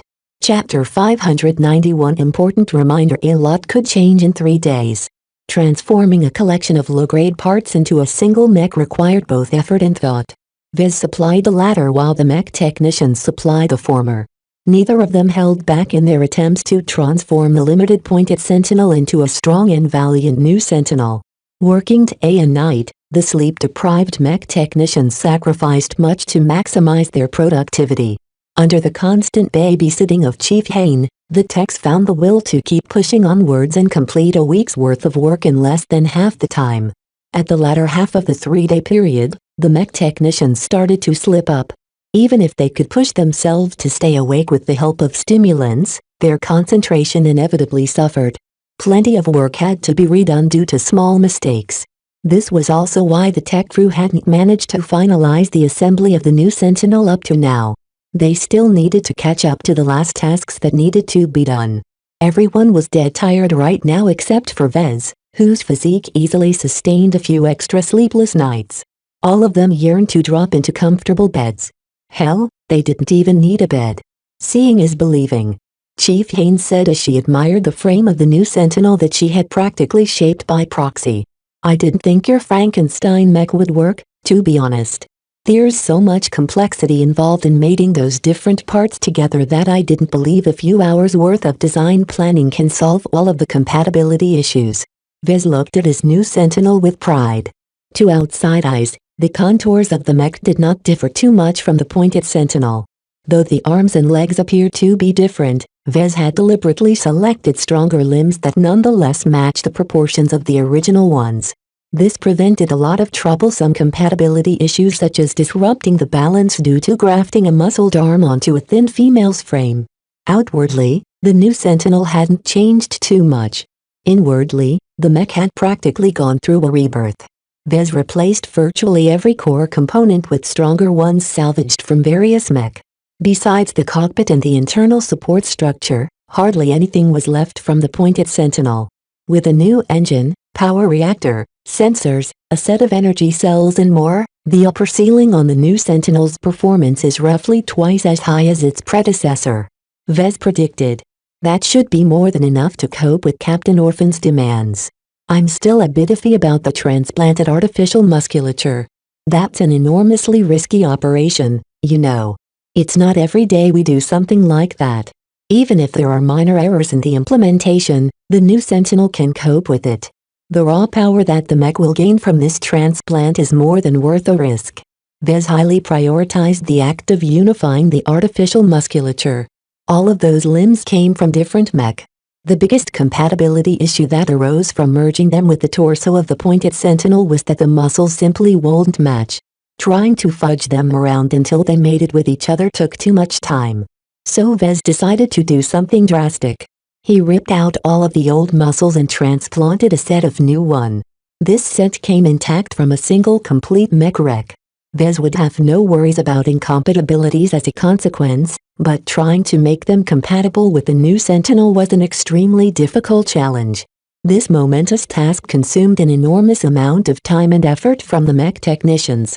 I hope the mech won't lock up its muscles when we first boot it up. Chief Hain prayed. We'll suffer a fatal blow if it turns out that all of our work is in vain. Your work won't be in vain. I can promise you that. Vez replied confidently. He had a good feeling about the new Sentinel. Despite its unfinished state, the mech radiated a subtle aura of spirituality.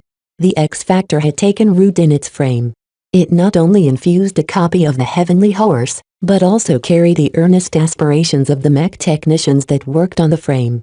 The latter influence was minuscule, so they didn't pollute the spiritual quality of the mech. Vez even figured that it added some complexity to the X Factor. The untamed ferocity of the heavenly horse was the dominant component of the X Factor and should help unify the different parts into a single whole. All that is left is to load in the software. Vez spoke.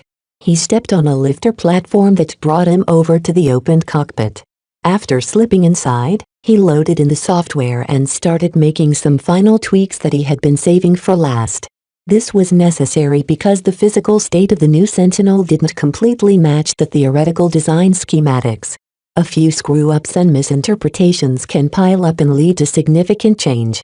Therefore, Vez had to spend a precious hour configuring the software to match the actual condition of the mech. Finished. It took a little longer than he thought. Everyone tentatively finished up their work on the mech. Every part was in place and the whole frame was put together nicely. The entire crew looked at their mech with emotion. All of their sweat, blood and tears had been poured into this frame. Its complexity went far beyond a civilian mech. Now was the time to put the mech to the test. Captain Orphan walked over in full piloting gear. During the last 3 days, she hadn't been idling. Vez had loaded in the virtual design of the new Sentinel to the simulator pod so she could become accustomed to its properties. Are you ready to mount your steed? Vez asked the captain. I'm ready to roll. Boundless confidence radiated from the mech captain. She had never flinched away from the upcoming duel to the death. To a mech pilot like her, representing the honor of the flagrant vandals was a pivotal achievement in her career. The possibility of death had never swayed her courage. Be careful, Captain. The physical copy won't move as smoothly as the virtual version. When you test it out, don't go full throttle just yet. Start off with the basic movements and slowly work your way up there. I might need to make more adjustments along the way. Got it. I'm not stupid, you know. After the captain boarded the mech, everyone stepped far away as the mech finally booted up. Its humanoid eyes lit up as its power reactor started supplying power to the entire mech.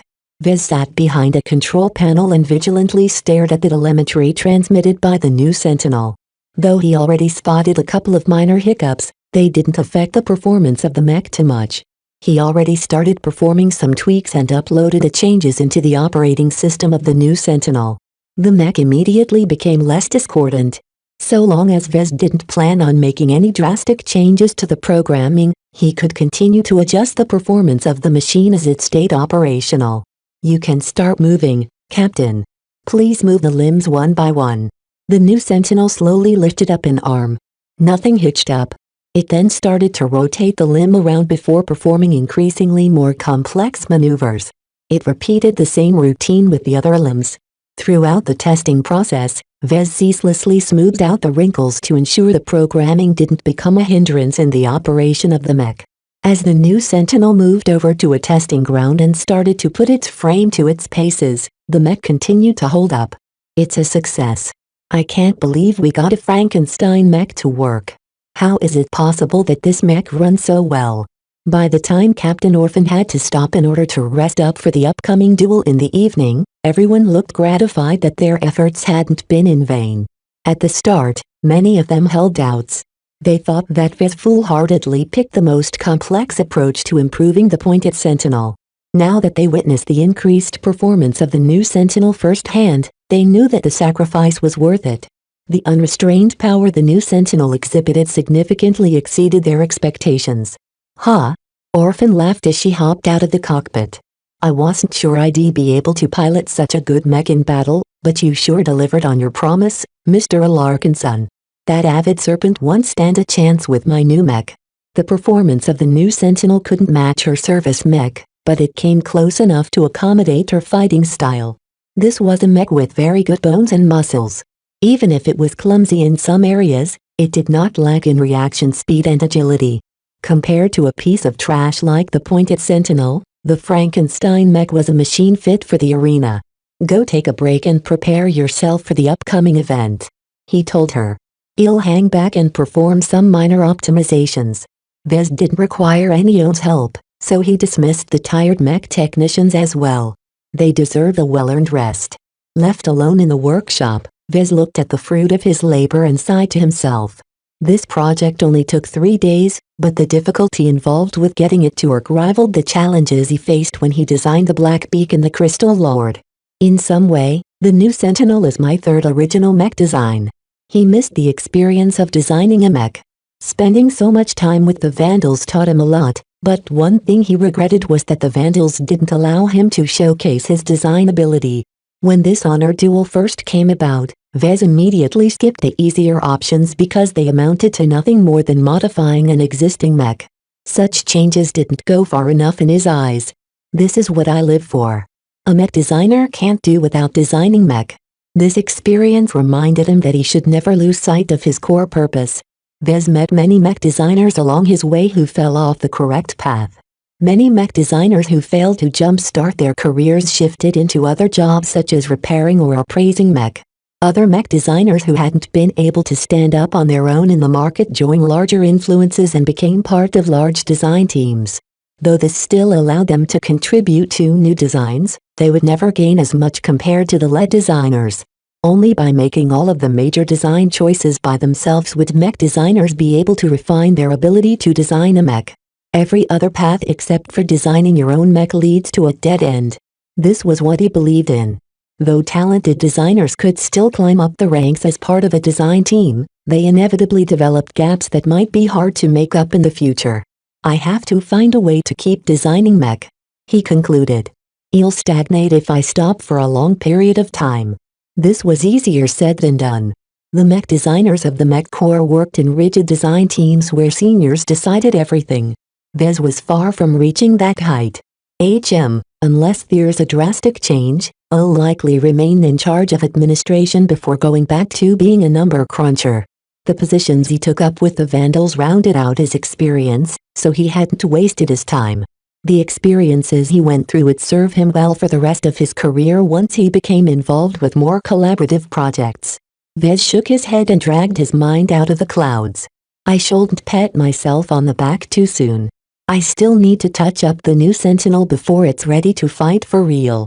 Chapter 592 Honor Duel. Many people caught up to Harkinson III in the past few days.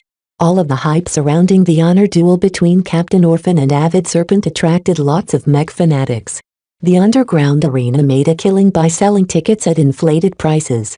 The demand for a seat was so huge that the arena decided to add floating stands to the arena in order to stuff as much people in their venue as possible. They intended to make the best use of the open space above the arena. Part of the reason why tickets became hot was that underground arenas prohibited any broadcasts and recordings. Even though the authorities didn't care about shutting them down, the underground still needed to remain out of sight from the public. The underground arena utilized loads of jamming and interference technology to uphold this custom. This basically meant that the honor duel was an event that someone might only experience once in their lives. Vez could imagine how many people wanted to catch up to the duel. When something hot becomes rare, its value spikes. Ticket prices shot into space, crowding out the regular folk who could only spare 1,000 marks at most. Last Vez had heard, the cheapest tickets sold for 20,000 marks. Though it seemed that the entire Harkensen system went crazy, in actual fact only a small proportion of visitors and locals were caught up in the hype. Many tourists never heard about the flagrant vandals and didn't particularly care about the honor of the Vija kingdom. Still, many Vijans and Briders attached a lot of importance to the outcome of this duel. Citizens of the Republic and the kingdom practically felt duty-bound to attend, though the extreme ticket prices scared many of them away. The underground arena already made a killing by selling inflated ticket prices, but their appetite hungered for more. They opened up betting stations in many places in the Harkensen system. In this, they failed to grab the lion's share of the market. This was because the more established betting companies moved first. With their existing infrastructure, they held a definite advantage over the underground arena that had to keep most of its operations in the shadows. No matter how Vez looked at it, the Reinaldans brazenly profited from the honor duel. It's like they can't let off any attempts at earning money. All of the betting elevated a sober duel between two mech pilots from different states into a match with billions of marks at stake. Vez was worried that some might seek to pressure one of the duelists to throw the match. He wasn't naive to think such cheating never happened, particularly in the underground circles where enforcement was lax. Well, it probably won't work this time. The flagrant vandals backed Captain Orphan, so anyone wishing to coerce her into throwing the match would have to face the fury of an entire mech regiment. As for Avid Serpent, she won't initiate an honor duel if she didn't value her principles. To some people, honor was everything. To others, honor was something that they couldn't touch or sell. How could they value something that didn't really exist? Well, even if Avid Serpent is only for show, the worst she can do is tarnish the Vija kingdom's honor. Any sabotage from her side won't affect the honor of the Vandals. While Vez didn't concern himself too much about foul play, he still made some precautions of his own. Ever since the new Sentinel came into being, he never let it out of his sight. Anyone who wanted to tamper with the mech had to overcome his vigilance first. Fortunately, as the time of the duel arrived, nothing went wrong. By the time Captain Orphan returned and entered the cockpit for the upcoming show, Vez felt reassured that nothing would go wrong from now on. He followed an arena attendant out of the workshop and sat down at a seat reserved for him at the very front. He looked around and saw only strangers. It was too bad that Chief Hain and the mech technicians declined to attend. Sleep haunted them for days. They deserved their rest. Right now, the final pre-show ritual came to an end. Due to the honor duel, the regular dueling schedule had been ditched. Nothing was allowed to upstage the honor duel. Ladies and gentlemen, Vijans and Briders, Reinaldans and Rapongans, wherever you hail from, welcome to the main event. Anticipatory music pumped through the entire arena, affecting the moods of 2 million attendees. Vez looked up as a massive floating stand of seats hovered over his head. Above those floating stands was another set of floating stands, and so on. If their anti-grav modules ever suffered a malfunction, hundreds of thousands of people would crash into the people sitting below. Damn, is this even safe?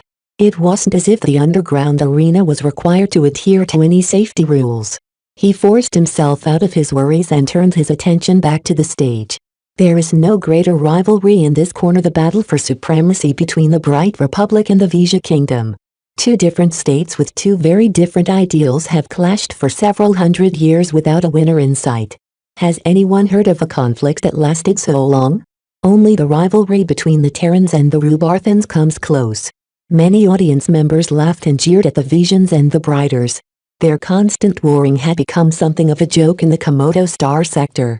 The Vijans were portrayed as mula-hated dunces for their repetitive wars of aggression that never seemed to win them anything at the end. The Bright Republic on the other hand gained a reputation for being punching bags for the Vijans. They were like a dysfunctional couple where an abusive husband kept hitting his wife. Vez glowered a little as the Reinaldans amused themselves into thinking they were better. Without the Frozen Leaf Alliance, would you still be able to make fun of the Visions? After a few minutes of blathering, the announcer finally moved on to the duelists. Without further ado, let us welcome the mech pilots who will stake their lives over this duel. 2 may enter, but only 1 will leave. 2 separate gates opened up, allowing 2 separate mech to enter the field. Vez held his breath as he beheld the rogue breaker. While Vez had transformed the pointed sentinel into something new, he never believed his competitor would stay still. Look at Avid Serpent. What are those add-ons attached to the frame of her mech? Some people recognized the strange external components that surrounded the joints and other parts of the mech. Those are force boosters. Force boosters basically enhanced the movements of the mech at critical moments. They weren't seen very often because of their complexity and high energy demands. Still, in a short duel, these force boosters could easily amplify the power exerted by the rogue booster by a significant amount. And that's only the external changes. Vez couldn't see anything different about the rogue breaker from within. Someone as good as Krita would never neglect the internal structure of the mech. Only when the fighting started would Vez be able to see what his rival had changed. Certainly, Captain Orphan won't have it easy. There was one aspect in which the new Sentinel surpassed the rogue breaker. Though Avid Serpent had attracted a lot of attention, her mech didn't appear to be too special despite the external additions. Though the new Sentinel looked a little duller, the mech somehow possessed a faint charm that compelled most of the audience members into admiring its form. Its cheap armor inherited from the old pointed Sentinel did little to cover up its allure. Does this Spearman mech look a little different from last time? Why do I feel like I'm looking at a whole other mech from 3 days ago? I thought the pointed Sentinel was a trash model. How come I'm itching to buy one right now? Though Vez wasn't able to access the system, he estimated the strength of the new Sentinel's X-factor to be in the low grade or high grade. Though this paled in comparison to the grade of a Crystal Lord, this was still sufficient enough to stoke people's desires. It was too bad that no one equated the special nature of the new Sentinel to Vez. As always when it came to mech, the mech pilots attracted all of the attention while the contributions of the mech designer faded into the background.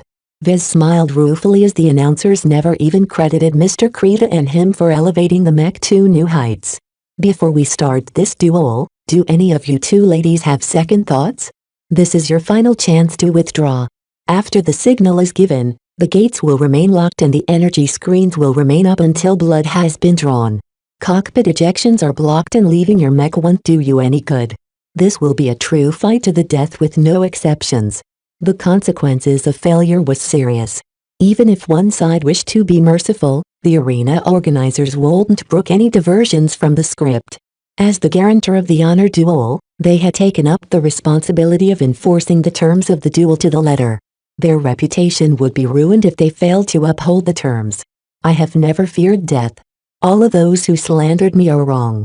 Avid Serpent yelled from her mech. As always, her identity remained a secret and the voice scrambler did a very good job in obscuring how she truly sounded.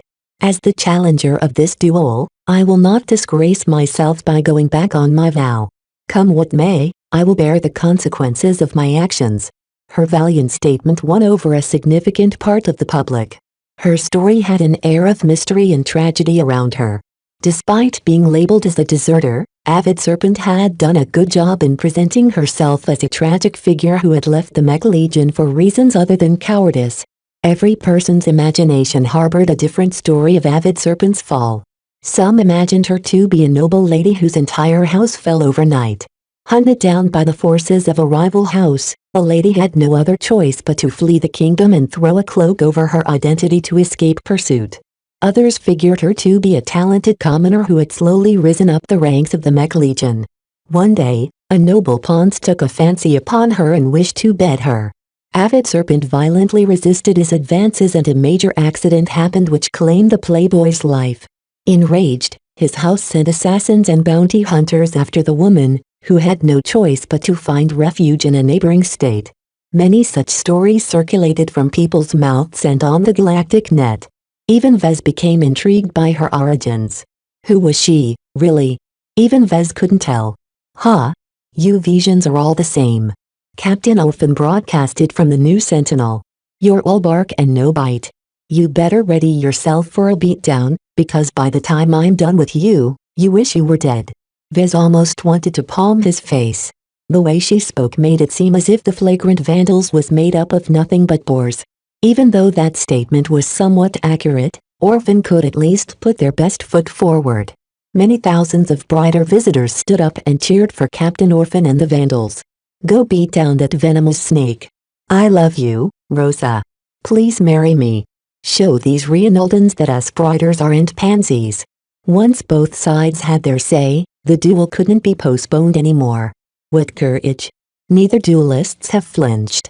Let us witness their ferocity and see whose convictions will stand at the end. Begin. An explosion erupted in the air above the dueling ground, which served as the signal for the start of the duel. Both mech instantly exploded into action. One wielded a spear, the other held an axe. The opening moves of the mech revealed their true strength for the very first time. Chapter 593 Treasure Trove. The Harkensen system in the Reinald Republic welcomed many visitors every year. From tourists looking for excitement to outfits dropping by to conduct business, the lively star system was one of the most popular destinations in the region. Many outsiders who weren't fans of mech or the shady transactions, they regarded the Harkensen system with contempt. That den of thieves and greedy merchants is a hollow place. There's no honest work to be found there. If the sun went supernova one day, nothing of value in the Komodo star sector is lost. Obviously, the Harkensen system seemed like a place where only thugs and thrill-seekers gathered. There was hardly a sense of class to be found, and what luxuries Harkensen offered appealed more to the nouveau riche than the true power brokers. This was the Harkensen system on the surface. To the vast majority of the Komodo star sector, this was all there was to it. Such a shallow destination required little consideration. However, all of this was a facade. To be more precise, the Harkensen system operated on several different levels. What everyone saw could only be considered as the shallow layers. What was observable from the surface meant nothing to the secrets hidden below. To those who operated on the highest level, the Harkensen system was not as pleasant and tourist-friendly as everyone had thought. Did you hear? The honor duel between a captain from the flagrant vandals against some Vision deserter has just started. If I hadn't blown my entire budget at the casino earlier, I would have been able to afford a ticket. Those blood-sucking Reinaldans. Who is crazy enough to pay 20,000 credits for a single seat?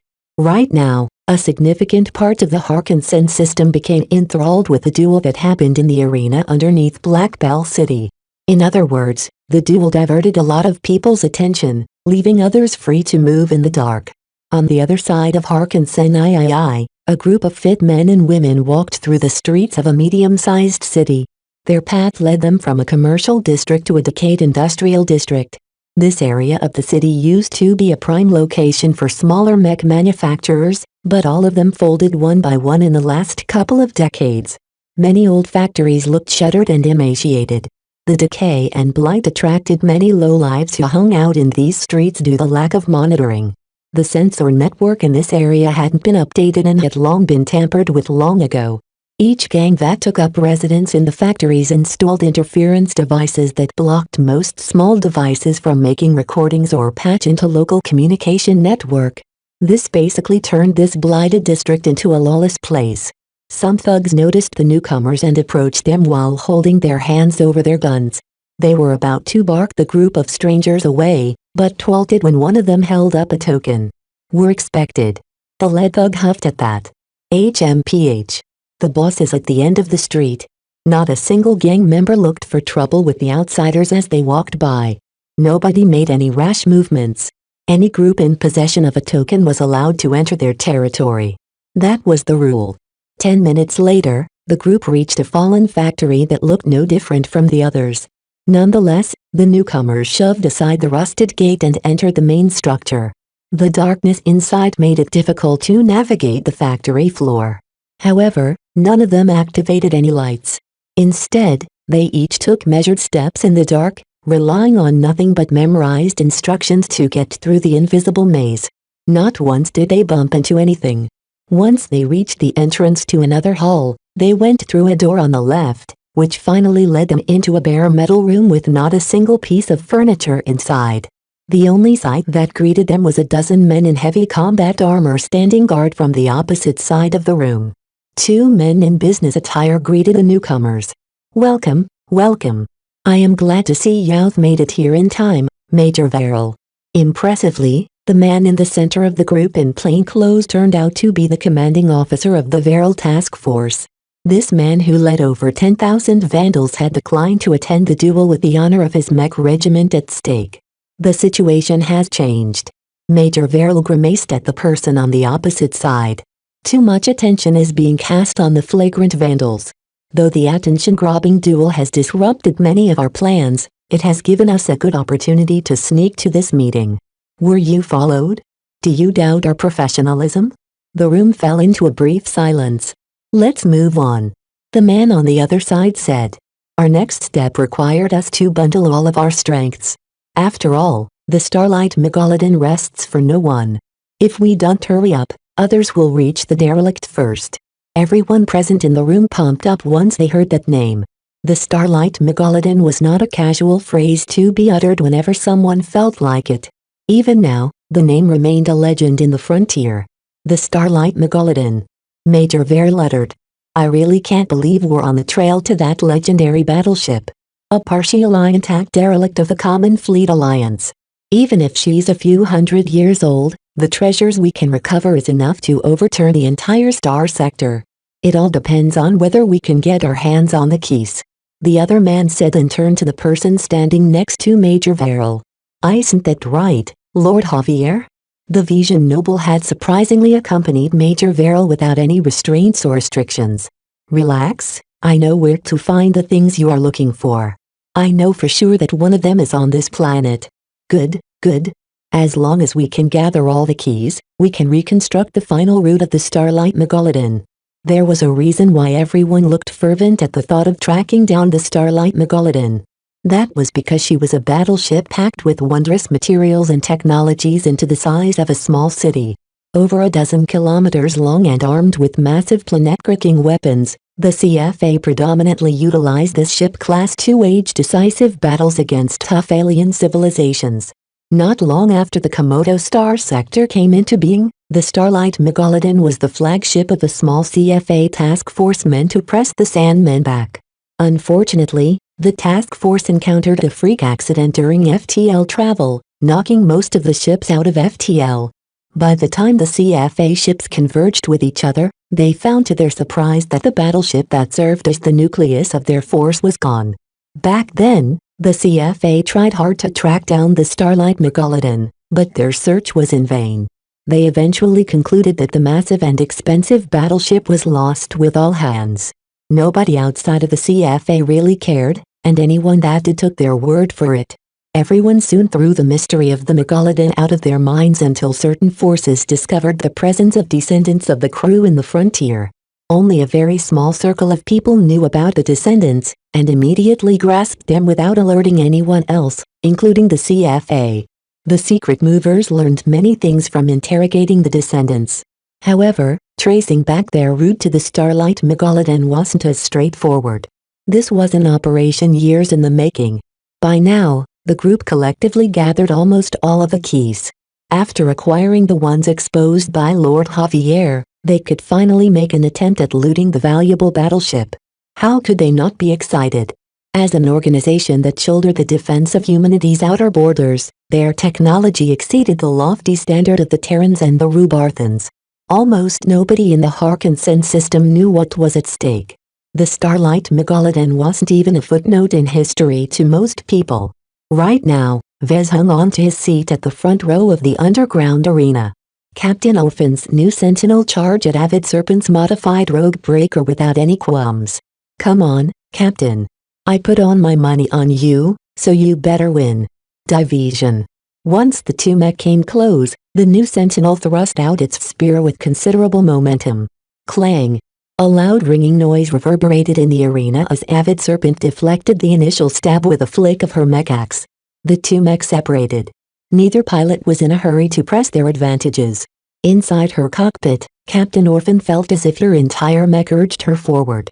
Though she really wished to up the ante and unleash a flurry of blows at the rogue breaker, she couldn't afford to make any mistakes. This wasn't like a regular deployment. In a real battle, she still possessed the leeway to retreat from battle and live another day. Right now, both of their mech lost the ability to eject their cockpits. There was no way out after commencing the duel. Either she lived, or she died. With her entire life at stake, Orphan couldn't treat this duel as a casual romp. Damn it, Mr. Larkinson wasn't kidding when he said my opponent's mech will be powerful. What little the rogue breaker revealed already placed it on par with premium mech. When it came to movement and attacks, the Axeman mech certainly emphasized defense over defense. "You'll have to take it slow and steady," the captain concluded and shifted her mech into a defensive posture. True to her prediction, Avid Serpent took the initiative and lashed out. It ran close and chopped with its axe. The moment the new Sentinel lifted up its spear to block the attack, but one of the force boosters attached to the weapon arm of the Axeman mech suddenly glowed. The limb gained a lot more power as usual and accelerated forth at a blazing pace. Clang! However, Captain Orphan was an experienced mech pilot. She had never let down her guard after spotting the weird boosters attached to the mech. She managed to parry the axe chop in time. "Don't think these little toys can give you the edge. Taste my spear." Captain Orphan realized the force boosters allowed Avid Serpent to unleash a devastating attack. The new Sentinel still suffered from the aftershock of the weapon's collision. Perhaps the new Sentinel wouldn't be able to last for the entire duel after blocking a handful of full-powered attacks. This compelled the captain to go on the offensive. With the long reach of her spear, Captain Orphan quickly regained the initiative. She unleashed a flurry of stabs, leaving no openings for Avid Serpent to exploit. For a minute, everyone thought that Avid Serpent would never be able to escape from those shackles. However, the Axeman mech fought calmly while making sure that the spear never touched its armor. They are both keeping up with each other's movements. Look at how different the two mech move. Vez saw that Captain Orphan piloted the new Sentinel in an extremely aggressive manner, which was completely different from the game plan they set up. She's wasting too much energy. This duel won't be decided within a short amount of time. Rationing the energy reserves of a mech was a basic priority for every mech pilot. Worst of all, Avid Serpent maintained a sober mind throughout the assault. It always chose to jump out of reach, but when that wasn't possible the rogue breaker fended off the spear stabs with a minimum amount of exertion. The Visions are playing the long game. As long as the new Sentinel exhausted itself, Avid Serpent only needed to make a single push to achieve a win. Chapter 594 Probing Attack. Vez thought that Captain Orphan lost her mind after melding with her mech. Vez had infused the new Sentinel with the unbridled fury of the Heavenly Horse. Did I go too far? Vez constructed the image of the Heavenly Horse with an eye towards offense. However, too much offense was not a good thing. Avid Serpent displayed a lot more self-control right now. The Axeman mech she piloted cleverly showed off its nimbleness by dancing and dodging out of the way of unrelenting spear flurry aimed in its direction. Its axe rarely deflected the spear stabs. "Stay still, you rat!" Orphan yelled as the new Sentinel's feet thundered forward. "You've no reason to do that, you mangy dog." The rogue breaker refrained from showing off its cards. Its force boosters remained dormant, as Avid Serpent hadn't found it necessary to draw upon their strength while on the defensive. At some point, Captain Orphan ceased her constant aggression. Even she began to feel some strain after keeping the offensive going. The quirks and imperfections of the new Sentinel prevented her from piloting the mech as an extension of her limbs. Compared to her service mech, this Frankenstein mech moved like a creaky robot. The two mechs circled around each other before they went on the attack again. This time, the two mech refrained from making any elaborate movements. "They're probing each other," a stranger said next to Vez. They both acknowledged each other as worthy opponents. Since they can't take down their opponents quickly, they're taking a step back by trying to learn the other's strengths and weaknesses. The cautious probing and slow-paced movements caused the audience to become annoyed. Many of the audience members booed at Avid Serpent and Captain Orphan for being timid cowards. Where did Captain Orphan's passion go? Why didn't Avid Serpent display her full strength? Only the more astute mech pilots understood that the battle had only just begun. Both of them were in it for the long haul. Has anyone found out the face behind Avid Serpent's mask? I always thought her identity has issues. Hell, better men have tried. It's like she's a ghost in the Harkinson system. Before she showed up here, she hadn't made a splash at all. Not a single Vision knows who she is. For all I know, Avid Serpent might not even come from the Vija Kingdom. Why would anyone lie about her backing? I don't know. Maybe she wanted to put herself in the spotlight and took advantage of the war between the two states. Vez listened to the rumors around him but did not even come close to figuring out the true identity of Avid Serpent. Not that it mattered too much in this case. Seeing Avid Serpent move her mech even nimbler than the new Sentinel, Vez felt a little jealous at Mr. Kreta's accomplishments. The first time Vez saw the Rogue Breaker in battle, the mech exhibited a good amount of agility. Under the care of an apprentice of Master Claysuist, the Rogue Breaker experienced a transformation of its own that wasn't any worse to what Vez had done to the new Sentinel. Vez glanced around the nearby seats and spotted Mr. Kreta calmly observing the fighting happening beyond the energy screen. The Vision mech designer abruptly turned towards Vez, and their gazes collided with each other. After a few seconds of staring at each other, Kreta politely smiled at Vez and tipped his finger at him as if in salute before turning his attention back to the duel. What a tough adversary. Vez muttered. The man came from an earlier generation and possessed a definite advantage in age and experience. It's like facing someone who's almost a journeyman. From the smooth performance of the Rogue Breaker, Vez could already tell that the mech experienced a large-scale strengthening. The mech was much more robust than before and its defensive strength had received a minor improvement as well. Overall, every performance characteristic had been strengthened without exception. None of its aspects became weaker. This balance strengthening contrasted sharply with what Vez had done to the new Sentinel. He had butchered the old mech and cobbled together an entirely new Frankenstein mech. This boosted several of its performance characteristics to a whole new level, but the sloppy and hasty work had also impacted its integrity and other performance characteristics. This led to two contrasting sights. One mech fought smoothly while the other fought with power. Enough of this dance. Take my dervish of the Axe God. The Axeman mech suddenly ceased to probe the Spearman mech and started to commit to the battle. Some of its force boosters activated which abruptly put the mech into a spin. With its axe stretched out, the mech became a force of nature which could hack anything apart which strayed into its vicinity.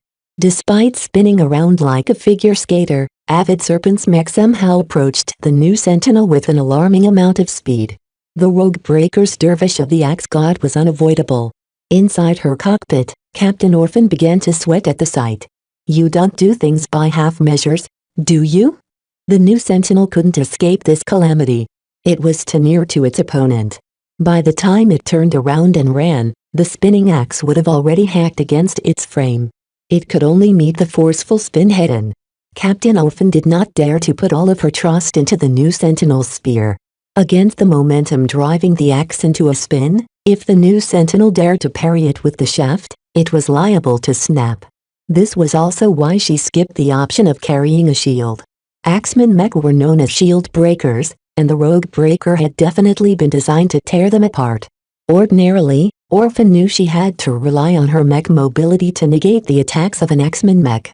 However powerful they were, they still needed to connect to be effective. If not for Mr. Kreta's force boosters and other enhancements, Captain Orphan could have dodged throughout the entire match. After waiting for the spinning Axeman mech to come close, Orphan didn't lose mind. Though the sight looked dreadful to the audience, the mech captain ignoring the spinning axe blade and jabbed the new Sentinel's spear downwards.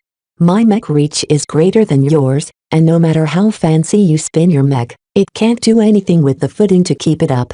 The tip of the spear failed to strike the nimble legs that kept the Rogue Breaker into a spin. However, the threat successfully diverted the unstoppable momentum of the dervish. After the new Sentinel struck again, it managed to trip one of the moving limbs which destabilized the Axeman mech. Yet Avid Serpent hadn't spun her mech in vain. Just before Captain Orphan tripped up her mech, she commanded the Rogue Breaker to let go of its axe. The hefty weapon spun into the air before striking the new Sentinel square into its chest. Bang! Many shards of armor plating erupted from the chest of the Spearman mech. The flying axe had carved through almost every layer of armor plating. If Captain Orphan hadn't adjusted her mech at the last moment, the axe might have cut off the arm of her mech. Right now, she couldn't afford her mech to lose an entire limb. Therefore, she took a gamble that the new Sentinel could take the axe hit without damaging the internals. Her gamble paid off. The free hand of the new Sentinel went up to grip the axe embedded into the chest, but Avid Serpent activated a mental command on her mech that recalled the axe back to its hand. Look! The axe is connected to the weapon arm of Avid Serpent's mech. It can reel the weapon back in after it has thrown it out. This wasn't an unusual sight with the End X-Men mech, but Vez was pretty certain the original Rogue Breaker didn't incorporate such a feature. For Mr. Krita to add this feature to a mech in 3 days was very impressive because such systems easily broke. Avid Serpent isn't retracting the axe completely. What is she doing? The Rogue Breaker kept the axe hanging onto its arm. Instead, it started to swing its weapon arm with the weapon still attached to the alloy cable. The subsequent attack arrived at the new Sentinel a lot faster than Orphan anticipated. Her mech hastily put up its guard, allowing it to deflect the cable-bound axe with great difficulty. Orphan tried to unleash a counterattack, but Avid Serpent merely sent out the axe yet again. Right now, the Spearman mech reach advantage had been reversed. The new Sentinel could no longer bully the Rogue Breaker by taking advantage of its reach. The proficient way in which Avid Serpent threw and retrieved its axe had baffled over half the crowd.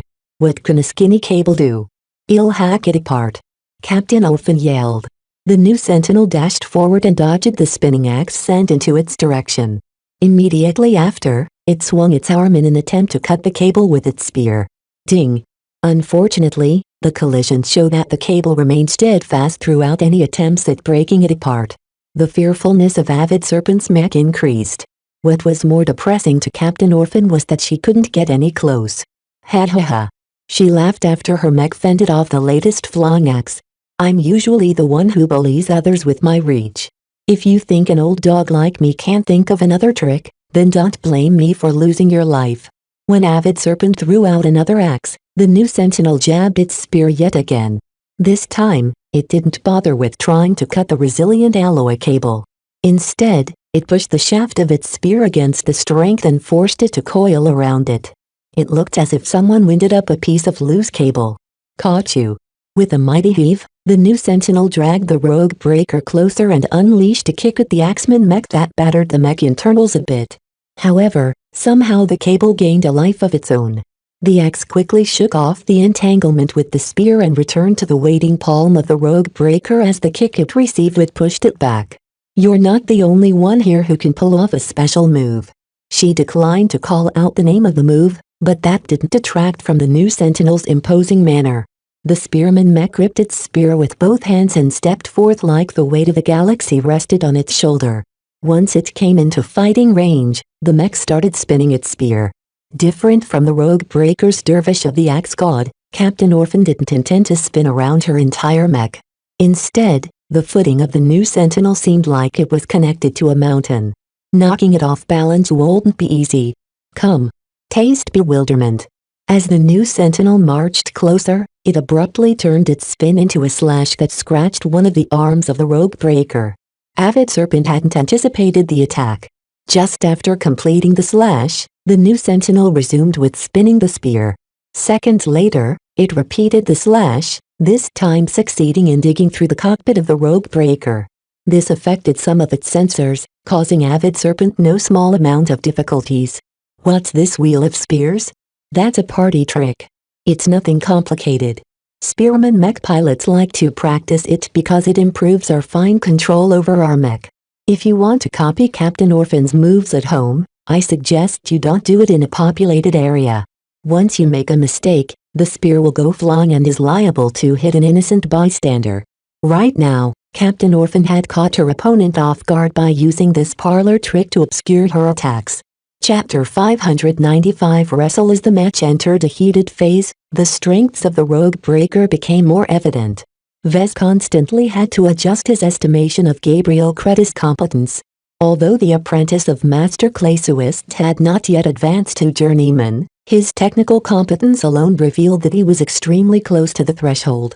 This was by far the toughest match that Vez had ever faced. Vez realized he made a mistake in underestimating his counterpart. I can't dismiss apprentice mech designer out of hand.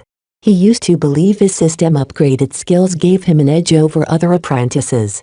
Now, he realized he didn't factor in everything when comparing himself to other mech designers of the same level. There's a difference between knowing how to do something and applying them correctly. Though Mr. Kreta's work exhibited some specialties that Vez couldn't replicate, most of the fundamental modifications on the Rogue Breaker wasn't beyond his understanding. Basically, what Kreta did, Vez could do as well. Yet even I wonder if I can accomplish the same in 3 days. The two mech designers adopted different strategies to strengthening their mech. Vez discarded the old and created something new. Mr. Kreta on the other hand retained the quintessence of the Rogue Breaker but upgraded almost every aspect to a higher level. The difficulty of the latter was lower, but it would be hard to achieve a major boost without a lot of work and clever planning. Mr. Kreta somehow managed to compress a week's work of modification work in 3 days, which was the same as Vez had done. This basically meant his adversary's design ability wasn't any inferior to his. Mr. Kreta doesn't know as much as I do, but his management ability and his application of what limited knowledge he accumulated is better than mine. Vez felt as if the fog that obscured the path to journeyman receded a bit. Accumulating an enormous amount of theoretical knowledge did not necessarily make him a better mech designer. That only turned him into a huge bookworm with a lot more tools at hand. A true mech designer only needed a couple of tools to create an amazing result. That represented true ability. A mech is a product of science and art. People could easily quantify the former. Science existed to define reality. Its language was expressed in math and rules. As for art, this was something much more abstruse. It came from the wellspring of creativity and achieved results that was more than the sum of its parts. With the design and construction of the new Sentinel, Vez had conceitedly patted himself on the back for turning low-grade goods into a higher-grade mech. Yet his opponent not only matched his stride, but even exceeded it through different means. Throughout the duel between Captain Orphan and Avid Serpent, the latter always managed to regain the initiative. The parlor trick that Captain Orphan used to confuse Avid Serpent's judgment was quickly seen through by the latter. Spinning around the spear like a Ferris wheel subconsciously attracted her attention and messed up her rhythm. Once Avid Serpent learned to disregard the spin but focus instead on the footing of Captain Orphan's mech, she managed to parry her opponent's attacks again and again. This was because if the new Sentinel wished to launch an attack, it inevitably had to step forward. "Looks like the jig is up," Captain Orphan said and stopped spinning her spear. Though it didn't consume as much energy as the dervish of the axe god, it wasn't very efficient either. "Then let's see if you can handle the storm." Captain Orphan did not give up on her offensive. Giving Avid Serpent an opportunity to attack even a single time might prove fatal to her. The enhanced Rogue Breaker had almost broken right through the new Sentinel's chest armor with a single blow. This was the thickest part of the Spearman mech armor. If Avid Serpent managed to land another hit, the new Sentinel would certainly suffer crippling damage. This wasn't something Captain Orphan wanted to see, so she maintained her offensive despite expending large amounts of energy. The new Sentinel moved forward and pushed the Rogue Breaker backwards with repeated spear stabs. This time, the spear didn't surge forward in a repetitive motion, but contained a random rhythm that made it hard for Avid Serpent to judge when the attack would land. Clang! The Rogue Breaker barely deflected another stab, but the spear had surged forward like an unstoppable tide that had only slightly been bent. The spear tip managed to scrape the Rogue Breaker's arm and shear through several layers of armor. The hit created a weak point in the Rogue Breaker's arm. If the new Sentinel managed to land another hit at the same spot, the Axeman mech was liable to lose a limb.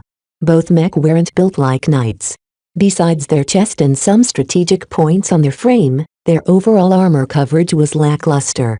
Both mech relied on speed and technique to mitigate damage.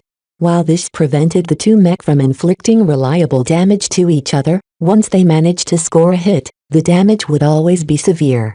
Having gained an advantage, Captain Orphan smelled blood. She yelled out a guttural war cry and intensified her offensive. The Rogue Breaker continually receded as it tried to dodge or deflect the surge of spears. "You can't hold out forever, Avid Serpent." It was not that the Rogue Breaker wouldn't be able to solve this attack, but Avid Serpent hoped to keep her cards close to her chest. Throughout the match so far, she predominantly played the long game. Now, it seemed she needed to expose one of her cards. Avid Serpent carefully watched the incoming spear stabs and prepared her timing. When the spear shot forth yet again, the Rogue Breaker not only succeeded in deflecting it, the Axeman Mech also hooked the spear shaft with its weapon and drew it away. For a moment, the new Sentinel left an opening. This allowed the Rogue Breaker stepped into Niva fighting range and grabbed the new Sentinel's shoulder. Just as it attempted to exert some force, the new Sentinel immediately retaliated by letting one limb off the spear before grabbing the opposite in a similar grip. Both mechs started to push against each other. With both the spear and axe stuck in a temporary deadlock, both mechs started to push and shove each other with their humanoid mech limbs. The amount of force an arm could exert in this manner was limited. Too much pressure risked damaging the limbs, but neither side could tend to this matter. That was until the Rogue Breaker suddenly kicked out with a force booster enhanced leg. Captain Orphan widened her eyes as she only had a split second of time to fend off this sudden attack. Even though the Rogue Breaker momentarily weakened its footing with this attack, its leg whipped forward with destructive force. Almost every countermeasure she could think of took too long to defend against the kick. Then her eyes became savage. If I can't defend, then I might as well attack. The new Sentinel quickly jumped forward and off the ground while simultaneously letting go of its spear. Though the Rogue Breaker kick landed against one of its leg, dealing serious damage, the fact that the new Sentinel had jumped meant the damage was less serious than expected. This was because the new Sentinel basically pounced on the Rogue Breaker. Due to its awkward kicking stance, the Axeman Mech couldn't withstand the force, and started falling backwards. Bang! The mech landed with its back against the sandy soil. Though the new Sentinel had let go of its spear, that left both of its arms free to take advantage of the situation. The new Sentinel knelt on the waist the Rogue Breaker and started wrestling and punching against the helpless Axeman Mech. When the Rogue Breaker attempted to slam its axe into the new Sentinel, the latter mech quickly held onto the arm of the Axeman Mech and restrained it from completing its attack. With an enormous amount of weight pressed against the frame of the Rogue Breaker, Avid Serpent thoroughly fell into the leeway at the moment. The new Sentinel attacked and attacked with its other arm and only stopped when the Rogue Breaker grabbed it with its other arm.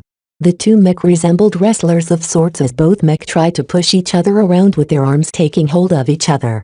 All of these moves put a lot of stress on their internals. They were dealing just as much damage to their own mech as each other. However, Avid Serpent was thoroughly on the losing end right now.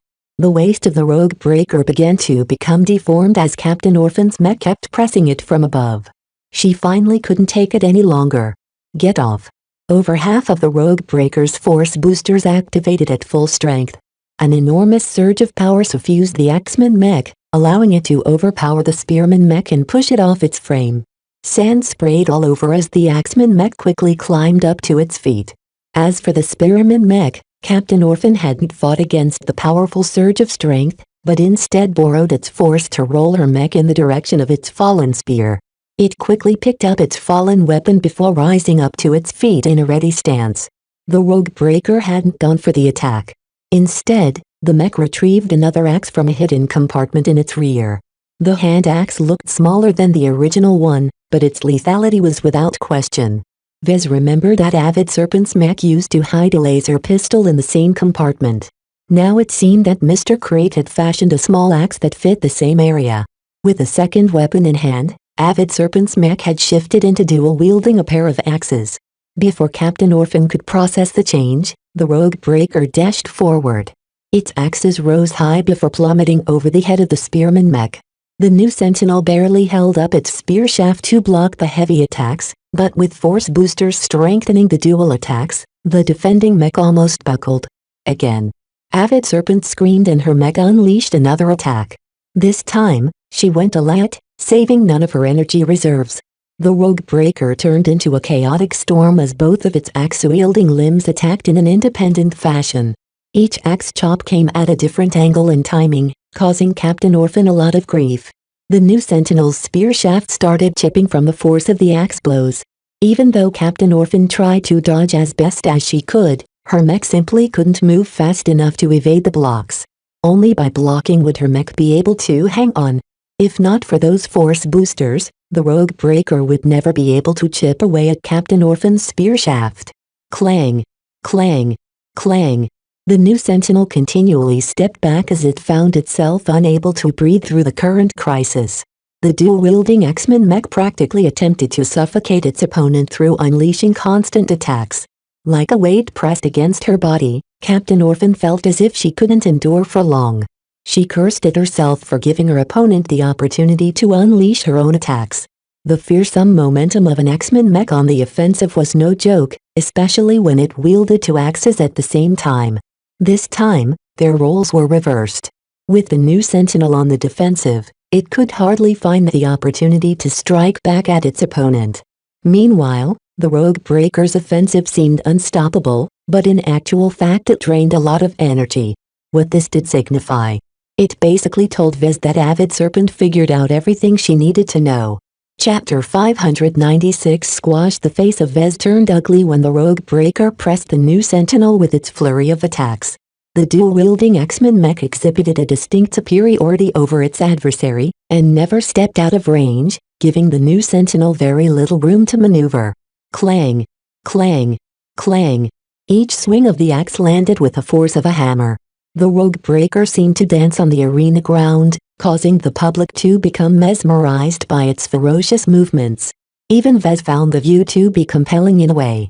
There was a pattern to Avid Serpent's chaos, but it was too abstruse for Vez to figure out. The reason why Captain Orphan found it difficult to defend against the assault was because of the random nature of Avid Serpent's attack routine. Sometimes, the force boosters lent more power to the blow, while other times they remained inactive. The irregular activation of the force boosters left the new sentinel unbalanced as its pilot was unable to adjust its defense. Captain Orphan gritted her teeth as she endured the assault. She had been afraid of this outcome. Giving the rogue breaker a single breather had been enough to turn the tide. My mech isn't any weaker than hers. The Vandal mech officer was pleased with the new sentinel's performance up to now. The machine may have been somewhat weird, but it was mostly able to keep up with her movements. However, it still missed a pace compared to her service mech. That difference was subtle in some aspects, but huge in other aspects. These limitations constantly frustrated the captain and prevented her from performing her desired moves. The duel between the two mech had entered a superheated moment. The entire audience stopped speaking as they concentrated on the current phase. Nobody wanted to miss the moment where something changed. This might be the last seconds before the new sentinel succumbed. Vez bit his lip. He knew the new sentinel the best. Captain Orphan had done her utmost and squeezed out every bit of performance it could unleash. The spearman mech accumulated more battle damage as time went on. The new sentinel currently bore two major wounds. The first one was the chest wound where Avid Serpent's X had dug into its chest armor. The second one was the leg which suffered major damage from the rogue breaker's kick. The other mech wasn't in a good condition either. One of its arms suffered a cut, while a couple of other attacks spread the mech with wounds. However, the most significantly damaged portion of the rogue breaker was its waist area.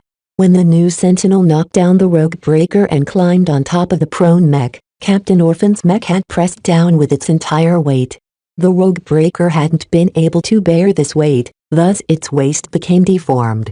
Somehow, this hadn't impacted the performance of its engine, but the same couldn't be said for its leg joints. The rogue breaker had to move its legs forcefully in order to keep up its offensive. The honor of the flagrant vandals is at stake. I can't falter like this. She had proudly stood up and answered Avid Serpent's challenge 3 days ago. This was because she felt boundless confidence in her own ability to overcome Avid Serpent. The Vision hadn't shown off any exceptional ability back then. It turned out that Avid Serpent fooled them all. Even though the Vision piloted a much improved mech, that wasn't of much use if her skills couldn't keep up. The problem was that Avid Serpent's performance exceeded everyone's expectations. This meant that Avid Serpent had definitely held back at least 20 to 30% of her strength when she dueled Broken Claw. This additional boost in skill was the difference between an average advanced pilot and a peak advanced pilot. It separated the rank and file from the officer-level mech pilots in the military. Captain Orphan bet with at least 80% certainty that Avid Serpent used to be a mech captain as well. Her opponent's courage and judgment stood out from regular mech pilots like a crane among chickens. It reminded her of the time she clashed against the recently advanced Venerable Foster. The suffocating pressure emanated by Avid Serpent threatened to engulf Captain Orphan. Really sneaky of you, Avid Serpent. You've hidden yourself well. It's not my fault you imbecile vandals fell for my ruse. Avid Serpent taunted back as her mech kept unleashing more and more attacks without any signs of depleting its energy reserves. How else would I be able to goad you dumb brutes into stepping onto the arena field? Do you even care about your own honor? Hiding your identity like a rat and relying on subterfuge to get ahead of us, do you feel proud of yourself? My pride is nothing you should concern yourself about. I hope the vandals have prepared your coffin, because your broken corpse is about to rest in it. Sleep well and know that your defeat will be the stepping stone to my redemption. The new Sentinel's spear became more ragged as it had to block more X attacks. Although the material held up against the strikes for now, it won't be able to hold out for much longer, especially when her opponent didn't have any scruples about conserving the energy of her mech. I can only choose to suffer. Captain Orphan let go of her desire to defend. Instead, she stridently controlled the new Sentinel to flip its spear in an offensive stance. The mech ignored the incoming axe attacks and instead thrust out with its spear in a desperate jab. The twin axe strikes landed upon the unguarded new Sentinel without any hindrance. One axe bit deep into the side of the new Sentinel, while the other one heavily damaged one of the spearman mech shoulders. Its performance had definitely suffered a significant impact this time as its internals received significant damage. However, because the axes had dug into her mech, the Rogue Breaker had momentarily exposed itself to Captain Orphan's counterattack. The spear stab almost went straight through the abdomen of the Rogue Breaker. However, the abundant layers of armor ultimately prevented the spear from penetrating into the internals. The new Sentinel's attack lacked sufficient force. Its sudden attack came out of nowhere, and while this had caught Avid Serpent off guard, the new Sentinel hadn't been able to put much weight behind the thrust.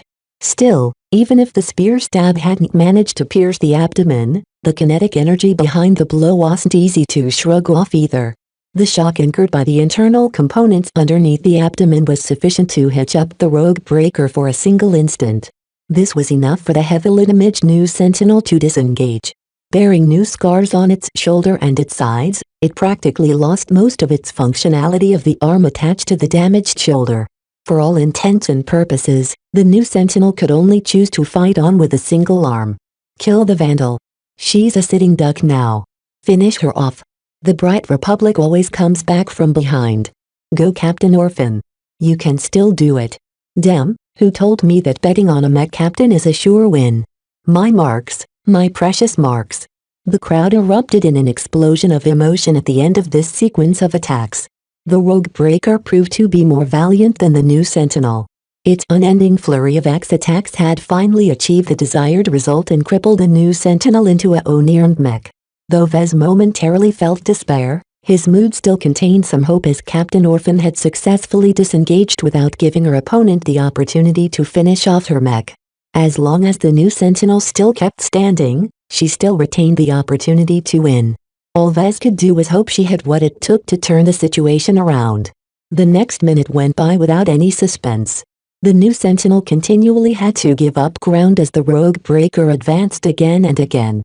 Its twin axes became huge threats to the new Sentinel because it couldn't block the attack with only a single working arm. Both its offensive and defensive ability had been halved. Despite her overwhelming advantage, Avid Serpent sought to finish off her opponent as quickly as possible. She held nothing back and activated her force boosters again and again with much greater frequency. The longer the match went on, the greater the chance of an accident. Perhaps her opponent wasn't clear about the Rogue Breaker's situation, but her Axeman mech expended over 2/3 of its energy reserves. The imposing level of performance granted by the force boosters demanded a heavy price that would soon come to roost if Avid Serpent wasn't able to trust-layer up her opponent. This will be easy. She smirked as she saw how flurried the spearman mech had become. What can you do with a single arm? Again and again the axes landed glancing blows against the faltering new Sentinel. Captain Ofen tried to evade the attacks at all costs, but the damage incurred by her mech worked against her. Her mech was wounded and bleeding, and her opponent did not have a single merciful bone in her body. Under this enormous amount of pressure, Captain Orphan tried to stall her opponent in any way she could think of. The main reason she fell behind was because her mech upper body suffered a substantial amount of damage. Losing the functionality of an entire arm ended all of her hopes of winning through superior spear play. The captain racked her brain for a way to turn the situation around. She refused to accept her defeat, not when more than 2 million people watched her disgraceful performance. Think. What can I still do? She suddenly thought back of the Rogue Breaker's abrupt kick. If the new Sentinel's upper body was no good, what about the lower body? Though one of the legs suffered some damage, it wasn't to the point of crippling it entirely. Captain Orphan's face adopted a resolved expression. With her back against the wall, she decided to lash out one more time with the most desperate move she could think of. The new Sentinel dropped to the ground at her command. The 2 axes that whizzed in its direction only met empty air, as Avid Serpent did not anticipate such a move. Still, her reaction speed was great, as the Rogue Breaker immediately sought to step onto the fallen mech and crush it with the weight of its entire frame. Not today, you snake. While the Rogue Breaker directed one of its feet forward, the legs of the new Sentinel snapped forward in a scissor that clamped down onto the stretched leg of its opponent. Caught you. The upgraded musculature of the new Sentinel showed off their power. It pulled the Rogue Breaker into a fall, straight into the spear held ready and waiting.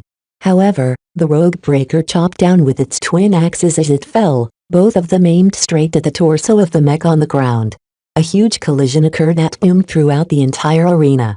The Rogue Breaker had fallen on top of the new Sentinel, with both of their mech unleashing their final attacks. Some audience members screamed. Others winced. Most of them leaned closer in order to see which mech had survived the final clash.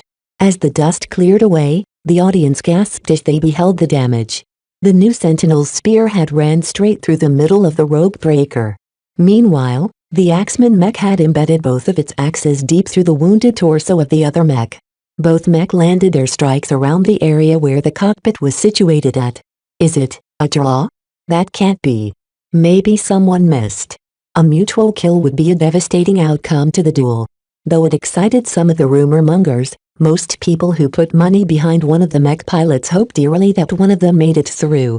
After a few seconds of suspense, one of the mech exhibited movement. Then the other mech moved as well. Both of them survived. Yet, what happened now? Both mech didn't seem to be in a shape to continue the fight. The Rogue Breaker was practically impaled, while the Spearman mech was squashed underneath the other mech. Chapter 597 Stem from my hand. The duel had reached its end stage. Everyone in the audience held their breath after the dramatic turn of events. They all thought that Avid Serpent possessed the advantage. Not only did she cripple her opponent's mech, but the offensive she put out fully denied her opponent the opportunity to make a comeback. Yet Captain Orphan found a way to fight back after all. She did so by performing one of the greatest taboos in mech combat, which was to drop her own mech to the ground. There was almost no reason for a mech to lay prone on the ground. Not only would the machine lose most of its mobility, but it also put stresses on its frame which the designer had never anticipated. Furthermore, a mech that had collapsed on the ground was a sitting duck for any enemy mech. They could easily wreck a prone mech by stepping on it once. Yet before the new Sentinel completely fell down, it had somehow succeeded in tripping the Rogue Breaker. Not only that, but the mech had also positioned its spear with its butt against the ground in a prime position to impale the falling Axeman mech. What an amazing desperation move. How did the Vandal mech manage to pull that leg down? Finish off the vision. When the two mech exhibited movement, the crowd started rooting for their favorite mech pilot. With the Rogue Breaker impaled by a spear that miraculously held on up to now and the new Sentinel being squashed by the former mech with axes embedded into its chest, which mech still possessed the energy to finish the match? In one of the front seats, Vez gripped his fists and hoped the damage to the new Sentinel wasn't as bad as it appeared. In times like these, he felt the pain suffered by many mech designers. It was no secret that many humans in the galaxy wanted to become mech pilots. People like Vez only became mech designers after finding out that their aptitude would never allow them to interface with a mech. Though he had ultimately turned around and embraced his current career, a small part of him still craved to fight in a mech rather than supplying it to someone else. This was a feeling shared by many mech designers. Back at Rittersburg, his professors sometimes touched upon this subject. As mech designers, we are destined to be the people cheering our warriors on. Our primary role in society is to support the mech pilots. Do not delude yourself to be one of them.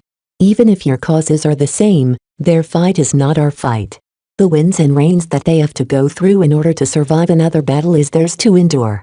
If one mech pilot dies, there is always another customer for you to engage. Vez recalled those words as he silently rooted for Captain Orphan. Some mech designers believe they needed to be dispassionate to their clients. Others believe that mech designers should build a close connection to the mech pilots that use their products. The different schools of thought often fought against each other, and up to today neither side had achieved superiority. He supposed he ordinarily fell into the school of thought that believed a mech designer should keep their distance with their clients and avoid becoming entangled with their affairs. If someone bought a black beak one day and used it to massacre an isolated village, Vez did not feel guilty at all. What did the actions of a lunatic have to do with him? His cognition changed when he accompanied Walter's whalers in their jaunt to the glowing planet. Vez found it hard not to care about their lives when he serviced their mech.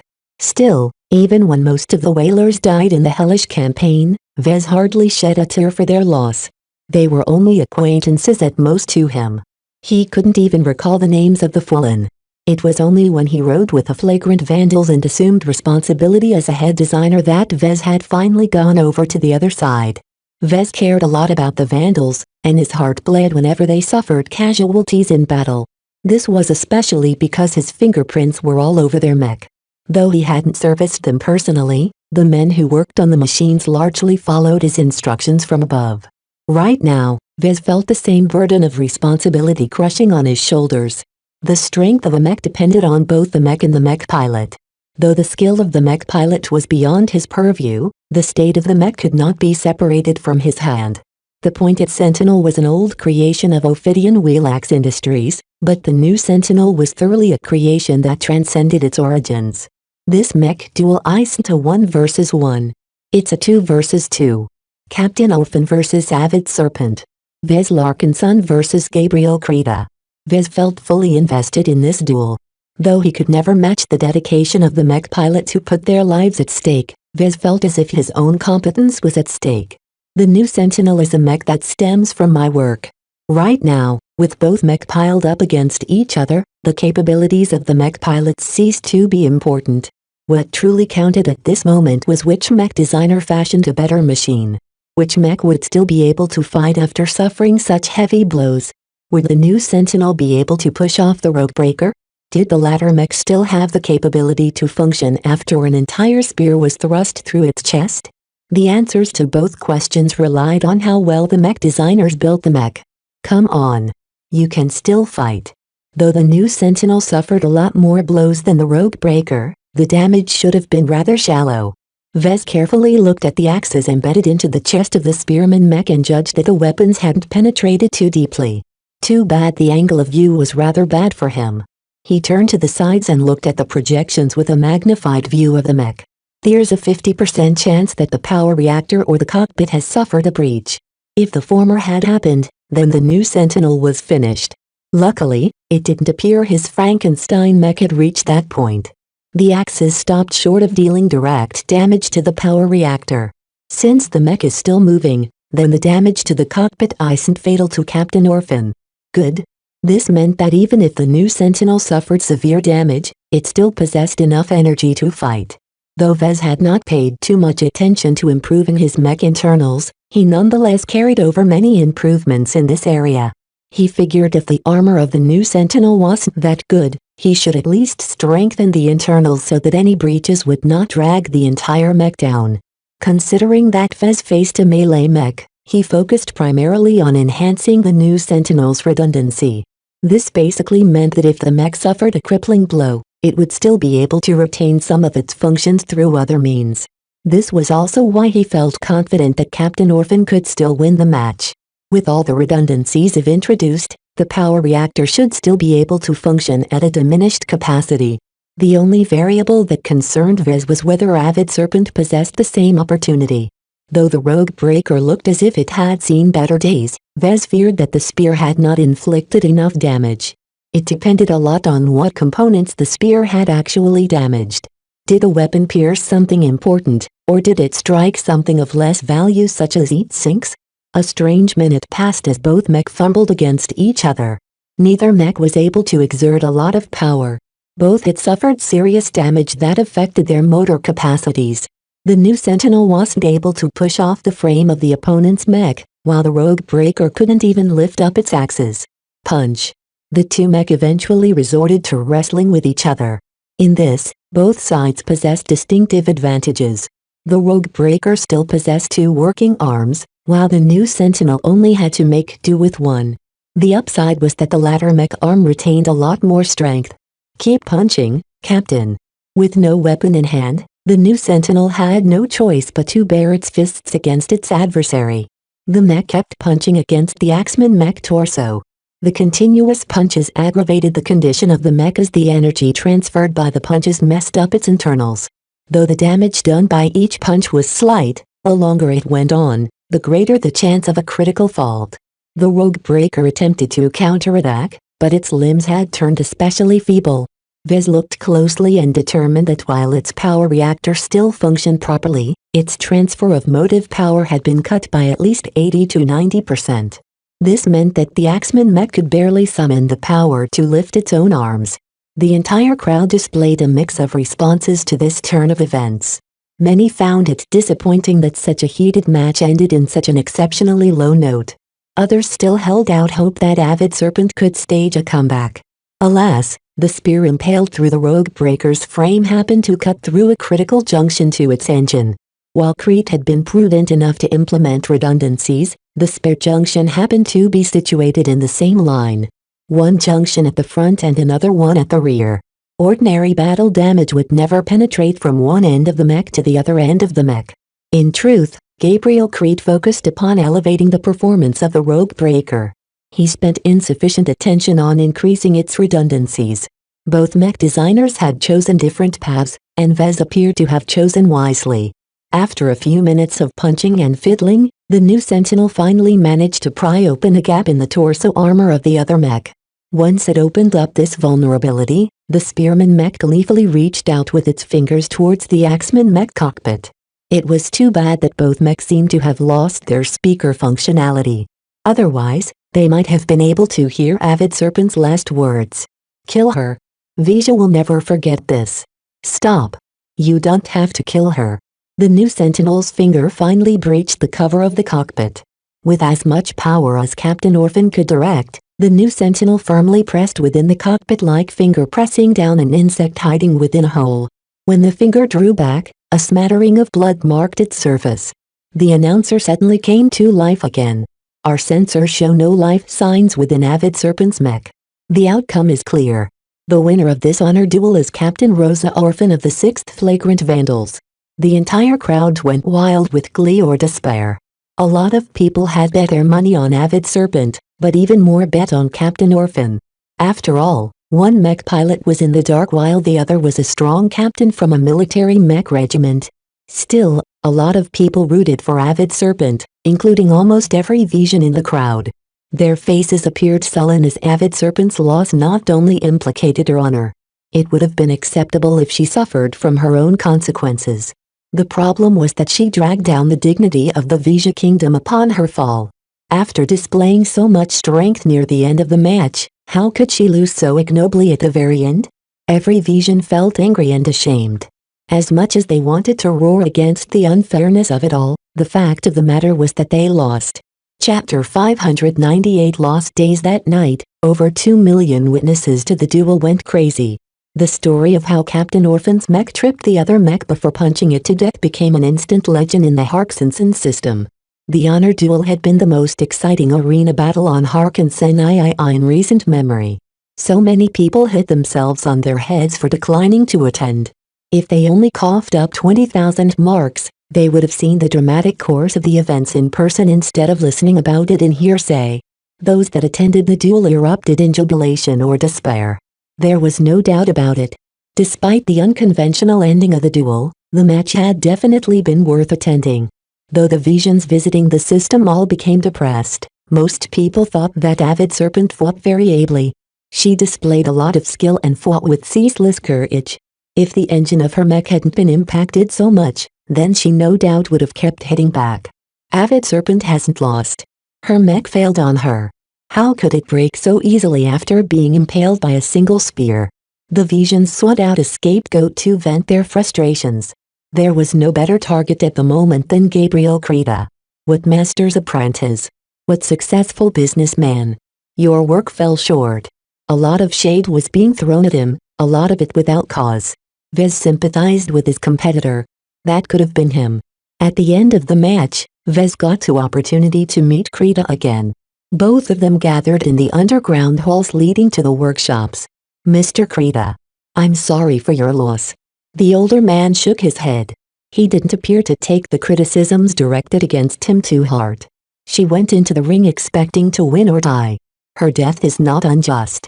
You've done an amazing work at transforming the pointed sentinel mech. It's a shame about Avid Serpent. Vez remarked. I never got to learn her identity. Do you know who she is? She never confided her identity to me. I think she hoped to take off her mask and announce her name to the public when she won the honor duel. Now that she has lost, it's better to let sleeping dogs lie. This could be considered a final mercy to the woman that bore the name of Avid Serpent. Though losing the duel hadn't affected her honor all that much, there was no doubt she dragged the name of the Vija Kingdom through the mud. If the Visions found out her real name, they would doubtlessly curse her name for a couple of months. The two mech designers talked shop for a few minutes. Both of them briefly described what they had done. As expected, Krita hadn't gone as far as Vez. When the other mech designer heard that Vez went as far as turning the pointed sentinel into a Frankenstein mech, he expressed his admiration. That was exceptionally risky of you, but it evidently paid off. Even I never expected that your mech could keep up with the Rogue Breaker after it had passed through my hand. All the time, I was modifying the machine with an eye towards a comprehensive crush in performance against your mech. It seems I was very much mistaken at that. After chatting some more, they finally said goodbye to each other. Vez enjoyed the talk. He faintly perceived that Mr. Krita was from the same mold as him. Compared to their allegiance, they cared more about designing mech. Both of them harvested a tiny bit from their conversations. I really can't underestimate older apprentices. Not all of them are stagnating at a lower boundary than me. He sighed as he watched the other mech designer walking towards the exit. Vez hadn't been able to learn too many lessons from Krita's shallow exposition. However, he was still able to affirm that the other mech designer was able to utilize his knowledge more exquisitely than what Vez could accomplish by himself. This is what experience brings. Someone who had been in the game for decades developed their own polished methods. In a situation where a mech designer wasn't able to increase the breadth and depth of their knowledge, they instead attempted to develop ways to utilize their existing knowledge better. He's making the best of what he has. Vez had mostly faced younger mech designers in design duels in his career. Rarely had he been able to compare notes with someone who could be considered a veteran in the business like Gabriel Krita. The direct comparison of their work this time illuminated Vez that he had a long way to go with regards to designing better mech. The only problem is that progress of this kind only comes from time and effort. I can't accelerate this learning process through any other means. Even if he acquired 1,000,000 skills and 100 attribute points from the system, he would still muck it up somehow. More tools at his disposal did not mean he could design a better mech. It was how he used it that really mattered. Vez contemplated about this issue the entire way back to the temporary Vandal compound. As he crashed into his bed, he still hadn't figured out a way to improve his utilization besides designing lots of mech. Maybe that's why designing multiple original mech is one of the criteria to become a journeyman mech designer. Without practical experience, how can a mech designer be any good at utilizing what they learned? A useless bookworm who can't design a mech on their own is unqualified to become a journeyman. It also explained why some mech designers stalled in the apprentice phase despite designing scores of mech. One of the factors that held them back was doubtless their poor grasp on utilization. If they robotically churned out design after design without putting all of their effort and passion into their work, they would likely consider it to be a chore. No matter how much anyone had harvested from this duel, Vez had definitely won a lot. The path to advancement became a lot more clearer in his mind. That alone was worth all of the effort of designing a Frankenstein mech. The next day, everything appeared to go back to normal. Half of the vandals enjoyed shore leave while the other half were hard at work at fixing up their assets. The only thing that changed was that everyone felt like a winner. Captain Orphan's performance had put the flagrant vandals in a very good light. Despite being billed as a raiding regiment, Orphan showed the Reinaldans and the visitors that they still possess teeth. Ha ha ha ha. I can't forget what happened last night. Avid Serpent had us on the ropes, but we walloped her good. Hey! Have some respect for the girl. Why should I? She's a vision, and a treacherous one at that. As far as I'm concerned, she got what was coming for her. The vandals spoke non-stop about the duel. This wasn't a surprise as many of them attended the duel. Of course, they could never pay the entire 20,000 marks for a seat. Instead, the vandals received a whole bunch of free tickets from the underground arena. Just like Vez, they received free tickets because they were all related to vandals. After breakfast, Vez joined his old group with lots of welcome and appreciation. Though Captain Orphan earned the most kudos out of the vandals, the contribution of Vez had not been forgotten. It was thanks to his efforts that her mech held out despite suffering a lot of damage. I heard from a mech technician who worked on the captain's mech that you turned it into a Frankenstein mech. Is that true? Ensign Tiss asked. As an engineer, Tiss was clearer than most people on how difficult it was to cobble up a Frankenstein mech together. It takes a lot of smarts to prevent it from falling apart. What a boastful mech designer! A mech pilot exclaimed. All right, knock it off, vandals. Lieutenant Nelson Ferre said. I'm sorry you missed the last couple of days, Viz, but there are plenty of sights left to see. We only have a short time left on Harkensenai before we head over to the beaches of Harkensenai. Let's make the best of our time. Their group had already drafted an entire schedule for their stay on Harkensenai. They already visited several iconic sites on Harkensenai such as famous mech museums and historical monuments. They even visited the black markets in the evening. As the group boarded a large sized air car that took off into the air, Viz asked what they experienced the last few days when he was absent. How are the black markets? Very shady. Tiss said as she blinked at him with her big eyes. It's a lot less friendlier than the gray market. They forced us to wear a Sensorp-looking veil and mask that Nalson scanned on his own to determine whether they had been bugged. Did he find something? Surprisingly, no. The black markets are fairly scrupulous in this. They won't be able to attract any customers if they're nosing the true identities of their visitors. This told him that the black market wasn't without rules. Why do you look so grim then? The black market isn't really a place for outsiders like us to mix in. It's a lot ruder than the gray market. Everyone is acting quiet and mysterious. Still, the things they have on sale can make you dazzle. Vez could imagine the kind of products that circulated in the black market. Most of the goods had likely come from the hands of pirates. Still, that didn't detract from his interest. According to the schedule, Vez still had an opportunity to visit a different black market. At that time, he would naturally be able to sample what the pirates and scummy treasure hunters routinely harvested. The next couple of days, Vez made up for lost time by visiting many different sites on Harkensenai. The lively cities on the planet didn't pale too much in comparison to Black Bell City. The only thing that disappointed him was that he missed out on visiting the capital city's black market. The other markets underneath the medium-sized cities all catered to a special clientele. The one Vez had visited was a market for slaves. All kinds of humanoid and non-humanoid aliens could be obtained from this market. The site disgusted some of the visiting vandals. Even Vez found the practice to be repulsive. Not only did they have to endure lifeless aliens stuffed into cramped climate-control boxes, the market also seemed especially desolate at this time. What's wrong with this place? Has something happened? He asked. The Reinaldans are kind of spooked. Nalson explained. You might not have heard about it, but a little of trouble has stirred up lately. Last night, two unsealed mechs started fighting at some place called Kwanzaa City. In another city, an unknown group invaded a restaurant and slaughtered all of the customers. That's brutal. I heard it was some kind of gang hit because many of the guests were part of some local gang, Tis said. I'm not too sure about the details, but the honored ones are blaming the violence on the local gangs. What do the gangs have to say? They're blaming the foreigners for all their troubles. In other words, everyone was pointing fingers at each other instead of trying to cooperate to stem the tide of violence. Vez furrowed his brows. Why did such incidents crop up during the time the Vandals stopped over at this star system? Were the Vandals related to these incidents? Too bad he couldn't read any clues from the news reports. I'm already looking forward to shuttling over to Harkensenai, Vez said lightly, trying to disguise his interest in the incidents. If this planet keeps blowing up all the time, I would rather spend my time on the beach. Chapter 599 Upstream. The flagrant Vandals slowly emerged out of the rut they fell into after reaching the Reynolds Republic. Like a wounded bear emerging out of a fight, they emerged stronger and more resilient.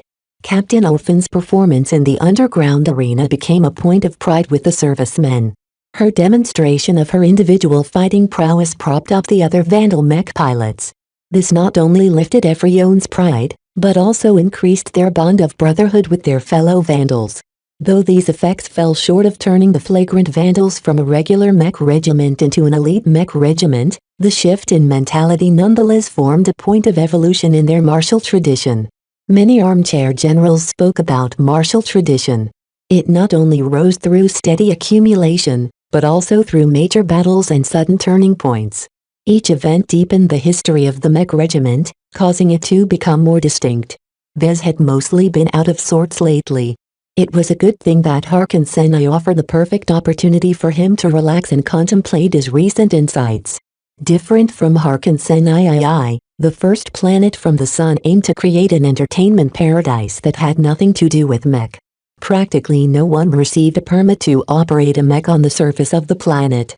The only mech around bore the colors of the honored ones, and these machines only patrolled the most strategic centers. In every other place, the honored ones adopted a more discreet countenance. They toned down their physical presence on the streets and made do with much less heavy gear. Overall security was still good, but it became much less overt on the planet. Pleasure, entertainment and fun became the focal points of Harkensenai. From its famous stretches of beaches, to the endless casinos and nightclubs, the planet touted itself as a famed holiday destination in the Komodo Star sector.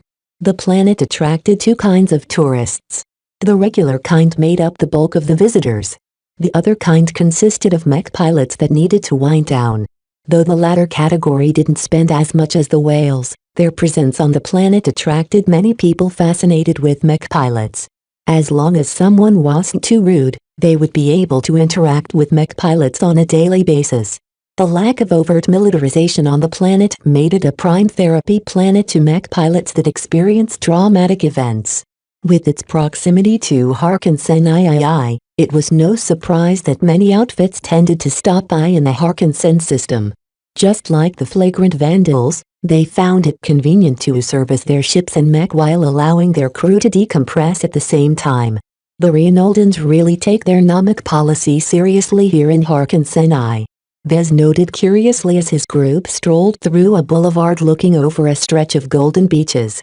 Thousands of vacationers dotted the area, each of them trying to forget about the worries of their daily lives. On Harkensenai, it's impossible not to bump into a mech, but here you have to go to a military base to spot the mech. Don't think the streets are unprotected. Nolson cautioned them all.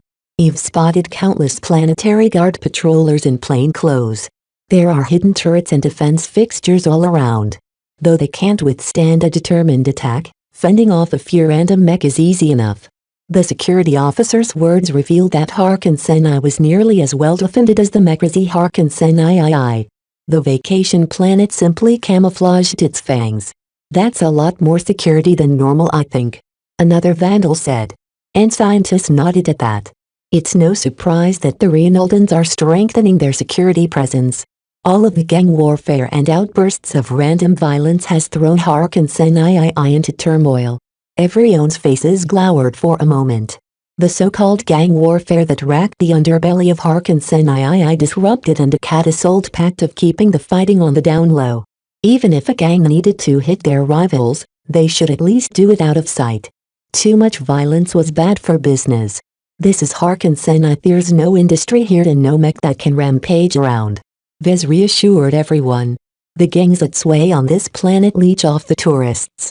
There's no way they are willing to kill the goose that lays the golden eggs. That lifted everyone up again. So far, none of the fighting had spilled over to Harkinsenii and Harkinsenii. Both of them were very different planets, and the Reinaldans had a better hold over security on those two planets. Look, there's a race going on. The group walked towards a crowd of beachgoers surrounding a group of young men and women preparing for a boat race. Technicians surrounded the boats and continuously tuned them up. Vez ignored the boastful talks and exaggerated claims of the racers. Instead, he swept his gaze over the boats. They're kind of simple. Maybe before, he would have dismissed the boats out of hand. The technologies involved were highly refined, but the principles of propelling a boat on water remained unchanged for thousands of years. Vez did not even need to study a manual to design a boat with nearly identical performance. Yet he did not dismiss the water vessels out of hand. Perhaps before he would have thumbed his nose at simple constructions, but ever since the honor duel, he gained a new conception of utilization. As his eyes raked over the technical construction of the boats, he found that he could spot a subtle difference between each vessel. Vez could vaguely determine which technician was simply going through the motions and which ones pursued greater perfection in their craft. Even if they are just boat technicians, there's a difference between a passionate one and a passionless one. None of the boat technicians impressed Vez in terms of their technical prowess. If they had the ability to become a mech technician, then they wouldn't be out here tinkering with boats. Yet Vez had seen many mech technicians who were worse than some of the boat technicians at work right now. Vez. Let's head over to the betting station. Tis called as Vez was lost in thought. I'm putting my money on Handsome Martinez. Just look at his smile. He's a total winner. Vez absent-mindedly followed the group towards a betting station that was probably responsible for handing out the prize money to the winners of the race. He put 100 marks on Handsome Martinez without much consideration. I'm telling you, Goosewing Red is definitely going to end up first. Just look at how hot she is. No way, man. Mimi Stallion is the best babe around. Eve put 100 marks on her name. After several days of contemplation, Vez could finally identify the crux behind utilization. Studying the boats and comparing the handicraft of the technicians against each other was no different than comparing different mech. This was because the principles governing utilization applied to the entire engineering field, whether it was crafting toys or crafting mech. The difference lies in passion. To be more accurate, the difference in quality came from the drive or motivation to improve. This was such a simple idea that most people instantly dismissed it as a platitude after hearing it. After all, wasn't it already common sense that more motivated people produced better results? There's a difference, though, especially when it concerns craftsmanship. As the techs finished up their tuning and the boats raced off into the water, Vez watched the performance of the boats. Though the skills of the individual boat racer was the prime factor in whether they gained a lead, the quality of the boats played a major role as well. Vez experienced a quiet breakthrough in bot. As most people around him cheered for their favorite racers, he alone focused on nothing but the boats. The will to improve. The desire to progress. That's it. That's the key. Every passionate craftsman desired to improve their craft.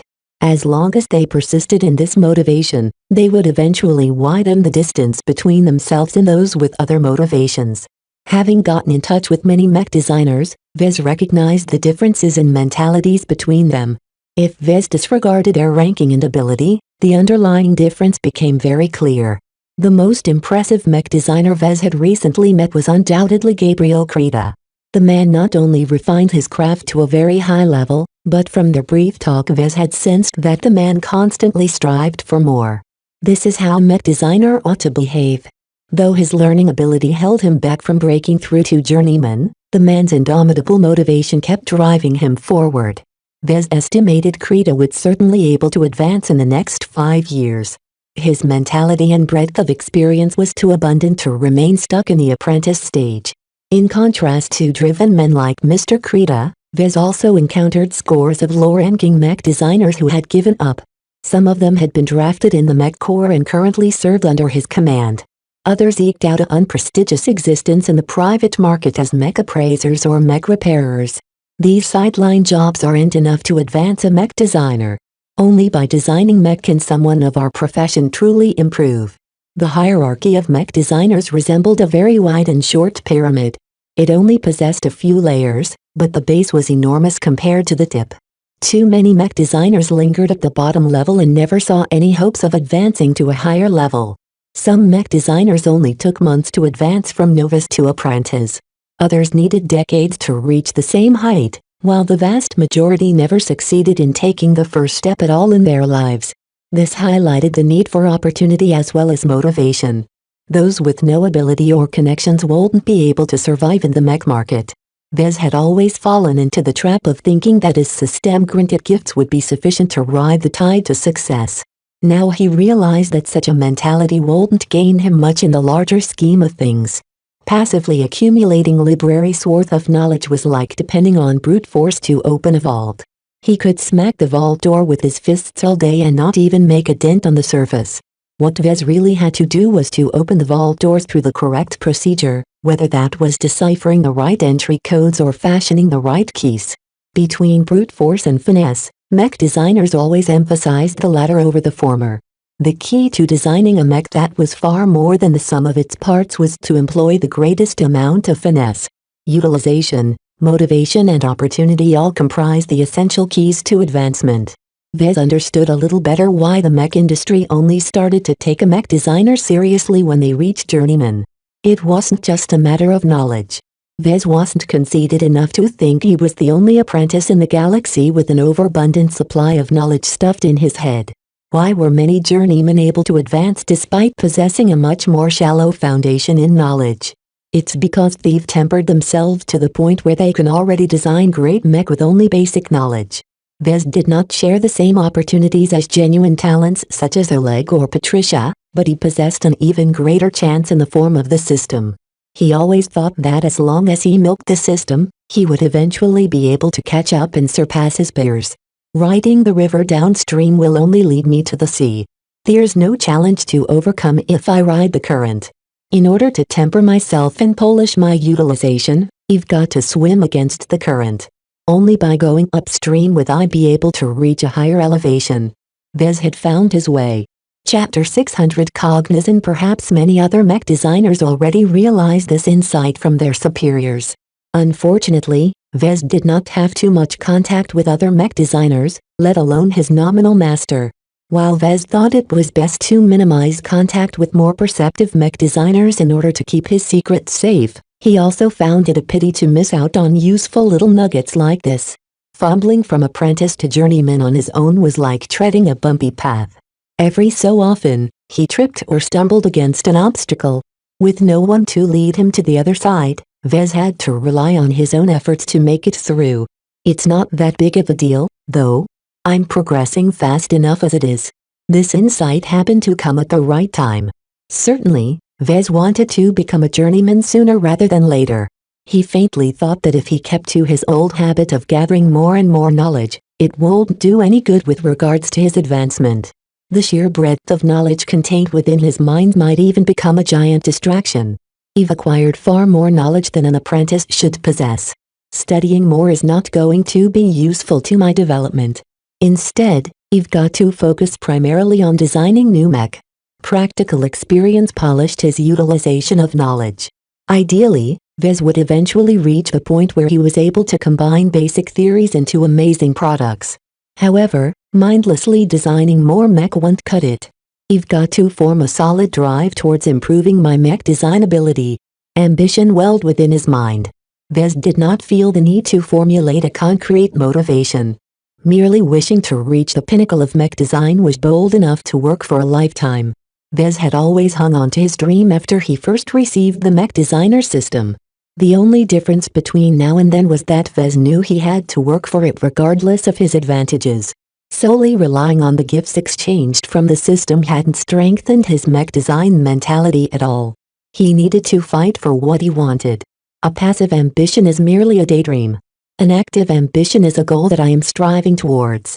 In the analogy of comparing between drifting downstream and swimming against the current, the latter resulted in a lot more harvest. Perhaps unconsciously Vez had already taken this difference to heart. Maybe this is why I'm eagerly attracted to challenges and adventure. Staying in his private workshop for years on end in order to churn out mech design after mech design didn't seem like an attractive prospect to Vez. Yet many mech designers adhered to such a brutal schedule, thinking that each additional mech would bring them closer and closer to advancement. The mech designers working for design studios basically turned into slaves that robotically produced design after design. Their efficiency was low, because the odds of producing a lackluster design was very high. Only the rights of 1 in 20 or 1 in 40 designs might be sold or licenses. And this was already a good conversion rate in the mech industry. A mech manufacturer can't operate like that. A company like the LMC needs quality over quantity when it comes to designs. Low-performing mech models often led to severe losses to the mech manufacturer. Producing 10 straight loser designs not only ate away a company's reserves, it also impacted its reputation in a negative way. If a mech manufacturer was perceived as having lost its way, they would lose at least half of their loyal customer base overnight. A mech manufacturer on a downward trend had a very large chance of going bankrupt. Vez never believed that producing the most amount of designs in the least amount of time was a recipe for success. He had always produced his designs depending on his needs and after a process of accumulation. His personal experiences provided him with fertile soil to develop new designs. "You've been swimming upstream all this time without realizing it," he uttered to himself. "If I really wanted to, I could have avoided a lot of danger. Yet that would have also made me miss out on a lot of opportunities." He summed up the major events in his career so far. The Young Tigers exhibition. The Lemur Open competition. The Groaning mission. The Glowing Planet campaign. The Detman operation. The escape to Reynolds. Sprinkled with a few other challenges such as the recent honor duel, all of these experiences made him grow as a mech designer. From a fresh-faced graduate to a seasoned hand in the mech industry, Vez could never have reached this height by acting as a shoot-in who perpetually locked himself in his workshop. At first, the system prompted him out to do something by issuing missions to him. Later on, it largely fell dormant. Perhaps the reason why it rarely issued him a mission was because he was already on the right track. Vez craved for excitement and challenges even if he didn't consciously realize it. Now that he became aware of the reason behind his proclivity to adventure, nothing much had changed. He was still the same Vez, only now he became more cognizant of his urges. No matter what, knowing why he felt different than many other mech designers was definitely a benefit. The importance of this realization couldn't be overstated. The difference between an ape and a human was that the former acted on instinct while the latter acted on conscious thought. It always disturbed him a bit to crave excitement despite his profession as a mech designer. He thought that while the experiences definitely allowed him to learn something new, this path to growth was an unconventional one. He felt like he was a deviant in a crowd of normal mech designers. Was there something wrong in his head? Now he realized he had nothing to worry about his supposed abnormality. It wasn't the Larkinson blood and heritage that drove him to the edge of danger. His urge to head out in the galaxy and explore new sights came from his inner desire to swim upstream. It didn't particularly matter what kind of events he encountered. As long as they challenged him in some way, he inevitably walked away as a better mech designer than the day before. Lots of thoughts passed through his mind. The boat race happening in front of him became a very distant event. Vez didn't even care he lost his bet on Handsome Martinez. As the Vandals leisurely enjoyed their stay on Harkinsenai, his mind had already been cast towards the future. He felt he needed to define his future in order to drive his ambition from a passive state into an active state. Solid goalposts were easier to meet than distant aspirations clouded in fog. First, the avatars of myth needs to be more than a personal protection force. Vez created the avatars for multiple reasons. Not only did he wish to set an example to the market of what an outfit equipped entirely with his mech could do, He also wanted to rely on them to proactively seek out adventure. Whether he was fulfilling a mission for the Clifford Society or crossing into the frontier in search of treasure, owning an outfit completely loyal to him was an essential requirement.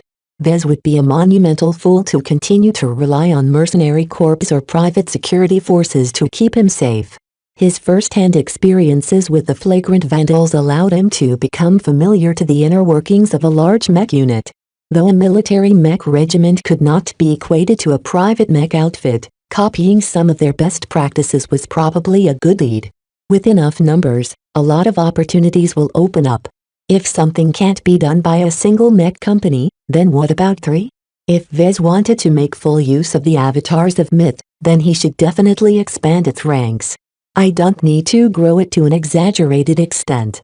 The standard of a mech regiment works for the military, but will not necessarily work for the private sector. Large-scale mercenary corps existed with thousands of mech on their combat rolls. Only rarely did they gather together in order to fulfill a momentous assignment. Vez did not aim to start up a mercenary corps where his mech would be hired out to other employees. Thus, he did not feel the need to field enough mech to conquer an entire planet. Matching the numbers of the Veral task force wasn't necessary either. 5 companies of mech should be good enough. That's strong enough to bully around most fleets in the frontier.